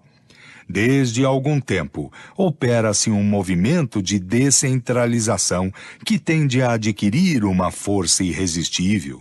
O princípio de imutabilidade, que as religiões consideraram até aqui como uma égide conservadora, se tornará um elemento destruidor, tendo em vista que os cultos se imobilizando, ao passo que a sociedade caminha para a frente, eles serão ultrapassados, depois absorvidos na corrente das ideias progressistas.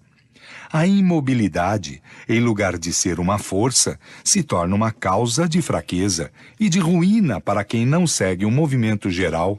Ela rompe a unidade, porque aqueles que querem ir adiante se separam daqueles que se obstinam em permanecer para trás. No estado atual da opinião e dos conhecimentos, a religião, que deverá unir um dia todos os homens sob uma mesma bandeira, será a que satisfaça melhor a razão e as legítimas aspirações do coração e do espírito, que não será, sobre nenhum ponto, desmentida pela ciência positiva, que em lugar de se imobilizar, seguirá a humanidade em sua marcha progressiva, sem jamais se deixar ultrapassar, que não será nem exclusiva, nem intolerante, que será emancipadora da inteligência, não admitindo senão a fé raciocinada, aquela cujo código de moral será o mais puro, o mais racional, o mais em harmonia com as necessidades sociais, o mais próprio, enfim, para fundar sobre a terra o reino do bem, pela prática da caridade e da fraternidade universais.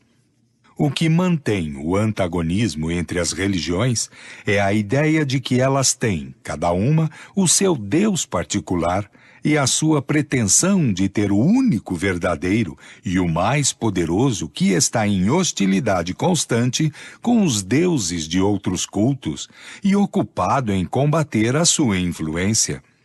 quando estiverem convencidas de que não há senão um Deus no universo e que, em definitivo, é o mesmo que adoram sob o nome de Jeová, Alá ou Deus, que estiverem de acordo sobre os seus atributos essenciais, compreenderão que um ser único não pode ter senão uma única vontade. Elas se estenderão as mãos como servidores de um mesmo Senhor e os filhos de um mesmo Pai, e terão dado um grande passo para a unidade. Advento de Elias. 33. Então seus discípulos lhe perguntaram: por que, pois, os escribas dizem que é necessário que Elias venha antes? Mas Jesus lhes respondeu: é verdade que Elias deve vir e que restabelecerá todas as coisas. Mas eu vos declaro que Elias já veio e não o conheceram, mas o trataram como quiseram. É assim que farão morrer o Filho do Homem. Então seus discípulos compreenderam que era de João Batista que ele lhes falara. São Mateus, capítulo 17, versículos 10 a 3. 34. Elias já retornara na pessoa de João Batista. Seu novo advento é anunciado de maneira explícita. Ora, como não pode retornar senão num corpo novo, é a consagração formal do princípio da pluralidade das existências. O Evangelho segundo o Espiritismo, capítulo 4, versículo 10. Anunciação do Consolador. 35. Se vós me amais, guardai os meus mandamentos, e pedirei a meu Pai, e ele vos enviará um outro Consolador, a fim de que permaneça eternamente convosco. O Espírito de verdade, que este mundo não pode receber, porque não o vê, mas por vós o conhecereis, porque permanecerá convosco e estará em vós. Mas o Consolador, que é o Espírito Santo que meu Pai enviará em meu nome, vos ensinará todas as coisas e vos fará lembrar de tudo o que vos disse. São João, capítulo 14, versículo 15, 16, 17 e 26. O Evangelho segundo o Espiritismo, capítulo 6. 36. Entretanto, eu vos digo a verdade, ser-vos-á útil que eu me vá, porque se eu não for, o Consolador não virá a vós. Mas eu me vou e vô-lo enviarei, e ele, quando vier, convencerá o mundo quanto ao pecado, quanto à justiça e quanto ao julgamento. Quanto ao pecado, porque não creram em mim, quanto à justiça, porque vou para o meu Pai, e não me vereis mais, quanto ao julgamento, porque o príncipe deste mundo já está julgado. Tenho ainda muitas coisas a vos dizer, mas não as podeis suportar presentemente. Quando esse Espírito de verdade vier, vos ensinará toda a verdade, porque não falará de si mesmo, mas dirá tudo o que ouviu e vos anunciará as coisas vindouras. Ele me glorificará, porque receberá do que é meu, e vô-lo anunciará. São João, capítulo 16, versículos 7 a 14. 37. Esta predição, sem contradita, é uma das mais importantes do ponto de vista religioso, porque constata da maneira menos equivocada que Jesus não disse tudo o que tinha a dizer, porque não seria compreendido, mesmo pelos seus apóstolos, uma vez que era a eles que se dirigia. Se lhes tivesse dado instruções secretas, delas faria menção no Evangelho. Desde que não disse tudo aos seus apóstolos, os seus sucessores não poderiam saber mais do que eles. Portanto, puderam se equivocar sobre o sentido de suas palavras, dar uma falsa interpretação aos seus pensamentos, frequentemente velados sob a forma de parábolas. As religiões fundadas sobre o Evangelho não podem, pois, se dizer na posse de toda a verdade, uma vez que ele reservou para si completar ulteriormente as suas instruções. Seu princípio de imutabilidade é um desmentido dado às próprias palavras de Jesus. anuncia ele, sob o nome de Consolador e de Espírito da Verdade, aquele que deve ensinar todas as coisas e fazer lembrar o que disse. Portanto, o seu ensino não estava completo. Além do mais, prevê que se esquecerá o que ele disse e que se o será desnaturado, uma vez que o Espírito de Verdade deve fazer lembrar e, de acordo com Elias, restabelecer todas as coisas. Quer dizer, segundo o verdadeiro. 38. Quando deverá vir esse novo revelador? É muito evidente que se na época em que Jesus falava, os homens não estavam no estado de compreender as coisas que lhe restavam a dizer, não seriam alguns anos que poderiam adquirir as luzes necessárias. Para a inteligência de certas partes do Evangelho, com exceção dos preceitos de moral, eram necessários conhecimentos que só o progresso da ciência poderia dar, e que deveriam ser a obra do tempo e de várias gerações. Se, pois, o novo Messias tivesse vindo pouco tempo depois do Cristo, teria encontrado o terreno também pouco propício, e não faria mais do que ele. Ora, desde o Cristo até os nossos dias, não se produziu nenhuma grande revelação que haja completado o Evangelho e que haja elucidado as suas partes obscuras, indício certo de que o enviado ainda não aparecera. 39. Qual deve ser esse enviado? Jesus dizendo, eu pedirei a meu Pai e ele vos enviará um outro Consolador, indica claramente que não é ele mesmo. De outro modo teria dito, eu retornarei para completar o que vos ensinei. Depois acrescentou, a fim de que permaneça eternamente convosco e esteja em vós.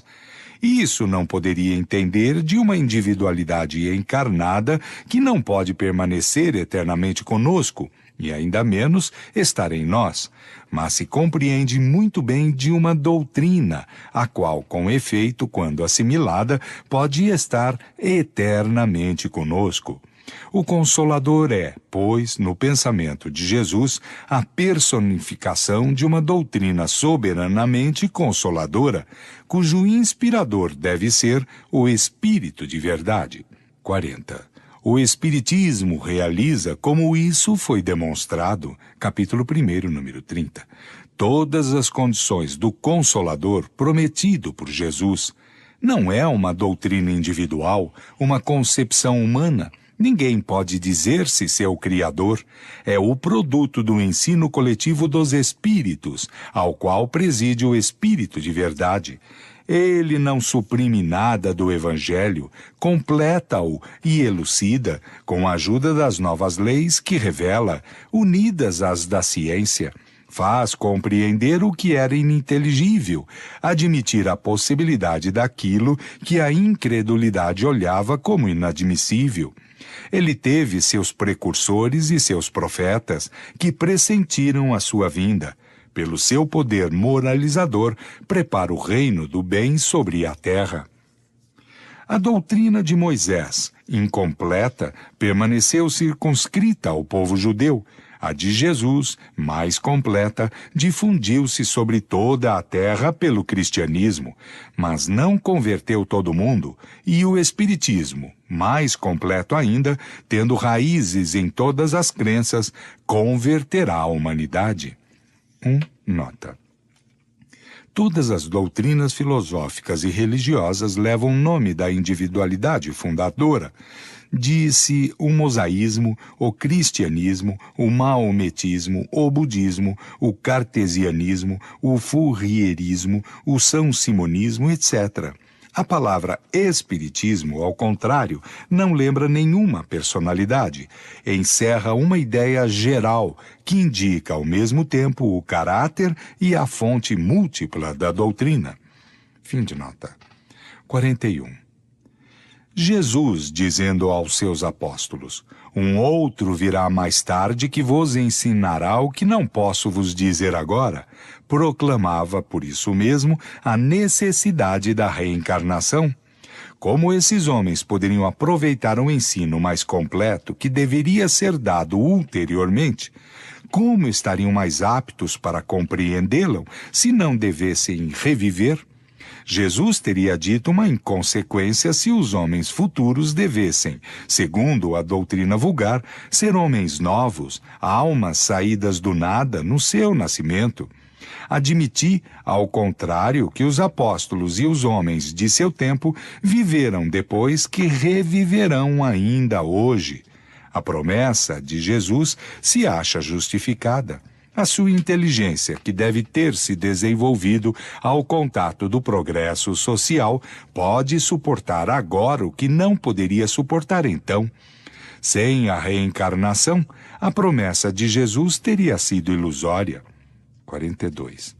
Se se dissesse que essa promessa realizou-se no dia do Pentecostes, pela descida do Santo Espírito, responder-se-ia que o Espírito Santo os inspirou, que pôde abrir a sua inteligência, desenvolver neles as aptidões medianímicas que deveriam facilitar a sua missão, mas que nada lhes ensinou a mais do que Jesus havia ensinado, porque não se encontra nenhum traço de ensino especial. O Espírito Santo, pois, não realizou o que Jesus anunciara do Consolador. De outro modo, os apóstolos teriam elucidado desde quando vivos tudo o que permaneceu obscuro no Evangelho até este dia, e cuja interpretação contraditória deu lugar às inumeráveis seitas que dividiram o cristianismo desde os primeiros séculos. Segundo o advento do Cristo. 43. Disse então Jesus aos seus discípulos: Se alguém quer vir após mim, que renuncie a si mesmo, se carregue com sua cruz e que me siga. Porque aquele que quer salvar a vida, a perderá, e aquele que perder a sua vida por amor a mim, a reencontrará. E que serviria a um homem ganhar todo o mundo e perder a sua alma?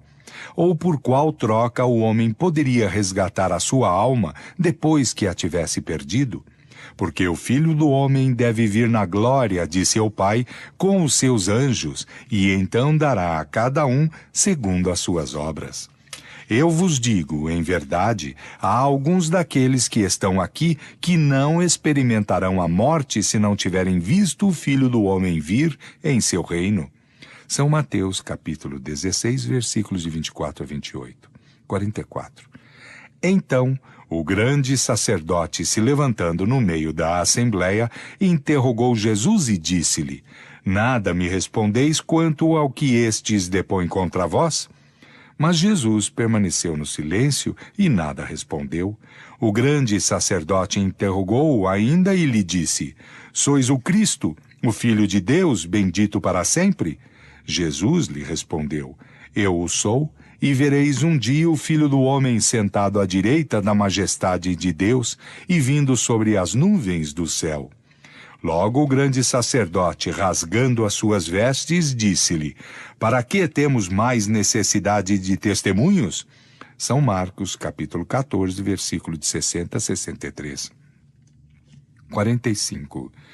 Jesus anuncia o seu segundo advento, mas não disse que retornará sobre a terra com um corpo carnal, nem que o Consolador será personificado nele. Apresenta-se como devendo vir em espírito, na glória de seu Pai, julgar o mérito e o demérito, e dar a cada um segundo as suas obras, quando os tempos forem cumpridos. Esta promessa verbal, há alguns daqueles que estão aqui que não experimentarão a morte, enquanto não virem o Filho do Homem vir em seu reino, parece uma contradição, uma vez que é certo que não veio durante a vida de nenhum daqueles que estavam presentes.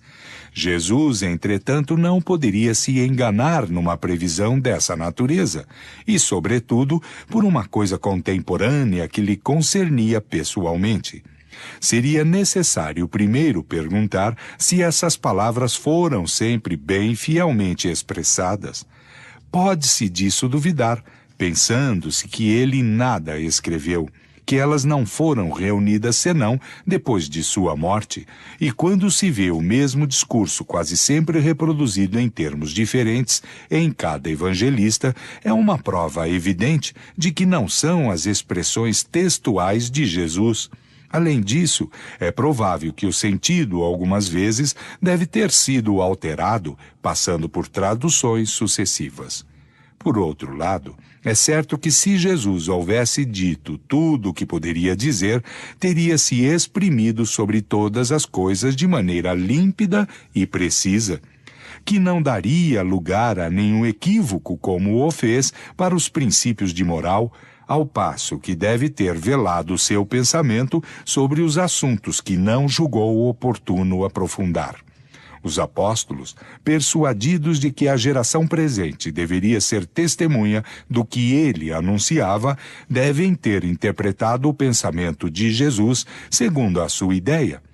Puderam, por conseguinte, redigi-la no sentido do presente de maneira mais absoluta que talvez não o fizessem ele mesmo. Qualquer que ela seja, o fato está aí, provando que as coisas não ocorreram assim como acreditaram. 46. Um ponto capital que Jesus não pôde desenvolver porque os homens de seu tempo não estavam suficientemente preparados para essa ordem de ideias e para suas consequências, mas do qual, entretanto, colocou o princípio como o fez para todas as coisas, é a grande e importante lei da reencarnação. Esta lei, estudada e colocada à luz dos nossos dias pelo Espiritismo, é a chave de muitas passagens do Evangelho que, sem ela, parecem um contrassenso. É nesta lei que se pode encontrar a explicação racional das palavras acima, admitindo-as como textuais. Uma vez que não pode aplicar à pessoa dos apóstolos, é evidente que elas se reportam ao reino futuro do Cristo, quer dizer, ao tempo em que a sua doutrina melhor compreendida será a lei universal. Em lhes dizendo que alguns daqueles que estão presentes verão o seu advento, isso não poderia se entender senão no sentido de que ele reviveria nessa época. Mas os judeus pensavam que iriam ver tudo o que Jesus anunciava e tomavam as suas alegorias pela letra. De resto, algumas de suas predições se cumpriram em seu tempo, tais como a ruína de Jerusalém, as infelicidades que disso foram a consequência e a dispersão dos judeus. Mas Jesus leva a sua visão mais longe e, falando do presente, faz constantemente alusão ao futuro. Sinais precursores. 47. Ouvireis falar também de guerras e de barulho de guerras. Mas guardai-vos bem de vos perturbar, porque é necessário que as coisas ocorram. Mas isso não será ainda o fim, porque se verá levantar-se povo contra povo e reino contra reino, e haverá pestes, fome e tremores de terras em diversos lugares. E todas essas coisas não serão senão o começo das dores. São Mateus, capítulo 24, versículos 6, 7 e 8. 48. Então o irmão entregará o irmão à morte, e o pai o filho. Os filhos se levantarão contra os seus pais e as suas mães, e os farão morrer, e sereis odiados por todo o mundo por causa do meu nome. Mas aquele que perseverar até o fim será salvo. São Marcos, capítulo 13, versículos 12 e 13. 49. Quando virdes que a abominação da desolação que foi predita pelo profeta Daniel estará no lugar santo, que aquele que lê entenda bem o que lê, então que aqueles que estiverem na Judéia fuja para as montanhas. Nota. Esta expressão, a abominação da desolação, não só não tem sentido, mas se presta ao ridículo. A tradução de Osterwald diz, a abominação que causa a desolação, o que é muito diferente. O sentido, então, se torna perfeitamente claro, porque se compreende que as abominações devem levar à desolação como castigo. quando disse Jesus: a abominação virá no lugar santo, a desolação ali virá também, e isso será um sinal de que os tempos estão próximos. Fim de nota. Que aquele que estiver no alto do telhado, dali não desça para carregar qualquer coisa de sua casa, e aquele que estiver no campo não retorne para pegar suas vestes, mas infelizes das mulheres que estiverem grávidas ou amamentando naqueles dias. Orai, pois, a Deus, para que a vossa fuga não ocorra durante o inverno e nem no dia de sábado, porquanto a aflição daqueles tempos será tão grande que nunca houve igual desde o começo do mundo até o presente, e como nunca mais haverá. E se esses dias não fossem abreviados, nenhum homem seria salvo, mas esses dias serão abreviados em favor dos eleitos. São Mateus, capítulo 24, versículos 15 a 22. 50. Logo depois desses dias de aflição, o sol se obscurecerá e a lua não dará mais a sua luz, as estrelas cairão do céu e as forças do céu serão abaladas. Então, o sinal do Filho do Homem aparecerá no céu, e todos os povos da terra estarão em prantos e em gemidos, e verão o Filho do Homem que virá sobre as nuvens do céu com uma grande majestade. E ele enviará seus anjos, que farão ouvir a voz estridente de suas trombetas, e reunirão os seus eleitos dos 4 cantos do mundo, desde uma extremidade do céu até a outra. Aprendei uma comparação tirada da figueira. Quando os seus ramos já estão tenros e que brotam as folhas, sabeis que o verão está próximo. Do mesmo modo, quando virdes todas essas coisas, sabei que o Filho do Homem está próximo e que está como que à porta.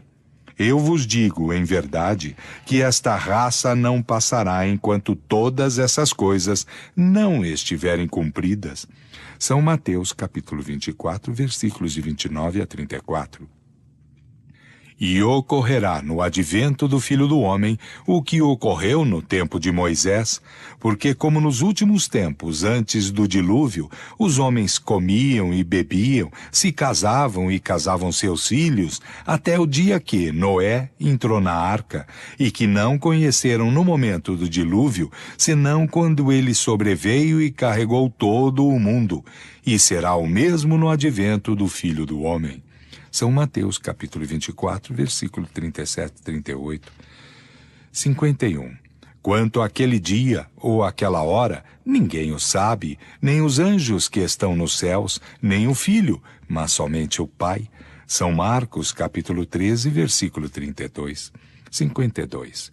Em verdade vos digo, chorareis e gemereis, e o mundo se alegrará. Estareis na tristeza, mas a vossa tristeza mudar-se-á em alegria. Uma mulher, quando dá à luz, está na dor, porque a sua hora chegou, mas depois que ela deu à luz a um filho, ela não se lembra mais de todos os seus males, mas a alegria que ela tem por ter colocado um homem no mundo. Assim é que estáis agora na tristeza, mas eu vos verei de novo, e o vosso coração se alegrará, e ninguém arrebatará a vossa alegria. São João, capítulo 16, versículo 20, 21, 22.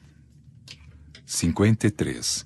E se levantarão falsos profetas, que seduzirão a muitas pessoas, e porque multiplicará a iniquidade, a caridade de muitos esfriará. Mas aquele que perseverar até ao fim será salvo. E este evangelho do reino será pregado em toda a terra, para servir de testemunho a todas as nações, e será então que o fim chegará. São Mateus, capítulo 24, versículos de 11 a 14. 54. Este quadro do fim dos tempos, evidentemente, é uma alegoria, como a maioria daqueles que Jesus apresentava. As imagens que contém pela sua energia são de natureza a impressionar as inteligências ainda rudes. Para impressionar essas imaginações pouco sutis, eram necessárias pinturas vigorosas, de cores decididas. Jesus se dirigia sobretudo ao povo, aos homens menos esclarecidos, incapazes de compreender as abstrações metafísicas e de apreender a delicadeza das formas. Para chegar ao coração, era necessário falar aos olhos com a ajuda de sinais materiais e aos ouvidos pelo vigor da linguagem. Por uma consequência natural dessa disposição de espírito, o poder supremo não poderia, segundo a crença de então, se manifestar senão por coisas extraordinárias, sobrenaturais. Quanto mais elas eram impossíveis, melhor eram aceitas como prováveis. O Filho do Homem, vindo sobre as nuvens do céu, com uma grande majestade, cercado de seus anjos e ao som das trombetas, lhes parecia bem mais imponente do que um ser investido somente de um poder moral. Também os judeus que esperavam no Messias um rei da terra, poderoso entre todos os reis, para colocar a sua nação no primeiro plano e reconstruir o trono de Davi e de Salomão, não gostariam de reconhecê-lo no humilde filho de carpinteiro, sem a autoridade material. Entretanto, esse pobre proletário da Judéia tornou-se o grande entre os grandes, conquistou para sua soberania mais reinos do que os mais poderosos potentados. Somente com a sua palavra e alguns miseráveis pescadores revolucionou o mundo, e é a ele que os judeus deverão a sua reabilitação. Ele estava, pois, na verdade, quando nesta pergunta de Pilatos: "Sois rei?" Ele respondeu: "Vós o dizeis." 55. Há que se notar entre os antigos, os tremores de terra e o obscurecimento do sol eram os acessórios obrigatórios de todos os acontecimentos e de todos os presságios sinistros. São encontrados na morte de Jesus, na de César e numa multidão de circunstâncias da história do paganismo. Se esses fenômenos tivessem se produzido com tanta frequência quanto são contados, pareceria impossível que os homens deles não tivessem conservado a memória pela tradição. Aqui acrescentam-se as estrelas que caem do céu, como para testemunhar às gerações futuras mais esclarecidas que não se trata senão de uma ficção, uma vez que se sabe agora que as estrelas não podem cair. 56. Entretanto, sob essas alegorias se escondem grandes verdades. Primeiro, é um anúncio das calamidades de todos os gêneros que atingirão a humanidade e a dizimará. Calamidades engendradas pela luta suprema entre o bem e o mal, a fé e a incredulidade, as ideias progressistas e as ideias retrógradas. Em segundo lugar, a da difusão por toda a terra do Evangelho, reestabelecido em sua pureza primitiva. Depois, o reino do bem, que será o da paz e da fraternidade universal, sairá do código de moral evangélica, colocado em prática por todos os povos. Esse será verdadeiramente o reino de Jesus, uma vez que presidirá ao seu estabelecimento e que os homens viverão sob a égide de sua lei. Reino de bondade, porque disse ele, depois dos dias de aflição, virão os dias de alegria. 57. Quando se cumprirão essas coisas? Ninguém o sabe. Disse Jesus, nem mesmo o Filho. Mas quando chegar o momento, os homens disso serão advertidos por indícios precursores. Esses indícios não estarão nem no sol, nem nas estrelas, mas no estado social e nos fenômenos mais morais do que físicos, e que se pode, em parte, deduzir de suas alusões. É bem certo que essa mudança não poderia se operar durante a vida dos apóstolos. De outro modo, Jesus não poderia ignorá-lo e, aliás, uma tal transformação não poderia se cumprir em alguns anos. Entretanto, ele lhes fala como se devessem disso ser testemunhas. É que, com efeito, eles poderão reviver nessa época e trabalhar eles mesmos para a transformação. Ele ora fala da sorte próxima de Jerusalém, ora ele toma esse fato como ponto de comparação para o futuro. 58. Está aí o fim do mundo que Jesus anuncia com a sua nova vinda, e quando diz: quando o evangelho for pregado por toda a terra, é então que o fim chegará? Não é racional supor que Deus destruísse o mundo precisamente no momento em que ele entrasse no caminho do progresso moral pela prática dos ensinos evangélicos. Nada, aliás, nas parábolas do Cristo indica uma destruição universal que, em tais condições, não estaria justificada. Devendo a prática geral do Evangelho levar a uma melhora no estado moral dos homens, trará por isso mesmo o reino do bem e ocasionará a queda do reino do mal.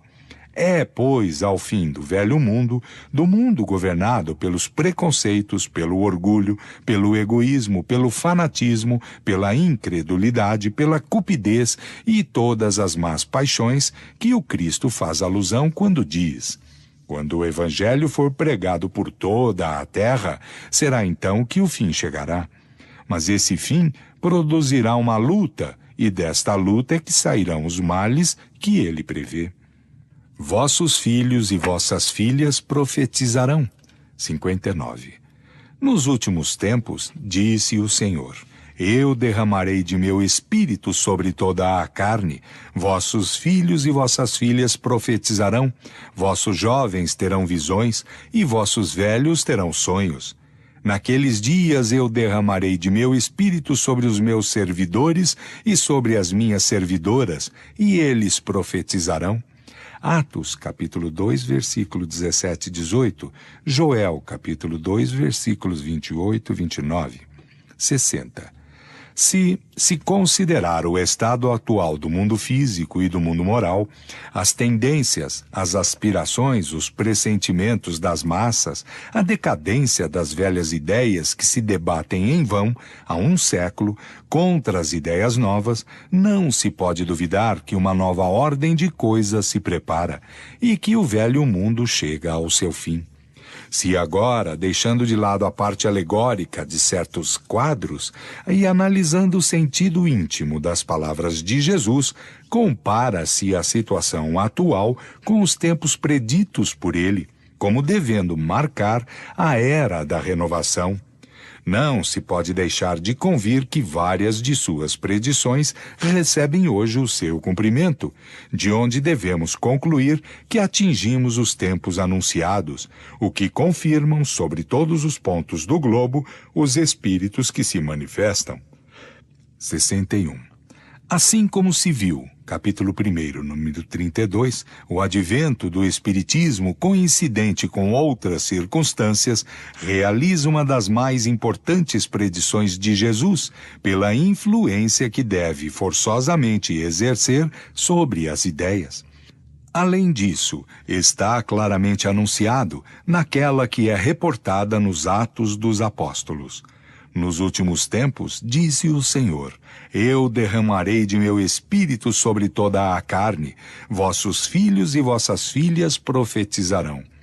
É um anúncio inequívoco da vulgarização da mediunidade, que se revela nos nossos dias nos indivíduos de todas as idades, de todos os sexos e de todas as condições, e por consequência da manifestação universal dos espíritos, porque sem os espíritos não haveria médiuns. Isso está dito, acontecerá nos últimos tempos. Ora, uma vez que não atingimos o fim do mundo, mas ao contrário, a sua regeneração, é necessário entender por essas palavras os últimos tempos do mundo moral que acaba.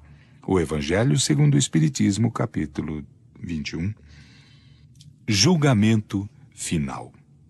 62. Ora, quando o Filho do Homem vier em sua majestade, acompanhado de todos os anjos, sentar-se-á sobre o trono de sua glória, e todas as nações, estando reunidas diante dele, separará uma das outras como um pastor separa as ovelhas dos bodes, e colocará as ovelhas à sua direita e os bodes à sua esquerda. Então o rei dirá àqueles que estão à sua direita: Vinde, vós que fostes bendito por meu Pai, etc. São Mateus capítulo 25, versículo de 31 a 46. O Evangelho segundo o Espiritismo, capítulo 15. 63. Devendo o bem reinar sobre a terra, é necessário que os espíritos endurecidos no mal e que poderiam trazer-lhe perturbação dela sejam excluídos. Deus deixou-lhes o tempo necessário para a sua melhoria, mas tendo chegado o momento em que o globo deve se elevar na hierarquia dos mundos, pelo progresso moral de seus habitantes, a estada como espíritos e como encarnados, nele será interditada aqueles que não aproveitaram as instruções que estiveram livres para aí receber. Serão exilados em mundos inferiores, como o foram outrora, sobre a terra, os da raça adâmica, ao passo que serão substituídos por espíritos melhores. É essa separação a qual Jesus presidirá, que está figurada por esta palavra do julgamento final. Os bons passarão à minha direita e os maus à minha esquerda. Capítulo 11, número 31 e seguintes. 64. A doutrina de um julgamento final, único e universal, colocando para sempre fim à humanidade, repugna a razão no sentido que ela implicaria a inatividade de Deus durante a eternidade que precedeu a criação da Terra, e a eternidade que seguirá a sua destruição. Pergunta-se de qual utilidade seria, então, o Sol, a Lua e as estrelas, as quais, segundo a Gênese, foram feitas para clarear o nosso mundo. Admira-se que uma obra tão imensa haja sido feita para tão pouco tempo e para proveito de seres cuja maior parte estava devotada antecipadamente aos suplícios eternos. 65. Materialmente, a ideia de um julgamento único era, até um certo ponto, admissível para aqueles que não procuravam a razão das coisas. Então, quando se acreditava toda a humanidade concentrada sobre a Terra e que tudo no universo fora feito para seus habitantes, ela é inadmissível desde que se sabe que há bilhões de mundos semelhantes que perpetuam as humanidades durante a eternidade, e entre os quais a Terra é um ponto imperceptível dos menos considerados. Só por este fato, vê-se que Jesus tinha razão em dizer aos seus discípulos: há muitas coisas que não posso vos dizer, porque não as compreenderíeis. Uma vez que o progresso das ciências era indispensável para uma sadia interpretação de algumas de suas palavras. Seguramente, os apóstolos, São Paulo e os primeiros discípulos teriam estabelecido de outro modo certos dogmas se tivessem os conhecimentos astronômicos, geológicos, físicos, químicos, fisiológicos e psicológicos que se possuem hoje. Também Jesus adiou o complemento de suas instruções e anunciou que todas as coisas deveriam ser restabelecidas. 66. Moralmente, um julgamento definitivo e sem apelação é inconciliável com a bondade infinita do Criador, que Jesus nos apresenta sem cessar como um bom Pai, deixando sempre um caminho aberto ao arrependimento e pronto a estender os seus braços ao filho pródigo.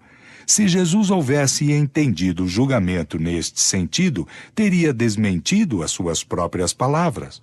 E depois, se o julgamento final deve surpreender os homens de improviso, no meio de seus trabalhos comuns e as mulheres grávidas, pergunta-se com qual objetivo Deus, que não faz nada de inútil e nem de injusto, faria nascer crianças e criaria almas novas nesse momento supremo, no termo fatal da humanidade, para passá-las por um julgamento ao saírem do seio materno, antes que tivessem consciência de si mesmas, enquanto que outros tiveram milhares de anos para se reconhecerem?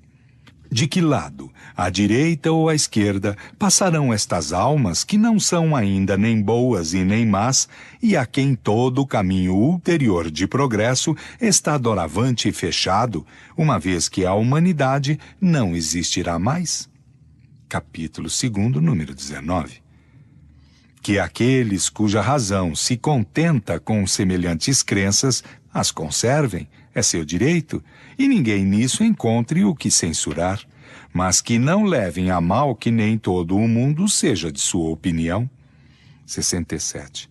O julgamento pela via da emigração, tal qual foi definida acima, 63, é racional, está fundado sobre a mais rigorosa justiça, tendo em vista que deixa eternamente ao espírito seu livre-arbítrio, que não se constitui privilégio para ninguém.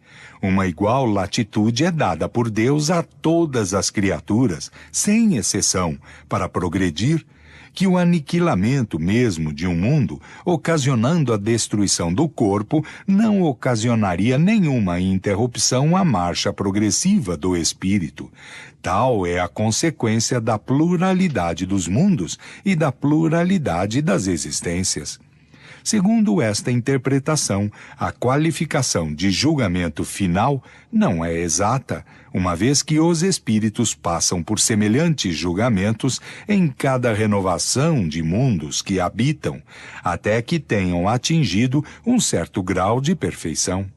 Não há, propriamente falando, julgamento final, mas há julgamentos gerais em todas as épocas de renovação parcial ou total da população dos mundos, em consequência das quais se operam as grandes emigrações e imigrações de espíritos. Capítulo 18.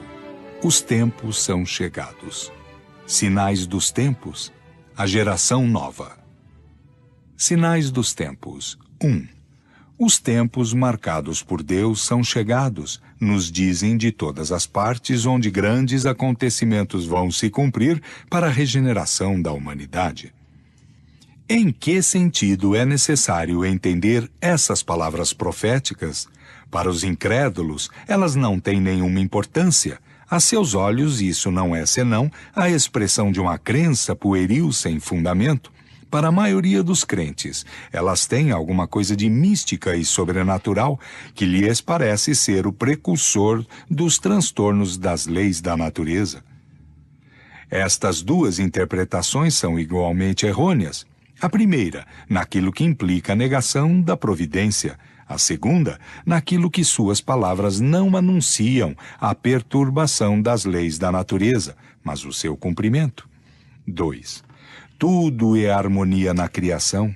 Tudo revela uma previdência que não se desmente nem nas menores coisas, nem nas maiores. Devemos, pois, de início, descartar toda ideia de capricho inconciliável com a sabedoria divina. Em segundo lugar, se a nossa época está marcada para o cumprimento de certas coisas, é que elas têm a sua razão de ser na marcha do conjunto. Isto posto, diremos que o nosso globo, como tudo o que existe, está submetido à lei do progresso. Ele progride fisicamente pela transformação dos elementos que o compõem e moralmente pela depuração dos espíritos encarnados e desencarnados que o povoam. Esses dois progressos se seguem e caminham paralelamente, porque a perfeição da habitação está em relação com a do habitante. Fisicamente, o globo sofreu transformações constatadas pela ciência e que o tornaram sucessivamente habitável para seres mais e mais aperfeiçoados. Moralmente, a humanidade progride pelo desenvolvimento da inteligência, do senso moral e do abrandamento dos costumes. Ao mesmo tempo que a melhoria do globo se opera sob um império de forças materiais, os homens, para isso, concorrem pelos esforços de sua inteligência. Eles saneiam as regiões insalubres, tornam as comunicações mais fáceis e a terra mais produtiva. Esse duplo progresso se cumpre de duas maneiras. uma lenta, gradual e insensível, a outra por mudanças mais bruscas, a cada uma das quais se opera um movimento ascensional mais rápido que marca por caracteres nítidos os períodos progressivos da humanidade. Esses movimentos, subordinados nos detalhes ao livre-arbítrio dos homens, são de alguma sorte fatais em seu conjunto, porque estão submetidos a leis, como aquelas que se operam na germinação, no crescimento e na maturidade das plantas. É por isso que o movimento progressivo algumas vezes é parcial, quer dizer, limitado a uma raça ou a uma nação, e de outras vezes, geral. O progresso da humanidade se efetua, pois, em virtude de uma lei.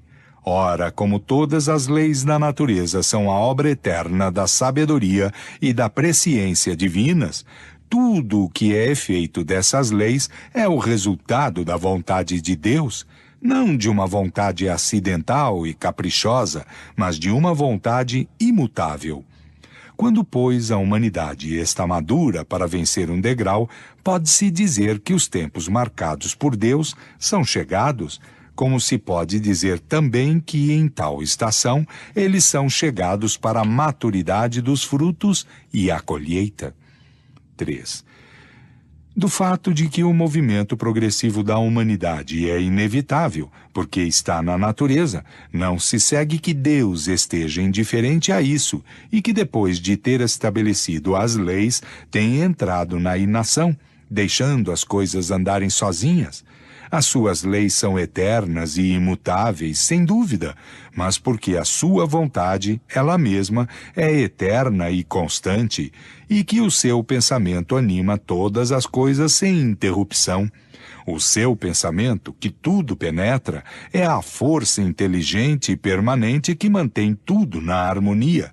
Que esse pensamento cesse um só instante de agir e o universo seria como um relógio sem pêndulo regulador. Deus vela, pois, incessantemente pela execução de suas leis, e os espíritos que povoam o espaço são os seus ministros encarregados dos detalhes, segundo as atribuições correspondentes ao seu grau de adiantamento. 4. O universo é, ao mesmo tempo, um mecanismo incomensurável conduzido por um número não menos incomensurável de inteligências. Um imenso governo onde cada ser inteligente tem a sua parte de ação sob o olhar do soberano Senhor, cuja vontade única mantém por toda a parte a unidade. Sob o império desse vasto poder regulador, tudo se move, tudo funciona numa ordem perfeita. O que nos parecem perturbações são os movimentos parciais ou isolados, que não nos parecem irregulares, senão porque a nossa visão é circunscrita. Se pudéssemos abarcar-lhe o conjunto, veríamos que essas irregularidades não são senão aparentes e que elas se harmonizam no todo. 5. A humanidade cumpriu, até este dia, incontáveis progressos. Os homens, pela sua inteligência, chegaram a resultados que não atingiram jamais em relação às ciências, às artes e ao bem-estar material. Resta-lhes ainda um imenso progresso a realizar. É o de fazer reinar entre eles a caridade, a fraternidade e a solidariedade para assegurar o bem-estar moral. Eles não o poderiam, nem com suas crenças, nem com as suas instituições antiquadas, restos de uma outra época, boas para uma certa época, suficientes para um estado transitório, mas que, tendo dado o que elas comportavam, seriam um ponto de atraso hoje. Não é somente o desenvolvimento da inteligência que é preciso aos homens, é a elevação do sentimento, e para isso é necessário destruir tudo o que poderia superexcitar neles o egoísmo e o orgulho. Tal é o período em que vão entrar doravante e que marcará uma das fases principais da humanidade. Essa fase, que se elabora neste momento, é o complemento necessário do estado precedente, como a idade viril é o complemento da juventude. Ela podia, pois, ser prevista e predita antes, e é por isso que se diz que os tempos marcados por Deus são chegados. 6. Nesse tempo, não se tratará mais de uma mudança parcial, de uma renovação limitada a uma região, a um povo, a uma raça. É um movimento universal que se opera no sentido do progresso moral. Uma nova ordem de coisas tende a se estabelecer, e os homens que lhe fazem a maior oposição nela trabalham com o seu desconhecimento. A geração futura, desembaraçada das escórias do velho mundo e formada de elementos mais depurados, se encontrará animada de ideias e de sentimentos diferentes dos da geração presente, que se vai a passo de gigante. O velho mundo estará morto e viverá na história, como hoje os tempos da Idade Média, com os seus costumes bárbaros e as suas crenças supersticiosas. De resto, cada um sabe o quanto a ordem de coisas atual deixa ainda a desejar. Depois de ter, de alguma sorte, consumido o bem-estar material, que é o produto da inteligência, chega-se a compreender que o complemento desse bem-estar não pode estar senão no desenvolvimento moral.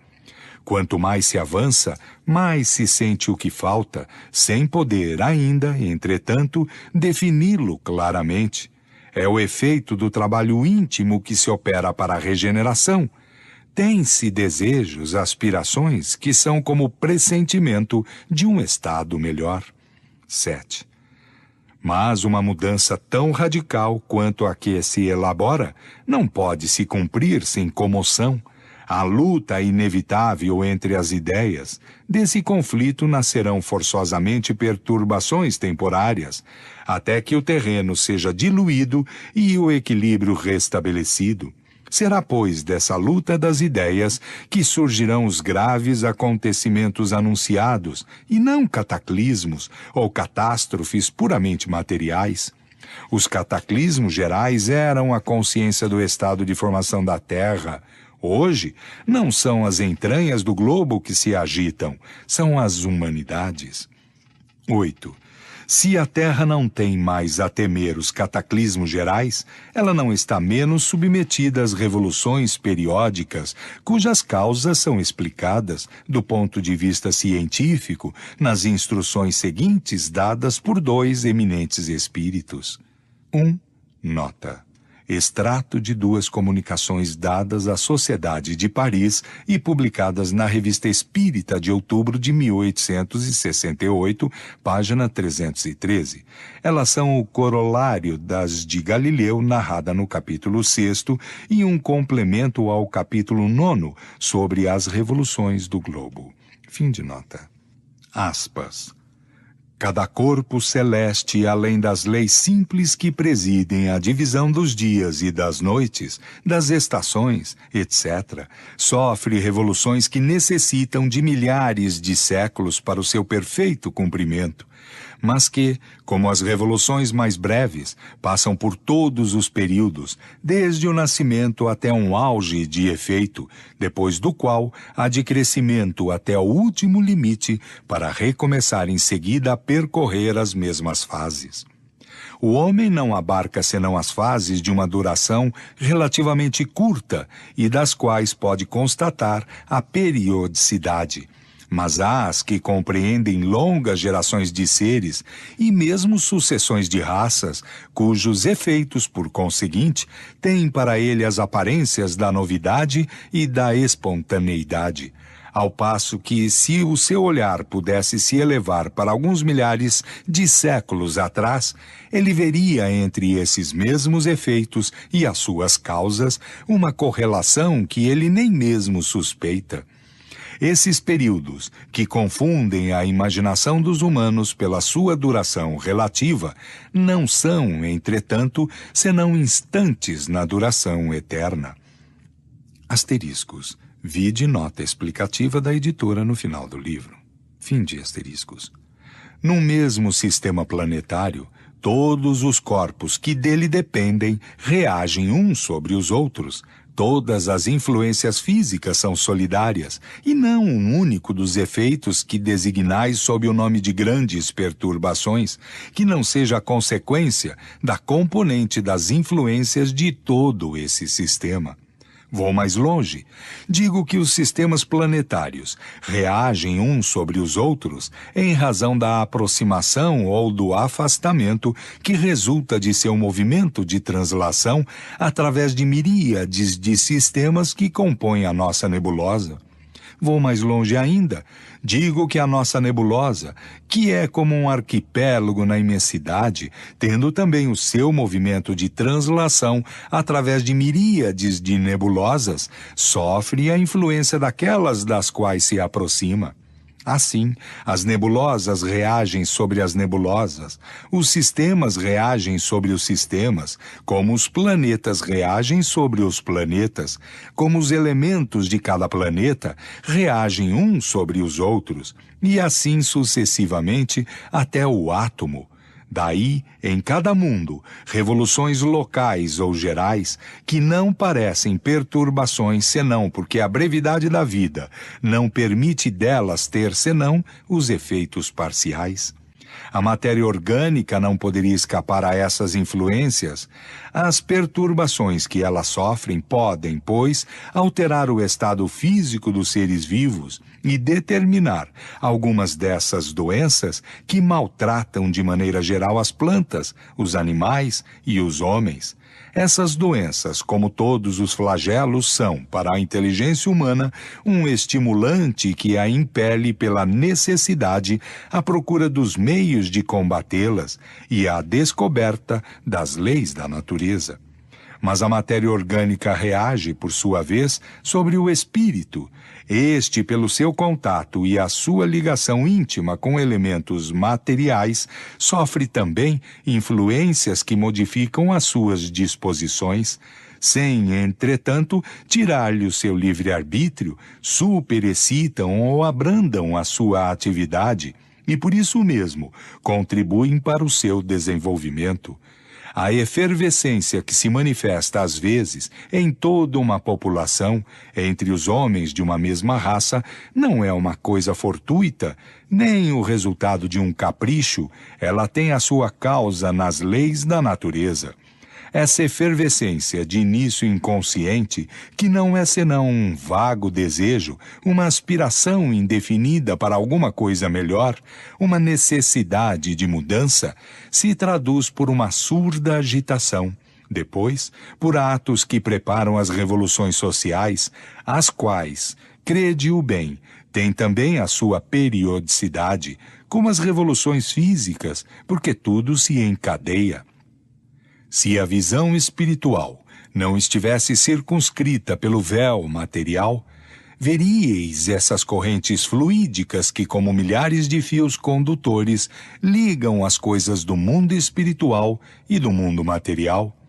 Quando vos é dito que a humanidade chegou a um período de transformação e que a Terra deve se elevar na hierarquia dos mundos, não vejais nessas palavras nada de místico, mas ao contrário, o cumprimento de uma das grandes leis fatais do universo, contra as quais toda a má vontade humana se quebra. 9. Aspas. Sim, certamente a humanidade se transforma como já se transformou em outras épocas, e cada transformação é marcada por uma crise, que é para o gênero humano o que são as crises de crescimento para os indivíduos. Crises frequentemente penosas, dolorosas, que carregam com elas as gerações e as instituições, mas sempre seguidas de uma fase de progresso material e moral. A humanidade terrestre, chegada a um desses períodos de crescimento, está no meio dele, há quase um século, no trabalho da transformação. Por isso que ela se agita por todas as partes, presa por uma espécie de febre e como movida por uma força invisível, até que ela tenha retomado o seu assento sobre novas bases. Quem a vir, então, encontrá-la-á bem mudada em seus costumes, seu caráter, suas leis, suas crenças, em uma palavra, em todo o seu estado social. Uma coisa que vos parecerá estranha, mas que não é menos uma vigorosa verdade, é que o mundo dos espíritos que vos cerca sofre-o de todas as comoções que agitam o mundo dos encarnados. Digo mesmo que nele toma uma parte ativa. E isto nada tem de surpreendente para quem sabe que os espíritos fazem da humanidade, que dela saem e devem nela reentrar. É, pois, natural que se interessem pelos movimentos que se operam entre os homens. Ficai, pois, certos de que, quando uma revolução social se cumpre sobre a terra, ela mexe igualmente com o mundo invisível. Todas as paixões boas e más ali são superexcitadas como entre vós. Uma indizível efervescência reina entre os espíritos que fazem ainda parte de vosso mundo e que esperam o momento de nele reentrar. A agitação dos encarnados e dos desencarnados se juntam, às vezes, o mais frequentemente mesmo, porque tudo se liga na natureza, às perturbações dos elementos físicos. É então, por um tempo, uma verdadeira confusão geral, mas que passa como um furacão, depois do qual o céu se faz de novo sereno, e a humanidade, reconstituída sobre novas bases, imbuída de novas ideias, percorre uma nova etapa de progresso. É no período que se abre que se verá florescer o Espiritismo e que ele dará os seus frutos. Portanto, é para o futuro, mais do que para o presente, que trabalhais.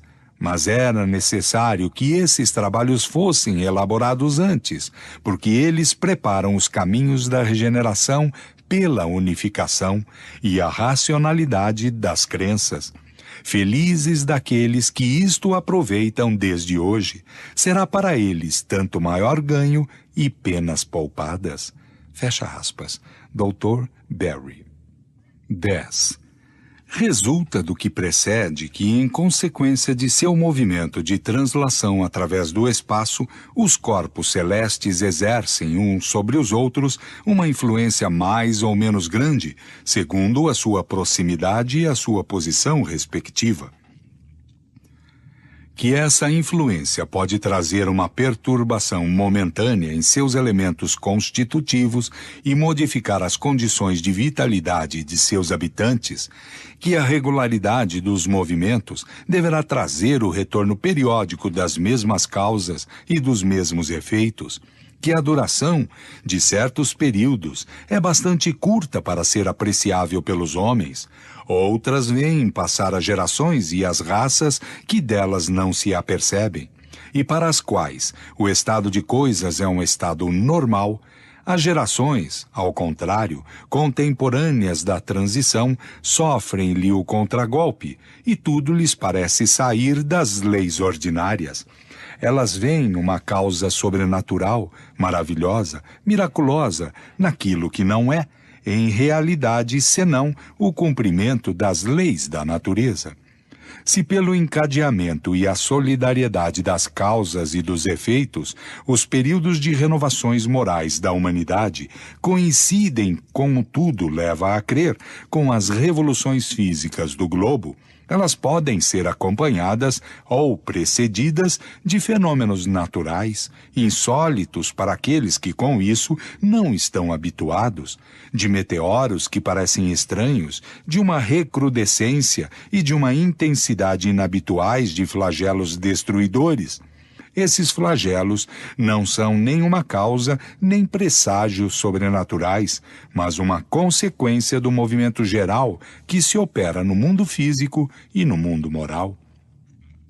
Predizendo a era de renovação que deveria se abrir para a humanidade e marcar o fim do velho mundo, Jesus, pois, pôde dizer que ela seria assinalada por movimentos extraordinários, por tremores de terra, por flagelos diversos, por sinais no céu que não são outros senão os meteoros, sem sair das leis naturais. Mas o vulgo ignorante viu nessas palavras o anúncio de fatos miraculosos. 1 Nota: a terrível epidemia que, de 1866 a 1868, dizimou a população da ilha Maurícia, foi precedida de uma chuva tão extraordinária e tão abundante de estrelas cadentes em novembro de 1866 que os seus habitantes ficaram aterrorizados. Foi desde esse momento que a doença, que graçava há alguns meses de maneira bastante benigna, tornou-se um verdadeiro flagelo devastador. Estava bem aí um sinal no céu, e é talvez nesse sentido que é necessário entender as estrelas cadentes do céu, das quais fala o Evangelho, como um dos sinais do tempo. Detalhes sobre a epidemia da Ilha Maurícia, Revista Espírita, julho de 1867, página 208, novembro de 1868, página 321. Fim de nota. 11. A previsão dos movimentos progressivos da humanidade nada tem de surpreendente entre os seres desmaterializados que veem o objetivo para o qual tendem todas as coisas, dos quais alguns possuem o pensamento direto de Deus, e que julgam nos movimentos parciais o tempo no qual se poderá cumprir um movimento geral, como se julga antecipadamente o tempo que é necessário a uma árvore para produzir frutos, como os astrônomos calculam a época de um fenômeno astronômico pelo tempo que é necessário a um astro para cumprir a sua revolução. 12. A humanidade é um ser coletivo no qual se operam as mesmas revoluções morais que em cada ser individual, com esta diferença de que umas se cumprem de ano em ano e as outras de século em século. Seguindo em suas evoluções através dos tempos, ver-se-á a vida de diversas raças marcada por períodos que dão, a cada época, uma fisionomia particular. Asteriscos. Vide nota explicativa da editora no final do livro. Fim de asteriscos. 13. A marcha progressiva da humanidade se opera de duas maneiras, como dissemos.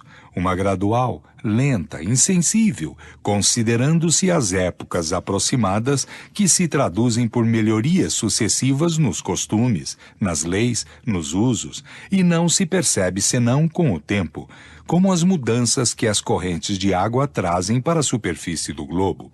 A outra, por movimentos relativamente bruscos, rápidos, semelhantes aos de uma torrente rompendo os diques, que a fazem atravessar em alguns anos o espaço que ela levaria séculos para percorrer. É então um cataclismo moral que engole em alguns instantes as instituições do passado e às quais sucede uma nova ordem de coisas que se assentam pouco a pouco à medida que a calma se restabelece em definitivo. Aquele que viver bastante tempo para abarcar as duas vertentes na nova fase, parecerá que um novo mundo haja saído das ruínas do antigo. O caráter, os costumes, os usos, tudo está mudado. É que, com efeito, homens novos ou mais regenerados surgiram. As ideias trazidas pela geração que se extingue deram lugar às ideias novas da geração que se levanta. 14.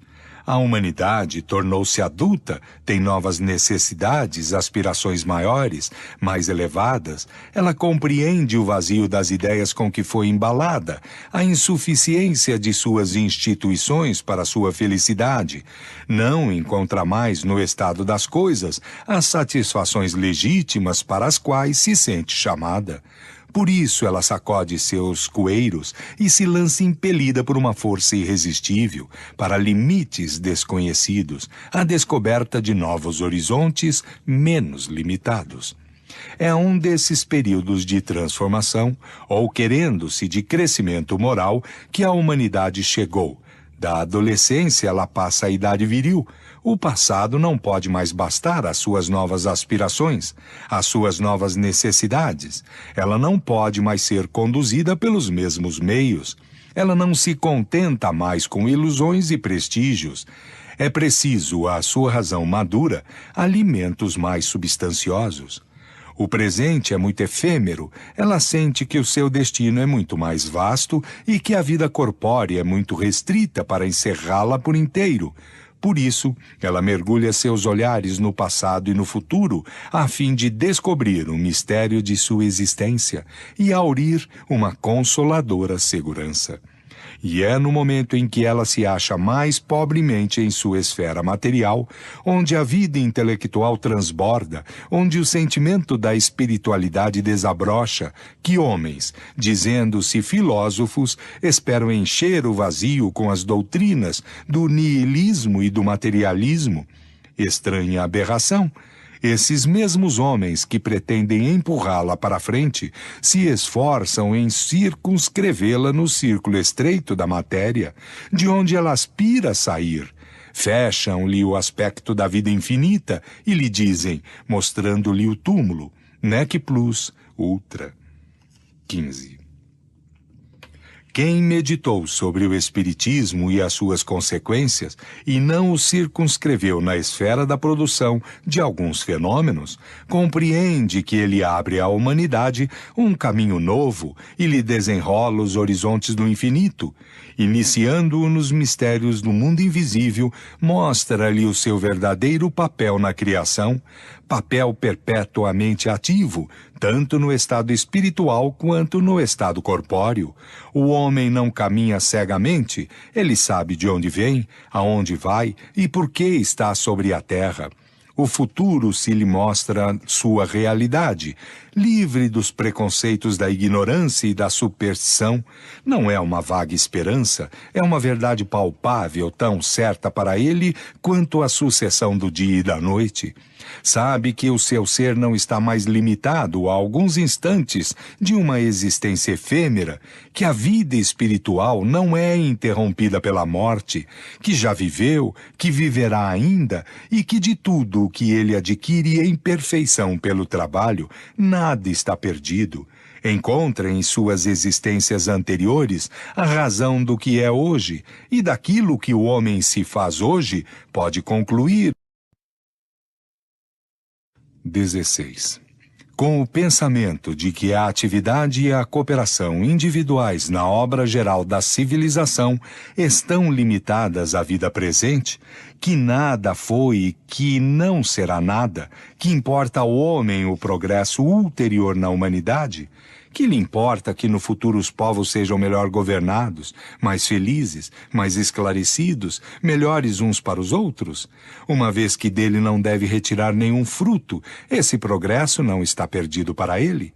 De que lhe serve trabalhar para aqueles que virão depois dele, se não deve jamais conhecê-los, se são seres novos que logo depois eles mesmos reentrarão no nada?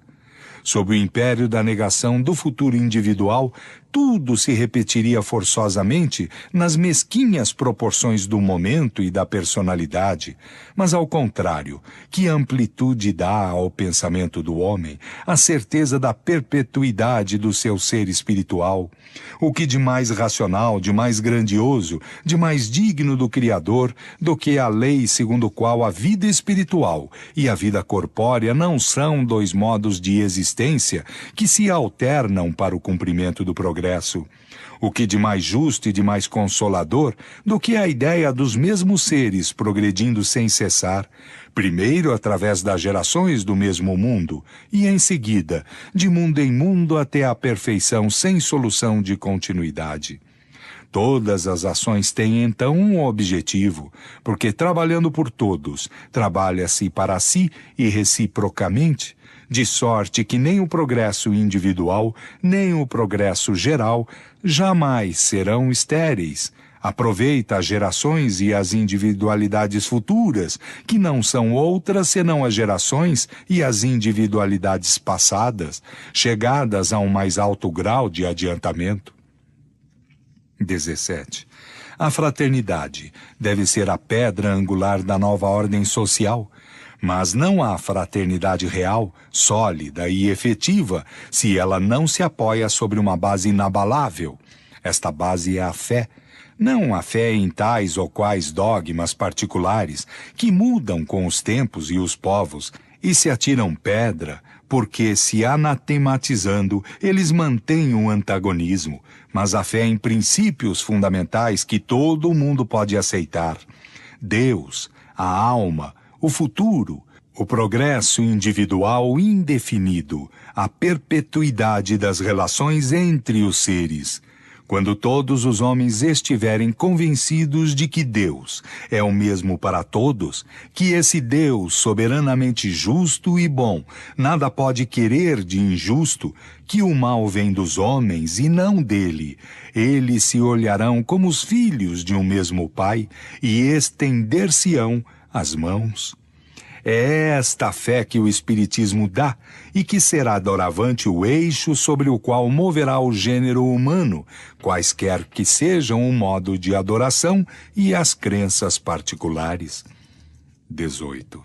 O progresso intelectual realizado até hoje, nas mais vastas proporções, é um grande passo e marca a primeira fase da humanidade, mas só é importante para regenerá-la. Enquanto o homem estiver dominado pelo orgulho e pelo egoísmo, ele utilizará a sua inteligência e os seus conhecimentos em proveito de suas paixões e de seus interesses pessoais. É por isso que os aplicam no aperfeiçoamento dos meios para prejudicar os seus semelhantes e destruí-los. 19. Só o progresso moral pode assegurar a felicidade dos homens sobre a terra, pondo um freio às más paixões. Só ele pode fazer reinar entre eles a concórdia, a paz, a fraternidade. Asteriscos. Vide nota explicativa da editora no final do livro. Final de asteriscos. Será ele que abaixará as barreiras dos povos, que fará caírem os preconceitos de castas e calar os antagonismos de seitas, ensinando os homens a se olharem como irmãos, chamados a se entreajudarem e não a viverem às expensas uns dos outros. É ainda o progresso moral, secundado aqui pelo progresso da inteligência, que irmanará os homens numa mesma crença estabelecida sobre as verdades eternas, não sujeitas a discussões, e por isso mesmo aceita por todos. A unidade de crença será o laço mais poderoso, o mais sólido fundamento da fraternidade universal, quebrada em todos os tempos pelos antagonismos religiosos, que dividem os povos e as famílias, que fazem ver nos dissidentes inimigos dos quais é necessário fugir, combater, exterminar, em lugar de irmãos que é preciso amar. 20. Um tal estado de coisas supõe uma mudança radical no sentimento das massas, um progresso geral que não poderia se cumprir senão saindo do círculo das ideias estreitas e terra a terra, que fomentam o egoísmo. Em diversas épocas, homens de elite procuraram impelir a humanidade nesse caminho, mas a humanidade, ainda muito jovem, se manteve surda e os seus ensinamentos foram como a boa semente caída sobre a pedra. Hoje, a humanidade está madura para dirigir seus olhares mais alto do que o fazia, para assimilar ideias mais amplas e compreender o que não havia compreendido. A geração que desaparece levará consigo seus preconceitos e os seus erros. A geração que se levanta, banhada numa fonte mais depurada, imbuída de ideias mais sadias, imprimirá ao mundo o movimento ascensional no sentido do progresso moral, que deve marcar a nova fase da humanidade. 21. Esta fase já se revela por sinais inequívocos, por tentativas de reformas úteis, por ideias grandes e generosas que nascem e que começam a encontrar ecos. Assim é que se vê fundar uma multidão de instituições protetoras, civilizadoras e emancipadoras, sob o impulso e por iniciativa de homens predestinados à obra da regeneração, que as leis penais se impregnam a cada dia de um sentimento mais humano. Os preconceitos de raça se enfraquecem, os povos começam a se olhar como membros de uma mesma família, pela uniformidade e a facilidade dos meios de transação, suprimem as barreiras que os dividem de todas as partes do mundo, se reúnem em comícios universais para os torneios pacíficos da inteligência. Mas falta a essas reformas uma base para se desenvolver, se completar, se consolidar, uma predisposição moral mais geral para frutificar e se fazer aceita pelas massas. E isso não deixa de ser um sinal característico do tempo, o prelúdio daquilo que se cumprirá em mais larga escala, à medida que o terreno se torne mais propício. 22. Um sinal não menos característico do período em que entramos é a reação evidente que se opera no sentido das ideias espiritualistas. Uma repulsa instintiva se manifesta contra as ideias materialistas. O espírito de incredulidade que se apoderou das massas, ignorantes ou esclarecidas, e lhes fizera rejeitar, com a forma, o fundo mesmo de toda a crença, parece ter sido um sono ao sair do qual se experimenta a necessidade de respirar um ar mais vivificante. Involuntariamente, onde o vazio se faz, procura-se alguma coisa, um ponto de apoio, uma esperança. 23. Supondo-se a maioria dos homens imbuída desses sentimentos, pode-se facilmente imaginar as modificações que trariam as relações sociais: caridade, fraternidade, benevolência para com todos, tolerância para com todas as crenças. Tal será a sua divisa. É o objetivo para o qual, evidentemente, tende a humanidade, o objetivo de suas aspirações, de seus desejos, sem que se dê muita conta dos meios para realizá-los. Ela ensaia, tateia, mas se detém pelas resistências ativas ou pela força de inércia dos preconceitos, das crenças estacionárias e refratárias ao progresso. São essas resistências que é preciso vencer, e isso será obra da nova geração. Seguindo-se o curso atual das coisas, reconhecer-se-á que tudo parece predestinado a lhe abrir o caminho. Terá para ela o duplo poder do número e das ideias, e, além disso, a experiência do passado. 24. A nova geração marchará, pois, para a realização de todas as ideias humanitárias compatíveis com o grau de adiantamento ao qual terá chegado. Caminhando o Espiritismo para o mesmo objetivo e realizando suas finalidades, ambos se reencontrarão sobre o mesmo terreno. Os homens de progresso encontrarão nas ideias espíritas uma poderosa alavanca, e o Espiritismo encontrará nos homens novos espíritos inteiramente dispostos a acolhê-lo. Neste estado de coisas, que poderão fazer aqueles que gostariam de se colocar em oposição? 25. Não foi o Espiritismo que criou a renovação social, foi a maturidade da humanidade que fez dessa renovação uma necessidade. Pelo seu poder moralizador, pelas suas tendências progressivas, pela amplitude de suas vistas, pela generalidade das questões que abarca, o Espiritismo está mais que qualquer outra doutrina apto a secundar o movimento regenerador. É por isso que dele é contemporâneo. Chegou no momento em que poderia ser útil, porque para ele também os tempos são chegados. Mais cedo teria encontrado obstáculos insuperáveis. Inevitavelmente teria sucumbido, porque os homens, satisfeitos com o que tinham, não experimentavam ainda a necessidade daquilo que ele traz. Hoje, nascido com o movimento das ideias que fermentam, encontram o terreno preparado para recebê-los. Os espíritos, devido à dúvida e à incerteza, amedrontados com o abismo que se abre diante deles, o acolhem como a âncora de salvação e uma suprema consolação. 26. O número de retardatários, sem dúvida, é ainda muito grande, mas o que podem contra a onda que se levanta se não lançar-lhe algumas pedras? Essa onda é a geração que se levanta, ao passo que eles desaparecem com a geração que se vai, cada dia a largos passos. Até lá, defenderão o terreno passo a passo. Haverá, pois, uma luta inevitável, mas uma luta desigual, porque é a do passado decrépito que cai em farrapos contra o futuro juvenil, da estagnação contra o progresso. da criatura contra a vontade de Deus, porque os tempos marcados por ele estão chegados. A geração nova. 27.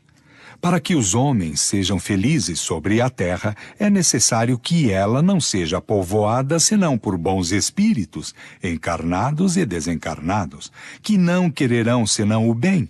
Tendo chegado esse tempo, uma grande emigração se cumprirá entre aqueles que a habitam, aqueles que fazem o mal pelo mal e que o sentimento do bem não toca, não sendo mais dignos da terra transformada, dela serão excluídos, porque lhe trariam de novo a perturbação e a confusão e seriam um obstáculo ao progresso. Eles irão expiar o seu endurecimento, uns nos mundos inferiores, os outros entre as raças terrestres atrasadas, que serão o equivalente de mundos inferiores, onde levarão os seus conhecimentos adquiridos e terão por missão fazê-las avançar. Serão substituídos por espíritos melhores, que farão reinar entre eles a justiça, a paz, a fraternidade. Asteriscos, vide nota explicativa da editora no final do livro. Fim de asteriscos. A terra, no dizer dos espíritos, não deve ser transformada por um cataclismo que aniquilaria subitamente uma geração. A geração atual desaparecerá gradualmente e a nova lhe sucederá do mesmo modo, sem que nada seja mudado na ordem natural das coisas. Tudo se passará, pois, exteriormente, como de hábito, com esta única diferença. Mas esta diferença é capital, que uma parte dos espíritos que nela se encarnam não se encarnarão nela mais. Em uma criança que nasça, em lugar de um espírito atrasado e levado ao mal, que se encarnaria, esse será um espírito mais avançado e levado ao bem. Trata-se, pois, bem menos de uma geração corpórea do que de uma nova geração de espíritos, e é nesse sentido, sem dúvida, que o entendia Jesus quando dizia: eu vos digo, em verdade, que esta geração não passará sem que esses fatos tenham se cumprido. Assim, aqueles que esperarem ver a transformação se operar por efeitos sobrenaturais e maravilhosos serão decepcionados. 28. A época atual é de transição. Os elementos das duas gerações se confundem. Colocados no ponto intermediário, assistimos à partida de uma e à chegada da outra, e que cada uma se assinala já no mundo pelos caracteres que lhe são próprios. As duas gerações que se sucedem têm ideias e vistas inteiramente opostas. Pela natureza das disposições morais, mas sobretudo das disposições intuitivas e inatas, é fácil distinguir a qual das duas pertence cada indivíduo. A nova geração, devendo fundar a era do progresso moral, se distingue por uma inteligência e uma razão geralmente precoces, unidas ao sentimento inato do bem e das crenças espiritualistas, o que é o sinal indubitável de um certo grau de adiantamento anterior. Ela não será composta, pois, exclusivamente de espíritos eminentemente superiores, mas daqueles que, tendo já progredido, estão predispostos a assimilar todas as ideias progressistas e aptos a secundar o movimento regenerador. O que distingue, ao contrário, os espíritos atrasados é, primeiro, a revolta contra Deus pela recusa de reconhecer algum poder superior à humanidade, a propensão instintiva às paixões degradantes, aos sentimentos antifraternos, do egoísmo, do orgulho, da inveja, do ciúme. Enfim, o agarramento por tudo o que é material, a sensualidade, a cupidez, a avareza. São esses vícios dos quais a terra deve ser purgada pelo afastamento daqueles que se recusam se emendar, porque são incompatíveis com o reino da fraternidade, e que os homens de bem sofrerão sempre por seu contato. Quando a terra deles estiver livre, os homens caminharão sem entraves para um futuro melhor que lhes está reservado neste mundo, por preço de seus esforços e de sua perseverança, esperando que uma depuração ainda mais completa lhes abra a entrada dos mundos superiores. 29. Por essa emigração dos espíritos, não é necessário entender que todos os espíritos retardatários serão expulsos da Terra e relegados a mundos inferiores. Muitos, ao contrário, nele retornarão porque muitos cederam ao arrastamento de circunstâncias e do exemplo. A aparência neles era pior do que o fundo.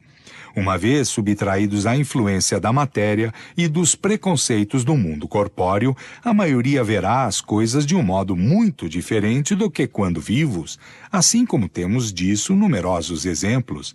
Nisso serão ajudados por espíritos benevolentes que se interessam por eles e que se apressam em esclarecê-los e mostrar-lhes o falso caminho que seguiram. Pelas nossas preces e nossas exortações, nós mesmos podemos contribuir para o seu melhoramento, porque há solidariedade perpétua entre os mortos e os vivos. A maneira pela qual se opera a transformação é muito simples, e como se vê, ela é toda moral e em nada se desvia das leis da natureza. 30. Que os espíritos da nova geração sejam novos espíritos, melhores, ou os amigos espíritos melhorados, o resultado é o mesmo. Desde um instante que tragam melhores disposições, é sempre uma renovação. Os espíritos encarnados formam, assim, duas categorias, segundo as disposições naturais. De uma parte, os espíritos retardatários, que partem. Da outra, os espíritos progressistas, que chegam. O estado dos costumes e da sociedade estará, pois, em um povo, em uma raça, ou, no mundo inteiro, em razão daquela das duas categorias que tiver a preponderância. 31. Uma comparação vulgar fará compreender melhor ainda o que se passa nesta circunstância.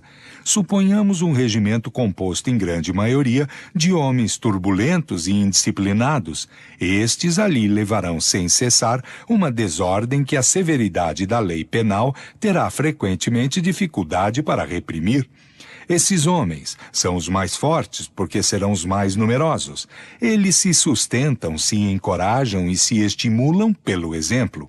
Os que sejam bons são sem influência, seus conselhos são desprezados, são escarnecidos, maltratados pelos outros e sofrem com esse contato. Não está aí a imagem da sociedade atual? Suponhamos que são retirados esses homens do regimento 1 por 1, 10 por 10, 100 por 100, e que sejam substituídos na mesma medida por um número igual de bons soldados, mesmo por aqueles que foram expulsos, mas que se emendaram seriamente. Ao cabo de algum tempo, ter-se-á sempre o mesmo regimento, mas transformado. A boa ordem ali terá sucedido à desordem. Assim o será com a humanidade regenerada. 32. As grandes partidas coletivas não têm somente por objetivo ativar as saídas, mas transformar mais rapidamente o espírito da massa, desembaraçando-a das más influências e dando mais ascendência às ideias novas. É porque muitos, apesar de suas imperfeições, estão maduros para essa transformação, que muitos partem a fim de irem se retemperar numa fonte mais pura, ao passo que se tivessem permanecido no mesmo meio e sob as mesmas influências, teriam persistido em suas opiniões e na sua maneira de ver as coisas. Uma permanência no mundo dos espíritos basta para lhes abrir os olhos, porque ali vem o que não podiam ver sobre a terra. O incrédulo, o fanático, o absolutista poderão, pois, retornar com ideias inatas de fé, tolerância e de liberdade. Em seu retorno, encontrarão as coisas mudadas e suportarão o ascendente do novo meio onde terão nascido. Em lugar de fazer oposição às ideias novas, delas serão os auxiliares. 33. A regeneração da humanidade não tem, pois, absolutamente necessidade da renovação integral dos espíritos. Basta uma modificação nas suas disposições morais. Esta modificação se opera em todos aqueles que a ela estão predispostos, quando são subtraídos à influência perniciosa do mundo. Aqueles que retornam, então, não são sempre outros espíritos, mas frequentemente os mesmos espíritos pensando e sentindo de outro modo. Quando esse melhoramento é isolado e individual, passa despercebido e sem influência ostensiva sobre o mundo. O efeito é diferente quando se opera simultaneamente em grandes massas, porque então, segundo as proporções em uma geração, as ideias de um povo ou de uma raça podem ser profundamente modificadas. É o que se nota quase sempre depois dos grandes abalos que dizimam as populações. Os flagelos destruidores não destroem senão o corpo, mas não atingem o espírito. Eles ativam um movimento de vai e vem entre o mundo corpóreo e o mundo espiritual, e, por consequência, um movimento progressivo dos espíritos encarnados e desencarnados. É de notar-se que em todas as épocas da história, as grandes crises sociais foram seguidas de uma era de progresso. 34. É um desses movimentos gerais que se opera neste momento e que deve trazer o remanejamento da humanidade. A multiplicidade das causas de destruição é um sinal característico dos tempos, porque elas devem apressar a eclosão de novos germes. São folhas de outono que caem e às quais sucederão novas folhas cheias de vida, porque a humanidade tem suas estações, como os indivíduos têm suas idades. As folhas mortas da humanidade caem levadas pelas rajadas e golpes de vento, mas para renascerem mais vivazes sob o mesmo sopro de vida que não se extingue, mas se purifica. 35.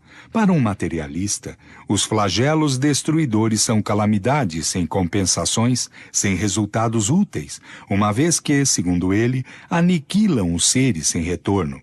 Mas para aquele que sabe que a morte não destrói senão o envoltório, eles não têm as mesmas consequências e não lhe causam o menor medo.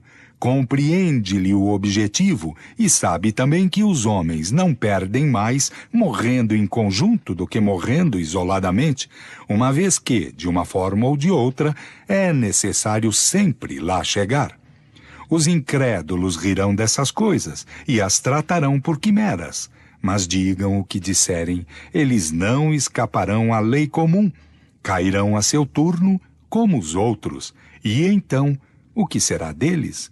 Eles dizem, nada, mas viverão a despeito de si mesmos e serão, um dia, forçados a abrir os olhos.